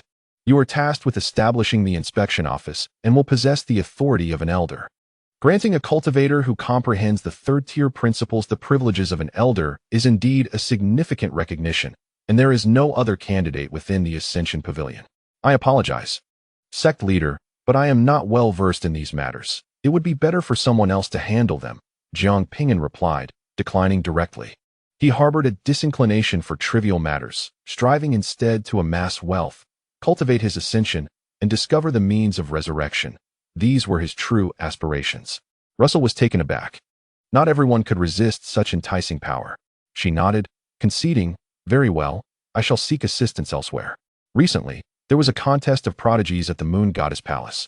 And considering your formidable combat prowess in the Void Refinement realm, your participation would be invaluable. Are there treasures as rewards?" Jiang Ping'an inquired, raising his gaze. "Do you think treasures are mere candies?" Russell retorted with a mix of amusement and irritation. Although the resources of the Yuan realm were abundant and the art of crafting weapons was highly developed, treasures were still classified as high-tier artifacts and could not be casually bestowed upon disciples. "Apologies, sect master, but I have just regained my strength and am not prepared for battle," Jiang Ping'an politely declined. Russell responded, "You have slain so many at the entrance of the discipline office, and yet you claim you cannot fight? Very well, return safely. Be cautious of that old rascal Huanrou, who seems to be up to something, having disbanded the discipline office." With her brow furrowed, she sipped her tea while speaking to herself, suspecting there might be some conspiracy afoot. "Sect master, I take my leave." Jiang Ping'an bowed once more before turning to depart. As he stepped outside, Huanrou hurried after him, handing him a jade slip. "What is this?" Jiang Ping'an asked, perplexed. Huanrou smiled faintly and whispered, "Divine ability." Divine ability? Jiang Ping'an was momentarily stunned. Divine ability, a term denoting supreme secret arts, possessed immense power. Typically, only those who reached the integration stage could wield such abilities. Notable divine abilities in the wilderness realm included the three-headed six-arm technique and the law manifestation technique. The battle god technique also fell under this category, albeit as a growth-type divine ability that required a saint body to unleash its true potential. Most divine abilities were cultivated starting from the integration stage. Regardless of the specific divine ability, they were considered rare techniques, valued comparably to precious artifacts. In summary, they were exceedingly valuable. Huanrou continued. "This is the divine ability Taiyan Star Fist from our great Qian dynasty, imbued with profound principles and the truths of the cosmos. Due to our practice of concealing universe technique, which allows us to harness abundant spiritual energy, you can now demonstrate this divine ability. Learning it will enhance your combat strength. When we enter the Grand Pavilion in 4 years, fierce competition awaits. Acquiring knowledge will increase your chances of obtaining the technique for transcending to immortality." Jiang Ping'an gazed at the jade slip in his hand, then looked up at Huanrou. "Xiaoxiang, surely this is a closely guarded secret of your great Qian dynasty? Such advanced divine abilities are the very foundation of a dynasty and are not meant for dissemination." Huanrou chuckled nonchalantly. "If you don't speak of it, and I don't, who would know? If it is discovered one day, you can simply say you found it by the roadside. Would any reasonable person believe that explanation?" Jiang Ping'an remarked, at a loss for words. At that moment, Huanrou raised her finger and gently tapped his forehead. "Hurry and cultivate. The Grand Pavilion gathers the true elite of the Yuan realm. Your talent may not suffice. Without diligent effort, you cannot hope to obtain the technique for transcending to immortality." With that, Huanrou smiled and turned to return to her room. Observing the figure before him, Jiang Ping'an felt an inexplicable sense of tranquility wash over him, akin to a gentle breeze caressing his cheeks, bringing immense comfort. He stowed away the Taiyan Star Fist and made his way to the contribution hall to purchase treasures. Perhaps out of habit, Jiang Ping'an found himself once again at the shop selling soul silks. The proprietor remained as leisurely as ever, reclining in a rocking chair, engaging in conversation with others while holding his identification badge. That Jiang Ping'an is truly remarkable. He even dared to confront the discipline division. I would call him the most audacious individual of the Ascension Pavilion. If we encounter him in the future, we must show him respect. He is so volatile that if we provoke him, he could very well end our lives, they whispered. "Boss, I'd like to make a purchase," Jiang Ping'an interjected. Interrupting the conversation, the shopkeeper opened his eyes and, upon recognizing the familiar face, his expression darkened. This was the same young man who had feigned ignorance of the soul silks during his last visit, thus securing an unjust advantage. The thought of that incident had been like a dagger to his heart these past few days. "You little rascal, how dare you show your face here again? Do you have any idea how much discomfort you've caused me? Get lost, I won't sell to you." Jiang Ping'an shot him a glance, but said nothing further. Turning to leave for another shop. "Humph," the shopkeeper scoffed, vowing never to conduct business with this young man again. "What is his name again? I must inform other shopkeepers to avoid dealings with him." Using his identification badge, the proprietor searched for the transaction records from that day and unearthed the young man's identity. Upon seeing the name, his countenance froze, and he suddenly toppled from his rocking chair, drenched in sweat and filled with dread. He had not witnessed the battle at the Ascension Pavilion nor attended the spectacle at the Discipline Division, but he had heard of Jiang Ping'an and never laid eyes on him before. It dawned on him that this was the very individual who had brought down the Discipline Division. In a surreal moment, he felt as if his late great-grandfather was waving at him from beyond. "Sir," the shopkeeper rushed forward, clasping Jiang Ping'an's leg. "I mistook you for someone else. What I said was not directed at you. My humble shop has discounts." Fear gripped him, worried that merely stepping outside his shop the next day could lead to dire consequences. Upon hearing of the discount, Jiang Ping'an's eyes brightened slightly. "What sort of discount?" Seeing him inquire, the shopkeeper hastily replied, "Everything at cost price for you. Pack all the treasures in your shop for me," Jiang Ping'an commanded. The shopkeeper, with a look of disbelief, asked, "Are you sure this is packing and not robbery? My lord, why do you need so many treasures? The contribution points are far too abundant. I cannot spend them all," Jiang Ping'an replied nonchalantly. "Curse this nouveau riche," the shopkeeper lamented. He had heard that Jiang Ping'an had secured first place in the battle at the Ascension Pavilion, amassing over 500,000 contribution points, setting a new record. There were even whispers in the exchange area that he had wagered on his own victory before the battle, earning an additional 100,000 contribution points. Coupled with his close association with the pavilion master, it was clear he would not lack for resources. The shopkeeper couldn't help but envy the wealth of resources Jiang Ping'an possessed. Had he been in such a position, he would have long ceased being a shopkeeper, choosing instead to venture out and experience the myriad wonders of the cultivation world. Until the moment Jiang Ping'an departed with all the treasures, the shopkeeper remained in disbelief that it was all truly happening. Under ordinary circumstances, selling such a multitude of magical artifacts would yield a considerable profit. However, selling them to Jiang Ping'an meant receiving only the purchase price, resulting in no earnings whatsoever. After Jiang Ping'an departed, the owner wept bitterly in his rocking chair, lamenting his misjudgment. Had he known, he would have refrained from provoking the man. The sole consolation was that he had managed to retain the initial investment, avoiding a loss. Jiang Ping'an acquired magical artifacts worth over 400,000 contribution points. Even artifacts purchased for a single contribution point would be regarded as exceptional treasures in the eyes of nascent soul cultivators within the desolate realm. As for their resale value, Jiang Ping'an was uncertain, as he seldom engaged in the purchase of magical artifacts. His understanding of their exceptional status stemmed from the numerous cultivators he had slain, having witnessed the weapons they wielded. Rarely did nascent soul cultivators possess artifacts of such caliber.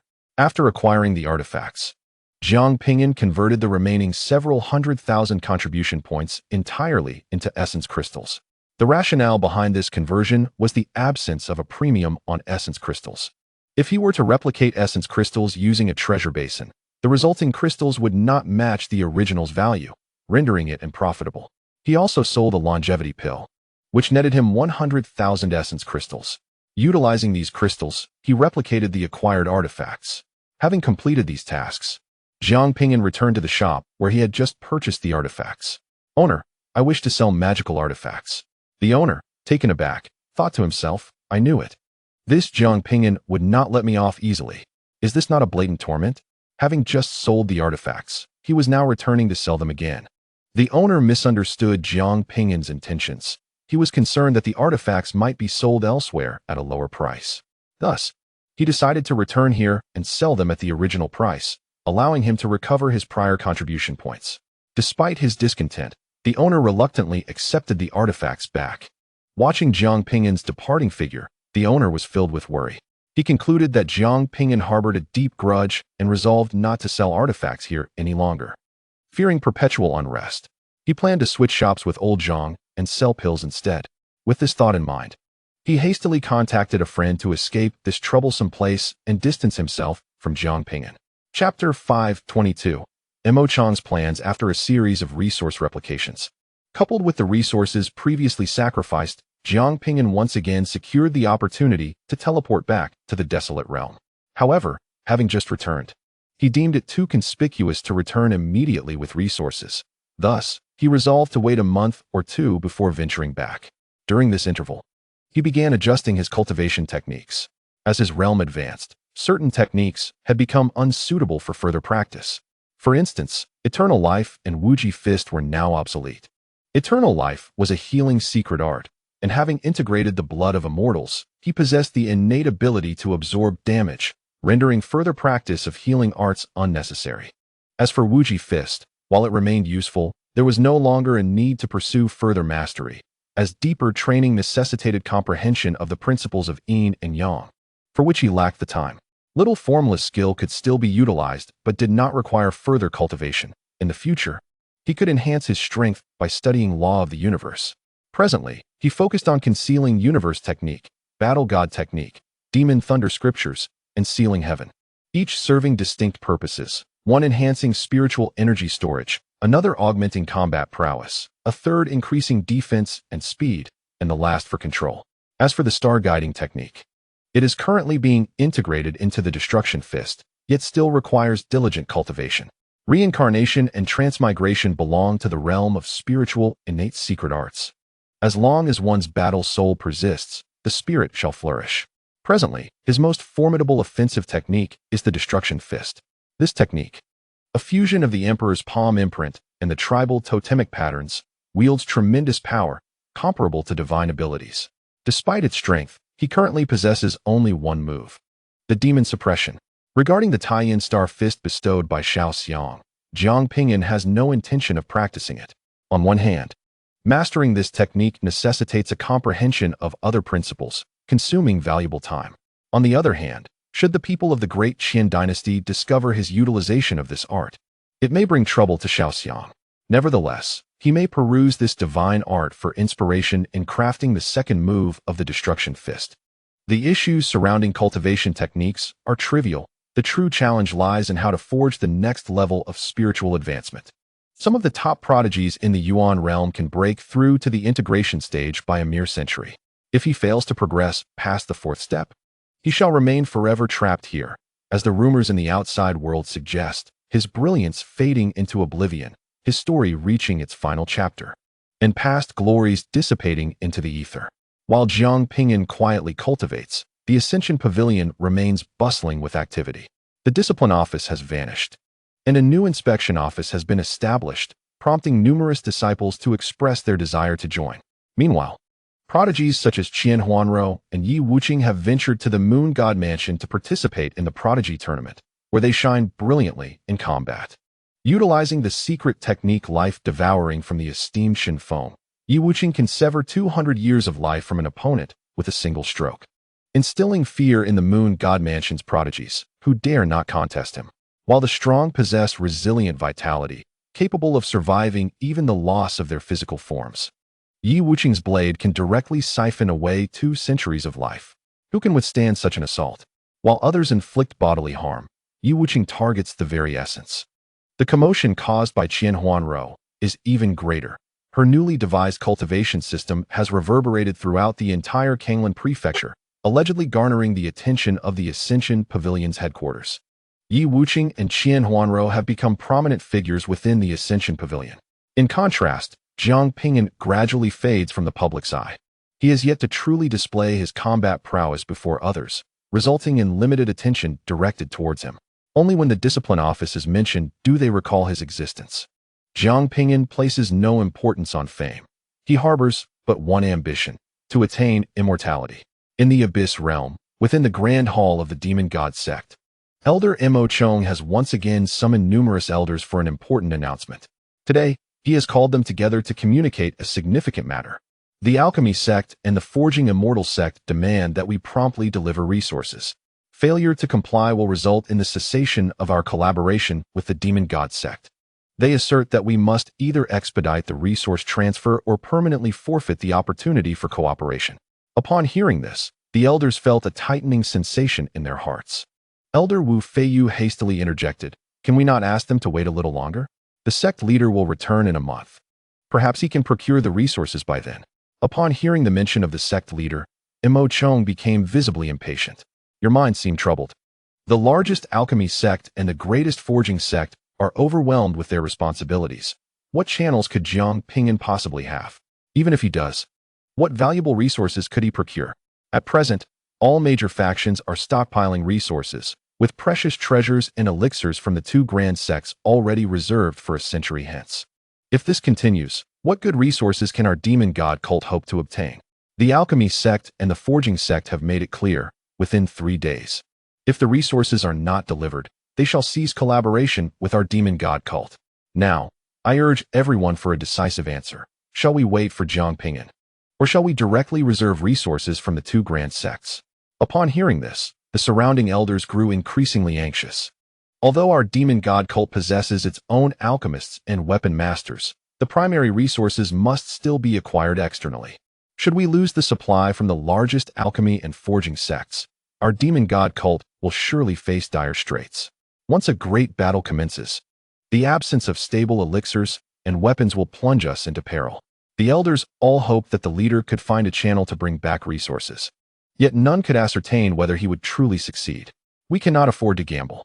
Mo Chong observed the elders' anxious expressions, inwardly reveling in their unease. Instilling a sense of crisis is always a lucrative endeavor. The urgency from the alchemy sect and the forging sect was deliberately orchestrated by Mo Chong. United, they could leverage this million-valued resource, benefiting all involved. A vote is now in order regarding the expenditure of these million-valued resources. Mo Chong surveyed the assembly of elders. Many exchanged glances and sighed in resignation. At this juncture, prudence seemed preferable. "I concur. The situation with the leader is uncertain, and the likelihood of securing a new channel is slim. It is wiser to stabilize relations with the alchemy sect and the forging sect." "I too agree." The elders gradually cast their votes, leaving only Ji Fei unexpressed. "I believe the leader can perform miracles. It is best to wait a while longer. To find a way to delay for another month. If the leader truly succeeds, it would benefit the entire demon god cult." Ji Fei herself could not comprehend why she placed her faith in Jiang Ping'an. It was a belief unbidden. Mo Chong's expression was one of disdain. "Miracles? I trust only in facts. The fact is, within the entire realm of cultivation, no sect excels in alchemy and forging as do the alchemy sect and the forging sect. Nevertheless, even if you abstain from voting, it will not alter the outcome. With over 80% of the elders in agreement, the motion will carry. I shall proceed to reserve the resources." "Wait a moment." A steady voice suddenly resonated. Jiang Ping'an tore through the void and made a sudden appearance. Chapter 523. I possess 100,000. Upon seeing Jiang Ping'an, Mo Chong instinctively felt a surge of panic. He could not fathom why. It was perhaps that every encounter with Jiang Ping'an had been fraught with misfortune, leading to a reflexive response. Mo Chong suppressed his negative emotions. The procurement of elixirs and treasures was already a fait accompli, so why remain anxious? "Jiang Ping'an, your intervention is futile now. Several elders have already received approval and will soon contact the alchemy sect and the forging immortal sect." Suddenly, a hand pierced through space and struck Mo Chong's face, sending him crashing to the ground from his seat. "What do you call me?" Jiang Ping'an adjusted his black gloves, his expression cold and stern. Everyone present was taken aback, utterly astonished that Jiang Ping'an would dare to strike Mo Chong. Mo Chong's aged face flushed red as he clenched his fists, suppressing his anger and humiliation. The teaching of the sect leader was that he, an old fool, was ignorant of etiquette and deserved to be punished. Each word he uttered was squeezed from his lips, laced with bitterness. "It is good that you understand the need for discipline. Remember who the true leader is." Jiang Ping'an, having ascended to the position of sect leader, exuded an air of authority. Mo Chong rose, glaring icily at Jiang Ping'an. "Sect leader, what of the channels you mentioned? What of the resources? Do you not realize that your obstinacy nearly jeopardized our cooperation with the alchemy sect and the forging immortal sect, placing our demon god sect in peril? If our collaboration fails, you shall be the sinner of the demon god sect." Mo Chong sought to attack Jiang Ping'an through these words, venting his inner fury. Jiang Ping'an disregarded him and turned to the other elders, inquiring, Which elder here excels in weapon forging? Wu Feiyu, regaining his composure from the shock, spoke up, sect leader. In my spare time, I have a passion for forging weapons, a hobby I have pursued for a millennium, and I have achieved some modest success. What is your inquiry regarding this? Jiang Ping'an produced a golden long sword and tossed it forth. What of this sword? Wu Feiyu, uncertain of Jiang Ping'an's intent, felt compelled to respond. Grasping the golden sword, he attempted to infuse it with spiritual energy, and in an instant, a brilliant radiance erupted, illuminating the entire hall. Wu Feiyu's eyes sparkled as he raised a finger and gently tapped the blade. The sound of the sword resonated clearly, akin to a melodious tune. Exceptional. This sword was indeed a treasure of the first rank, and judging by its sound, it was crafted from the exceptionally hard golden dragonstone. Renowned for both its hardness and resilience, golden dragonstone is typically infused in smaller quantities during the forging of treasures, yet this sword was entirely composed of it.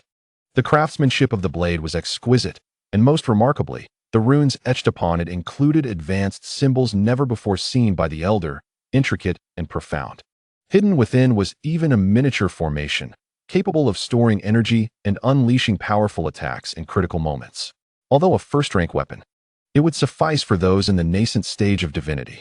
Wu Feiyu was enamored with the sword, not merely for its value but for its flawless artistry. While the other elders were not weapon forgers, they could discern its worth through the fluctuations of the runes. Estimate its value, Jiang Ping'an commanded. Given the current outbreak of war and the scarcity of weapons, this sword could fetch no less than 10 laws, Wu Feiyu estimated. Beside him, Mo Chong gritted his teeth and interjected. Sect leader, are you attempting to change the subject? I am asking you a question. What of your channels? What of the promised treasures and elixirs? Are you blind? Jiang Ping'an retorted. Mo Chong felt a surge of anger, almost choking on his breath. As the esteemed Grand Elder, he was utterly astonished to be subjected to such scorn. Even the previous generation's leader had not been this brazen. Suppressing the urge to strike Jiang Ping'an down, he shifted his gaze to the sword in Wu Feiyu's hand. Is this the extent of your acquired resources? One solitary sword for whom? Are you aware of the multitude of disciples within our demon god sect? Who informed you that this sect leader possesses but a single blade? With a casual flick of his wrist, Jiang Ping'an unleashed a torrent of swords that cascaded forth, their clanging resonating throughout the hall. In an instant, the chamber was transformed into a resplendent spectacle, the swords flooding the space like refuse, heaped in mountainous piles. Such swords, the sect leader proclaimed, number in the hundreds of thousands. The elders present appeared as if enchanted, frozen in place, their eyes bulging like startled frogs, nearly popping from their sockets. Even those seasoned in grand spectacles, with steadfast hearts, could not quell the tumultuous emotions surging within them. 100,000 of such exquisite swords, each worth 10 laws, totaling a staggering 1,000,000 laws. Even the forging Immortal sect could scarcely produce such a quantity of high-quality swords at once, could they? If war were to break out, 100,000 swords brandished by nascent soul cultivators would surely instill terror in the hearts of the demon entities on the opposing side. Mo Chong's expression became utterly rigid, his body slumping into his seat. It was over, utterly over. Jiang Ping'an had indeed managed to acquire so many swords. How could this be? From where did Jiang Ping'an obtain such an abundance of high-quality swords? If he truly possessed such a formidable channel, then the acquisition of resources would no longer concern the Mo family. A substantial portion of the spoils had been seized by Jiang Ping'an. Kindly provide the funds. These resources were procured with considerable effort from my friends, Jiang Ping'an remarked, pulling the elder's thoughts back to the present. Sect leader, from where did you procure these swords? Wu Feiyu's tone had grown even more respectful. With the sect leader's capabilities in this domain, he would be a welcome guest in any major power. Allowing Jiang Ping'an to lead the demon god sect was a tremendous boon for them. Such matters should remain undisclosed and not be inquired about. To speak of them is tantamount to betraying the sect. Do you understand? Jiang Ping'an's demeanor turned serious as he concluded. The elders, jolted into awareness, rose abruptly, affirming their understanding. Only a fool would divulge such fortuitous news to outsiders. The elders granted Jiang Ping'an access to the resources within the demon god sect's treasury. This bounty was valued at 1,000,000 laws, equating to approximately 50,000 essence crystals. Jiang Ping'an reveled in his good fortune. Due to the ongoing war in the wilderness realm, the value of magical treasures had surged, alongside the lower prices in the yuan realm. In this exchange, a single sword could yield a profit of 10 laws, translating to 5 essence crystals. Is there any more resource left within the demon god sect? Jiang Ping'an inquired. His spirits lifted. Wu Feiyu sighed and shook his head. Alas, there are none left. Prolonged warfare and preparations have rendered resources exceedingly scarce. Oh, very well then. I had hoped to reclaim some high-tier magical treasures, but it seems I must return them to my friends. Jiang Ping'an prepared to take his leave. Sect leader. Wait. What high-tier magical treasures? Wu Feiyu suddenly seized Jiang Ping'an's arm. Jiang Ping'an remarked, our demonic god sect is low on funds. Inquiring would be futile. All we possess are a few low-tier artifacts and some secret treasures. We shall discuss this further once our resources are replenished. Secret treasures. Upon hearing this, the elder's eyes widened slightly. Master, although the sect lacks finances, we still possess a modest sum. May we glimpse these treasures? Indeed, Master, let us see the treasures. If they are worthy, we shall pool our resources to acquire them. A wave of anticipation washed over the group regarding the artifacts.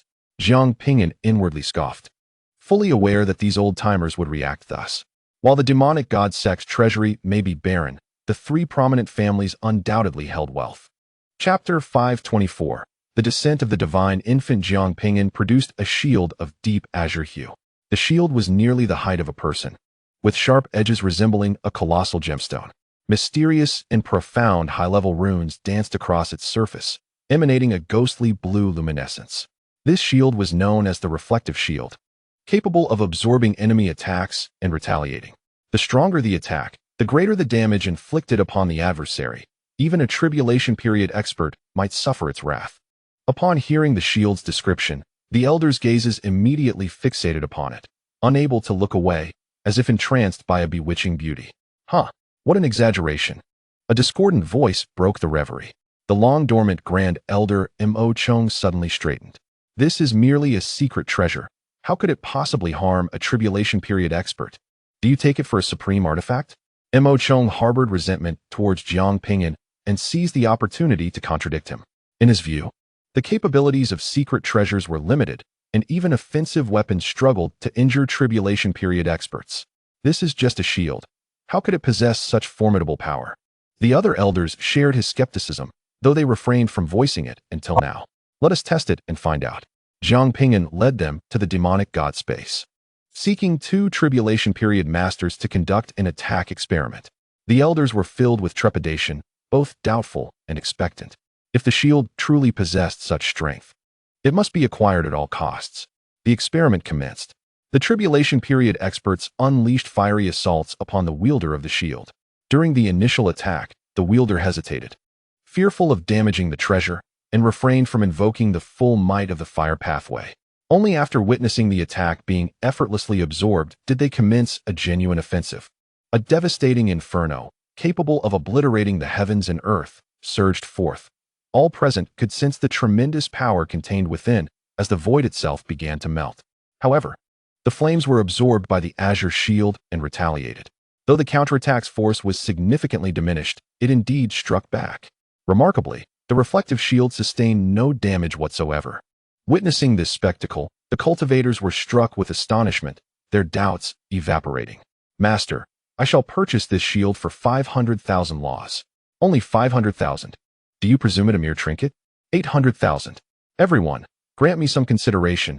I am in need of a shield. 900,000. Old man, what consideration do you deserve? 9,500,000. A group of elderly individuals engaged in a fierce contest, completely abandoning their usual decorum, their faces flushed with fervor. Although this shield, a treasure of sorts, was not the ultimate prize, it approached that echelon, its intricate patterns of Dao principles far surpassing those of ordinary artifacts. Mo Chong stood frozen, unwilling to accept the scene unfolding before him. Jiang Ping'an had not spoken falsely. Yet, how could this treasure possess such formidable strength? From where had Jiang Ping'an acquired such high-grade artifacts? Had he ventured into the celestial realm? Mo Chong too desired to procure the shield. But just as he opened his mouth, Jiang Ping'an interjected. Elder, there's no need for you to place a bid. This trifling item is hardly worthy of your attention. Mo Chong's expression stiffened. Who desired to purchase your artifact? My family possesses plenty. In a fit of anger, he stormed off, filled with regret. Had he known it would come to this, he should have eliminated Jiang Ping'an without hesitation from the very beginning. The other elders exchanged sympathetic glances at Imo Chang's departure, recognizing his stubbornness. Who among them did not yearn for treasures? In the future, they would be prudent not to offend the master. Otherwise, like Imo Chang, they would find themselves bereft of valuable items. The master had not lied. He genuinely possessed channels for acquiring treasures, and besides artifacts. It was rumored that he had access to numerous elixirs. Cultivating a good relationship with the master would undoubtedly yield greater benefits. Jiang Ping'an had sold several artifacts, amassing a wealth of resources, while the elders of the demon god sect had also acquired high-grade treasures, resulting in a mutually beneficial scenario. Jiang Ping'an was now truly abundant in resources, finally able to devote himself to his cultivation and the pursuit of the immortal path. Master, may I trouble you to procure some high-grade elixirs? These are in great demand, one elder respectfully inquired. I had previously instructed you to gather resources for me. This would have enabled the procurement of elixirs. If not for my timely return, you would not even have been able to acquire these artifacts, Jiang Ping'an remarked. Casting a glance at the assembly, the elders felt a wave of embarrassment and regret wash over them. None had anticipated that the master could indeed procure such items. If elixirs are unavailable, we shall revisit the matter in half a year, Jiang Ping'an stated. The crowd exhaled in relief. Just half a year was manageable, especially considering that the alchemical sect's elixirs often required years, and the more advanced ones could take centuries to obtain. After concluding his transactions, Jiang Ping'an prepared to depart when Ji Fei suddenly grasped his arm. No longer the frivolous figure of yore, her face now bore an air of gravitas and allure. What is it? Are you reserving elixirs? Jiang Ping'an inquired. No, I wish to ask if the master has an affinity for girls, Ji Fei hesitantly posed, a few strands of hair falling across her slightly wavering gaze. Baffled, Jiang Ping'an had little desire to engage further with this woman who had once bested her, and he turned to leave. Frustrated, Ji Fei felt like stamping her foot. Since he so despised her, this man would never come to know he had a daughter. Jiang Ping'an teleported back to the origin realm and arrived at the contribution hall, casually entering a nearby elixir shop. Owner, I wish to purchase elixirs. The proprietor, reclining in a rocking chair, fell to the ground with a look of anguish and despair. He had believed that leaving his former shop would allow him to escape Jiang Ping'an and return to a life of tranquility. Who could have foreseen that he would encounter Jiang Ping'an once more? Jiang Ping'an was clearly doing this on purpose, seeking revenge. Indeed, the proprietor of this establishment is the very same individual who previously dealt in treasures. In an attempt to evade Jiang Ping'an, he exchanged his shop with a friend. Yet fate has conspired against him, leading to an unexpected encounter. Jiang Ping'an, equally perplexed, wondered how this individual had arrived here. A radiant smile graced his face as a realization dawned upon him. What splendid fortune it was to procure goods at cost price once more. Months later, in the desolate realm of the demon god cult, a thunderous clap reverberated, shaking the very fabric of the northern domain. The beings within the northern domain trembled in astonishment. What was that sound? Was someone about to transcend to immortality? No, it was not a tribulation thunder. What, then, could produce such a significant phenomenon? Within the demon god cult, all disciples stared blankly at the heavens. A resplendent rainbow cloud enveloped the sky, and the principles of the Great Dao manifested. Reminiscent of the primordial chaos, many disciples, teetering on the brink of breakthrough, were catalyzed by the laws, achieving immediate advancement. I have transcended. Could this celestial anomaly be summoned by my presence? Am I truly the fabled chosen one? One exclaimed, Do not boast, many have broken through. It is merely a divine infant's birth. You have merely reaped the benefits. A remarkable figure has emerged within our demon god cult. Whose offspring is this? I have not heard of any significant individual being with child. Heaven bless our demon god cult. We shall undoubtedly rise to greatness. The disciples of the demon god cult were engulfed in exhilaration, with many seizing the opportunity to meditate upon the laws and elevate their cultivation. Yet, confusion reigned. Who was the progenitor of this child? What had triggered such an anomaly? This event stirred not only the demon god cult, but also sent ripples through the demon race, prompting a gathering of numerous high-ranking demons. A demonic spider with a human visage solemnly declared, a terrifying divine infant has been born within the demon god cult. This phenomenon is far more formidable than the birth of the demon prince. What course of action shall we take? If this entity matures, it could become another Jiang Ping'an. What can we do? At any cost, we must silence this divine infant. But won't this provoke the wrath of the demon god cult? Let them be angry, after all. The demon god cult is currently depleted of resources and cannot declare war upon us. Let us proceed with a stealthy assault. We must eliminate this divine infant. Chapter 5:25. A mere fatal injury. The human-faced demonic spider, the thousand-legged demonic insect, the azure demonic wolf, and other formidable beings of the demon race traversed the void, stealthily approaching the demon god cult, intent on slaying this divine infant. The phenomenon triggered by this child was far too alarming. Should it mature, it could very well become a second Jiang Ping'an. To prevent such a scenario, they were willing to risk breaching the rules of war to eradicate the threat. If they could eliminate Jiang Ping'an, it would be a boon. Vigilant guardians stationed at the periphery of the demon god cult sensed the impending danger and immediately shouted warnings. Alert! The demon god cult is under attack. In an instant, the formidable beings of the great ascension and tribulation stages surged forth from the demon god cult. We anticipated your cowardly ambush. The disciples of the demon god cult were no fools. The birth of this divine infant had instigated such a phenomenon that they could foresee the demon race's attempt at a covert strike. The significance of this divine infant to the demon god cult was paramount. How could they not be prepared? Kill.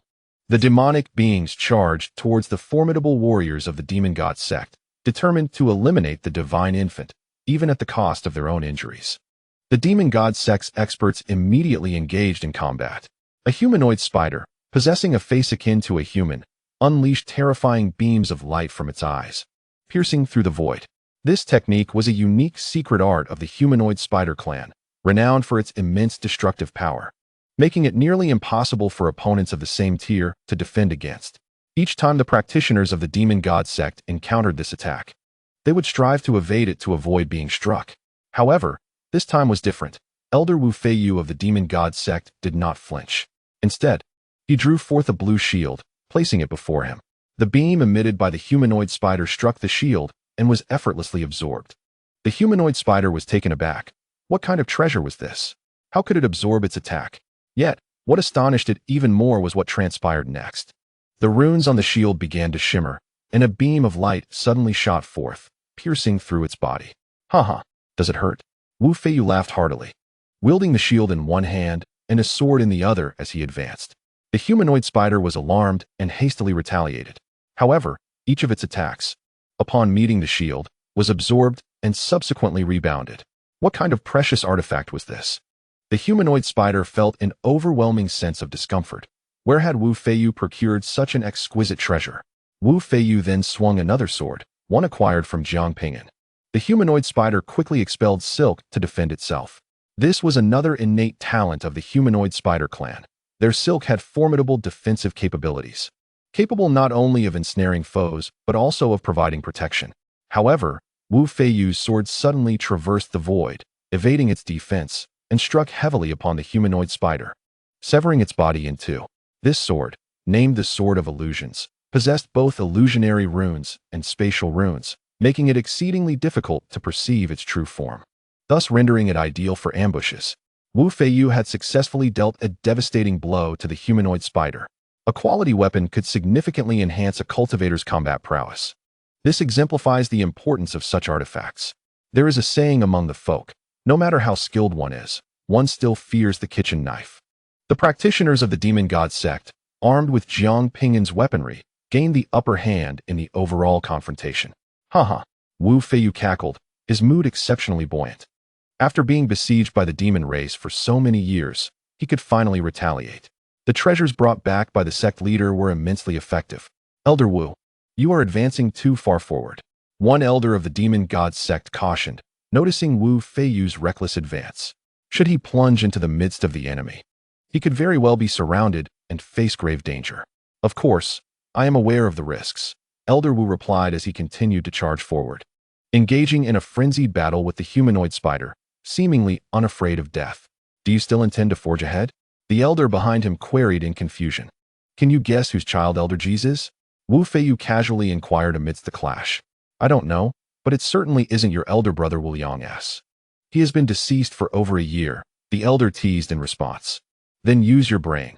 whose lineage is so potent that the child born from it could cause such a disturbance across half of the northern region. Wu Feiyu retorted. In truth, it was unnecessary for Wu Feiyu to remind them. Everyone had their suspicions. The sect leader, Jiang Ping'an, the progeny of the legendary Taizu crocodile, who defeated the chaotic body and vanquished the demon child, could only be born from a lineage of such extraordinary caliber to incite such a significant phenomenon. Wu Feiyu chuckled.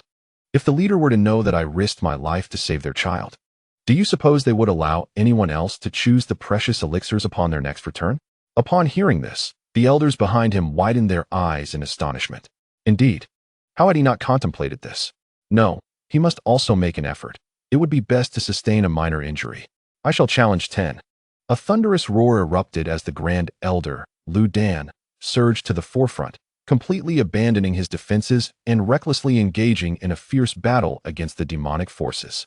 Immediately, a horrifying aura erupted across the starry expanse as the Grand Elder's senior, Pang Han, detonated his personal treasure, obliterating a 1,000-legged demon insect. Pang Han addressed the formidable members of the demon god sect. You all witnessed this. I have inadvertently destroyed my own treasure in the noble endeavor of protecting Elder Ji's daughter. Do remember to inform the leader. Inspired by this display, the members of the demon god sect were invigorated. Then I shall detonate one as well. I have yet to experience the explosion of a treasure. The members of the demon god sect began to compare their injuries, charging forward with reckless abandon. The demon warriors stood dumbfounded. Are they mad? The members of the demon god sect have lost their wits. Not only do they forsake defense during battle, but they also destroy their invaluable treasures. Do they fear no loss? Are they fools? The once imposing demon warriors found their morale shattered. Damn it, these lunatics seem unafraid of death. A green demon wolf was struck down, its wings shattered. No wonder humanity thrives. They possess a spirit of self-sacrifice to protect their progeny. But wait, why had they not displayed such valor before? After a prolonged clash, the demonic forces failed to breach their defenses and instead suffered significant losses, as the immense force unleashed by the detonated treasures claimed several demonic lives. Retreat. The demon warriors, unwilling to concede, commanded a withdrawal. Engaging in battle on enemy territory was inherently disadvantageous, and this group from the demon god sect appeared utterly deranged, fighting with wild abandon without fear of loss. Only after driving the demonic forces far away did the members of the demon god sect finally cease their assault. They had never experienced such a gratifying battle before. It was a moment of triumph. You are poisoned. Cleanse it immediately, lest it harm your essence. A mere fatal wound is of little concern. The leader will emerge from seclusion in a month's time, and I shall endure. Upon hearing this, many injured members of the demon god sect promptly halted their treatments. They needed the leader to witness the severity of their injuries. A few even surreptitiously used their weapons to reopen wounds, blood spurting forth. A month later, Jiang Ping'an returned to the wasteland with resources. He was taken aback as he stepped outside. The elders of the demon god sect lay sprawled at the entrance. Some spitting blood, others clutching shattered treasures, and still others using weapons to reopen wounds, as if fearing the healing of their injuries. What is the meaning of this? Leader, how did you know my treasure was destroyed by the demons? Leader, this mere fatal wound is nothing to worry about. Jiang Ping'an. Chapter 526, My daughter? Before long, Jiang Ping'an learned the events that had transpired from the mouths of these individuals. Upon discovering that he had a child, he was left utterly dumbfounded. The child is mine. I was with Ji Fei, that vixen, just once, and now I have a child? Beside him, an elder, clutching his severed arm, cast it aside and retrieved a jade slip. Master, he said, this is a secret method to test one's lineage. A mere glance will suffice to learn it. We can ascertain the truth in no time. Jiang Ping'an paused momentarily before accepting the jade slip. Where does Elder Ji reside? I shall escort you there, replied an elder of the nine-tailed fox clan with a smile. Before long, Jiang Ping'an found himself at the innermost sanctum of the nine-tailed fox territory. A gathering of venerable elders from the clan had emerged from their seclusion, standing guard around the area to avert any unforeseen events. The advent of the divine infant was poised to elevate the nine-tailed fox clan to unprecedented heights, potentially surpassing even its most glorious era. It was imperative that nothing jeopardized the child. Throughout the journey, Jiang Ping'an felt a disorienting haze envelop him. The bewilderment of suddenly becoming a father was overwhelming. As he approached a house fashioned from bamboo, the sound of a baby's cries resonated from within. For reasons unknown, an inexplicable sense of panic surged within his heart. He had faced the chaos entity without fear, stood resolute against the primordial crocodile, and remained composed in the presence of the demon child. Yet, in that moment, the wailing of the infant instigated an unprecedented wave of anxiety. Several nine-tailed foxes opened the bamboo door, allowing Jiang Ping'an to enter. Navigating around a screen, he beheld a beautiful woman seated upon a crimson bed, cradling an infant. The child, who had been crying, abruptly ceased her wailing, turning her little head towards Jiang Ping'an. With large, round eyes akin to grapes and a toothless mouth forming what resembled a smile, the infant appeared irresistibly adorable, her delicate skin a soft pink. She stretched her chubby little hands toward him, as if yearning for an embrace. Jiang Ping'an remained silent for a prolonged moment before glancing at Ji Fei. "Is this my child? What do you think?" Ji Fei shot him a sidelong glance. Jiang Ping'an raised his hand, performing the technique to detect bloodlines. Threads of crimson energy surged from his brow, drifting toward the infant's forehead, binding their fates together. A violent shudder coursed through his body. Indeed, she was his child. The baby, extending her tiny hands, opened her mouth wide in apparent delight. Nervously, Jiang Ping'an wiped his hands on his robe. "May I hold her?" "Of course," Ji Fei replied, passing the infant to him. Holding his breath, Jiang Ping'an cradled her with utmost care, invoking the law of gravity to alter the surrounding forces. Fearful that the child might fall, in that moment of embracing his daughter, he felt as if something profound had been added to his heart, an indescribable sensation. If one were to describe it, it would be that any celestial being daring to approach his daughter would earn a few well-deserved slaps. Jiang Ping'an locked gazes with his daughter for an extended time. "What shall we name her?" "You may choose," Ji Fei responded. "I am at a loss. My education is lacking." He recalled how Meng Jing and the others had mocked him when he named Xiao Shui. "How about Zhang Yaoyi?" Ji Fei suggested. "It sounds more melodious than what I could come up with," he admitted, the corners of his usually stern face softening with tenderness. In that fleeting moment, he seemed to glimpse the expressions of his parents upon their first encounter with him. Is this what bloodline truly means? After a considerable time, Jiang Ping'an finally regained his composure. As he gazed at Ji Fei before him, an inexplicable awkwardness enveloped him. The two shared no profound feelings for one another. Yet they had unexpectedly welcomed a child into the world. How was he to explain this to Meng Jing? Noting Jiang Ping'an's distraction, Ji Fei understood that this man needed a moment to process the revelation.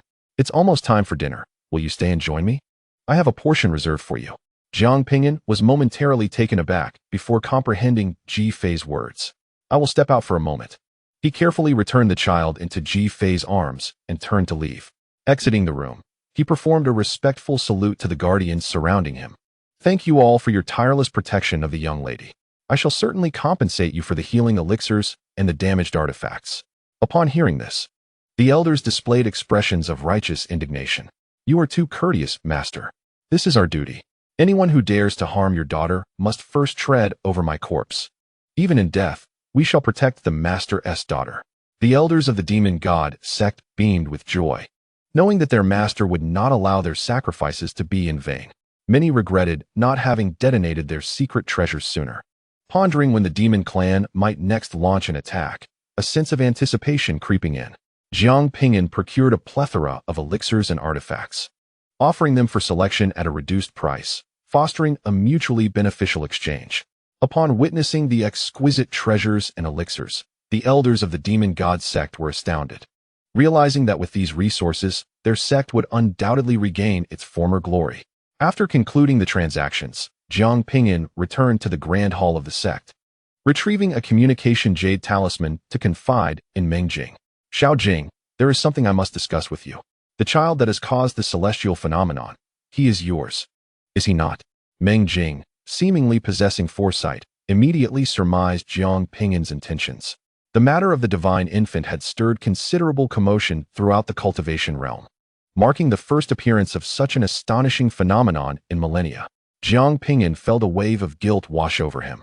"I am truly sorry. You may find it hard to believe, but I was compelled. I believe you. Given your exceptional nature, it is entirely normal to be coerced by a woman. I too often find myself in similar situations," Meng Jing replied with a sly smile, eager to witness the expression on his face when he was forced into such circumstances. Jiang Ping'an was left bewildered. What kind of thought process is this? She laughs at such an occurrence involving her own man. Xiaojing, are you not angry? Angry? Why should I be? After all, you cannot possibly disregard me. And besides, if it brings you joy, you could marry 100 wives if you wished. Meng Jing had witnessed this scenario countless times. Many formidable individuals were accompanied by numerous women. A cultivator like Jiang Ping'an, who devoted himself solely to the path and seldom sought female companionship, was as rare as the elusive chaos thunderfruit. Jiang Ping'an exhaled in relief, grateful that Meng Jing was not irate. Just as he was about to speak, an unsettling sensation compelled him to turn abruptly. A being shrouded in black mist had appeared behind him, its arrival shrouded in mystery. He activated his vision to scrutinize the entity, but found it impenetrable. Only a chilling aura emanated from it, one that surpassed even the tribulation stage cultivators, ascending to an entirely different echelon. It evoked in Jiang Ping'an the same sense of oppression he had felt when confronted with that drop of celestial blood. A celestial being. Chapter 5:27. The celestial of the dark forbidden zone. Jiang Ping'an's hairs stood on end. How could a celestial exist in the barren realm? The inexplicable emergence of such a terrifying entity filled him with dread.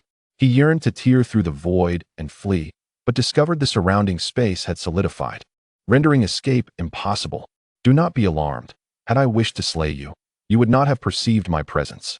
A nebulous voice emanated from the black fog, its gender and age indiscernible, imbued with an aura of profound desolation and indifference. Jiang Ping'an managed to compose himself slightly, striving to quell the terror within, and clasped his hands in salute. Senior. The voice returned from the black mist. I have come to take your daughter as my disciple. She possesses the celestial demonic body, a prodigious talent. Remaining within the demon god sect will only squander her potential. Only in the dark forbidden zone can her true abilities be awakened. Jiang Ping'an's heart tightened. The dark forbidden zone? The elder Qi Ling had once mentioned that the 3 great forbidden zones were dominions of ancient overlords of the barren realm, sealed away due to their fear of being harvested by celestial beings. No wonder this entity was so formidable. It was a terrifying existence that had emerged from the forbidden zone.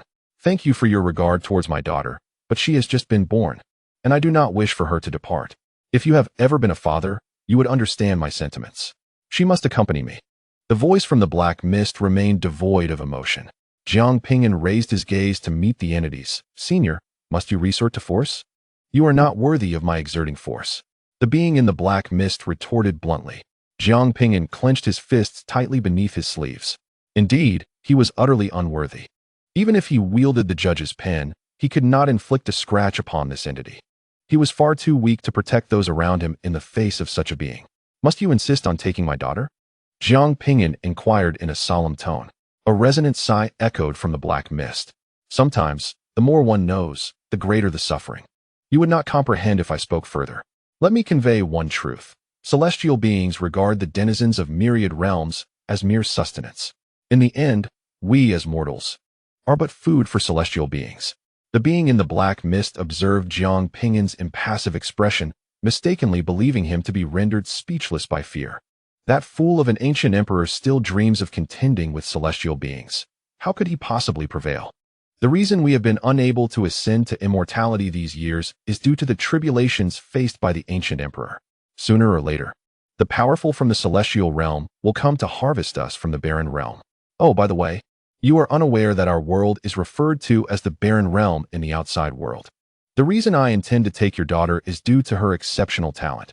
We in the dark forbidden zone require her cultivation to confront the impending crises. The beings of your era represent the final remnants of life in the desolate realm, after which it shall face annihilation. The creature shrouded in the black mist spoke with a tone steeped in melancholy and nostalgia. Jiang Ping'an had long been aware of certain information, yet he discovered that the situation was far graver than he had imagined.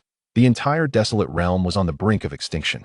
After a prolonged silence, Jiang Ping'an remarked, with the strength of your predecessor, it would be effortless to seize my daughter.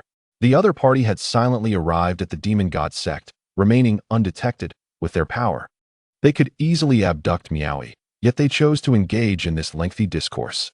Indeed, it is possible, but your daughter possesses a celestial demonic body, endowed with profound karma. Planting adverse causes could yield dire consequences, which is why I have come to speak with you. The dark forbidden zone was utterly indifferent to Jiang Ping'an's sentiments. Their concern lay solely with the celestial demonic body. In their eyes, Jiang Ping'an's talent, while indeed remarkable in this era, merely ranked as average within the dark forbidden zone. Countless epochs had witnessed the emergence of numerous dazzling geniuses, yet only those who could ultimately thrive were truly exceptional individuals. Jiang Ping'an replied, I cannot permit you to take Miaoyi, at least not until she reaches adulthood. Once she matures, we shall see her own desires. That is also my intention. From within the black mist, an ancient black jade stone was produced. When your daughter has grown sufficiently, bestow this celestial technique upon her to establish a solid foundation. Do not expect to comprehend this technique. Without a celestial body, you cannot learn it. I shall return in a few years. With that, the black mist dissipated, as though it had never been present. Jiang Ping'an held the black jade stone in silence for a considerable time, until the voice of Meng Jing emerged from the communication jade slip, rousing him from his reverie. Wood, are you listening? Why can't I hear you? Is the communication jade slip malfunctioning?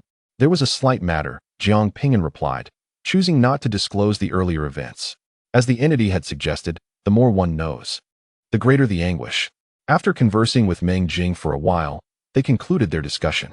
Jiang Ping'an stored the black jade stone for his daughter's future. Though he did not fully grasp the concept of a celestial body, the celestial being's assertion that he could not learn it was likely true. In the days that followed, alongside transporting supplies and cultivating, a new task emerged, caring for his daughter. Watching her grow little by little brought an indescribable sense of joy.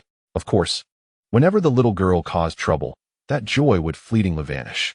During this period, Jiang Ping'an comprehended all the laws to the third stage of perfection, reaching the pinnacle of the Tianyuan realm, equivalent to the zenith of the void refinement stage. His cultivation had also reached a bottleneck. At this juncture, other cultivators would typically choose to break through to the combined body stage. However, Jiang Ping'an was unable to advance. His path had reached its terminus, and only by forging a new path could he continue onward. Perhaps it is time to give up, Ji Fei suggested. Observing Jiang Ping'an peruse ancient texts in search of methods to carve out a new path. With your talent, even the path of the Holy King would be accessible to you. Creating one's own path is infinitely more challenging than the conventional journey of a cultivator, and throughout history, only 3 individuals have succeeded in such an endeavor. Jiang Ping'an closed the ancient tome and exhaled deeply. He had indeed contemplated surrendering. Given his current aptitude, he could certainly achieve commendable success. However, he sensed that the concealed universe technique was far from simplistic. According to the scriptures detailing this technique, a transformation of internal energy is required to reach the next level of cultivation. What kind of transformation? Ji Fei inquired, puzzled. Jiang Ping'an shook his head, noting that the text was not explicit, yet he speculated that this transformation might very well be the reason behind the formidable prowess of the Divine Void Master. Despite all being tribulation phase powerhouses, the Divine Void Master exhibited a strength in his techniques that surpassed others. This must surely be attributed to the concealed universe technique. Ji Fei rolled her eyes, dismissing his conjectures. This is merely your speculation. It is but a foundational mental technique that merely increases the spiritual energy within you. You already possess the devouring talent, so why concern yourself with energy consumption? There is no need for the concealed universe technique. Trust me, abandon it. With resources at hand, you can swiftly regain your current combat strength.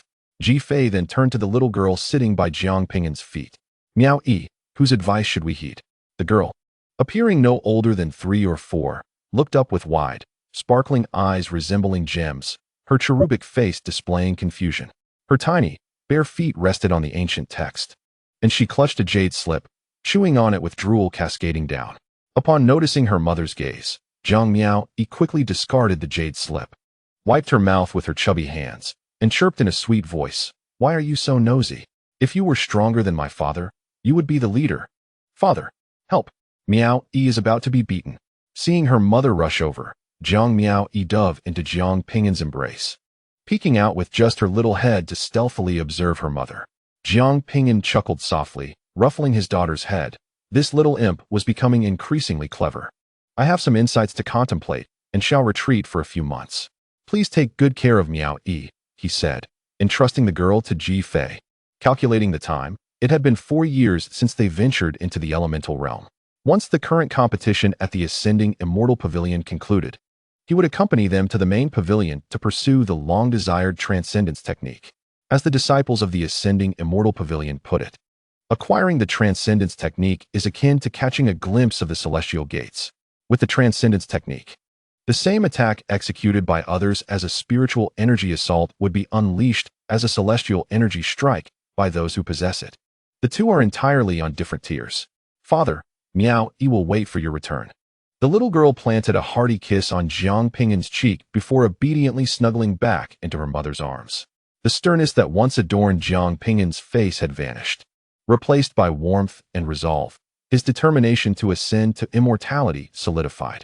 No matter the cost, he vowed to reach the pinnacle and protect his loved ones. Upon returning to the wild realm, Jiang Ping'an was greeted by the sound of triumphant laughter echoing outside. You from the ascending Immortal Pavilion were quite arrogant a few years ago, weren't you? Still so cocky? Haha. The voice boomed, reverberating throughout the entire ascending Immortal Pavilion. Jiang Ping'an furrowed his brow, perplexed as to who dared to provoke the pavilion so audaciously. Removing the identity badge, I glanced at the communication zone. It was utterly frustrating. I had just been beaten by the Moon God Manor. What on earth was happening? The cultivators from the Moon God Manor had suddenly become so formidable, seemingly transformed from the practitioners we had defeated just a few years prior. Regrettably, Yi Wuqing had not cultivated long enough. Had he been stronger, he would not have suffered such severe injuries. Fortunately, he had managed to survive. Through the communication zone, Jiang Ping'an gleaned the general situation. The cultivators from Moon God Manor had come to issue another challenge. The Ascending Immortals Pavilion and the Moon God Manor were bitter rivals, frequently engaging in mutual contests.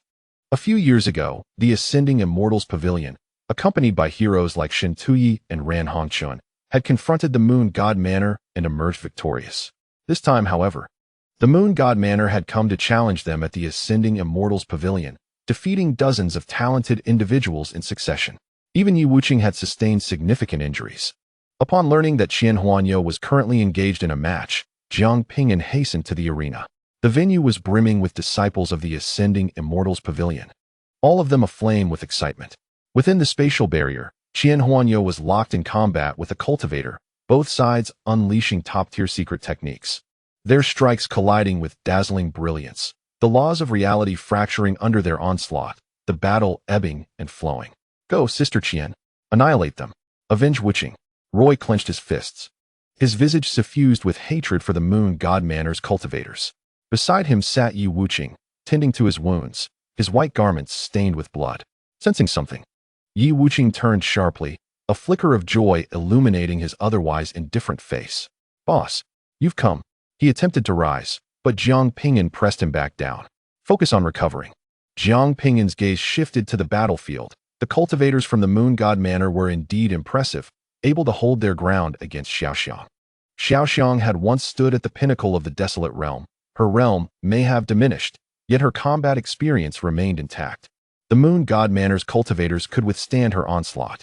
Yi Wuqing spoke in a low voice. In truth, this is not the most terrifying aspect. What is truly alarming is that this opponent was easily defeated by our seniors just a few years ago. Merely a few years have passed, and now this adversary can stand toe-to-toe with our forebears. The one who vanquished me earlier was likewise one I had easily overcome in the past. Yet, inexplicably, it seems as if they have become an entirely different person, their combat prowess having multiplied several times over. This rate of advancement is exceedingly bizarre, frighteningly so, and utterly incomprehensible. Upon hearing this, Jiang Ping'an's expression turned contemplative. It is normal for an individual to progress rapidly, but for a group to advance simultaneously, now that was peculiar. He surveyed the disciples of the Moon God Manor, noting the arrogant smiles adorning their faces. Now I understand, Jiang Ping'an remarked, his expression grave. Boss, have you discerned something? Yi Wuqing inquired, his face alight with admiration, impressed that Jiang Ping'an had picked up on the clues so swiftly. Roy turned back, jealousy seeping into his voice. Do you think your boss is a deity? He knows everything. Roy felt a twinge of envy every time Yi Wuqing encountered Jiang Ping'an. She idolized him like a love-struck girl, yet she was cool and distant with him. Just as Jiang Ping'an was about to respond, a thunderous explosion erupted within the spatial barrier, followed by a cacophony of cheers. Sister Qian is amazing. Indeed. One cannot deny the exceptional prowess of a prodigy who has established their own cultivation system. At long last, victory has been achieved. Qian Huanrou's opponent was utterly obliterated. The disciples of the Moon God Pavilion observed this scene with solemn expressions, devoid of any signs of despair. One disciple, with a mocking tone, derided the ascending Immortal Pavilion's members, proclaiming, "You rejoice over a single win, but the defeated are merely of average caliber among us. Sister Tian, show them your might and vanquish this woman named Qian Huanrou, thereby asserting the supremacy of our Moon God Pavilion." The gaze of the Moon God Pavilion's disciples fixated on a singular woman, their eyes gleaming with fervent admiration. Clad in a flowing blue robe, she was a vision of unparalleled beauty, exuding an aura of formidable strength. The laws of heaven and earth encircled her, and she appeared ethereal, as if a celestial being had descended from the realms above. The disciples of the ascending Immortal Pavilion paled at the sight of her. They recognized her instantly due to her immense fame. Tian Shi, daughter of the Pavilion Master of the Moon God Pavilion, had reached the advanced stage of void refinement by the age of 35, her talent nothing short of astonishing.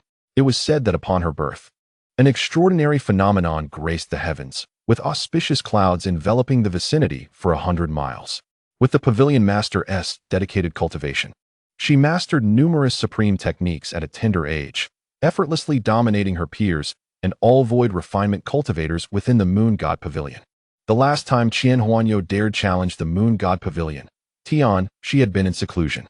With a single step, Tian Shi traversed the space, entering the spatial barrier. The disciples of the ascending Immortal Pavilion grew anxious. This woman, adept in rare spatial powers, posed a considerable challenge. Uncertainty loomed over whether Qian Huanrou could surpass Tian Shi. Should Qian Huanrou be defeated, the ascending Immortal Pavilion would possess no cultivators of the void refinement stage capable of overcoming Tian Shi. Tian Shi lifted her gaze, looking down upon Qian Huanrou with haughty disdain. "You are indeed impressive, having created your own realm. Should you continue to develop, you may become a remarkable figure. However, your opportunity has come to an end. Today, you shall fall here." "I have no desire to engage in battle," Qian Huanrou replied calmly, her expression betraying no emotional upheaval. Tian Shi narrowed her eyes, sensing a hint of retreat. "As a disciple of the ascending Immortal Pavilion, I did not expect you to exhibit cowardice. Truly, your sect is filled with ineptitude. Retreat? You are not worthy of such a notion. I am merely fatigued. Allow someone else to fight in my stead." Qian Huanrou turned her gaze toward the outside of the spatial barrier, a gentle smile gracing her features as she declared, "I am tired. Can someone take my place in the fight?" The crowd followed her gaze, witnessing the emergence of a broad-shouldered, stern-faced young man. Who is he? They wondered, astonished that he could elicit a smile from Qian Huanrou. "Do you not recognize him? It is Jiang Ping'an, the one who toppled the discipline department. He is Qian Huanrou's partner. I nearly forgot. Since Jiang Ping'an defeated the discipline department, he has remained out of sight. Can we truly have Jiang Ping'an compete? Is he capable?" The disciples of the ascending Immortal Pavilion were filled with skepticism. He is known to be a soul cultivator with formidable spiritual power, possessing a unique technique that allows him to project others and assist in combat. However, despite Jiang Ping'an's prowess, he stands no chance against a prodigy of Tian Shi's caliber. Within the Ascension Pavilion, perhaps only Qian Huanrou, who has developed her own realm, could rival Tian Shi. Jiang Ping'an harbors no interest in such battles. Whether or not he participates holds little significance for him. "It is better for you, Xiaoxiang, to exert yourself a bit more," he graciously declined. Qian Huanrou remarked, "In this competition, the victorious side will receive a token of the Celestial Mansion, providing an opportunity to acquire the legacy of the Immortals." Jiang Ping'an fell silent for 3 seconds before replying, "Xiaoxiang, you must be weary. Take a rest, and allow me to take the reins." The crowd murmured, "What a shameless individual. Just moments ago, he urged others to toil, and now, upon hearing of a reward, he eagerly steps forward." However, they understood. Who wouldn't desire the token of the Celestial Mansion? Within its confines lie boundless opportunities, celestial artifacts, elixirs, and techniques. Securing any one of these could lead to soaring success and a reversal of fate. What cultivator would not be tempted? Qian Huanrou smiled softly, emerging from the barrier to stand before Jiang Ping'an. "Please hurry. We have half a day left before the formation leading to the main pavilion opens. Understood. Jiang Ping'an replied as he entered the spatial barrier. Tian Shi regarded Huanrou outside the barrier. Her voice icy. You are sending your husband to his demise. Prior to arriving at the Ascension Pavilion, they had investigated various prodigies, including Jiang Ping'an. Tian Shi held him in contempt, her interest piqued only by Huanrou, as they were of comparable standing. A cultivator from the Moon God Mansion shouted, Sister Tian, stop wasting time with them. Eliminate Jiang Ping'an first, then deal with Huanrou. It matters not who it is, death awaits them all. Tian Shi turned her gaze back to Jiang Ping'an, her expression devoid of warmth. With a single gesture, I shall end you. As she spoke, a colossal crescent moon projection materialized behind her, spanning thousands of meters, its mysterious radiance piercing the spatial barrier and illuminating the heavens. In that moment, Tian Shi resembled a celestial being, her aura ethereal and transcendent. Divine art, moon wheel. The disciples of the Ascension Pavilion were left in astonishment at this spectacle. The moon wheel is a supreme divine art of the Moon God Mansion, notoriously difficult to master even for those in the integration stage. Yet here was Tian Shi, executing it effortlessly, despite being merely at the refining void stage. Would Jiang Ping'an not face certain doom against such a divine attack? Even many elders of the Ascension Pavilion adopted grave expressions upon witnessing this technique. Jiang Ping'an was in peril. However, this was a competition. They could not intervene unless he conceded. Tian Shi cast a glance at Huanrou, declaring, I shall send your husband to his end. She raised her hand. The crescent moon behind her lifted and hurled it towards Jiang Ping'an. The immense moon held unfathomable power, uprooting mountains within the barrier and sending them hurtling toward Jiang Ping'an. The space surrounding him was sealed, making movement nearly impossible. It was a spatial blockade. As Tian Shi unleashed the moon wheel, she simultaneously employed a secret spatial technique against Jiang Ping'an. It was ostensibly to prevent Jiang Ping'an from fleeing. However, Jiang Ping'an had no intention of evading. He raised his fist and charged forward. The disciples of the ascending Immortal Pavilion watched in wide-eyed astonishment. Had Jiang Ping'an lost his mind? Instead of devising an escape, he dared to confront the attack head-on. Was there any difference between this and courting death? To think one could withstand a divine power with mere physical prowess was utterly preposterous. With a thunderous explosion, a brilliant light enveloped the entire barrier. Many cultivators present shared the same thought. Jiang Ping'an must have been obliterated. Yet, when the radiance faded, they beheld a shocking sight. Jiang Ping'an stood unscathed. His black hair danced in the wind. His expression remained impassive and stoic, as if he had not been assaulted by divine forces at all. What madness was this? The disciples of the Moon God Palace nearly dropped their jaws to the ground. This was a divine attack. Though it lacked profound rules, it was still a divine power. Immensely potent. Even if one could withstand it, remaining unscathed was impossible. Was the lunar wheel unleashed by Tian Shi not formidable? Was that why Jiang Ping'an emerged unharmed? Only the powerful and the involved party, Tian Shi, understood the true strength of this assault. They had not anticipated that Jiang Ping'an was not solely a soul cultivator, but also a body refiner. I have underestimated you. Tian Shi's earlier disdain dissipated, replaced by a grave demeanor. Jiang Ping'an spoke coolly. Can we dispense with the idle chatter? Reveal the power of the jade talisman within you, and let me see what it truly is. Upon hearing this, Tian Shi and the Moon God Palace cultivators' expressions shifted dramatically. What jade talisman? Huanrou inquired, perplexed. Jiang Ping'an elucidated. The reason for their enhanced strength stemmed from a peculiar jade talisman within them. This talisman could store energy and techniques, allowing them to harness this power during battle. Jiang Ping'an had seen through it all. Upon this revelation, the disciples of the ascending Immortal Pavilion suddenly grasped the situation, only to be engulfed by rage. So that was it. No wonder they had become so powerful. It was due to this contrivance. Damn the Moon God Palace. They had used this to slay many of our prodigies. Shameful scoundrels. If you cannot compete, then do not compete at all. The cultivators of the Moon God Palace were filled with confusion and astonishment. How did Jiang Ping'an know about the jade talisman? Only they were privy to such knowledge. Regardless of how he came to know, they would never admit it. Tian Shi sneered. You of the ascending Immortal Pavilion cannot best us. So you resort to such baseless accusations?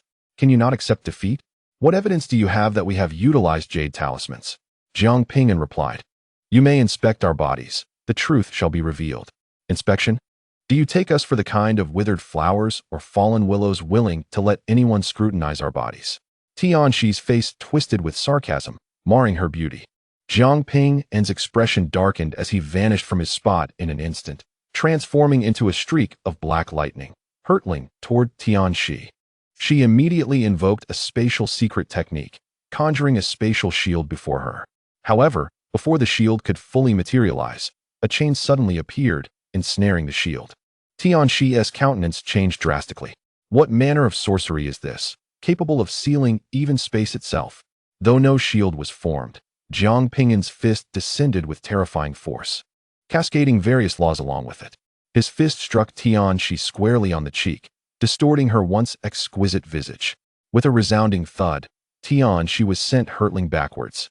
And Jiang Ping'an pursued, unleashing a torrent of punches akin to a tempest. Tianxi attempted to retreat into the void, but Jiang Ping'an seized her ankle with a fierce grip, yanking her back as if she were but a mere plaything, slamming her against the ground. Each impact reverberated through the earth, causing mountains to tremble. Onlookers stood in stunned disbelief, unable to comprehend the scene unfolding before them. Wasn't Jiang Ping'an a soul cultivator? Is this what one would call a soul cultivator? Chapter 530. A wisp of celestial chi. Boom. Boom.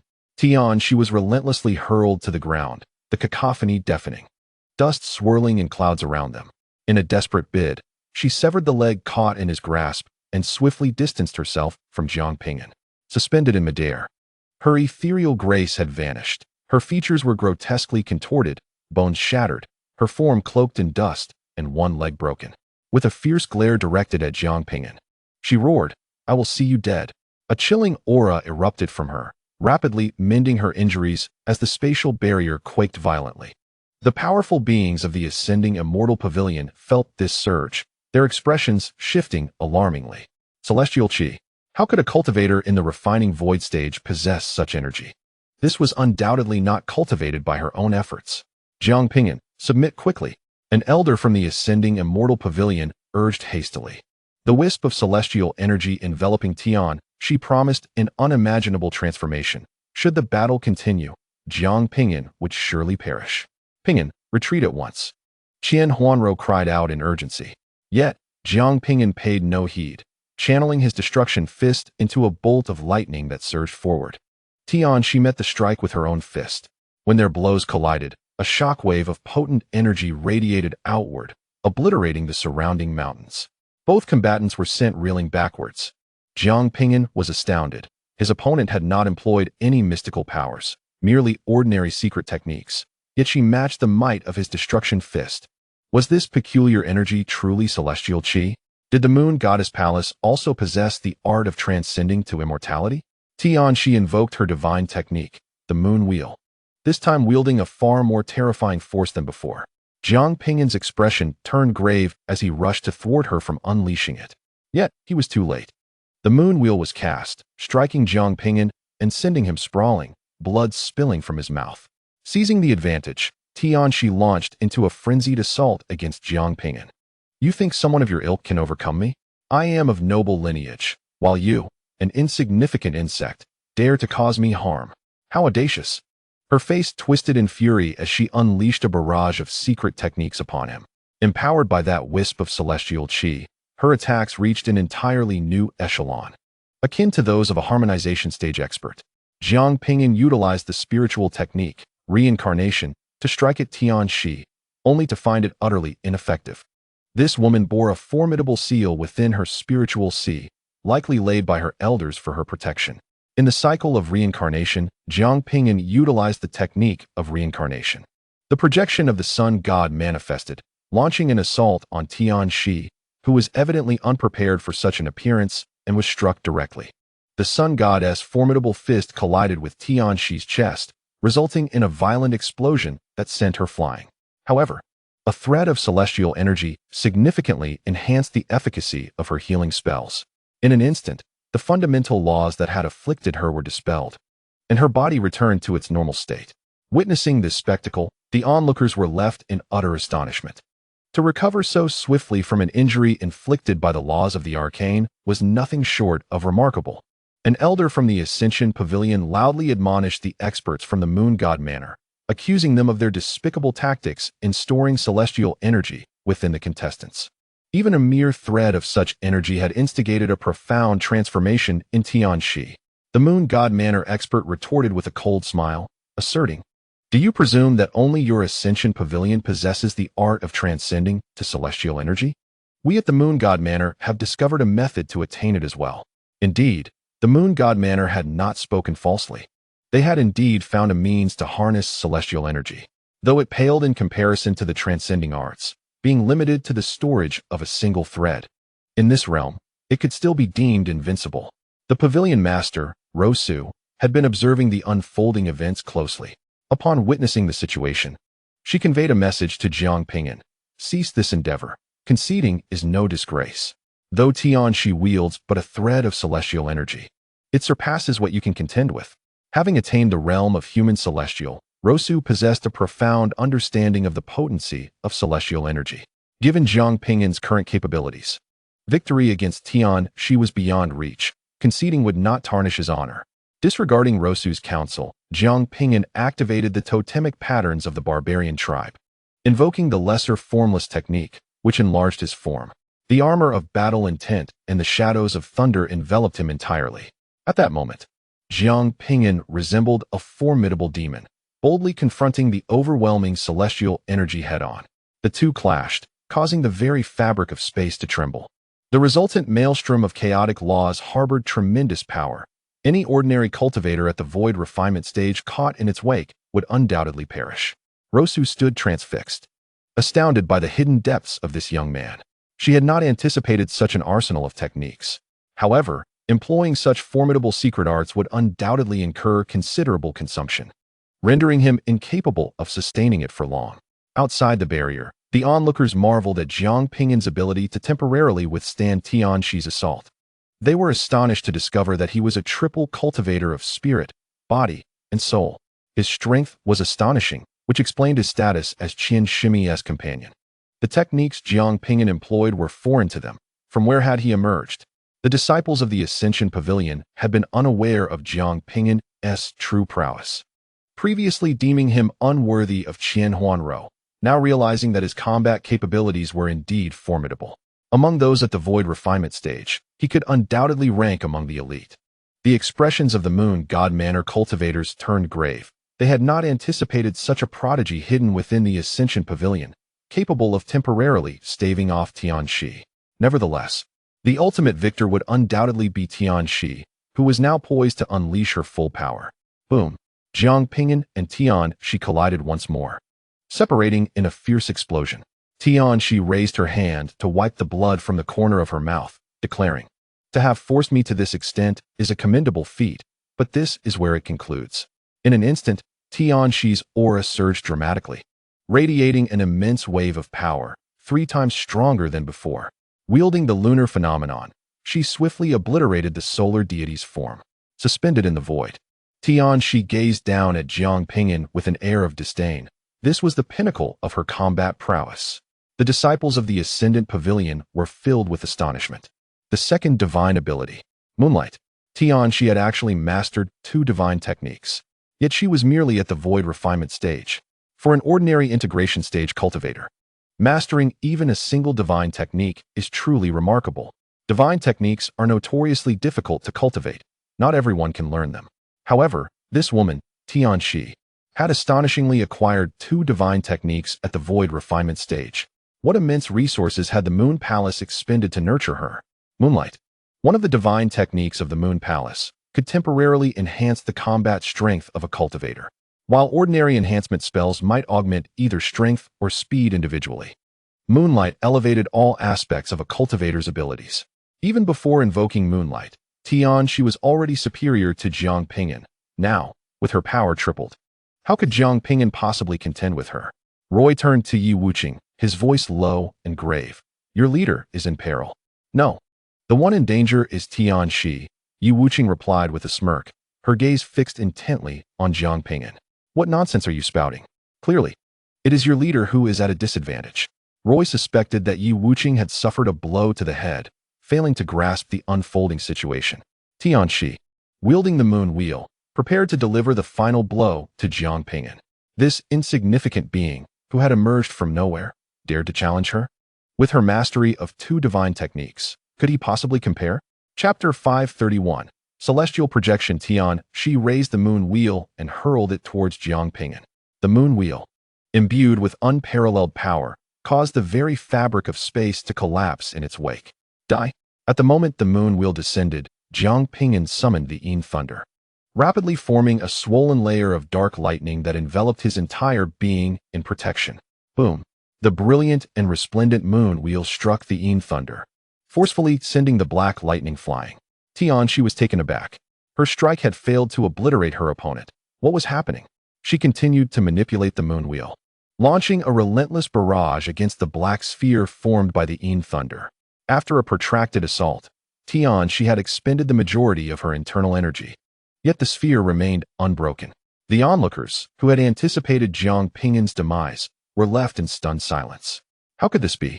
Was the defense of the Yin thunder truly this formidable?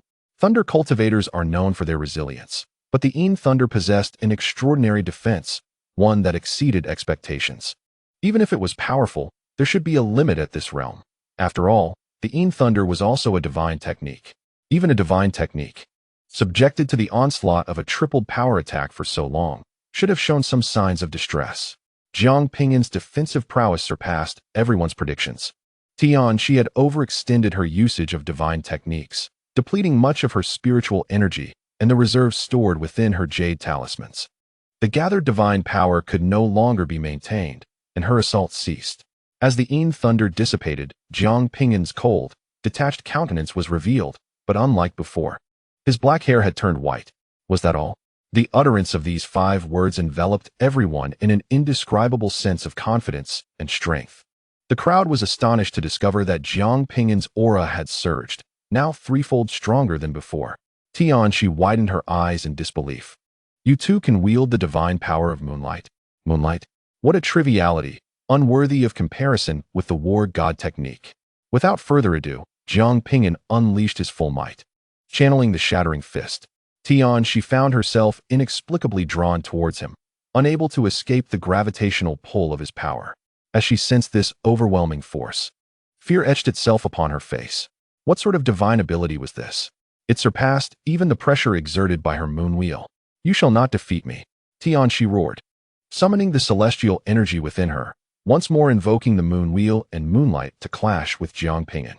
She refused to believe that the daughter of the moon god palace's lord, nurtured by the finest resources since childhood, could be bested by an unknown figure. The impact of the shattering fist against the moon wheel unleashed a terrifying force that reverberated throughout the spatial barrier, causing the ground to shatter and the very fabric of space to collapse, while a powerful energy fluctuation obscured the true nature of the event. Whether they were disciples of the ascending Immortal's pavilion or cultivators from the moon god palace, all held their breath in anticipation. Who would emerge victorious in this battle? Jiang Ping'an or Qian Shi? Surely, senior sister Qian was the stronger. The moon god palace cultivators clenched their fists, their anxiety palpable. As the energy dissipated and the brilliance faded, the crowd beheld a man with flowing white hair. He stood majestically in the void, exuding an aura of dominance that commanded reverence. Below, Qian Shi lay amidst the ruins, her body nearly severed, her clothes soaked in blood, struggling to breathe amidst the turmoil. The outcome of their clash was unmistakably clear. A collective shudder ran through the hearts of all present. Jiang Ping'an had triumphed over the daughter of the moon god palace's lord. The incredulity was palpable among the onlookers, save for Yi Wuqing and Qian Huanrou, who regarded it as a foregone conclusion. Qian Huanrou gazed at Jiang Ping'an, her expression a complex tapestry of emotions. This man had once bested an emperor. Among his peers, none could rival him, and even within the Yuan realm, Jiang Ping'an remained unparalleled. He transformed into a streak of lightning, racing towards Qian Shi, intent on delivering a decisive blow. At that moment, a jade talisman hidden within Qian Shi suddenly radiated a terrifying aura. Jiang Ping'an barely had time to react before he was engulfed by this force, a crimson mist erupting around him. A fearsome projection materialized before Qian Shi. As it appeared, the laws of heaven and earth froze, leaving onlookers breathless in awe. It was the projection of the Moon God Palace's lord. The disciples of the ascending Immortal's pavilion gasped in horror, retreating in terror. It was indeed the projection of Tianbao, the lord of the Moon God Palace, who had left a fragment of his soul within his daughter, poised to awaken and protect her in moments of peril. Tianbao. Russell emerged, her visage marred by fury, a powerful aura enveloping the heavens and earth, causing the very Dao to tremble. The oppressive energy was felt throughout much of Kanglan Prefecture. Russell was incensed. She had not anticipated Tianbao would resort to such measures against Jiang Ping'an, since he had chosen to disregard the rules. His daughter would not escape unscathed. Russell charged towards Tianxi, while Tianbao's projection moved to intercept her. However, this was merely a projection, incapable of lasting for long. Huanrou, come out, Tianbao shouted. In an instant, a youthful figure stood before Russell, leaving everyone astonished by the unfolding scene. What was happening? Wasn't Huanrou an elder of their Ascension Pavilion? Why was he obstructing the pavilion master? While the crowd remained in a daze, Jiang Ping'an, who had been shaken apart, suddenly reassembled. A death substitution talisman was destroyed. Fortunately, Tianbao had only used his aura to shatter Jiang Ping'an. Had he utilized the power of the Dao, Jiang Ping'an would have been unable to employ the talisman. Revived, Jiang Ping'an swiftly retreated from the battlefield, for this was not a place for him to remain. The three immortals did not target him, yet the mere emanation of their aura nearly solidified his bodily energy. Upon seeing that Jiang Ping'an was still alive, Russell felt somewhat relieved, but soon her expression darkened as a thought struck her. Huanrou, you are indeed a traitor. Russell was no fool. Huanrou's actions had already revealed his true identity. Huanrou languidly replied, did you not know this already? If so, why continue the charade? You concealed yourself so deeply. How could I possibly have known? Russell clenched her fists, feeling overwhelmed by the revelation. Huanrou raised an eyebrow. If you were unaware, why did you allow Jiang Ping'an to test us and accuse us of being traitors? Russell wore a strange expression, turning to Jiang Ping'an in confusion. After a moment of silence, Jiang Ping'an replied, I was merely speaking nonsense, attempting to cast aspersions on them. Huanrou, Russell, Tianbao, everyone was taken aback. Jiang Ping'an's reckless words had inadvertently become truth, ensnaring a significant target. Taking a deep breath, Russell admonished, get out. Leave my Ascension Pavilion. Master, we cannot let them escape. That scoundrel Huanrou borrowed a celestial artifact and numerous resources not long ago. An elder shouted in fury. It dawned upon the elder how Huanrou had suddenly requested the artifact and resources. Russell tightened her fists and refrained from intervening. A celestial battle could not erupt within the Ascension Pavilion, lest all cultivators suffer. The Moon God Palace was also reluctant to engage, as victory was elusive on the territory of the Ascension Pavilion. The stronger the cultivators, the harder it became to initiate a full-blown conflict, at most. Only minor skirmishes among lower-tier cultivators could occur. This incident involved significant figures, hence the Immortals intervened, yet true combat remained unlikely. She glared venomously at Jiang Ping'an. Just wait, I shall tear you apart limb from limb. Bang! No sooner had she spoken, than the residual thunder within her erupted, shattering her body. Tianbao hurriedly summoned his formidable powers to reconstitute his daughter's form. Turning back, Tianbao cast a cold glance at Jiang Ping'an. You seek death. In that moment, Jiang Ping'an felt as though his body might explode. Only when Russell stood before him did that terrifying sensation dissipate. Russell coldly regarded Tianbao. If your daughter lacks skill, she should not embarrass herself by stepping forward. She ought to leave at once. Chapter 532. Journey to the Grand Pavilion. Huaizhou, and the cultivators from the Moon God Palace departed, leaving the arena in profound silence. The sudden turn of events had caught everyone off guard. Huanrou has defected from the Ascension Pavilion, absconding with a celestial artifact and a substantial amount of resources. Such a loss is monumental for the pavilion. Russell endeavored to suppress the tumult of negative emotions within and addressed an elder, stating, the competition has concluded. Please announce the results. Huanrou's betrayal has significantly impacted the morale of the Ascension Pavilion disciples, necessitating a motivational boost for everyone. The elder responsible for overseeing the competition, regaining composure, promptly declared, in this competition, all participants, regardless of victory or defeat, will be awarded 1,000 contribution points.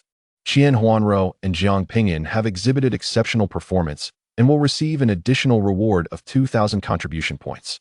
Furthermore, the victors will collectively receive a celestial estate token, which can be claimed at the contribution hall when needed. This token was brought forth by the Moon God Pavilion for a challenge, under the impression of certain victory, only to be thwarted by Jiang Ping'an. Its value is equivalent to that of a supreme treasure. The disciples of the Ascension Pavilion gazed at Jiang Ping'an with eyes brimming with envy and reverence. Until now, none had realized that Jiang Ping'an possessed such formidable combat prowess, having even vanquished the daughter of the Moon God Pavilion's master. Upon the announcement of the competition results, Russell gestured to take Jiang Ping'an and Qian Huanrou away. Upon returning to their lodgings, Russell was seized by a violent cough, blood trickling from the corner of her mouth. Qian Huanrou's expression changed dramatically, and she rushed to support her, asking, "Master, what has happened?" "It is but a minor injury. I became overly agitated earlier and could not contain my condition," Russell replied, wiping the blood from her lips, profoundly touched by her disciple's concern. Just as she was about to speak, she noticed Jiang Ping'an's eyes fixated on the blood she had wiped away from her hand. "This is merely ordinary blood, of little consequence. If you desire it, take it," she said, flicking a few drops of blood towards Jiang Ping'an. "Thank you, esteemed senior." Jiang Ping'an expressed his gratitude hastily. Although this was not her life essence, it was celestial blood, which may prove useful in the future. Russell took a deep breath and continued. "You both are about to accompany the selected prodigies to the Grand Pavilion, and there are several matters I must inform you of in advance. The first is that reaching the Grand Pavilion is no simple feat. You will need to traverse the Ascension Road, fraught with rigorous trials and formidable challenges. Only by overcoming these trials can one truly enter the Grand Pavilion, and the path to success is not straightforward. Many talented individuals have become ensnared along the way, with some trapped for over 100 years. I will ensure that Ran Hongchen and Yu Qinxiu look after you both. You must obey them without fail." Sitting on a nearby chair, Russell continued, "The second matter is that you will undoubtedly vie for the Transcendence technique. To deliver a discouraging truth at your current levels, you have little chance of obtaining this technique. Whether you can create your own next realm remains to be seen. Competing with those favored by the heavens is exceedingly difficult. Each time the Transcendence technique is contested, a significant number of prodigies perish. It is best that you do not involve yourselves. Even if you meet the necessary standards, you will still lack the opportunity to acquire the Transcendence technique." Qian Huanrou inquired, puzzled. "Why is that?" Russell shook his head and refrained from elaborating further. "In any case, do not dwell on the impractical notion of transcending to immortality. The General Pavilion offers numerous opportunities worthy of pursuit. One need not master the art of ascension to achieve greatness. Upon arrival at the General Pavilion, maintain a low profile, for the talents there are exceptional, many of whom are progeny of the celestial beings, possessing profound backgrounds. Should you inadvertently provoke a significant figure, do not hesitate to contact me." Russell's gaze suddenly fixed on Jiang Ping'an, especially emphasizing, "You must remain composed." Qian Huanrou interjected, "Master, you need not worry. Ping'an is very level-headed." Russell shook his head, observing that while he appeared calm and collected, this demeanor was primarily in response to his own peril. However, when those around him faced adversity, he could become far more reckless than the average person, having lived for an extensive period and witnessed many individuals. Russell discerned aspects of Jiang Ping'an's character that even he himself was unaware of. "Prepare yourselves for the journey back. For now, refrain from taking the celestial estate token, as possessing it may attract unwanted attention. Once you have achieved the next level, then consider exploring the celestial estate." Before departing, Jiang Ping'an and Qian Huanrou bowed in respect, sensing Russell's genuine intentions towards them. They had little in the way of preparations, as their contribution points would suffice upon reaching the General Pavilion. Half a day later, the grand formation to the General Pavilion was activated. 10 selected prodigies, alongside 5 recommended talents, gathered before the formation. Among those recommended, the one with the lowest cultivation level was Yi Wuqing. "I would only hold you back by following, so it would be best if I remain here to cultivate." Yi Wuqing expressed his desire to stay. However, Roy insisted on bringing him along. Roy chuckled nonchalantly, "With so many prodigies, taking you along is a breeze. Moreover, we have no idea what the assessment entails. It might be exceedingly simple to pass." He grasped Yi Wuqing's arm and stepped into the teleportation array, disappearing from sight. Under the envious and jealous gazes of countless disciples from the branch pavilions, the 15 individuals departed. Those who could enter the general pavilion, as long as they returned alive, would undergo a transformative change. As the 15 prodigies found themselves in an unfamiliar space of pure white, a large black door adorned with runes loomed ahead. A voice, ethereal and enigmatic, echoed from an unknown source. This year, the path to immortality comprises 3 trials. Successfully passing them grants entry to the general pavilion. Failure to do so will leave you trapped here indefinitely. The first trial is the 1000 Absolute Formation. Be warned, this formation poses a lethal threat. The greater the number of entrants, the higher the probability of triggering the murderous array, thus increasing the danger. Within the formation, one must not employ artifacts exceeding their current level. Doing so will result in immediate disqualification. The trial commences now. The black door swung open, revealing strange, powerful runes before them. I have heard of the 1000 Absolute Formation. It is a formidable array. Is there anyone well-versed in formations? Yu Qianxiu asked, holding a strand of soul silk and turning to the others. Yet, no one responded, as none among them possessed expertise in formations. Then we must proceed with caution. Let us strive to avoid triggering the grand array, Yu Qianxiu stated gravely. Wait, a figure cloaked in malevolence spoke suddenly. Shintuyi, clad in a gray robe and exuding a pungent odor, a remnant of countless killings, fixed his serpent-like gaze upon Yi Wuqing, Qian Huanrou, and Jiang Ping'an. You 3 cannot accompany us.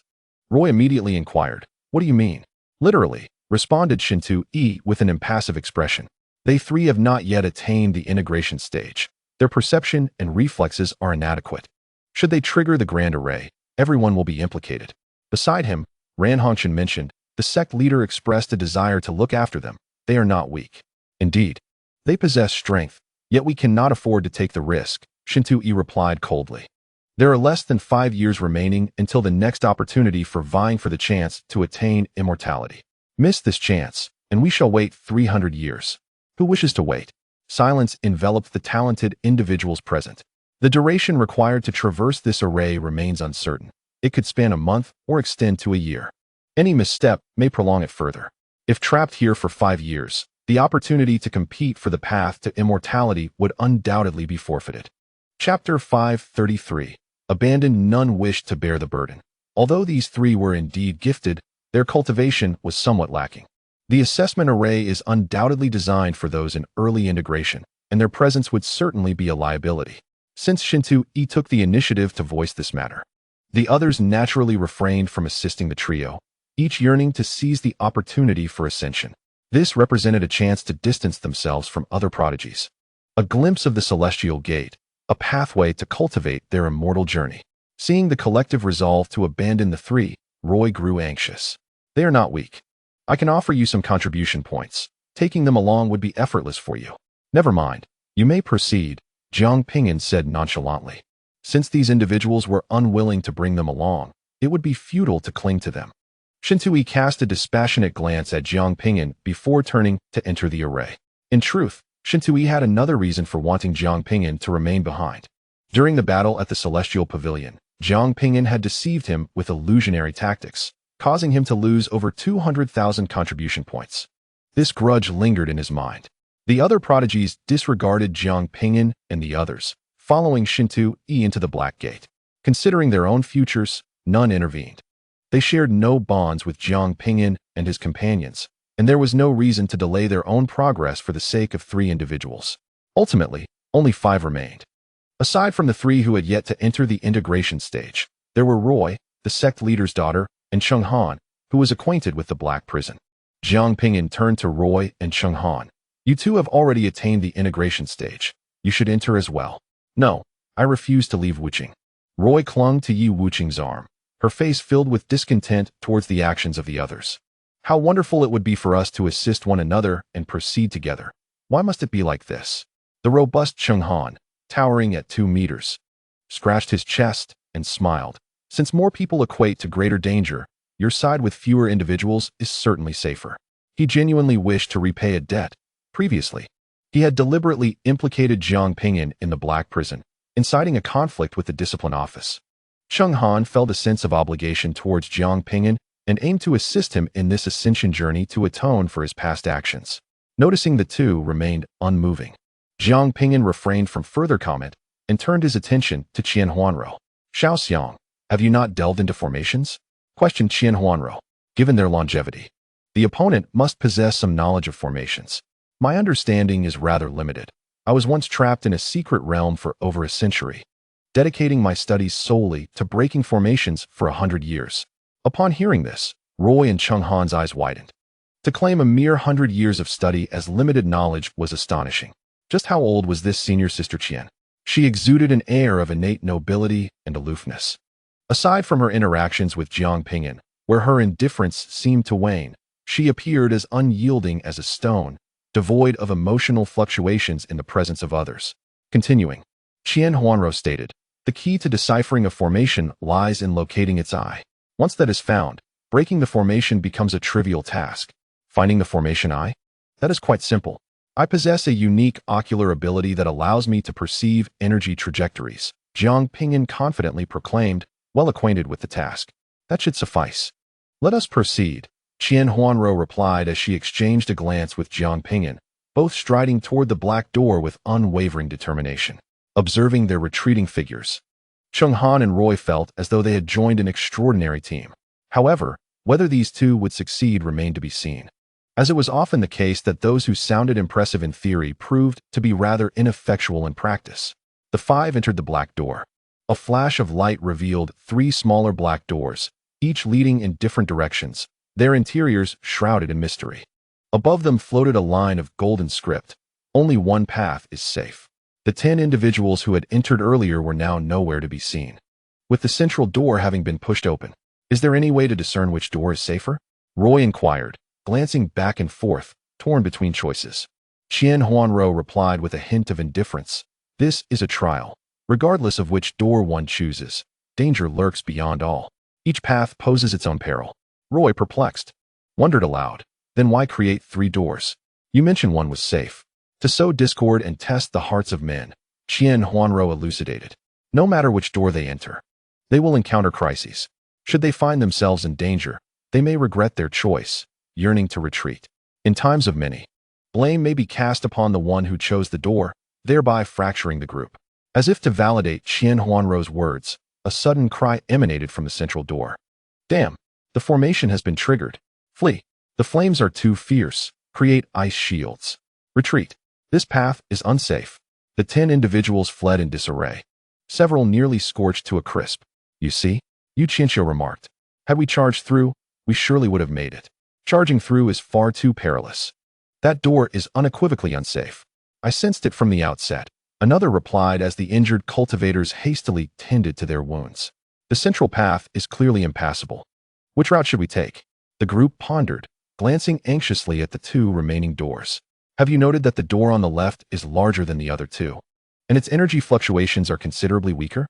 A perceptive female cultivator suddenly remarked. Now that you mention it, it does appear that way, another concurred. Perhaps the diminished energy fluctuations indicate a lack of danger behind that door. 10 individuals swiftly secured the left door, affirming that this path should be safe. They confirmed the route's safety but refrained from proceeding directly, instead casting a glance back at the 5 trailing behind. You 5, do not follow us within a day. We cannot risk triggering the formation and endangering ourselves, spoke Shintu coldly. Having witnessed the formidable power of the formation, they understood that even though this path might be secure, it could still inadvertently activate the formation, and they could not afford to be jeopardized by the 5. Bah! Who desires to walk alongside you? The path you tread is utterly erroneous. You possess no comprehension of this formation. Roy's disdain for Shintu intensified. The others dismissed Roy's words. How could a young lady, unfamiliar with formations, possibly offer insight? They were confident that they had not erred this time. Even guiding the 5 and recognizing the correct path would be a concession to their dignity. Qian Huanrou turned to Jiang Ping'an, stating, I shall teach you some methods for identifying the formation's eye, which will aid in your search. Within any formation, the eye is pivotal. Precisely because everyone is aware of its significance, it is concealed with great cunning, rendering it difficult to detect. No need, I have already found it. Jiang Ping'an replied with a slight smile. Qian Huanrou was taken aback. You found it so swiftly? Are you certain you are not mistaken? This formation is not simple. It is implausible to discover the eye so quickly, otherwise, it would not serve as a barrier here. Thus, it seemed Jiang Ping'an must have erred. Chapter 534. A shortcut. Roy and Cheng Han were skeptical upon hearing Jiang Ping'an claim he had located the eye. Their understanding of formations was limited, yet they recognized that the eye was notoriously difficult to find. If it were easy to locate, everyone would be dismantling it. Some eyes were even positioned outside the formation, making it impossible to disrupt the grand array from within. Jiang Ping'an raised his hand, pointing to the line of characters above the 3 doors. The eye is within these characters. The moment he spoke, the expressions of the others became peculiar. Who would place the eye in such an obvious location? It appeared Jiang Ping'an had indeed misidentified it. Though Huanrou harbored doubts, she refrained from further comment. She lifted her hand and swiftly waved it in the air, crafting a complex and intricate rune that shimmered with golden light. With a gentle push, she sent the rune towards the line of characters, and it seemed drawn by an unseen force, being consumed by the characters and vanishing from sight. Indeed, it is the eye? Huanrou's eyes sparkled with excitement. The rune she had inscribed was a special energy symbol. Upon encountering the eye, it would be absorbed. Is it truly the eye? Roy exclaimed in disbelief, turning to the side to look at Yi Wuqing. Is there anything your leader cannot resolve? We've barely entered the formation and already found the eye. What other abilities does Jiang Ping'an conceal? Now that we have located the eye, matters will be much simpler. Huanrou raised her delicate hand once more, her pristine fingers dancing swiftly through the air as if painting, sending a flurry of runes towards the line of characters. Cheng Han was perplexed. Why would this examiner place the eye in such an easily discoverable location? A competent formation master would undoubtedly conceal the eye, not brazenly display it here. It was indeed strange. As Huanrou meticulously inscribed the runes, she remarked, on the contrary, this is the least conspicuous location. Who would suspect this to be the focal point of the formation? I am certain it is the core, for Jiang Ping'an has already discerned its location. I shall verify it directly. Other formation masters would struggle to locate it through conventional means. While speaking, the golden script shifted. The phrase "the only safe path" suddenly descended, transforming into a protective energy shield that enveloped several individuals. This was the key to passage. With the barrier in place, they could traverse the formation unimpeded. At that moment, a deafening explosion erupted from the left door, and 10 cultivators hastily emerged. Wait, that path is not safe either. One exclaimed, exasperated. Damn it, we've made another mistake. However, it was of little consequence. Only one path remained, and surely it would be secure. The 10 cultivators quickly composed themselves, having just faced peril at the left door. Suddenly, a mocking voice rang out. Huh, fools, all 3 paths are fraught with danger. Roy laughed heartily. The 10 turned in unison to face Roy and his companions. Noticing they were shielded by a peculiar energy barrier. You can force your way through. We shall take our leave, Roy declared. Following Huanrou and the others into the central door, the 10 looked at the 5 with perplexity. Were they mad?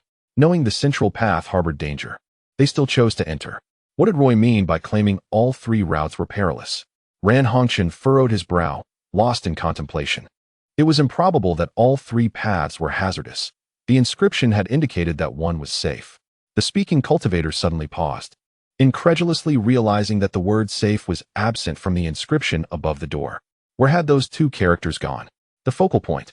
This phrase was the shortcut to the formation. They had found the core. Yu Qianxiu, astute as ever, quickly deduced the truth. The group was taken aback, hastily pursuing to investigate. Behind the central door lay a magma chamber, filled with the essence of fire, exuding a terrifying aura. The 10 witnessed Jiang Ping'an and his companions walking effortlessly upon the molten surface, which had previously roiled, now disregarding them as if they were merely strolling. Do not proceed alone. Take us with you, one cultivator urged. The others had fully realized that Jiang Ping'an and his group had indeed discovered the shortcut. Huanrou replied calmly, this protective shield can accommodate a maximum of 5 individuals. It cannot shield more. She spoke the truth. It could only protect 5. Yet others thought otherwise. What a coincidence that there were precisely 5 of them, and the barrier was just sufficient. To the onlookers, it appeared that Huanrou simply refused to assist. You are being quite selfish. We are all members of the Kanglan Prefecture. What harm is there in taking us along? Once we reach the main hall, we can look out for one another. It was better not to mention this, but as soon as it was addressed, Roy's anger flared. He turned and retorted, "Do you still have the audacity to accuse us of selfishness? As they abandoned us, why was no one deemed selfish?" The crowd was rendered speechless, watching helplessly as a few individuals vanished into the distance. Regret flooded their hearts. Had they foreseen this outcome, they would have insisted on bringing them along, thus avoiding their current predicament. The assertion that all three paths bore peril was likely not a mere fabrication. Blame fell squarely on Shun Tuyi. Why must he expel those individuals? Forcing everyone to confront the array head-on? Alongside regret, a surge of anger and jealousy welled within. What of shortcuts? With our own strength, we could prevail. Indeed, their success in the first challenge was merely a stroke of luck. The subsequent trials were tailored for those at the integration stage, and they would surely falter. It was merely an ordinary formation, a test of our cultivation. We cultivators can only advance through repeated trials. Those who seek shortcuts are destined to falter. The group endeavored to console themselves, masking their inner grievances. Jiang Ping'an and his companions paid no heed to the group behind them, sheltered by their protective barrier. They traversed the path unimpeded, triggering none of the formations. Even so, it took them an entire day to escape the array. What joy! That group may very well have been roasted alive. Roy reveled in the journey, secretly wishing the formation possessed greater potency, inflicting more hardship upon those unfortunate souls. Cheng Han silently congratulated himself on his fortuitous luck, intending to repay Jiang Ping'an's kindness. He had unexpectedly stumbled upon a significant advantage. Had he followed that group, he would undoubtedly still be suffering within the formation. To force their way through would have taken at least a month to emerge. The five emerged from the array, their protective barrier dissipating as they stood before another black door. The ethereal voice resonated once more. Second challenge, combat assessment. Within the array, a projection of a formidable cultivator. One realm above your own will manifest. Defeat this opponent to proceed. The use of high-level treasures is prohibited. Failure to comply will result in disqualification. Upon hearing the details of this challenge, Cheng Han turned to Jiang Ping'an and Qian Huanrou, gravely stating, "This presents an unfair and formidable challenge for both of you." They were but a step away from the integration realm, yet would face adversaries of that very stage. The clash of third-order laws against the profound laws of combat, coupled with the prohibition of treasures, bore immense pressure. Even though both possessed commendable strength, victory would not come easily. Is this challenge truly so simple? Jiang Ping'an mused, uncertain of the trial's difficulty. One by one, the five entered the second black door, each materializing in a distinct space. Before each, a projection of an enemy loomed, one realm above their own. Cheng Han sensed the oppressive aura emanating from the projection, his expression grave. The mere presence of such power left him feeling overwhelmed. Jiang Ping'an and Qian Huanrou were in for a struggle. With no time for further contemplation, the enemy charged forth, and Cheng Han immersed himself fully in the battle. The others too commenced their own confrontations. After a half cup of tea, Qian Huanrou triumphed over her adversary and emerged from the formation, catching sight of Jiang Ping'an ahead, to whom she offered a faint smile. "You certainly surpassed me. I wonder to what extent your strength has grown. Yet, no matter how formidable, you remain within the Tianyuan realm, unable to step beyond the fourth threshold." Jiang Ping'an's tone held a tinge of melancholy. Qian Huanrou approached him, producing a table and 2 chairs. "My master and I have deliberated on what it would take to surpass the fourth step. While mere breakthroughs are not particularly challenging, our findings merely replicate the methods of fusion stage cultivators, lacking the brilliance of the cultivation system you have created."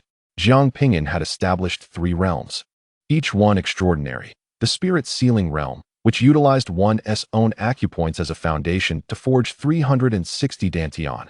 The imperial realm, which integrated the human emperor's heart sutra, maximizing the storage of spiritual energy within the body, surpassing human limits in weight to the extent that a single punch could obliterate a god transformation stage cultivator. And the Tianyuan realm, which was even more powerful, directly conjuring 360 primordial spirits capable of simultaneous cultivation, a feat so astonishing it sent ripples throughout Kanglan Prefecture, even catching the attention of the Immortals. Qian Huanrou, alongside Russell, had explored methods to forge a fourth realm. They proposed a breakthrough technique for the primordial spirit to merge with the corporeal form, achieving true unity of body and spirit. However, this merely echoed the methods of fusion stage cultivators, offering little amplification of power and failing to showcase any significant disparity from ordinary fusion stage practitioners. Convinced that this path was flawed, Qian Huanrou refrained from pursuing the breakthrough, opting instead to await Jiang Ping'an's next innovation. Could you share the conclusions of your discussions? Jiang Ping'an inquired humbly. Of course, Qian Huanrou replied, freely imparting all the knowledge she possessed to Jiang Ping'an. The two engaged in earnest discourse, collaborating on how to create the next realm. Uncertain of how much time had passed, a cheer erupted. Haha, I am undoubtedly the first. Upon witnessing the two engaged in profound dialogue, Roy immediately fell silent, his eyes widening in disbelief. What sort of monsters are these? Their adversaries are formidable, yet they emerged from the challenge even faster than I did. Moreover, it seems they have been discussing other matters for quite some time, seemingly disregarding this trial altogether. Roy felt disheartened, realizing why his mother often spoke of the existence of greater powers beyond the heavens and individuals beyond the ordinary. He vowed never to be overly arrogant henceforth. After a while, Yu Wuqing exited the arena. As a cultivator at the initial stage of void refinement, he found the mid-stage opponent before him to be a manageable challenge. 3 days later, Cheng Han successfully vanquished his foe, his robust frame marred by numerous wounds. He exhaled deeply, reflecting, indeed, the assessment from the general pavilion is no trivial matter. After 30 years of tempering in the Black Prison, my combat prowess is exceptional. For others, it would be quite difficult to pass in a single attempt. Jiang and his companions must surely be embroiled in fierce battles. This trial poses significant challenges for Jiang and Qian. Nevertheless, they are not weak. They will certainly prevail, though I wonder how long it will take, perhaps over 10 days. With that, Cheng Han consumed a healing elixir and made his way outside to await their return. However, upon exiting the formation and witnessing the scene outside, he nearly choked on his medicinal pill. Jiang Ping'an and Qian Huanrou sat at a table, engaged in a serious discussion. Yu Wuqing sat at the edge, eyes closed in meditation, while Roy secretly braided Yu Wuqing's hair. Remarkably, these 4 individuals surpassed him in speed. Cough, cough. Cheng Han erupted into a fit of severe coughing, feeling an immense blow to his ego. He had believed himself to be powerful and swift, only to discover that this group was even faster. Nevertheless, they must have emerged not long ago. Hearing the coughing, Roy looked up at Cheng Han and complained, "Why are you so slow? We've been waiting for 3 days." 3 days? You all came out on the first day? Cough, cough, cough. Upon learning that the 4 had exited on the first day, Cheng Han's coughing intensified. Were these people all monsters? Cheng Han felt somewhat lost and approached Jiang Ping'an, asking, "Is this level truly so simple?" "Difficult." Jiang Ping'an exhaled deeply, his brow furrowed in confusion. Cheng Han sighed in relief. He had suspected as much, that this level was indeed challenging. Perhaps the speed of these 4 was merely a fortunate advantage against their opponents. However, Jiang Ping'an's next words nearly prompted Cheng Han to turn back. Creating a cultivation system is exceedingly difficult. One cannot find a clear direction or know how to proceed. Indeed, otherwise how could the Holy King attain sainthood? Qian Huanrou concurred. Cheng Han realized that the two were discussing the difficulty of creating a cultivation system, rather than the challenges of the level itself. Jiang Ping'an looked up at Cheng Han and inquired, "What did you just say?" "Oh, nothing," Cheng Han quickly retorted, unwilling to be disheartened and refraining from further questioning. With all 5 present, they stored away the table and chairs and approached the 3rd door. As they reached the entrance, silence enveloped them, and the black door swung open. The 5 entered, shrouded in curiosity. The environment shifted, revealing them at the base of towering stairs that soared into the clouds. The steps were exceedingly high, piercing the sky, with an imposing entrance at the summit. 2 colossal pillars ascended into the heavens, seemingly endless, each adorned with a creature resembling a dragon, evoking the aura of a celestial gate. The manifested laws shimmered with radiant light, and the surrounding spiritual energy surged. Each breath absorbed a substantial amount of this essence. Standing at the base of the stairs, one felt diminutive, as if floating, instinctively invoking a sense of reverence. Surrounding them were numerous cultivators, each radiating formidable law power, their presence extraordinary. This assembly engaged in discussions or meditative contemplation, as if delving into profound studies. An elderly man sat cross-legged upon the steps, his hair grizzled. Clad in black attire, his cultivation level indiscernible, bearing an air of weariness. A young cultivator stood respectfully before the elder, I believe that the Dao is the law of heaven and earth, the ultimate principle of the universe. The laws we comprehend are the Dao, the highest power pursued by cultivators. Too simplistic. Return and ponder anew. The elder interrupted the young man's discourse. Next, the young cultivator's face was filled with reluctance. Senior, what is the Dao? Even immortals might struggle to articulate it. How could we, as young cultivators, possibly articulate such a concept? The monk beside him immediately concurred. Indeed, senior. You have no established criterion. Whether we succeed or not ultimately depends on your personal preferences.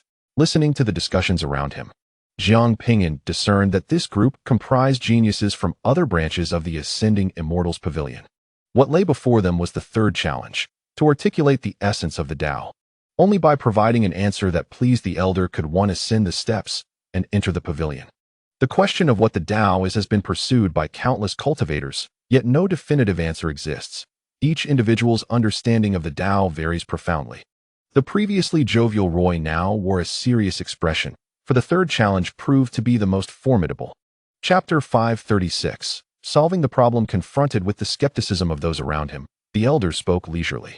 Indeed, every individual's comprehension of the Dao differs. Yet it is imperative for each person to possess a clear understanding of their own Dao. Only then can one journey further along the path. Should you fail to discover your own Dao, you will inevitably lose your way in the practice, blending into the masses.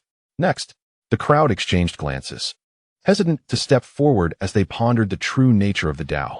Huanrou transmitted a message to Jiang Ping'an and the others. What they inquire about is not the Dao itself, but rather the purpose and objective of one's cultivation. Having lived for over 10,000 years, Huanrou directly unveiled the answer and informed the four of them. Chenghan suddenly grasped the concept. This clarification illuminated his understanding. He regarded Huanrou with profound curiosity, pondering her origins and age, feeling as if he were in the presence of an ancient being. Wise, calm, and noble. After a moment of contemplation, Chenghan stepped forward to the elder, clasped his fists in greeting, and began to respond telepathically. I once did not understand the reason for my cultivation. It felt as though I was destined for this path from birth. I pursued higher realms, enhanced combat prowess, basking in the envious gazes of those around me, dreaming of attaining immortality. Until one day, I encountered the person I cherished, and we became Dao companions. I desired to give her everything, to share eternal life with her. A tender reminiscence washed over Chenghan's face, only to be swiftly replaced by fury. Yet a scoundrel, in his quest to enter the main pavilion and to coerce me from competing, caused my beloved's demise. I seek vengeance. Chenghan's fists clenched tightly, his body trembling with rage. My current objective is to slay him. He is now in the main pavilion, and I must enter to personally rend that scoundrel to pieces. Tang Xie raised his gaze, scrutinizing Chenghan earnestly. Will your thirst for vengeance ever be satiated? I do not know, nor do I wish to know. The future is unclear to me. All I desire now is to eliminate him. Tang Xie nodded in satisfaction. Though the goal was transient, it was resolute. Go forth. What Tang Xie sought were the ambitions, goals, desires, and pursuits of these prodigies. It is ambition and desire that forge strength. Many assert that the pursuit of immortality is to be free of desires, yet the quest for immortality is, in itself, a desire. Without desire, what motivation exists for cultivation? Thank you, senior. Chenghan bowed respectfully to Tang Xie before glancing back at the four. I shall proceed ahead and await you all above. Having spoken, he ascended the celestial steps. Witnessing this scene, many gifted individuals were filled with bewilderment. What had this fellow just uttered? How had he succeeded? It was uncertain. Perhaps he was an extraordinary genius with profound insights into the Dao. Infuriatingly, he had communicated through sound transmission, rendering his words a mystery to others. The surrounding talents gazed at Chenghan as he ascended, their faces etched with envy. Chenghan had employed a clever stratagem, speaking in a manner that obscured his words from the prodigies of other divisions, thereby alleviating competitive pressure. Yi Wuqing stepped forward and communicated through sound. My Dao is to protect my master. Tang Xie's face contorted with disdain. What a trivial pursuit. Is this truly your aspiration? It is utterly base and devoid of ambition. Are you prepared to sacrifice yourself merely to safeguard your master? Indeed, Yi Wuqing responded without hesitation. Tang Xie, who intended to dismiss Yi Wuqing, paused momentarily. Observing Yi Wuqing's emotionless visage, Tang Xia pressed further. Why would you relinquish your life for another? I was destined to perish. It was my master who saved me. I know not what I can accomplish or where I might journey, but I am resolute in my desire to stand by my master's side. Should he fall, so too shall I. As the essence of death began to rise within Yi Wuqing, a flicker of astonishment crossed Tang Xia's eyes. His demise seemed intrinsically linked to the survival of this master. You may proceed, Tang Xia conceded, recognizing Yi Wuqing's unwavering devotion. Yi Wuqing ascended the steps, convinced that his master would surely pass the trial. The onlookers were utterly astonished. Another had ascended. Who was this prodigy from which division? Two had ascended simultaneously. Surely it was mere coincidence. The Dao was not easily comprehended. Many of the talented individuals found themselves stymied at this juncture, and it was evident that these five were united, making the ascent of two at once quite extraordinary. Nonetheless, they believed it was simply serendipity. Huanrou stepped forward and directly conveyed, the Dao is the origin of heaven and earth, the root of all things. Some say the Dao is one, from which all things arise. Others contend that the Dao is chaos, which divides into the duality of yin and yang, from which all existence is formed. There exists a substance that coalesces, born before heaven and earth, independent and unchanging, traversing the cosmos without end, serving as the mother of all under heaven. Its name is unknown. It is called the Dao. Huanrou did not traverse the path of riddles. She stood one step away from ascension. Had it not been for the constraints of heaven and earth, she would have long since soared into immortality. Her understanding of the Dao even surpassed that of Tang Xia before her. As her voice resonated, the laws of heaven and earth illuminated brilliantly. She resembled a celestial being, standing within the radiance of the laws, as the principles of the Dao manifested, and her third-tier laws directly evolved into the rules of profundity. The more Tang Xia listened, the more astounded he became. Who was this person? Could she truly invoke celestial phenomena with mere words? There was no time for contemplation. He hastily descended the steps, respectfully standing aside to listen. This was an invaluable opportunity for him. As he absorbed Huanrou's discourse, at times he experienced moments of enlightenment, as if grasping some profound truth, while at other moments he found himself perplexed, furrowing his brow in deep thought. All present were left in a state of rapt astonishment. What had transpired? What was this woman articulating that caused even the laws of heaven and earth to shift in response to her words, even without transmitting her voice? Huanrou's words were incomprehensible to others. They existed on an entirely different plane. After the principles of the profound truth comes the domain's rules. And only after grasping the domain can one approach the great path. Huanrou spoke for nearly half an hour, while Tang Xia stood respectfully by, listening intently. The Dao is renowned yet formless, possessing substance yet lacking shape. There is no need to fixate on its essence. One should merely revere and utilize it. After a long pause from Huanrou, Tang Xia finally regained his senses, cupping his fists in salute, expressing his gratitude for her teachings. In that moment, all present widened their eyes in disbelief. An examiner actually bowed to a disciple. Was this a dream? It was utterly astonishing. These prodigies had yet to reach the level of awakening to the Dao, where one could die contentedly by evening. And thus they could not comprehend the significance of Huanrou's words for Tang Xia. It could even be said that her insights would spare him centuries of wandering. This was a transmission of the Dao and elucidation of doubts, deserving of the title of a true master. Without waiting for Tang Xia's consent, Huanrou ascended the steps, her graceful silhouette becoming an unforgettable masterpiece in the minds of all. What a beautiful woman! I wish to become her Dao companion, mused one enamored male cultivator. He felt she was unlike any other woman, noble, dignified, elegant, utterly captivating. Once I enter the main pavilion, I shall definitely pursue her. While some men were lost in fantasies of becoming Dao partners with Huanrou, others, more astute, sensed something amiss. Among the five, 3 had ascended at once, indicating knowledge of secrets unbeknownst to the rest. A burly cultivator with large ears swiftly approached Jiang Ping'an, whispering, "Fellow Daoist, since we are all disciples of different pavilions, do you know how to pass the test? Share a hint, and when I acquire the transcendent arts, I will allow you to follow me." Chapter 537. Entering the main pavilion. It is better to have one more friend than one more enemy. With your cultivation level, you are merely at the bottom in the main pavilion. Sharing the method to pass will spare us both some trouble. The rotund Yang Chaoqi stood before Jiang Ping'an.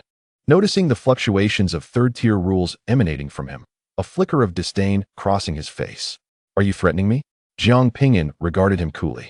Whether it is a threat or a friendship depends on your choice. Yang Chaoqi exuded an elusive aura. Jiang Ping'an chose to disregard him, striding towards the elder ahead. Seeing Jiang Ping'an dismiss him, Yang Chaoqi's expression darkened, his eyes fixated on Jiang Ping'an, vowing to remember his appearance.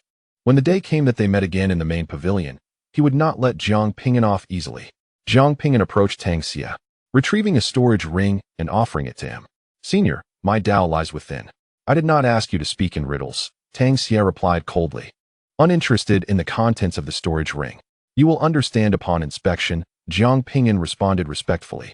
Tang Xie, growing impatient, accepted the storage ring. As his consciousness entered it, the cold and indifferent expression on his face instantly vanished. Indeed, your profound understanding of the Dao suggests that your future accomplishments will be remarkable. Should you require assistance, feel free to seek me on the 3rd level of the Immortal Pavilion. Tang Xie tossed a token to Jiang Ping'an, stating that with this token, few would dare to trouble him, granting him access to numerous cultivation venues. Thank you, Senior, Jiang Ping'an said, accepting the token with a respectful bow. Proceed. Tang Xie gestured with a wave of his hand. As Jiang Ping'an ascended the steps, the observing cultivators were left in astonishment. What was this elucidation of the Dao? Surely, it was not a mere act of bribery. Yang Chaoqi, with his plump visage, suddenly grasped the situation. The outcome of this trial rested entirely on the utterance of that elder. As long as one provided this elder with a favor, it mattered not whether one answered the questions correctly. Mere satisfaction would suffice for passage. How enlightening, how revealing. Yang Chaoqi felt a surge of insight and promptly produced a superior 4th-tier treasure, approaching with a smile. Senior, this is my Dao. However, with a resounding slap, Tang Xie sent Yang Chaoqi flying, his countenance filled with fury. Do you take me for a fool? The greatest disdain I hold in life is for those who neglect their cultivation and resort to underhanded tactics. Anyone daring to offer bribes will be disqualified from this assessment. Yang Chaoqi was hurled several hundred meters, spewing forth blood, utterly bewildered. What was happening? Why did this tactic fail? Hadn't that previous individual employed a similar method to gain entry? The other cultivators gazed at Tang Xie as if he were a simpleton. To brazenly use a 4th-tier treasure to bribe this formidable elder was nothing short of an insult. The man before had at least presented a domain-level treasure to gain passage. What was the significance of a mere 4th-tier artifact? Among Jiang Ping'an's group, only Roy remained. He approached Tang Xie and whispered, "My mother, Rosu." Tang Xie hesitated momentarily before nodding. Your Dao is commendable. Proceed. The 2nd-generation Immortal was indeed not to be trifled with. Roy bounded up the steps in pursuit of Yi Wuqing. Witnessing their group ascend, the other cultivators were filled with shock and envy. Who were these prodigies from their respective divisions, whose realms were evidently modest, yet so extraordinary? Typically, among 15 prodigies in a division, only 1 or 2 would succeed in passing, yet all 5 of these individuals had ascended, surpassing the total from other divisions. They must have discerned the crux of the matter, allowing for an effortless passage, though the questions they answered via telepathy remained inscrutable.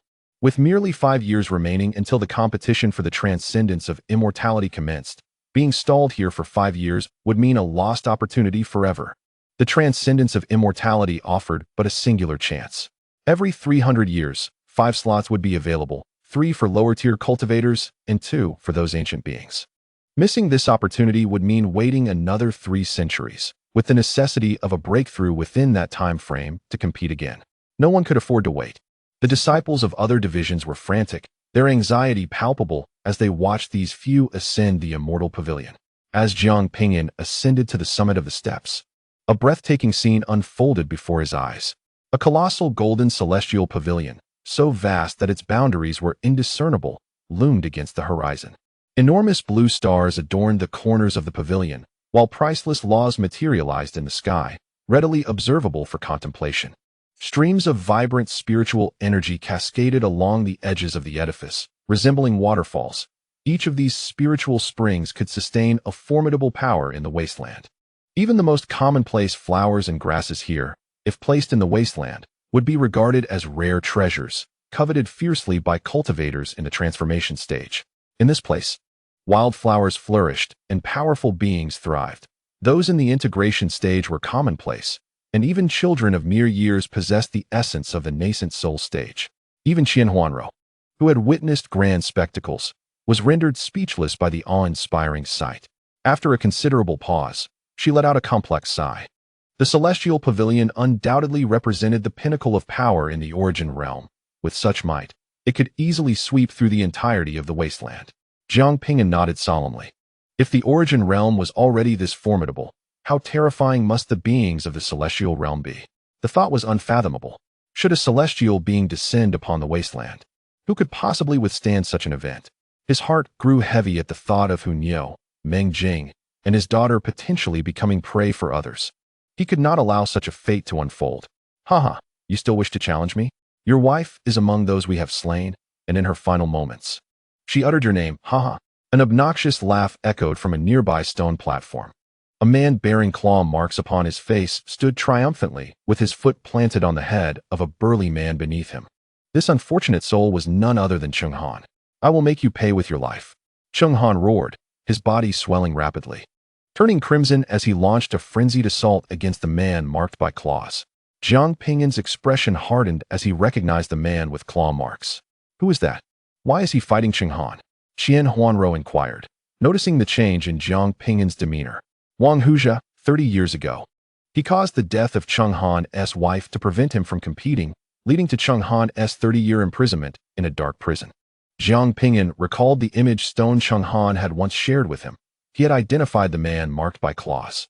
Cheng Han had not come to the main pavilion for cultivation, but rather for vengeance. After observing for a moment, Qian Huanrou remarked, Cheng Han cannot defeat Wang Huzhe. He is being reckless. Jiang Ping'an nodded and swiftly flew toward the scene, urging, do not act impulsively. There will be ample opportunities for vengeance in the future. Cheng Han had languished in the dark prison for 30 years, while Wang Huzhe had cultivated for the same duration. The disparity in strength was evident. However, Cheng Han disregarded this wisdom, invoking some arcane technique. His bones cracked ominously as an overwhelming aura of blood surged forth, illuminating the heavens. His power surged, forcing Wang Huzhe to retreat repeatedly, his arm twisting grotesquely as it fractured. Pathetic. You dare to think you can defeat me. Wang Huzhe suddenly sprouted a sharp bone spur from his arm, unexpectedly shattering Cheng Han's form. Haha, perish. Jiang Ping'an's pupils constricted as he attempted to intervene. But a barrier surrounded the stone platform where the duel took place, preventing his approach. It was over. Chapter 538. Qiu Pingxing Cheng Han's body was cleaved in two, blood staining the stone platform. Wang Huzhe sneered, do you dare to challenge me? I have trained in the Grand Pavilion for 30 years and mastered the evil bone divine ability. What do you have to contend with me? A bizarre transformation occurred within Wang Huzhe. Bones protruded from his elbows, forming a razor-sharp bone blade capable of severing even the flesh of early-stage cultivators. From below the arena, Jiang Ping'an shouted, I will offer you a secret treasure in exchange for his life. Although he had little connection with Cheng Han, they were both from the Kanglan Prefecture's sub-pavilion, and Cheng Han's master was an elder.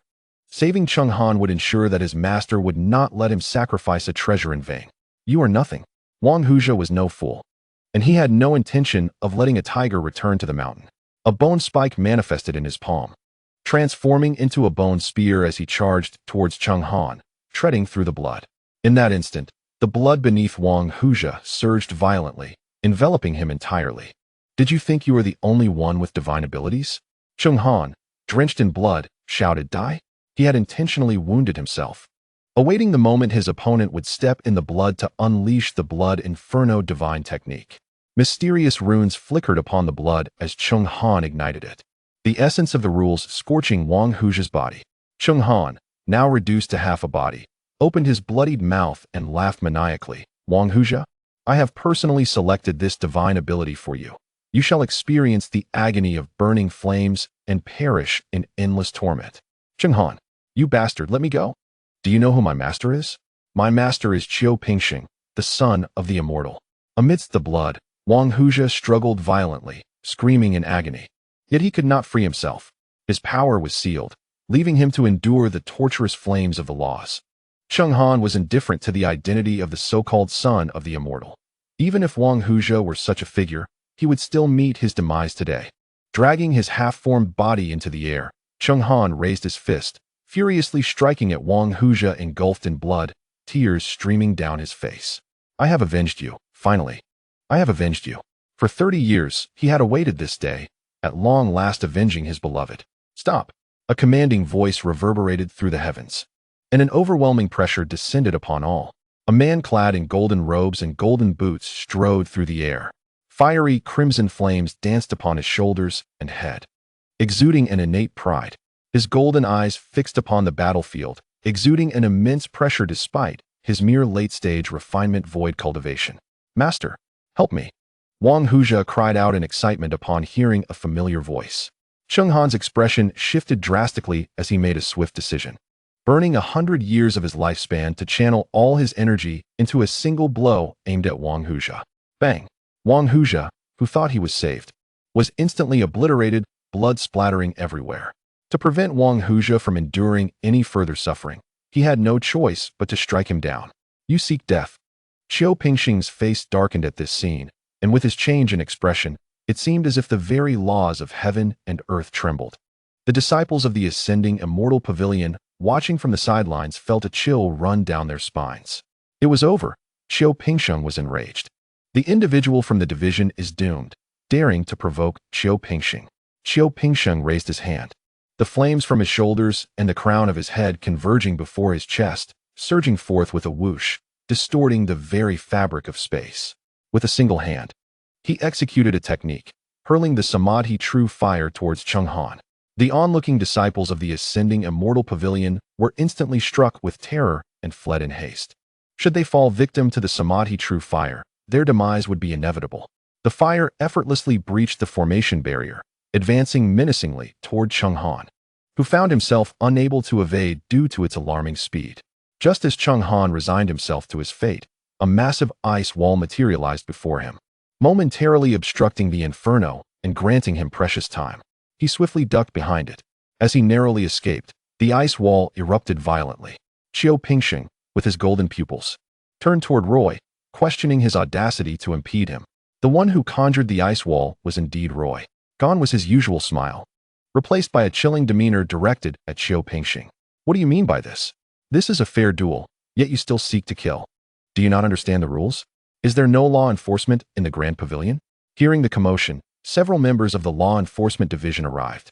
But upon seeing Qiu Pingxing, they simply passed by, as if blind to the scene. Who do you think you are to question me? From the division?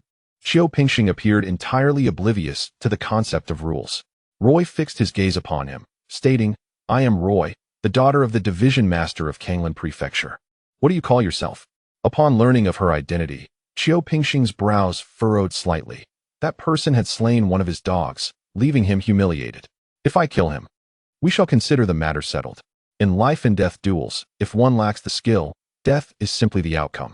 If there are grievances, we shall settle them through combat. Roy, typically light-hearted, now adopted a serious demeanor, recognizing her responsibility as the division master's daughter to protect her fellow disciples. Suddenly, Qiu Pingxing's golden eyes turned toward Cheng Han. Jiang Ping'an sensed an impending danger, his expression changing dramatically. It was too late to warn him. Mental attacks were far swifter than physical ones. Cheng Han's expression froze as his soul was shattered by Qiu Pingxing's psychic assault, blood streaming from his orifices, his body plummeting through the void. Jiang Ping'an hurriedly caught Cheng Han's severed form, pulling out a 9 turns enlightenment pill. Quick, take this. There's no time. This remedy 1T aid against mental injury. Do not confront him. I can no longer bear the burden. I have avenged myself, and I have no regrets. I can now join my wife. Wife, you asked me to prepare embroidered shoes for our child. I have made many pairs, with your favorite red among them. Cheng Han's rugged face bore a warm smile, his pupils gradually losing focus, arms falling limp, and silence enveloped him. Jiang Ping'an, dragging the remnants of Cheng Han's body, let the 9 turns enlightenment pill fall to the ground. Standing frozen in shock, his mind a blank slate. Roy, sensing the extinguishing of Cheng Han's life, erupted in fury, glaring at Qiu Pingxing. Bastard, you seek death. A terrifying power surged from Roy as she drew a treasure-grade longsword, slicing toward Qiu Pingxing. Stop. A voice resonated, halting the very laws of nature. Roy's sword came to a standstill in midair. A bald elder stood before Qian Ping'an, declaring within the Immortal Ascension Pavilion, "No private duels are permitted." Roy bellowed in fury. He struck first.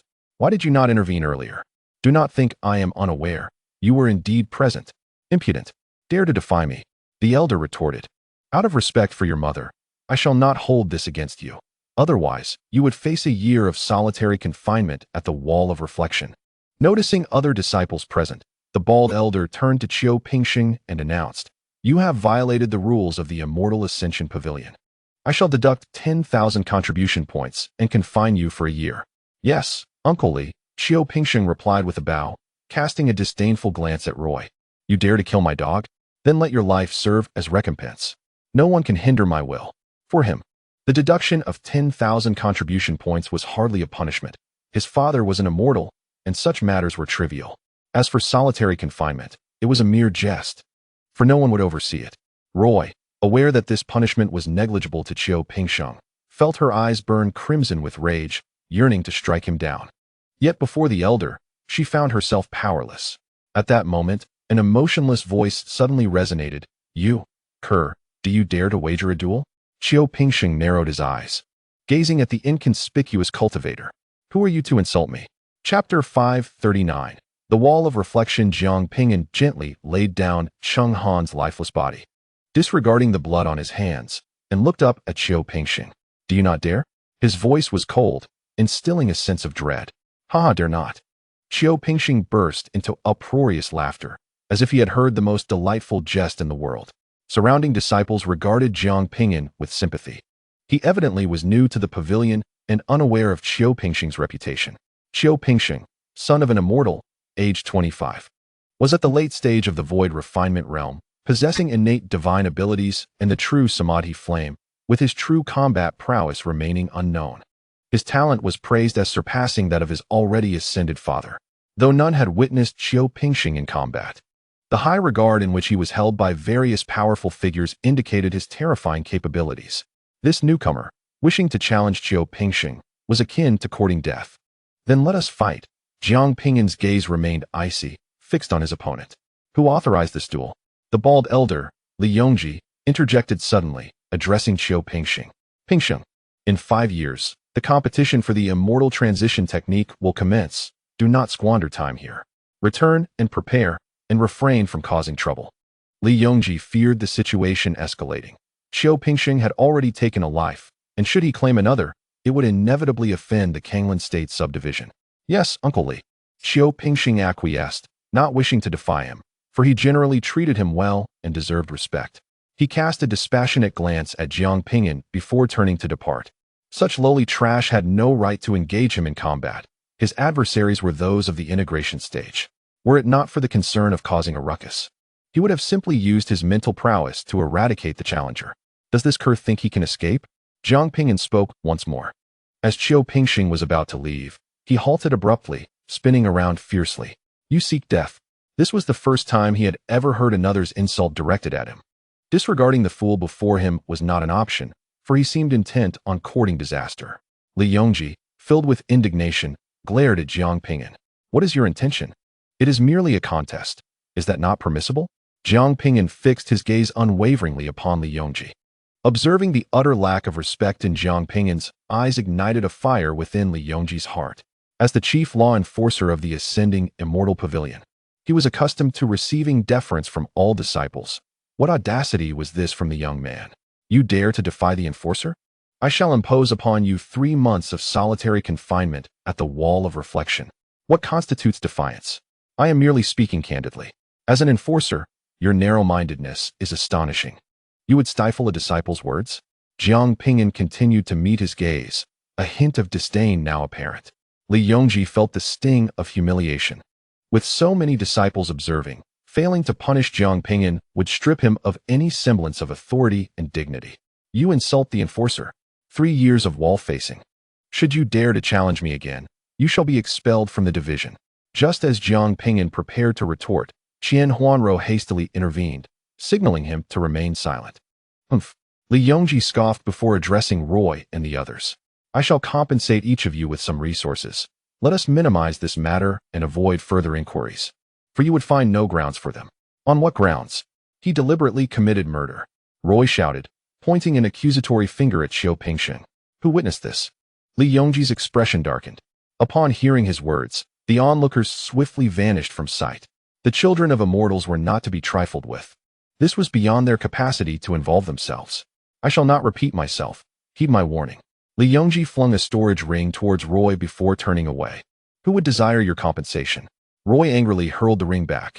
The four of them watched the retreating figures of Qian Ping'an and Li Yongji, their hearts brimming with resentment. Originally 5, they were now reduced to 4. The inability to vent their pent-up frustration was suffocating.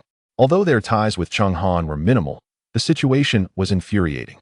Roy employed a communication talisman to relay the events to his mother, Rosu, who subsequently informed Changhan's master. Ultimately, they were instructed merely to preserve the body and avoid any confrontation with Qian Ping'an. It was as if nothing had transpired. Changhan's demise stirred not a ripple in the waters. 2 law enforcement disciples approached Jiang Ping'an.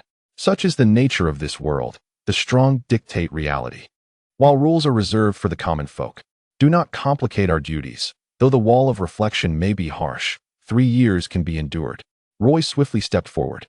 On what basis do you intend to apprehend him? He has committed no wrongdoing. Enough. They are but errand runners. Jiang Ping'an chose not to trouble the 2 ordinary enforcers, for it bore no significance. Before departing, he handed the token he had exchanged at the entrance to Huanrou. This token grants access to various training locations.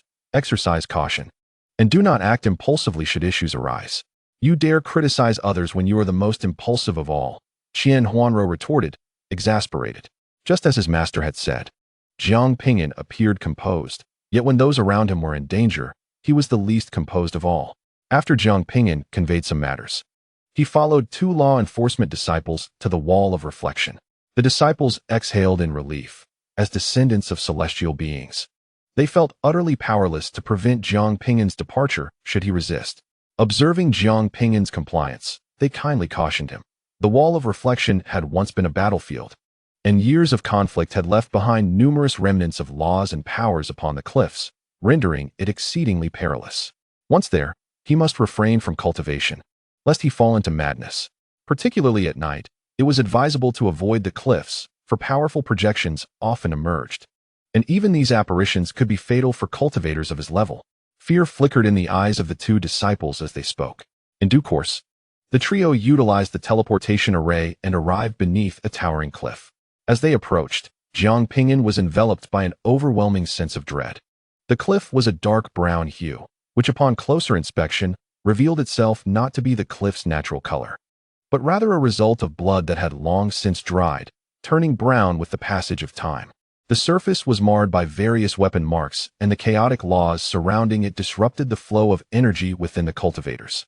It was no wonder they warned against cultivation here. Under such conditions, anyone daring to practice would surely invite death. The 2 disciples entrusted Jiang Ping'an to the local custodians, noting that his confinement would last for a year. They rendered him a favor by intentionally underreporting his imprisonment by 2 years. Do not approach the cliff. They warned him one last time. The residual power above is beyond your capacity to endure.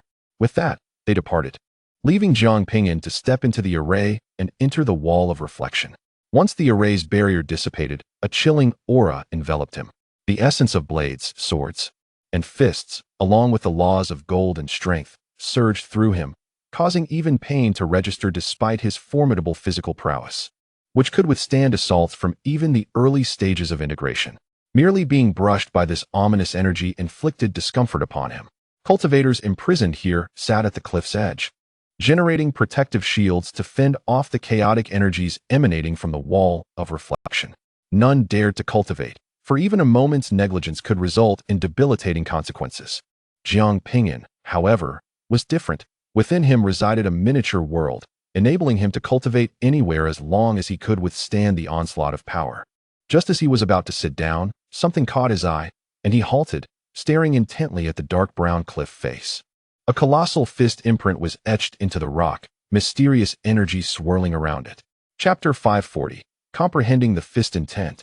Transformation of the Sea of Consciousness. At the sight of the fist imprint, Jiang Ping'an was profoundly shaken.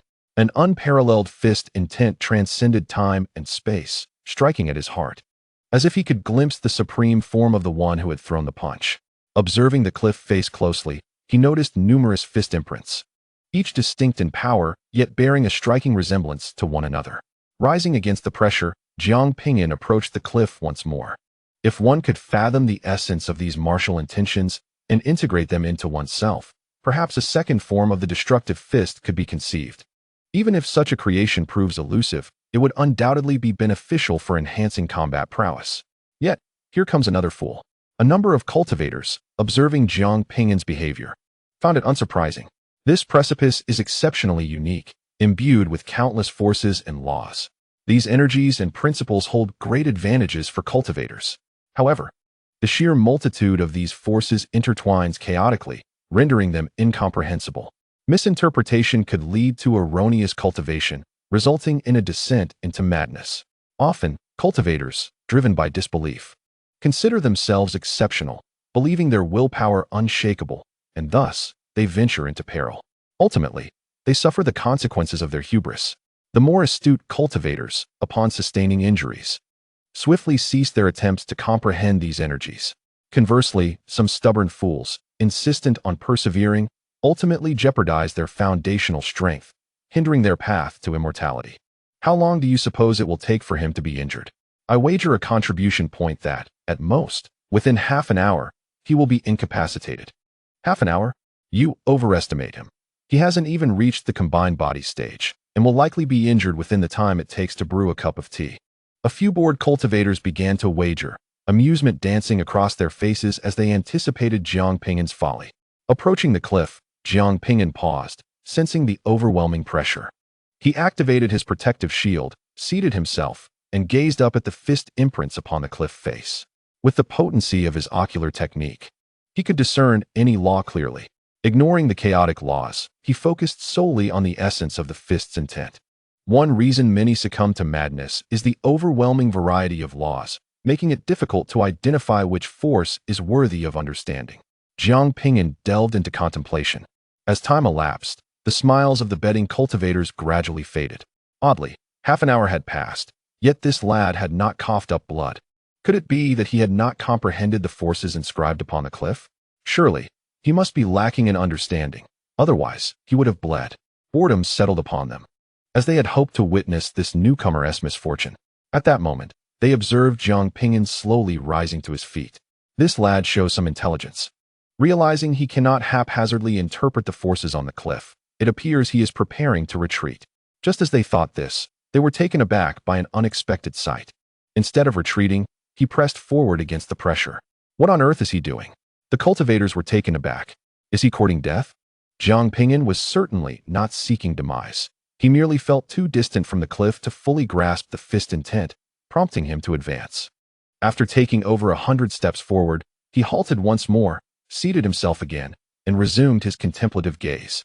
Beneath the vast, dark brown cliff, Jiang Ping'an sat earnestly in study. The imprints left behind resonate with the power of laws, offering substantial benefits for advancing his martial art.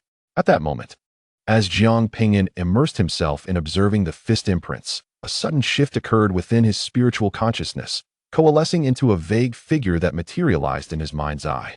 This figure bore no discernible face, or perhaps it was devoid of one altogether. It waved its fist, and astonishingly, within that fist lay the essence of the martial intent from the cliffside, precisely what he had been observing. Jiang Ping'an's heart jolted, his expression one of disbelief. What is this? An illusion? A mere figment of the imagination? No, this is undeniably real. The figure within his sea of consciousness wielded its fist, enabling him to grasp this martial intent with unprecedented clarity, as if he had stored the essence of the cliffside's martial intent within his mind. What could this possibly be? The sudden turn of events left Jiang Ping'an deeply perplexed. He dared not dwell too long in contemplation, fearing the loss of this opportunity, and hurriedly immersed himself in understanding the martial intent, intending to unravel the mystery later. The speed at which he comprehended the martial intent surged exponentially. Yet, in this state, his mental energy drained at an alarming rate, even more so than when employing mental techniques. Fortunately, Jiang Ping'an possessed elixirs to replenish his mental energy. Thus, This level of consumption was inconsequential. More and more cultivators began to take notice of Jiang Ping'an. What on earth is he doing? If he were cultivating, why has he not sustained any injuries? Perhaps he is simply marveling at the laws of power above. After all, given his low realm, it is entirely normal for him to be unfamiliar with higher-level laws. Did he not notice that dusk was approaching? So close to the cliff. He must be wary of the projections that might encroach upon him. As the sky darkened, peculiar transformations occurred around the wall of faces, the laws becoming increasingly chaotic. And the mysterious forces of the Great Path surged. Blades and sword lights traversed the annals of history, manifesting around the wall of faces. As twilight deepened, the sounds of clashing weapons and the din of battle grew ever clearer, filling the vicinity of the cliff with a palpable air of hostility. Eerie projections flickered in and out of existence, as if deities were awakening, their formidable presence sweeping across the heavens and the earth. Jiang Ping'an jolted awake from his contemplation and hastily retreated. Just then, a humanoid projection emerged, delivering a powerful punch. The suddenness of the event left Jiang Ping'an no time to react, and he was sent careening through the air. I knew something like this would happen. Witnessing this scene, many onlookers displayed expressions of schadenfreude. They bore no animosity towards Jiang Ping'an, but simply relished in the misfortunes of others. Why does that projection resemble someone familiar? A voice emerged from the crowd, questioning the identity of the projection that sent Jiang Ping'an flying. If you say that, it does resemble the master of the fourth floor of the Ascendant Pavilion, Master Qiao. Indeed, it appears to be the young Master Qiao. He bears a striking resemblance to Qiao Ping's youthful visage. Many cultivators were taken aback, never anticipating they would witness the youthful form of Master Qiao Feng. Now, Master Qiao has ascended to immortality, serving as the master of the fourth floor. As Jiang Ping'an rose, preparing to withdraw, he overheard the discussions around him and abruptly halted. Qiao Ping's father? Jiang Ping'an gazed at the projection, noting its resemblance to Qiao Ping, clad in blood-soaked battle armor. The figure exuded an air of pride identical to that of Qiao Ping. This individual, during his battles here in the past, must have possessed a formidable realm. Though merely a projection now, his might still surpass that of an ordinary void refinement cultivator. Jiang Ping'an recalled the death of Cheng Han at the hands of this man's son. A surge of fury welled within him, and he found a channel for his emotions, charging forward without hesitation. Upon witnessing this scene, all the cultivators present were rendered speechless. What was this individual attempting? Was he really going to engage in combat with Master Qiao? Who was this fool that had appeared out of nowhere? Many were amused by the absurdity of it all. After all, Master Qiao was a figure of legend, one who had ascended to immortality. Even the projection left behind from his prime possessed immense power. How could a mere cultivator in the void refinement stage dare to challenge Master Qiao? This was not bravery, it was sheer folly. If this person were to triumph over Master Qiao, I would willingly abandon my cultivation and return home to till the fields. This unknown cultivator, whom no one had ever seen before, was certainly not a remarkable prodigy. Moreover, a true prodigy would not find themselves confined to this wall of reflection. As the individual charged toward Master Qiao's projection, the onlookers could already envision his imminent defeat. Despite being merely a projection, it still retained combat instincts, which was the miraculous aspect of the wall of reflection.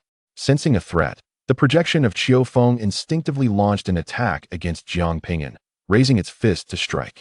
When their fists collided, the space around them fractured, and a tempestuous force surged outward. Many early-stage cultivators were taken aback and quickly generated energy shields to protect themselves. In an instant, the flora surrounding the two figures was obliterated.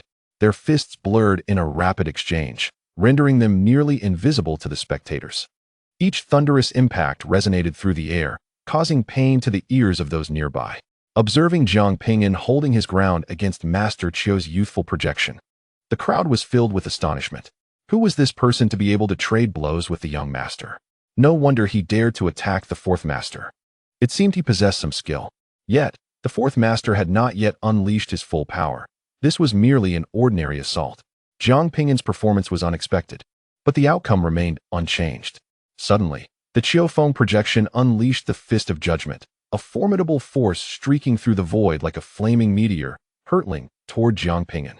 In response, Jiang Ping'an activated his destruction fist to counter. When their fists met, a brilliant radiance illuminated the night.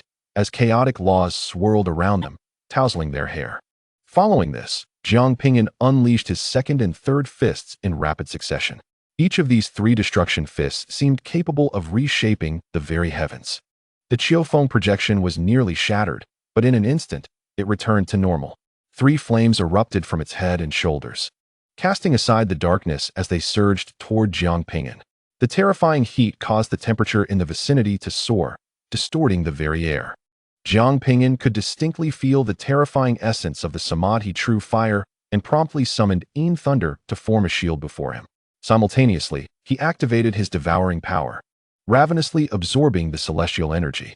The Samadhi true fire struck the shield, but before it could breach his defenses, Jiang Ping'an absorbed it entirely. He then employed the heavenly seal, attempting to confine the flames, and swung his fist once more.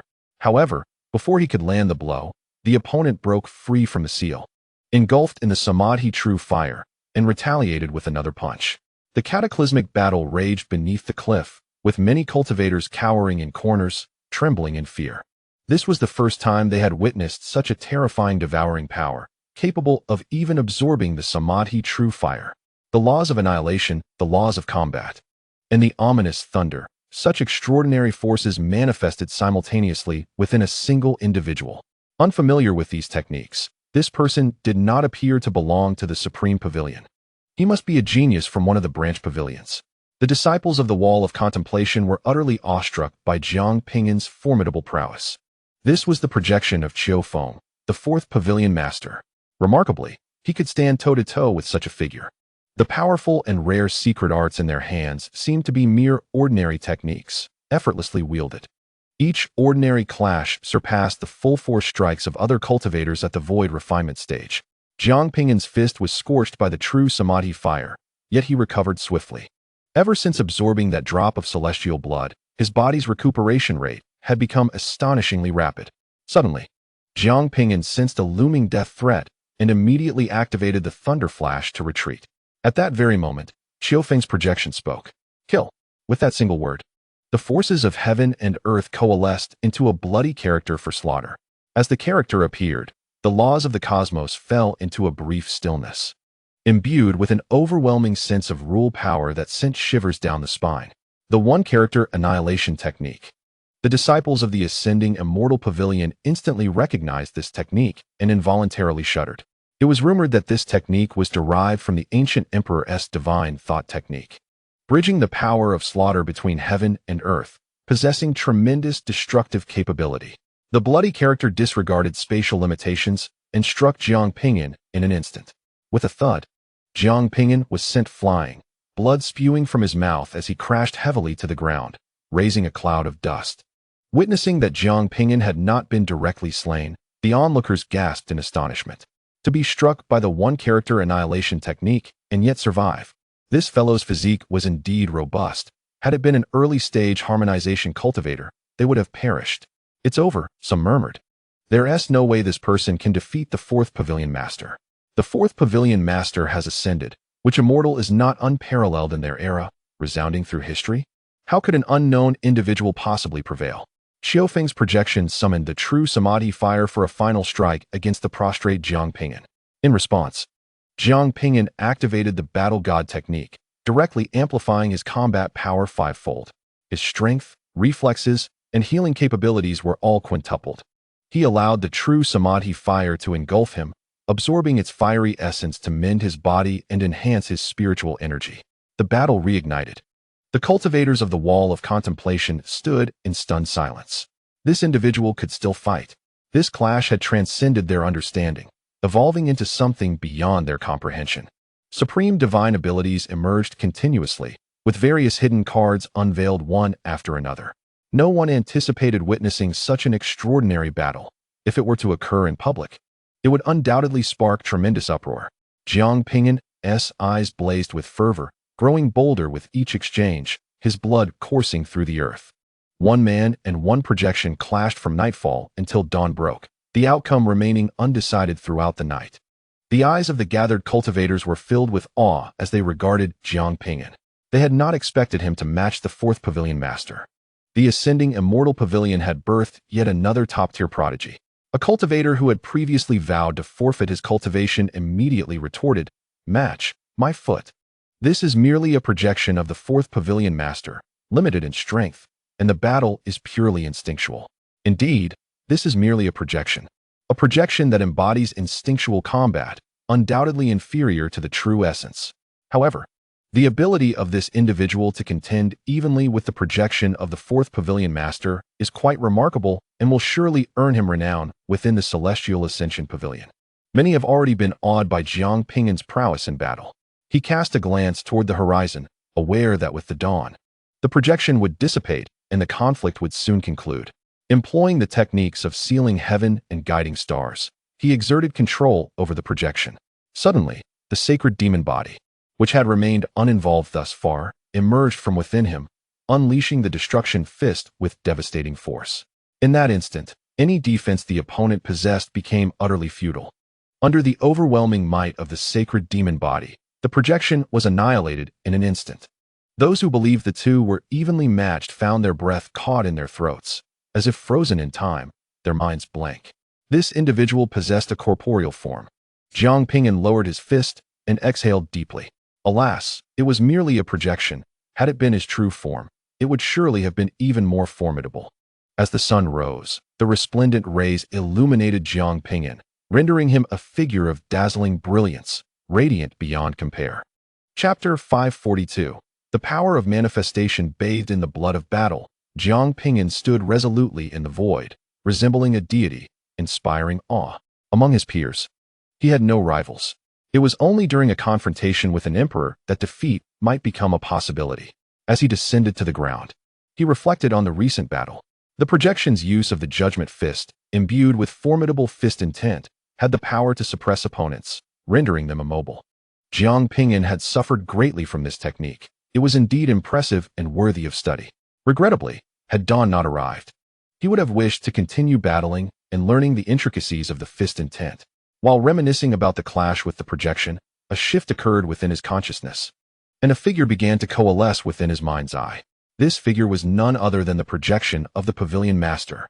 Jiang Ping'an was momentarily taken aback. What was happening? Why could such an entity manifest within his thoughts? This was no mere coincidence. The previous day, as he observed the fist intent upon the cliff, a similar apparition had appeared in his mind. Jiang Ping'an was filled with perplexity, manipulating a clone within the treasure basin. He entered the emperor's painting to inquire about this matter. He believed it to be connected to the transformation of his spiritual consciousness facilitated by the emperor. You have grasped manifestation at this level? The emperor's voice carried a hint of astonishment. Indeed, he was aware of its significance. What is manifestation? Jiang Ping'an humbly inquired. The ancient emperor, obscured in shades of black and white, stood atop the mountain with hands clasped behind him, explaining, all sentient beings possess the capacity for imagination. When envisioning an object, images arise in the mind. Even when imagining words, images appear. This is manifestation. However, this is merely the imagination of ordinary beings. Once one's spiritual power reaches a certain threshold, this manifestation can become a reality within the mind. To simplify, anything you have witnessed can be manifested in your consciousness. In the future, should you wish to engage in battle with anyone, as long as you have observed their combat, you will be able to manifest it in your mind and simulate combat with them within your consciousness. During the battle within the sea of consciousness, one possesses the liberty to pause, rewind, and seek out the vulnerabilities of adversaries, allowing for a clearer perception of their strengths and principles. However, it is important to note that one can only manifest the images visible to them and cannot unveil the hidden powers of their opponents. Upon hearing this explanation, Jiang Ping'an began to comprehend the implications. It meant that he could simulate combat scenarios with his adversaries within his mind.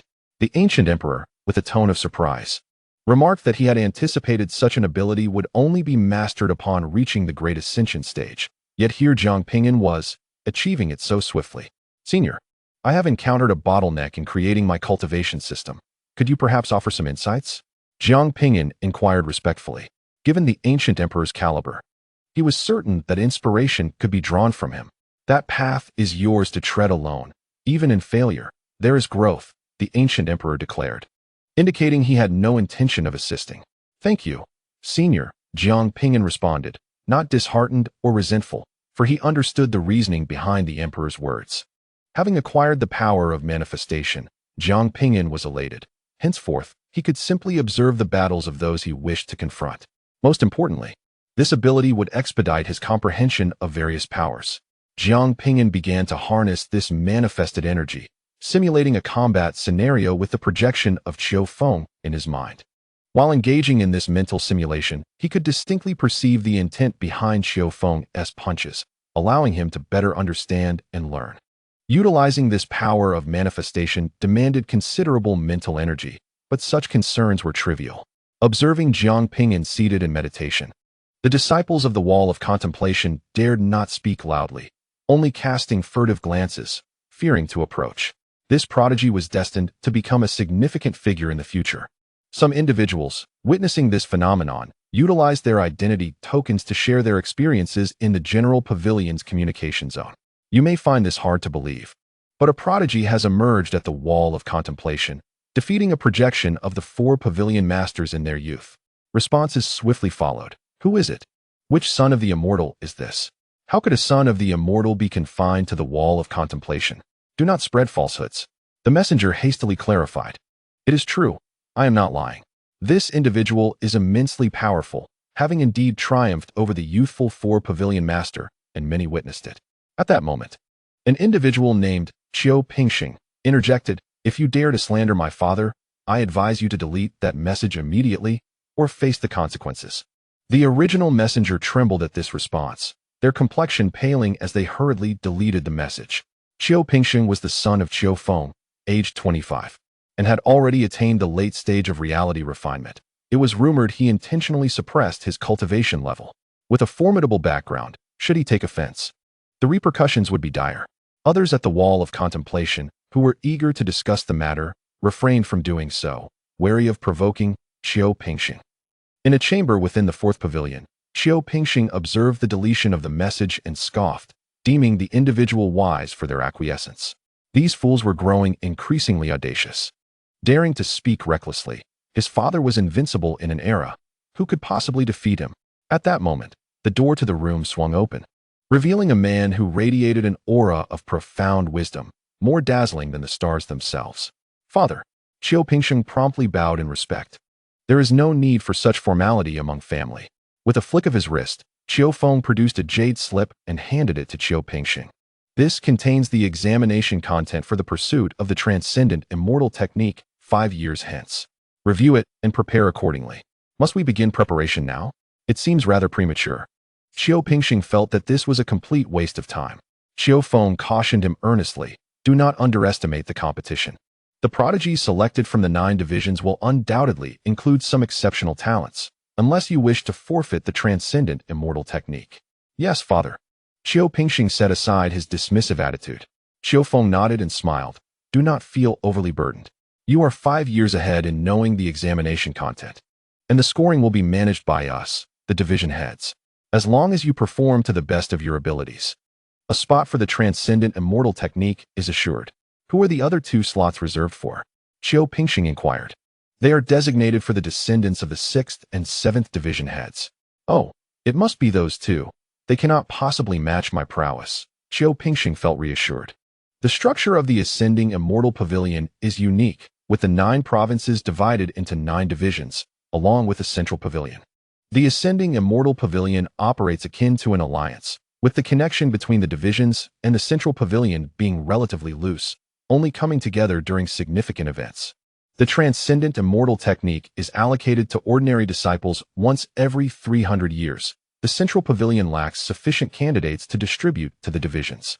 However, according to protocol, assessments must still be conducted, with the content and judges determined solely by the central pavilion. In truth, Qian Ping'an had already lived for over 400 years. Qian had intentionally sealed his son away until now to secure a place for him in the transcendent immortal technique.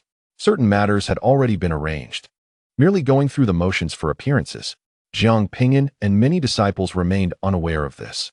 Each was striving with all their might for the opportunity 5 years hence. Obtaining the transcendent immortal technique, which transforms spiritual energy into celestial energy, is akin to glimpsing the gates of immortality. No one wishes to miss such a chance. Yet, Some things cannot be attained solely through effort. Chapter 543. The vast treasure vault due to the influence of special laws at the wall of reflection, each night. Projections of ancient powerful beings engaged in combat would materialize. There were three-headed dragons, colossal demon apes, and enormous rock birds, various formidable creatures transcending time and space. Appearing in this era, each time Jiang Ping'an witnessed the projections of these martial artists, he would observe intently, mentally manifesting their techniques to learn their fighting styles. When encountering ancient heroes of comparable realms, he would also visualize them in his mind and simulate battles against them. Limited by his spiritual capacity, Jiang Ping'an could not conjure the combat scenes of superlative warriors in his mind. However, he could diminish the strength of these formidable beings to a level akin to his own, allowing him to engage in battle with them. He fought against ancient heroes and contended with the time-crossing demon apes within the confines of his imagination. These stunning entities, remarkable in their own right, became his adversaries. These formidable beings wield their techniques, invoking the laws of nature, rendering Jiang Ping'an akin to a wanderer in the desert, who, upon glimpsing a mirage of water, becomes parched with longing.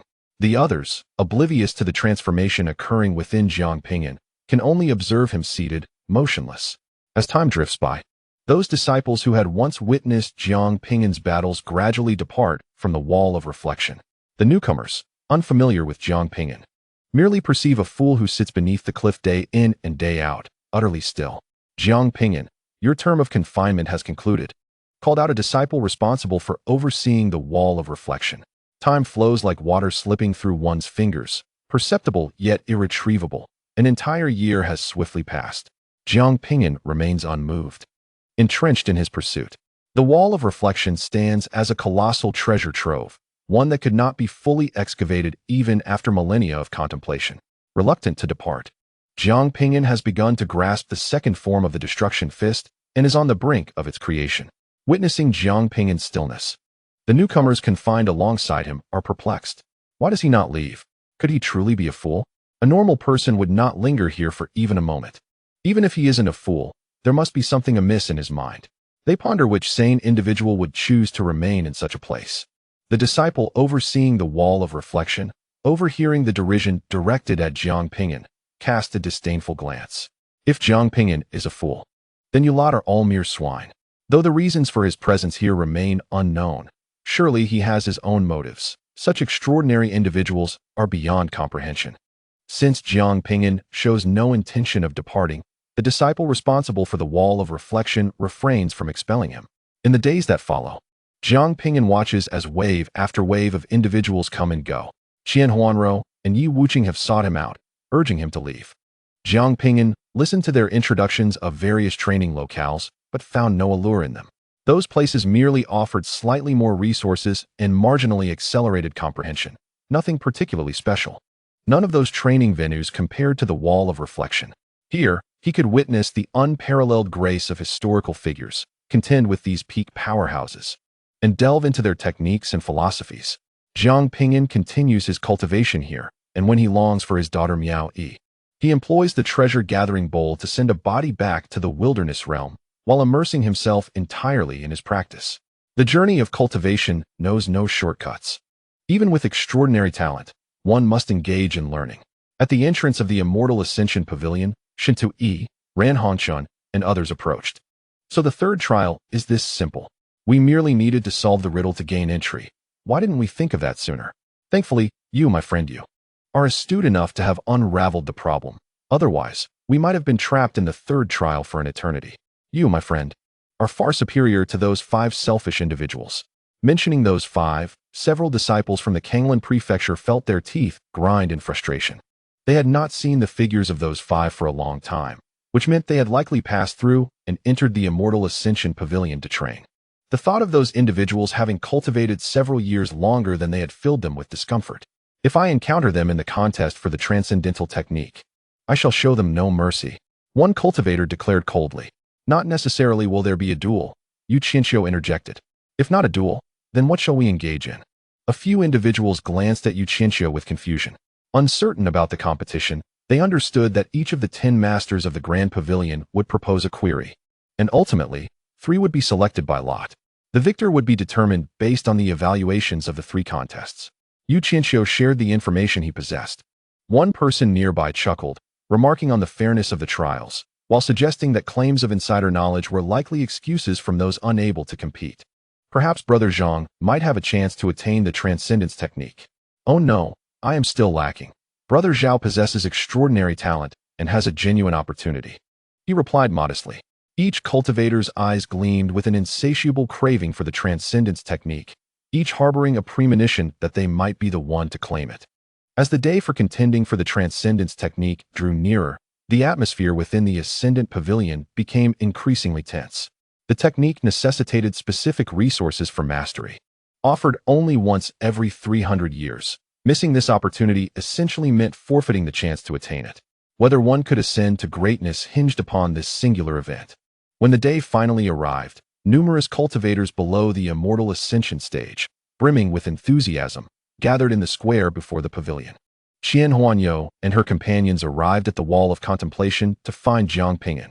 Within the entire expanse of the wall, only Jiang Ping'an sat solitary, isolated in his contemplative silence.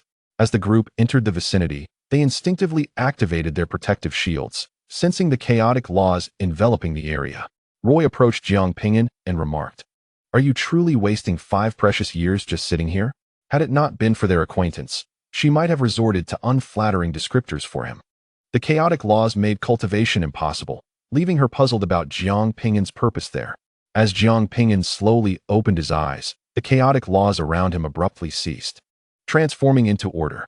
Upon meeting his gaze, Roy instinctively stepped back several paces, feeling as if she had encountered a primordial beast in that fleeting moment.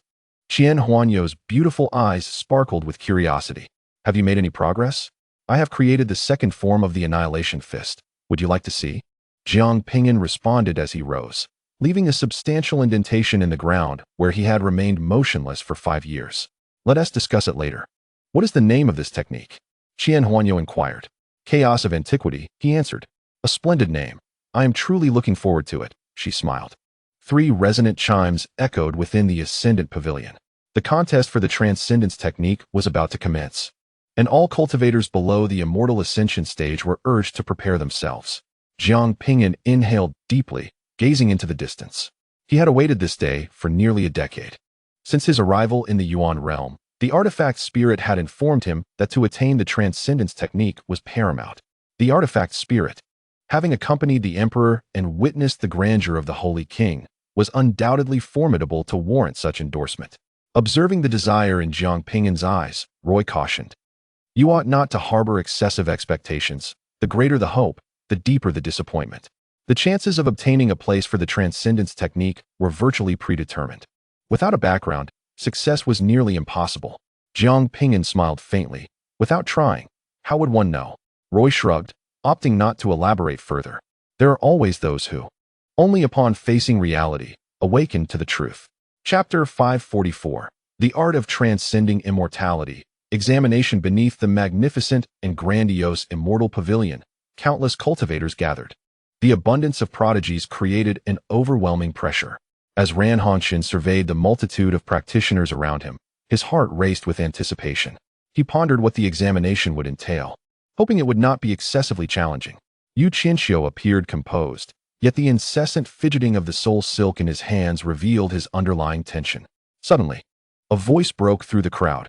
"Look, Senior Sister Luo and her companions have arrived." Following the gaze of the speaker, the disciples from the Kanglan branch turned their heads. They noticed that Jiang Ping'an and Qian Huanrou's cultivation levels had remained unchanged, a flicker of disdain crossing Shin Tuyi's eyes. 5 years had passed, and the duo had yet to comprehend the profound principles.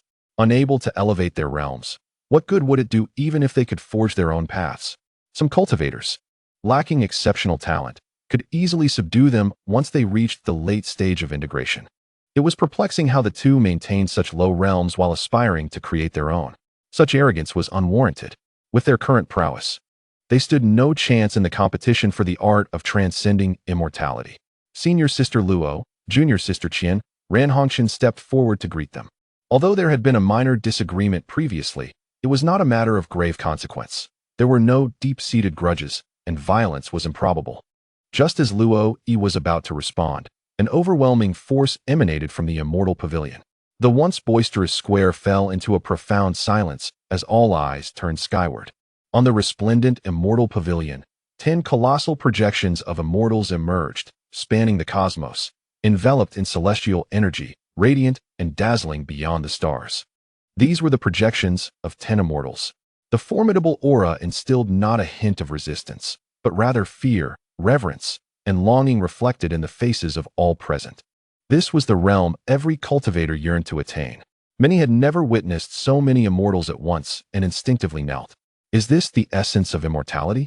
Jiang Ping'an had seen a few immortals before, yet none had exuded such a potent aura. Now he could truly grasp the vast chasm that separated them. Clenching his fists, his gaze hardened with resolve. He vowed that one day, he would reach this exalted realm. One immortal began to speak, their celestial voice resonating throughout the Immortal Pavilion. The competition for the art of transcending immortality, held once every 300 years, commences today. With diligence, each individual has the opportunity to seize this fortuitous moment. Even if one cannot attain the art, those who pass the initial 2 assessments shall receive substantial rewards. Though these were merely ordinary words, they stirred the hearts of the crowd, igniting a fervor that made their faces flush with excitement. Perhaps it was the influence of the celestial voice or the intense desire to obtain the art, but the collective emotions were tumultuous. Even in the realm of Yuan, achieving immortality remained arduous, yet the art of transcending immortality represented the ultimate chance for ascension. According to the rules, the 10 pavilion masters would each pose a question, and through a process of drawing lots, 3 questions would be selected. Esteemed guests, let the questions commence, announced one of the pavilion masters. As the proclamation echoed, the other masters tossed forth 10 golden orbs of light. These orbs descended from the heavens, hovering above a disciple's head. The grand pavilion master addressed the chosen disciple. Choose any one of them. The disciple, feeling stiff with nervousness, was acutely aware that it was the first time the pavilion master had acknowledged him.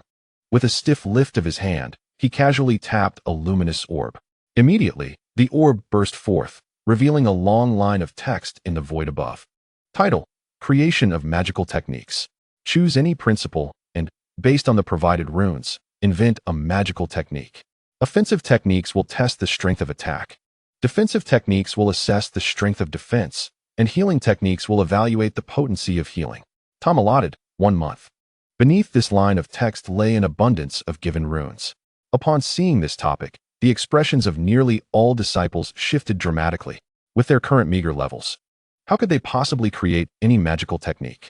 Moreover, with only a month to do so, it seemed utterly impossible to conjure anything. Even attempting to substitute with other techniques was out of the question, as the runes mandated the use of the specified ones for creation. The disciple selecting this topic felt the weight of terrifying, murderous gazes upon him, nearly burying his head into the floor in dread. It was over. He would never show his face again. To have drawn such a difficult topic made him an absolute pariah within the ascendant pavilion. Among the crowd, Qian Pingxing's lips curled into a slight smile. He had known of this topic 5 years prior and had prepared in advance, even consulting his father for refinements. This challenge, he would undoubtedly conquer. The 4th pavilion master, Qian Feng, spoke languidly. You disciples of this generation are not particularly fortunate to encounter such a topic. However, the subjects are randomly selected and cannot be altered. You may now commence the creation of your techniques. In the end, we will evaluate based on the quality of the techniques.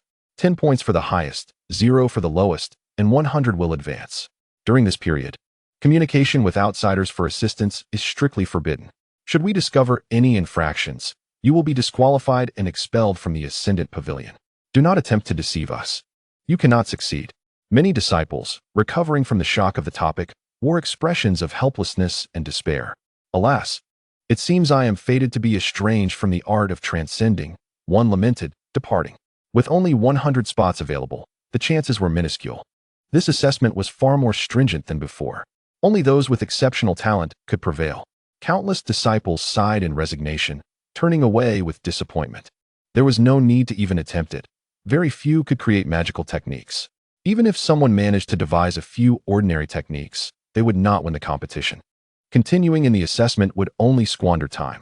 As the topic was announced, the once densely packed group of disciples dwindled to half. Yet, Some clung to a flicker of hope, wishing that perhaps fortune would favor them, allowing them to create a remarkable technique. Indeed, history had recorded instances where sheer serendipity birthed astonishing techniques. Although such occurrences were rare, many harbored a glimmer of optimism. The remaining disciples calmed their emotions and gazed at the multitude of runes floating in the sky, diligently committing them to memory. This assessment's technique creation could only draw from these runes, a measure to prevent any deceptive use of alternate techniques. How tedious! I shall not partake, Roy mused, recognizing his lack of ability and deeming it a waste of time. Jiang Ping'an and Huanrou exchanged glances and smiled faintly before sitting on the ground to commence their own technique creation. For these two, this assessment could be described as utterly effortless. A creative genius, endowed with millennia of experience and the ability to conjure top-tier techniques. While not assured of securing a place among the foremost competitors, they undoubtedly possess the potential to rank within the top 100. Roy observed as the two settled in to commence their assessment, feeling perplexed. You two still refuse to concede? You stand no chance against those prodigies nearing the great ascension stage. Their realms surpass yours, and they have mastered far more techniques. In your current state, you hold no advantage whatsoever. The square was bereft of many cultivators at the void refinement stage attempting to innovate techniques. Could you kindly silence yourself and not disturb the master? Yi Wuqing interjected. Roy shrugged, choosing not to elaborate further. Shintu Yi and the others, witnessing this exchange, regarded the pair with a sense of incredulity. Even they, as early-stage integration geniuses, hesitated. So what audacity did these two possess to attempt this? Chapter 545. Assessment scoring beneath the celestial pavilion. The square fell into silence. The cultivators participating in the assessment gazed up at the runes in the sky, contemplating how to create their techniques. Whether offensive or healing, all techniques are inextricably linked to runes. The power of these secret arts derives from their ability to weave various runes within the body. When strength is required, these runes are activated to commune with the celestial forces, unleashing extraordinary power. One might liken the human body to a miniature formation. To forge a technique, one must comprehend the runes, master the forces of law, and grasp the principles governing their operation. This assessment presented numerous advanced runes. The mere endeavor of fully understanding these high-level runes within a month is an insurmountable challenge. Even if one could penetrate their essence, time would still be needed to innovate the technique, allowing the runes to meld and thus form a true art. It was exceedingly arduous. Gradually, individuals began to turn away, their faces etched with disappointment. They had eagerly anticipated this day, hoping to acquire the transcendence technique, though fully aware of the slim odds of success. They could not suppress their disillusionment. As time passed, the crowd immersed themselves in creation, and within less than half a month, a third of the cultivators had departed. Qian Pingxing feigned the act of innovating a technique, his boredom prompting him to scan the multitude around him, a flicker of disdain dancing in his eyes. These fools dare to dream. The transcendence technique is not intended for you. You ought to leave now and cease wasting my genius's time. A month, for cultivators, is but a fleeting moment. As the first round of assessments neared its end, many cultivators gathered in the square, eager to witness the caliber of techniques birthed by their peers. Time is up. The ethereal sound of celestial music resonated.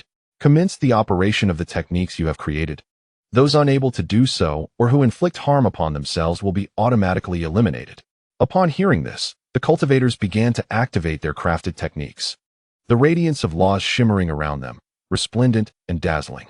With a series of retching sounds, the air filled with the echoes of those spitting blood. The techniques crafted by these cultivators evidently harbored flaws. With bittersweet smiles, they turned away. Ultimately, only 1/10 of the cultivators remained. A female sect leader gently waved her hand, causing a golden orb of light to appear before everyone. Imprint your consciousness and techniques within it. To ensure fairness, we shall conduct a blind assessment, scoring based on the ultimate effects of your techniques. The examiners raised their hands, grasping the golden orbs, and inscribing their created techniques within. Once the techniques were imprinted, the golden orbs were mixed together, their order scrambled, and flew before numerous projections of immortals. Huanrou turned to Jiang Ping'an, inquiring, "How do you find it? Is it difficult?" "Somewhat challenging," he admitted. "It's tough to create techniques that embody the principles of the arcane, though I have achieved a perfect third-tier law." "And you?" Jiang Ping'an asked. "Fairly average. Qian Huanrou replied, "The law level is not particularly high, yet I have integrated the star guiding technique." "Then you should place among the top few," Jiang Ping'an remarked. "Your creative talent is formidable. You should also secure a high position," Qian Huanrou responded. Nearby cultivators overheard their conversation and could not help but chuckle. These two truly possess an inflated sense of self. Claiming such a simple assessment is merely average. It's laughable. They haven't even reached the integration stage yet they aspire to rank among the top. How can you speak so of them? These two are geniuses. Beware, once they acquire the transcendence technique, they might retaliate. The difficulty of this examination was well known. Only a mere fraction of cultivators could create smoothly operating techniques. Even those on the brink of the Great Ascension stage dared not claim they could pass. Yet here were two who had not even reached the integration stage, boldly asserting they could rank among the top. They bore an air of calm assurance, as if victory were already within their grasp. Unfazed by the ridicule, Jiang Ping'an and Qian Huanrou remained unaffected, for they were not the type to engage in disputes. They calmly gazed ahead, awaiting the results of the examination. The 10 esteemed immortals commenced their review of the techniques. They received the golden orbs, each inscribed with a technique, and delved into them with their consciousness. This technique barely operates, with mediocre attack efficacy, 2 points, blindly amplifying the law's strength. Even if the principles are released, it amounts to nothing but trash, 1 point. Not bad. This technique can double one's strength, 5 points. One by one, the orbs were awarded scores, most garnering 1 or 2 points, with only a few achieving 5. Every participating cultivator felt an overwhelming sense of anxiety. It appears that the scoring does not correlate with the law's level. Had I known this, I would not have pursued higher laws. I never expected that 5 points would be considered high. Indeed, in the eyes of these immortals, the techniques we cultivators create are deemed worthless. Achieving 5 points is already commendable. The immortals assessed rapidly, effortlessly discerning the quality of the techniques. The third sect leader transmitted a message to the sixth, expressing, "Next time, avoid such a distasteful assessment method. Witnessing these subpar techniques is nauseating." The sixth sect leader responded helplessly, "What can be done? The disparity in the cultivators' realms is vast. Combat comparisons are impossible. Moreover, competitions can lead to mishaps. Do not underestimate the talents from the subsect. There have been instances where positions were forcibly taken." Just as the sixth sect leader was speaking, she suddenly gasped. "This martial art is truly flawless. How could low-ranking practitioners possibly create such a technique? Your collusion is glaringly obvious, as it is evident that you too have assisted in perfecting it," the sixth pavilion master remarked to the fourth and seventh pavilion masters. The two masters exchanged faint smiles, opting for silence. A perfect score.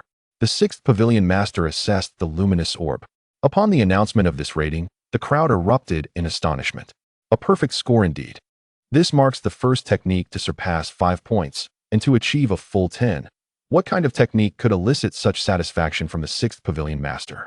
To craft a technique that pleases an immortal is undoubtedly the work of a prodigy. The participants in the assessment were filled with shock and anticipation, each secretly hoping the technique belonged to them. Qian Ping'an's lips curled into a smile.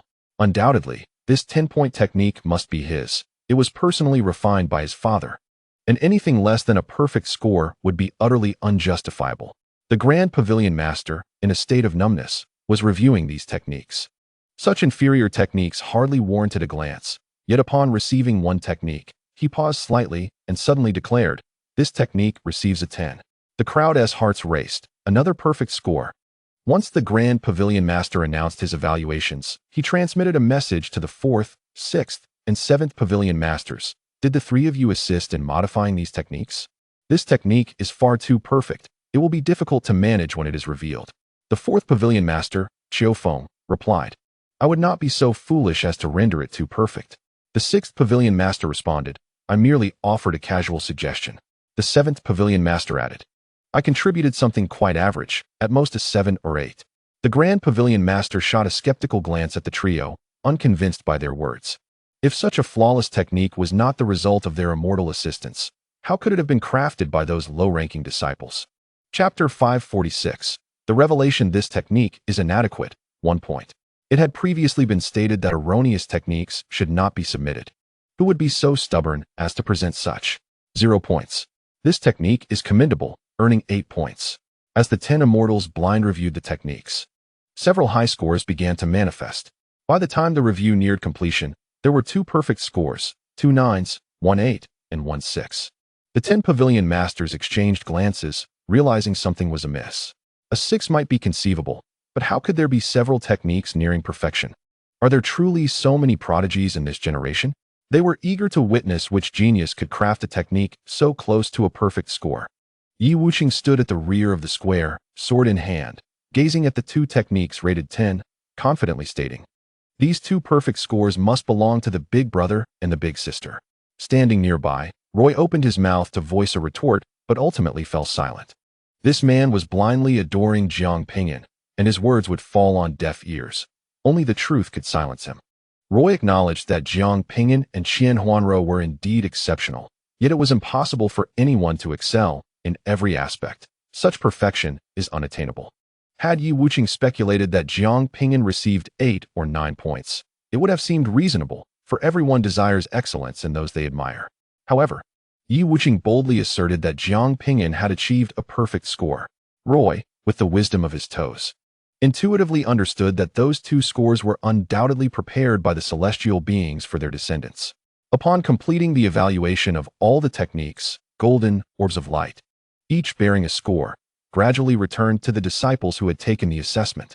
The first batch to return were those with low scores. The participants sought their respective orbs based on their spiritual imprints. 1 point. How could I possibly have only 1 point? One exclaimed, "My technique is undeniably powerful. So why did I only receive 2 points?" A mere 3 points rendered them unqualified to enter the top 100. Upon seeing their scores, many evaluators struggled to accept the reality. Their last hope had been extinguished. Soon after, a second batch of orbs returned, these bearing scores of 4 and 5. 5 points. I have 5 points. I can proceed to the next assessment. Another rejoiced. 4 points. Just 1 point short. This is unbearable. Many were distressed, believing their techniques deserved at least 5 points. How could it be only 4 points? They lamented. The rankings revealed that only those scoring 5 points were eligible for the top 100. As expected of senior brother Yu, he is remarkable to have created a technique worthy of 5 points. The disciples from the Kanglan branch gazed enviously at the orb before Yu Qianxiu, imprinted with the number 5. Among them, only Yu Qianxiu had achieved this level, qualifying him for the next assessment, while his contemporaries, Shintu Yi and Ran Hongchen, had not reached such heights. With a smile gracing his lips, Yu Qianxiu reveled in the admiration of those around him. When suddenly he noticed Jiang Ping'an and Huanrou standing quietly a short distance away. The golden orbs had not yet appeared before them. Yu Qianxiu's smile faltered. The orbs scoring below 5 had already returned. Why had theirs not? Could it be that their scores surpassed 5? The others, observing Yu Qianxiu's bewilderment, followed his gaze. Upon realizing that Jiang Ping'an and Huanrou had no orbs before them, they were momentarily stunned, then equally apprehensive, their hearts racing. Among all evaluators, those with scores of 5 and below had received their results, leaving only 6 individuals with scores above 5 yet to be announced. Had these 2 perhaps created techniques of a higher caliber? Shintui gripped his own orb, bearing only 1 point. Fixating on Jiang Ping'an and Huanrou with eyes brimming with envy and resentment. How could these 2, who have not even reached the combined stage, possibly create high-level techniques? Remaining 6, please step forward, the Grand Master announced slowly. Under the watchful eyes of countless cultivators, the 6 yet to receive their scores stepped forward hesitantly. The disciples from the Kanglan branch were momentarily stunned to see Jiang Ping'an and Huanrou approach side by side. Roy gasped in astonishment, her eyes widening in disbelief. They truly made it. And with high scores, she thought. Could it really be, as Yi Wuqing said, that the perfect scores belonged to them? It seemed implausible. The odds of such a thing were exceedingly slim. As 6 individuals stepped forward, a chorus of astonished gasps filled the air. Remarkably, 3 of them were cultivators at the void refinement stage. However, the auras of the other 2 seemed peculiar, not quite resembling that of void refinement. Among them was Qiu Pingsheng, the son of the 4th Pavilion Master, who observed the 3 cultivators who had yet to reach the integration stage, eliciting a flurry of discussions and palpable shock. Ordinarily, a higher cultivation level correlates with a deeper understanding of runes and laws, resulting in the creation of more advanced techniques. Yet, Many formidable cultivators on the brink of the Great Ascension realm had not been selected, while these three had garnered high scores. This unexpected outcome left many bewildered. What should have been a source of pride for Jiang Ping'an turned sour, as the advanced techniques he had created, given his cultivation level, should have drawn significant attention. Instead, two individuals overshadowed him, stealing most of the limelight. He recognized them from somewhere. Oh yes, it was 5 years prior when one of them had insulted him. No wonder they dared to issue a challenge. It seemed they possessed genuine talent. Countless gazes converged upon the six, rendering them the focal point of admiration and envy. I surmised that the elder-looking cultivator had crafted a perfect technique, clearly a seasoned practitioner who had spent countless years honing his craft here. Yet, it could also be one of the other two late integration cultivators, both renowned prodigies. The more points they accrued, the higher their chances of acquiring the transcendence technique. The eyes of 10 immortal beings were likewise fixed upon the six. The Grand Pavilion Master gently waved his hand, causing the remaining 6 golden orbs of high scores to float before them. Through their spiritual imprints, the 6 discovered the techniques they had created. Jiang Ping'an gazed at the 9-point technique in his hand, momentarily stunned. He had not achieved a perfect score. When he saw who had attained the perfect score, he was left speechless, his expression a mix of disbelief.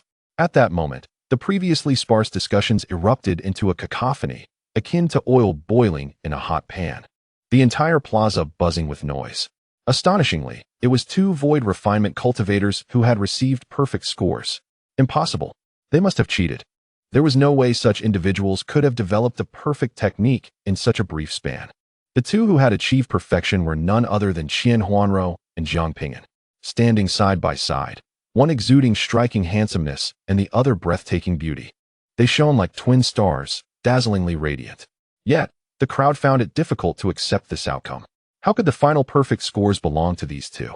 Chapter 547. The audacious duo. Had the perfect technique been crafted by the 3 late integration cultivators, it would have been deemed entirely reasonable. However, the reality of 2 cultivators yet to reach the integration stage achieving such a feat was utterly unexpected for everyone, including the 10 immortal beings. During the evaluation, the 10 immortals had initially assumed that these perfect techniques were prepared by some pavilion master for their descendants, only to be surprised by the truth.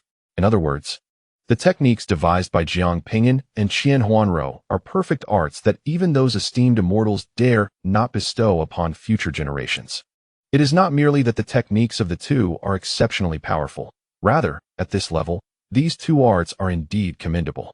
The Grand Master, with his profound gaze, turned to the 2 and inquired, "What are your names, and from which branch do you hail?" Other disciples accused them of cheating. Yet the 10 esteemed immortals present were skeptical, for no one could deceive them right under their noses. Huanrou clasped her fists in respect and replied to the Grand Master, "I am Huanrou, from the Kanglan branch." Jiang Ping'an followed suit, "I am Jiang Ping'an, also from the Kanglan branch." A female master suddenly recollected, Huanrou. She is the prodigy who created her own cultivation system in Kanglan. Created her own cultivation system? Upon hearing this, those who had been vociferously accusing them of cheating fell silent. Is it true? Can she really create her own cultivation system at her level? It must be true. The Grand Master himself has spoken, and I have heard of this before. So it is indeed her. No wonder their auras seem so peculiar. They have their own cultivation system. Many cultivators were so astonished that they momentarily lost their composure, exclaiming in disbelief. They had not anticipated such a prodigious talent among this generation of cultivators. Creating a cultivation system is far more challenging than devising techniques. This is undoubtedly a genius of creation. Suddenly, it became clear to everyone why the techniques crafted by Huanrou had received such high evaluations. Jiang Ping'an's expression shifted multiple times as he pointed at Jiang Ping'an, exclaiming, "What about him? How can his technique also be rated so highly?" The reason Jiang Ping'an remained at the void refinement stage was his desire to shine in this assessment, to be admired and revered.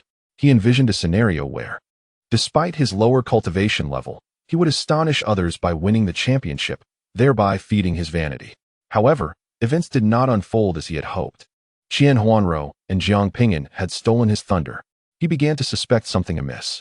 Huanrou calmly explained, "We both collaboratively created this system. His level of creativity surpasses mine. Impossible. How could 2 such geniuses emerge at once?" Qian Ping'an was about to protest further when he was interrupted by Qian Feng, the fourth master. Qian Feng wished to prevent his son from further embarrassment, recognizing that his son was too young, inexperienced in adversity, prone to seeking the limelight, and lacking in composure. I shall now demonstrate my fire technique, Qian Ping'an declared, forming a seal with his hands before unleashing a dragon of fire directed at Jiang Ping'an. This was clearly a deliberate attack. The terrifying flames embodied a savage law, capable of incinerating all in their path.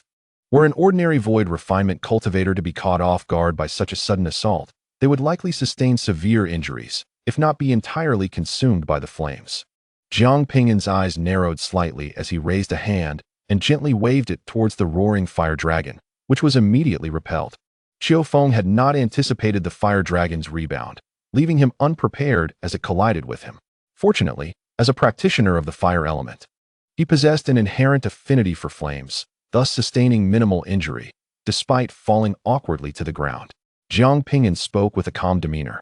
This is a technique I have devised, integrating the principles of force to reflect others' attacks.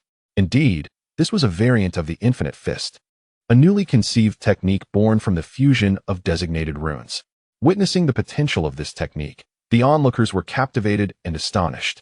It was no wonder it received full marks. The ability to rebound such a formidable fire attack was truly enticing. They contemplated seeking an opportunity to inquire with Jiang Ping'an about the possibility of acquiring this technique. How audacious of Jiang Ping'an to lay hands on Qian Ping'an. His boldness was truly remarkable, especially considering that Qian Ping'an's father was an immortal, present at the scene.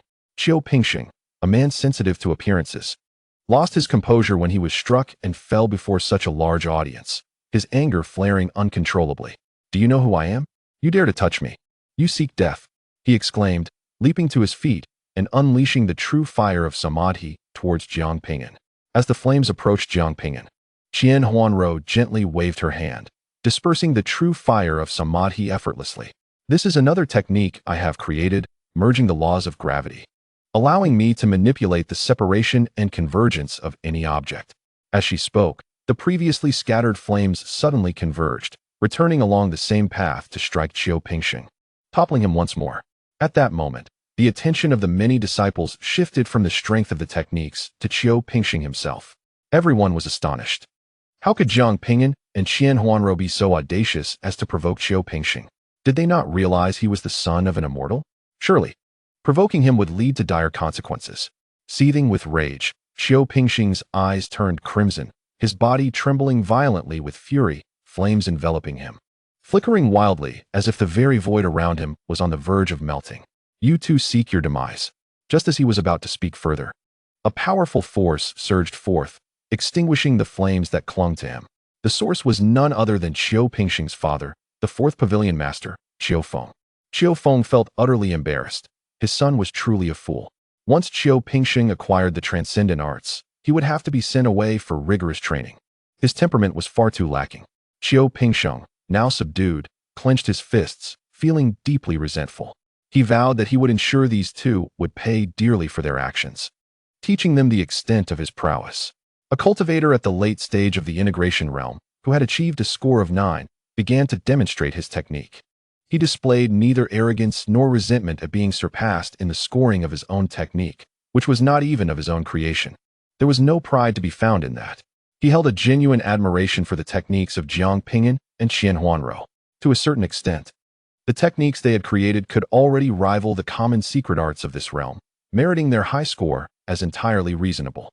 After the high-scoring cultivator showcased his technique, it was time for those with a score of 5 to present theirs. The techniques rated 5 clearly displayed a disparity when compared to those of higher scores. The Grand Pavilion Master surveyed the multitude of disciples with a commanding presence. No one spoke. Techniques that achieved the 5-star standard were undoubtedly of a certain caliber. Since there are no objections, all 113 individuals shall be selected. Although the initial stipulation was to choose 100. The inclusion of an additional 13 poses no significant issue.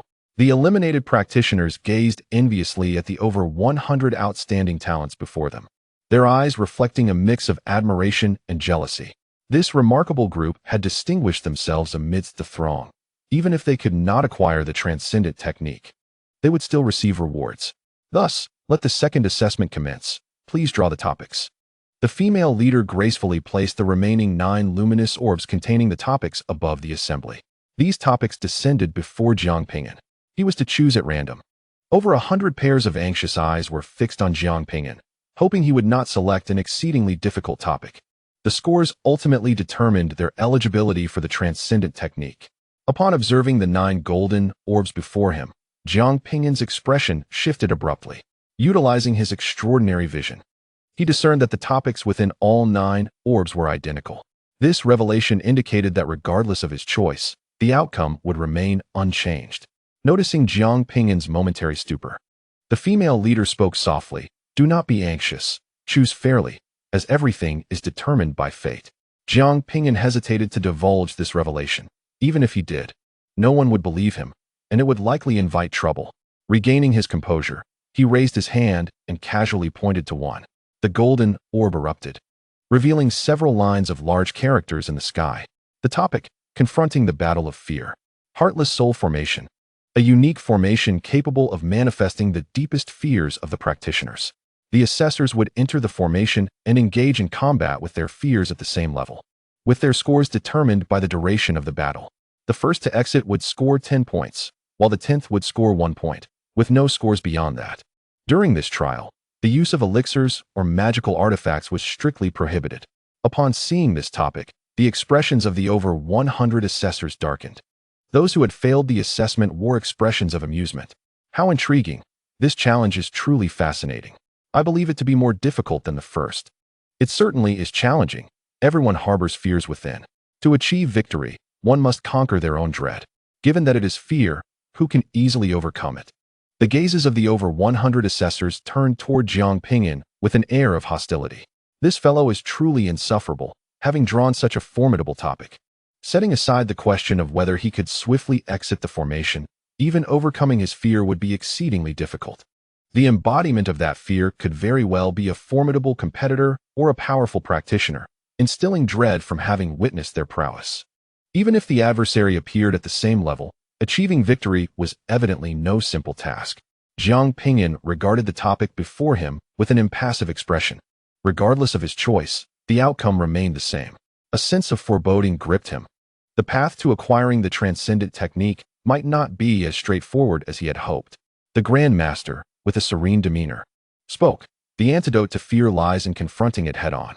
I urge each of you to disregard the outcome, viewing this assessment merely as a crucible for personal growth. Should you conquer the trepidation within, it will indeed be a significant triumph." Mysterious runes floated before the assembly, coalescing into a formation of 113 barrier-like spaces. The second assessment commences now, and I hope you all shall emerge victorious, acquiring the transcendent art of immortality. As the Grand Master's words faded, over 100 cultivators surged into the formation. This trial demanded not only the vanquishing of fear, but also adherence to a time constraint. Failure to place within the top 10 would result in elimination. Qian Pingxing remained unperturbed, ambling toward the formation with deliberate calm. Having not achieved a perfect score in the first contest, he was determined to emerge first this time. His greatest source of fear was his elder brother. For 5 years, he had battled within this formation, gaining insight into his brother's combat style and techniques, even mastering some spells that countered his brother's prowess. Qian Pingxing cast a cold glance at Jiang Ping'an and Huanrou. Even if these two had secured perfect scores in the previous contest, it merely indicated their talent in crafting techniques. This trial was exceptionally challenging. Not everyone possessed the fortitude to conquer their fears. If one could triumph, could it still be termed fear? Jiang Ping'an and Huanrou noticed Qian Pingxing's gaze, but paid him no heed as they stepped directly into the formation. As the participants entered the formation, each individual's most fearsome adversary materialized, conjured by the formation's influence. Some opponents were unparalleled prodigies from the Ascension Pavilion, while others were renowned veterans of the craft. One individual even faced the Grand Master himself. The opponents all manifested at the same realm as the cultivators. How unfortunate for one fellow, whose opponent turned out to be the Grand Master. Surely, he must have witnessed the Grand Master in battle, inducing fear within him. To overcome such an opponent is a near impossibility. This assessment was indeed intriguing. Let alone defeating an adversary, merely enduring was a noteworthy feat. It remained uncertain who would first vanquish their opponent. This trial was truly formidable. Many disciples who had faltered in the first assessment suddenly found solace upon witnessing the daunting nature of this trial. Even if they had succeeded in the first phase, they would surely falter here, leaving no chance to compete for the art of transcendence. This art was reserved for the most exceptional disciples. The disciples from the Kanglan branch focused intently on the formation occupied by Yu Qianxiu, where they discerned his most dreaded opponent, the formidable Shintu Yi, a master of the path of slaughter. It appears I still fall short, remarked Ran Hongchun with a smile toward Shintu Yi. I had not anticipated that the source of his trepidation would be you. Shintu Yi remained expressionless. His strength was indisputable, and it was entirely expected that he would invoke fear in Yu Qianxiu. What troubled him was his failure to pass the first assessment. Why has no enemy appeared before junior sister Qian? Inquired a disciple from the Kanglan branch, who had been observing Qian Huanrou with keen interest. Noticing that upon entering the formation, no adversary manifested, the crowd turned their attention to the formation where Qian Huanrou stood, confirming that indeed, no opponent emerged. No adversary has appeared before Jiang Ping'an either. Another exclaimed. An increasing number of individuals have taken notice of the formation of the two. While others have already engaged in combat, Jiang Ping'an and Qian Huanrou find themselves without adversaries before them. What could be the reason? Has their formation malfunctioned? If it had, surely the sect leader would have detected it. So what is the explanation for the absence of opponents? Could it be that they harbor no trepidation towards any adversaries? That seems implausible. Who could claim to have no fearsome enemies in their heart? Observing this peculiar phenomenon, the cultivators are filled with confusion and even begin to suspect that the duo's formation has indeed failed. Qian Huanrou, brushing her hair back, slowly steps out of the formation. Having encountered countless prodigies in the wilderness realm and vanquished one opponent after another, she has ascended to the pinnacle. At this height, there exists no entity that instills fear within her.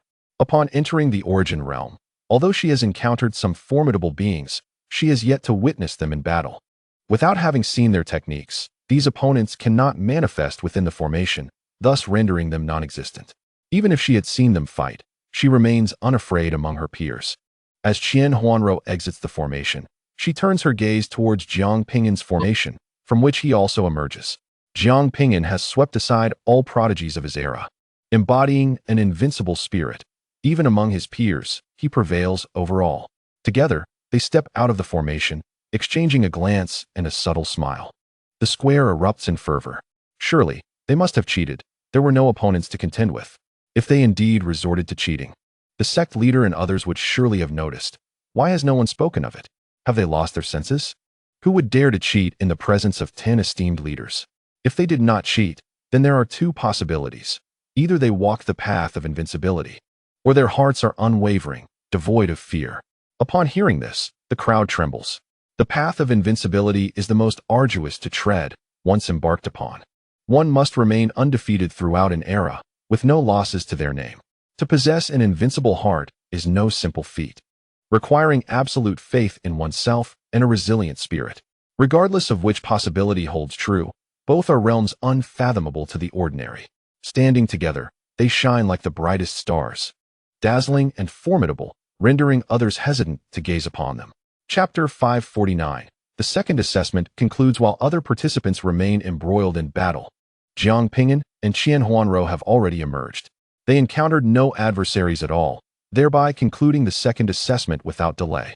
Undoubtedly, they have secured their tickets to the third round. The brilliance of other prodigies pales in comparison to their own.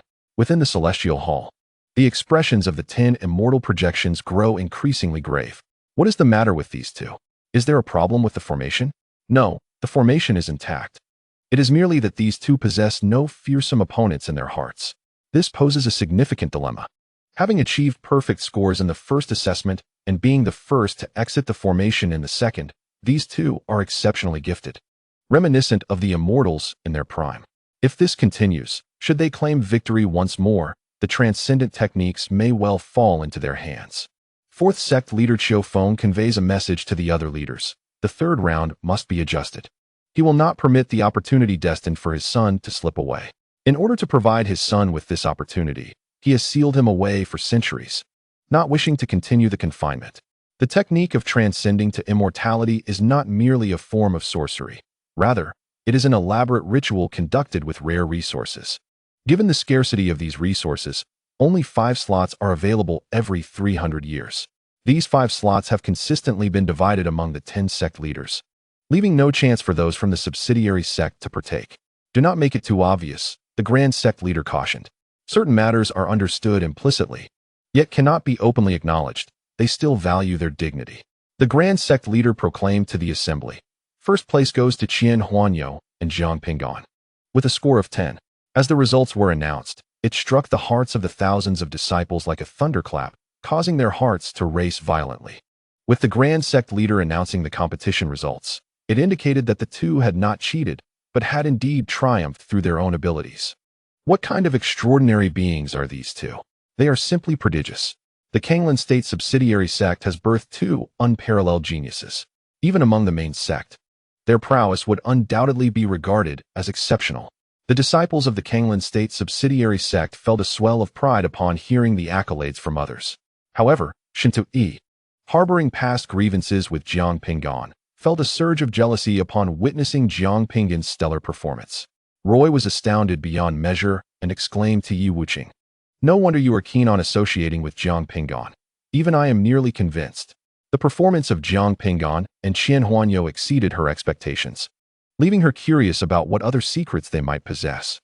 Nevertheless, despite their excellence, it is unlikely they will attain the technique of transcending to immortality.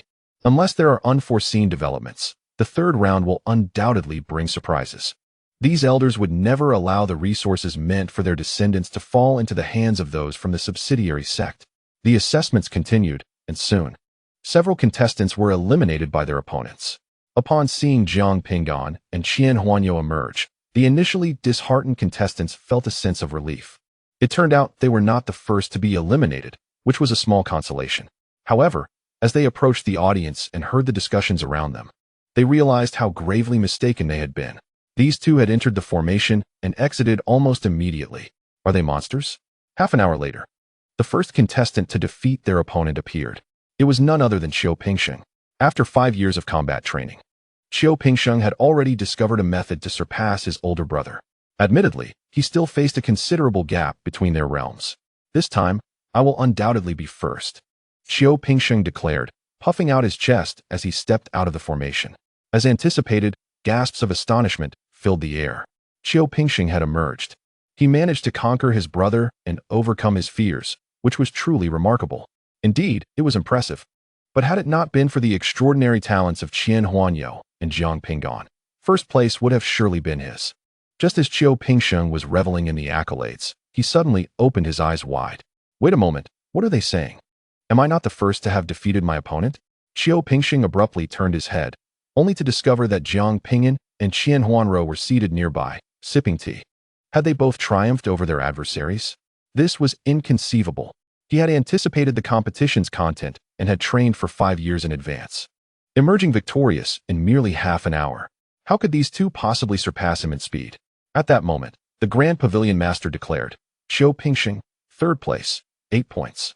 A thunderous sensation enveloped Qiu Pingsheng's mind. The intensity of the half-hour competition, coupled with this shocking revelation, caused him to collapse onto the ground. What was happening? How could these two be so swift? "Do not be anxious. The transcendence technique is certainly yours," echoed Qiu Feng's voice in Qiu Pingsheng's mind. "Father, what is going on? How could they possibly be faster than me?" Qiu Pingsheng grappled with disbelief, unable to accept that these two, clearly of the same realm, could outshine him. Qiu Feng responded, "Their conviction is unwavering.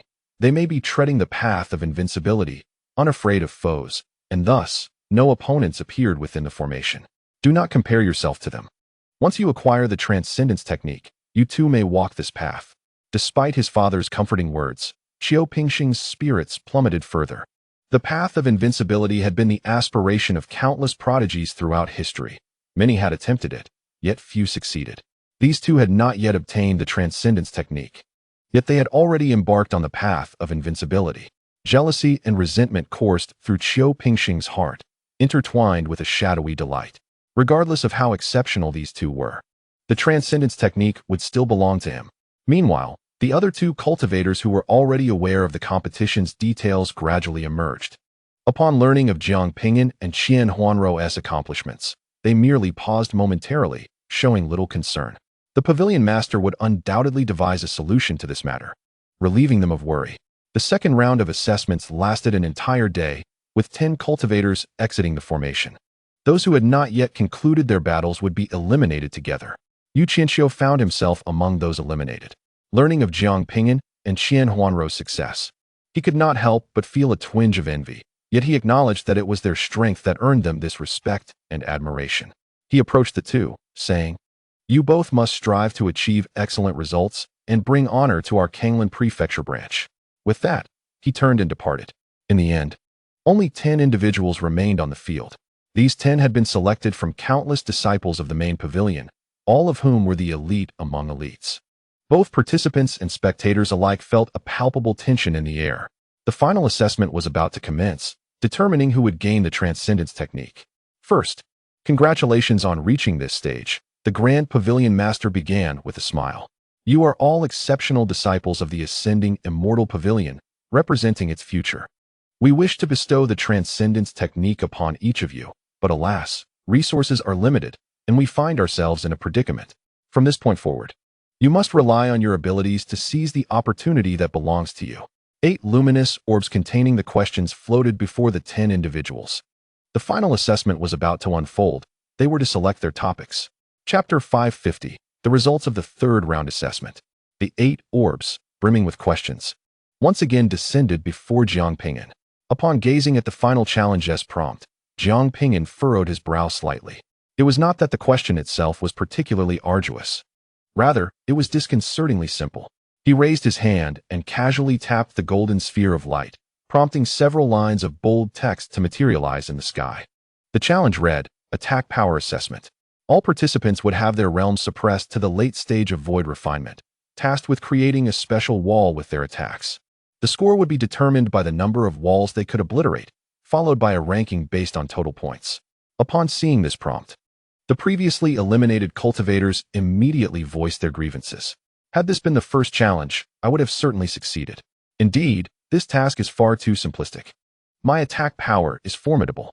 Such is fate, an enigmatic force that exists yet remains elusive. It recalls a certain individual of extraordinary fortune, seemingly unremarkable, who attained the legacy of an immortal. The examiners exhaled in relief at the sight of this challenge. They held confidence in their own attack capabilities. With a thunderous rumble, 20 towering walls rose from the ground before them. The Grand Master chuckled, saying, "It is the final round, everyone. Let us exert our utmost effort. The outcome may yet be reversed, and it remains to be seen to whom the immortal techniques will fall." With these words, an invisible force enveloped the participants, constraining the profound powers of the fusion stage cultivators and suppressing their cultivation levels. Observing the other candidates remain motionless, Jiang Ping'an, unwilling to squander time, stepped forward deliberately. His resolute visage betrayed no hint of emotional fluctuation. All gazes converged upon Jiang Ping'an, speculating on the prowess of this individual. He must be formidable. Should he be on the path of invincibility, his strength would undoubtedly be immense. Perhaps he might genuinely acquire the celestial techniques, soaring to unprecedented heights. As Jiang Ping'an approached the towering walls, he scrutinized the energy conglomerates before him. With his prowess, he could effortlessly shatter these 20 layers of walls, provided no unforeseen complications arose. Jiang Ping'an commenced channeling his power, a tempest swirling around him. The totemic patterns of the barbarian race adorned his hands, amplifying his strength twofold. Harnessing the minor formless technique, his physique expanded, further augmenting his might, as he unleashed the power of shadowy thunder, crackling energy enveloping him. The principles of annihilation, power, battle intent, and gravity converged in his grasp. A cataclysmic aura erupted, sending tremors through the hearts of the onlookers. What kind of power is this? How can it be so terrifying? Is this a divine ability? The spectators felt as if they beheld an unparalleled demon. The countenances of the participating cultivators shifted dramatically. Such a fearsome strike left them questioning their chances of surpassing it. The eyes of the 10 Grand Masters subtly shifted, intrigued. What kind of technique is this? I have never witnessed anything like it. Jiang Ping'an unleashed his obliteration fist, as if the very heavens were stirred, crashing forward. Boom! A cacophony of explosions reverberated across the plaza as walls crumbled to ruin. When the force of the punch struck the seventh wall, the overwhelming energy was dissipated, halting the wall's collapse. This single blow had toppled 6 walls. Jiang Ping'an gazed at the wall before him, his eyes narrowing. Jiang Ping'an, scoring 6 points, totaling 26. The fourth master, Feng, announced the results, stating, "Your punch appears to possess great momentum, yet its actual power is lacking." Many listeners were momentarily taken aback by this remark. Was this punch merely about momentum? It felt quite formidable. Your feelings mean little. The master has declared it weak. It turned out to be a mere facade, startling those who thought the punch was potent. No one doubted the master's words. After all, he was an immortal, a top-tier powerhouse of the Yuan realm. How could he possibly misjudge? Jiang Ping'an stood silently before the wall for a long while, watching the fallen structure restore itself. "You are inadequate." A sharp laugh erupted from behind him as Qian Pingxing approached, exclaiming, "Step aside, let me demonstrate my strength." Jiang Ping'an cast a glance at him and quietly moved away. Qian Pingxing summoned his power, unleashing the 3 flames true fire, painting the sky crimson. The searing heat was palpable even to distant cultivators, as if they were nearing the sun. With all his might, Qian Pingxing directed the 3 flames true fire towards the wall ahead. A series of explosive sounds erupted, as walls were punctured one after another. 13 walls were obliterated. Qian Feng declared, Qian Pingxing, scoring 13 points, with a total of 30. Gasps of astonishment rippled through the audience. Indeed, the divine 3 flames true fire is formidable. A total of 30 points. Surpassing Jiang Ping'an, he is bound to attain the art of transcending to immortality. Truly the son of an immortal, he is undeniably powerful. Many were left astounded by Qian Pingxing's might. He lifted his chin, turning to Jiang Ping'an, and proclaimed with pride, "Do you see? This is the disparity between us. I am indeed a full measure stronger." Huanrou furrowed her brows, realizing something, and glanced at Jiang Ping'an. He nodded in acknowledgement. After a moment of silence, Huanrou stepped forward to take her turn. She directly invoked the supreme divine art, the Tai Yin Star Fist, a pinnacle technique of the Qian dynasty. Created by the ancestors of the ancient Qian, possessing immense destructive power. The moment she swung her fist, her calm and graceful demeanor vanished, transformed into a fierce and powerful presence, with starlight shimmering around her, dazzling like a goddess of war. Just as the crowd anticipated a tremendous display of destruction capable of toppling multiple walls, the result was astonishingly underwhelming. She only pierced 6 walls. Huanrou, scoring 6 points, totaled 26. Qian Feng announced the assessment results. Huanrou departed silently as others continued their evaluations. Yuan Peng, scoring 5 points, totaled 12. Zhu Shui, scoring 7 points, totaled 9. Jia Chunying, scoring 12 points, totaled 27. Soon, 2 more participants surpassed the scores of Jiang Ping'an and Huanrou, signifying that the 2 had lost their qualifications for the art of transcending to immortality. The decade-long opportunity they awaited had dissolved into mere illusion. It was not that they lacked strength, but rather, the final assessment had posed an inherent flaw. The extent to which this wall can collapse is entirely subject to manipulation by others. Yet, they find themselves powerless, unable to resist even when aware of the truth.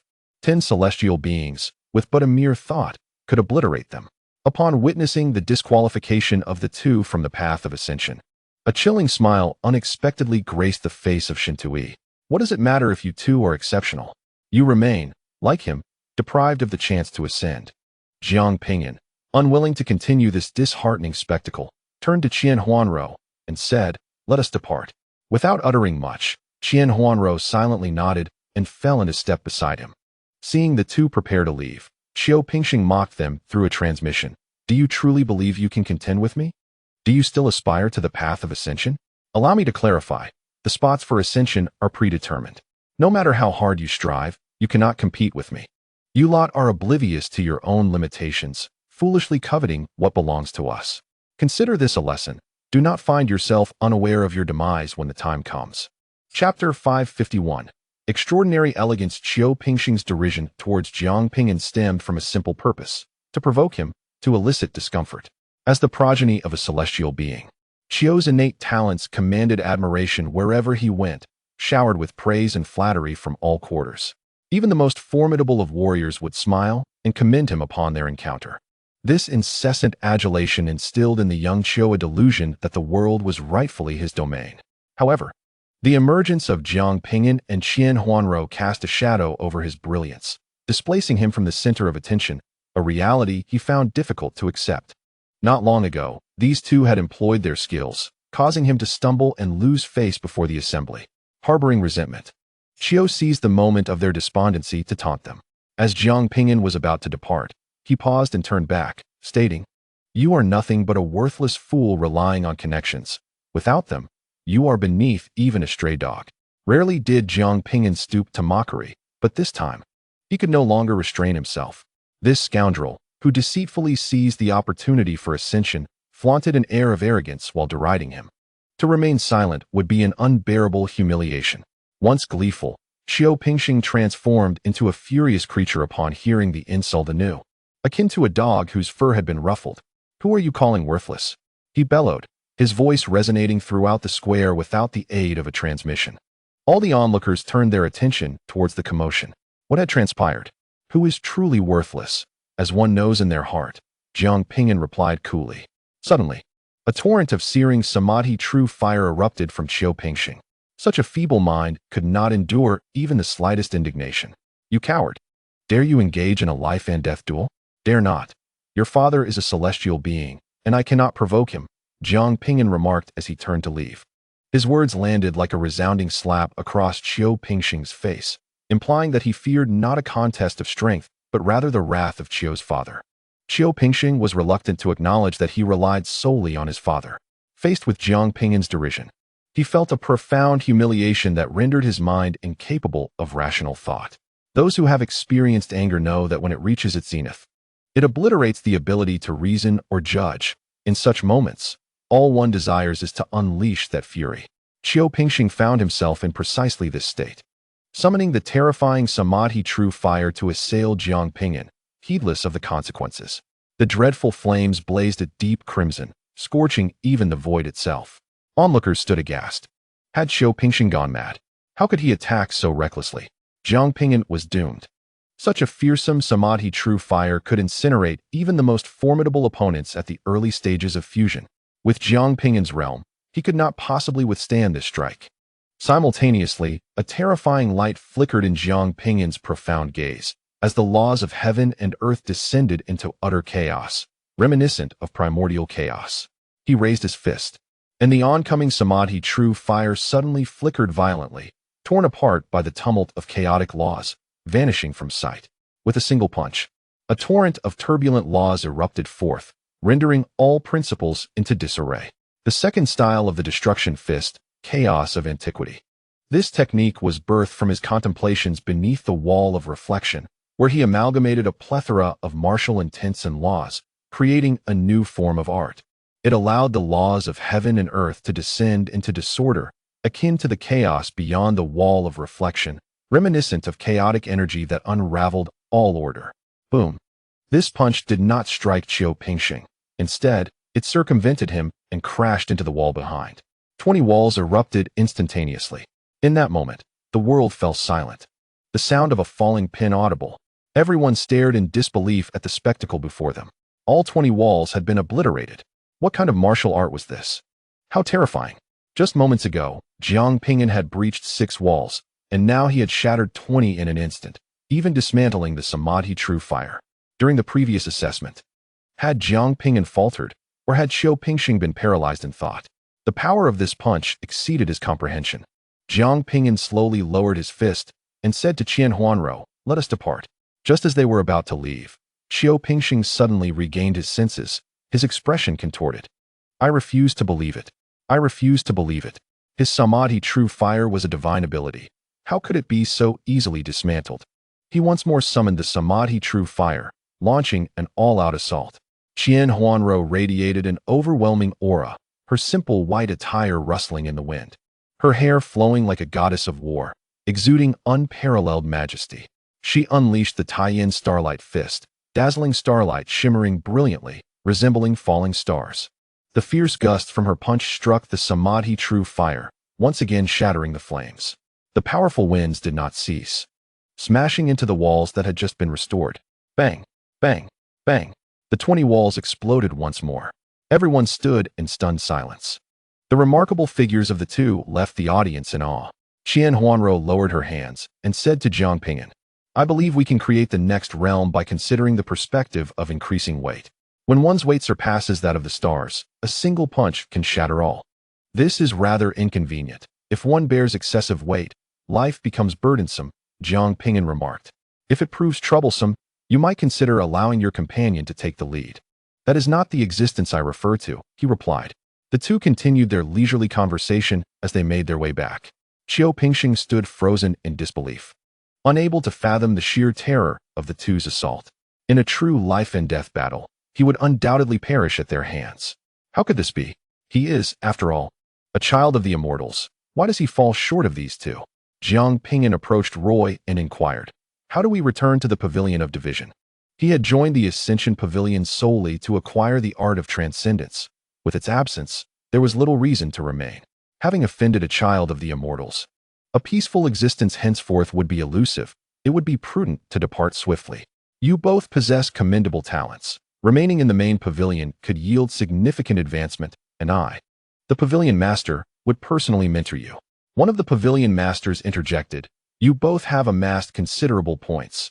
Even without obtaining the art of transcendence, substantial rewards await you. Jiang Ping'an turned, clasped his fists in gratitude, and replied, thank you, esteemed senior, for your kindness. We still have much to improve upon. Once we attain greater excellence, we shall return to the main pavilion. The pavilion master scrutinized Jiang Ping'an for a moment before dismissing him. This is a case of giving a face, yet losing dignity. Who are they to act petulantly? An invitation to stay has already been extended. Seeing their talent, there is a desire to cherish it. If they wish to leave, let them depart promptly. Talents? The Ascension Pavilion is not lacking in talents. Without evolving into formidable forces, they hold little value for the pavilion. Jiang Ping'an and Qian Huanrou departed. An eerie silence enveloped the square. Previously, during the assessment, Jiang Ping'an and Qian Huanrou had shattered 6 walls, yet just moments ago, they had breached 20. The array maintaining the walls had malfunctioned, reducing their defensive capacity tenfold, thus rendering them easily breakable. It has since been repaired. The 4th pavilion master, Qiu Feng, spoke lightly. Many began to comprehend. So, it was the array that faltered. No wonder they suddenly penetrated 20 walls. Many accepted this explanation, while others remained silent, hesitant to voice their thoughts. Observing his son's setback, Qiu Feng felt no anger. Rather, he was pleased. His son's disposition was too fragile. A bit of adversity and challenge were necessary for growth. That Jiang Ping'an will serve as an excellent sharpening stone, enabling his son to mature more profoundly.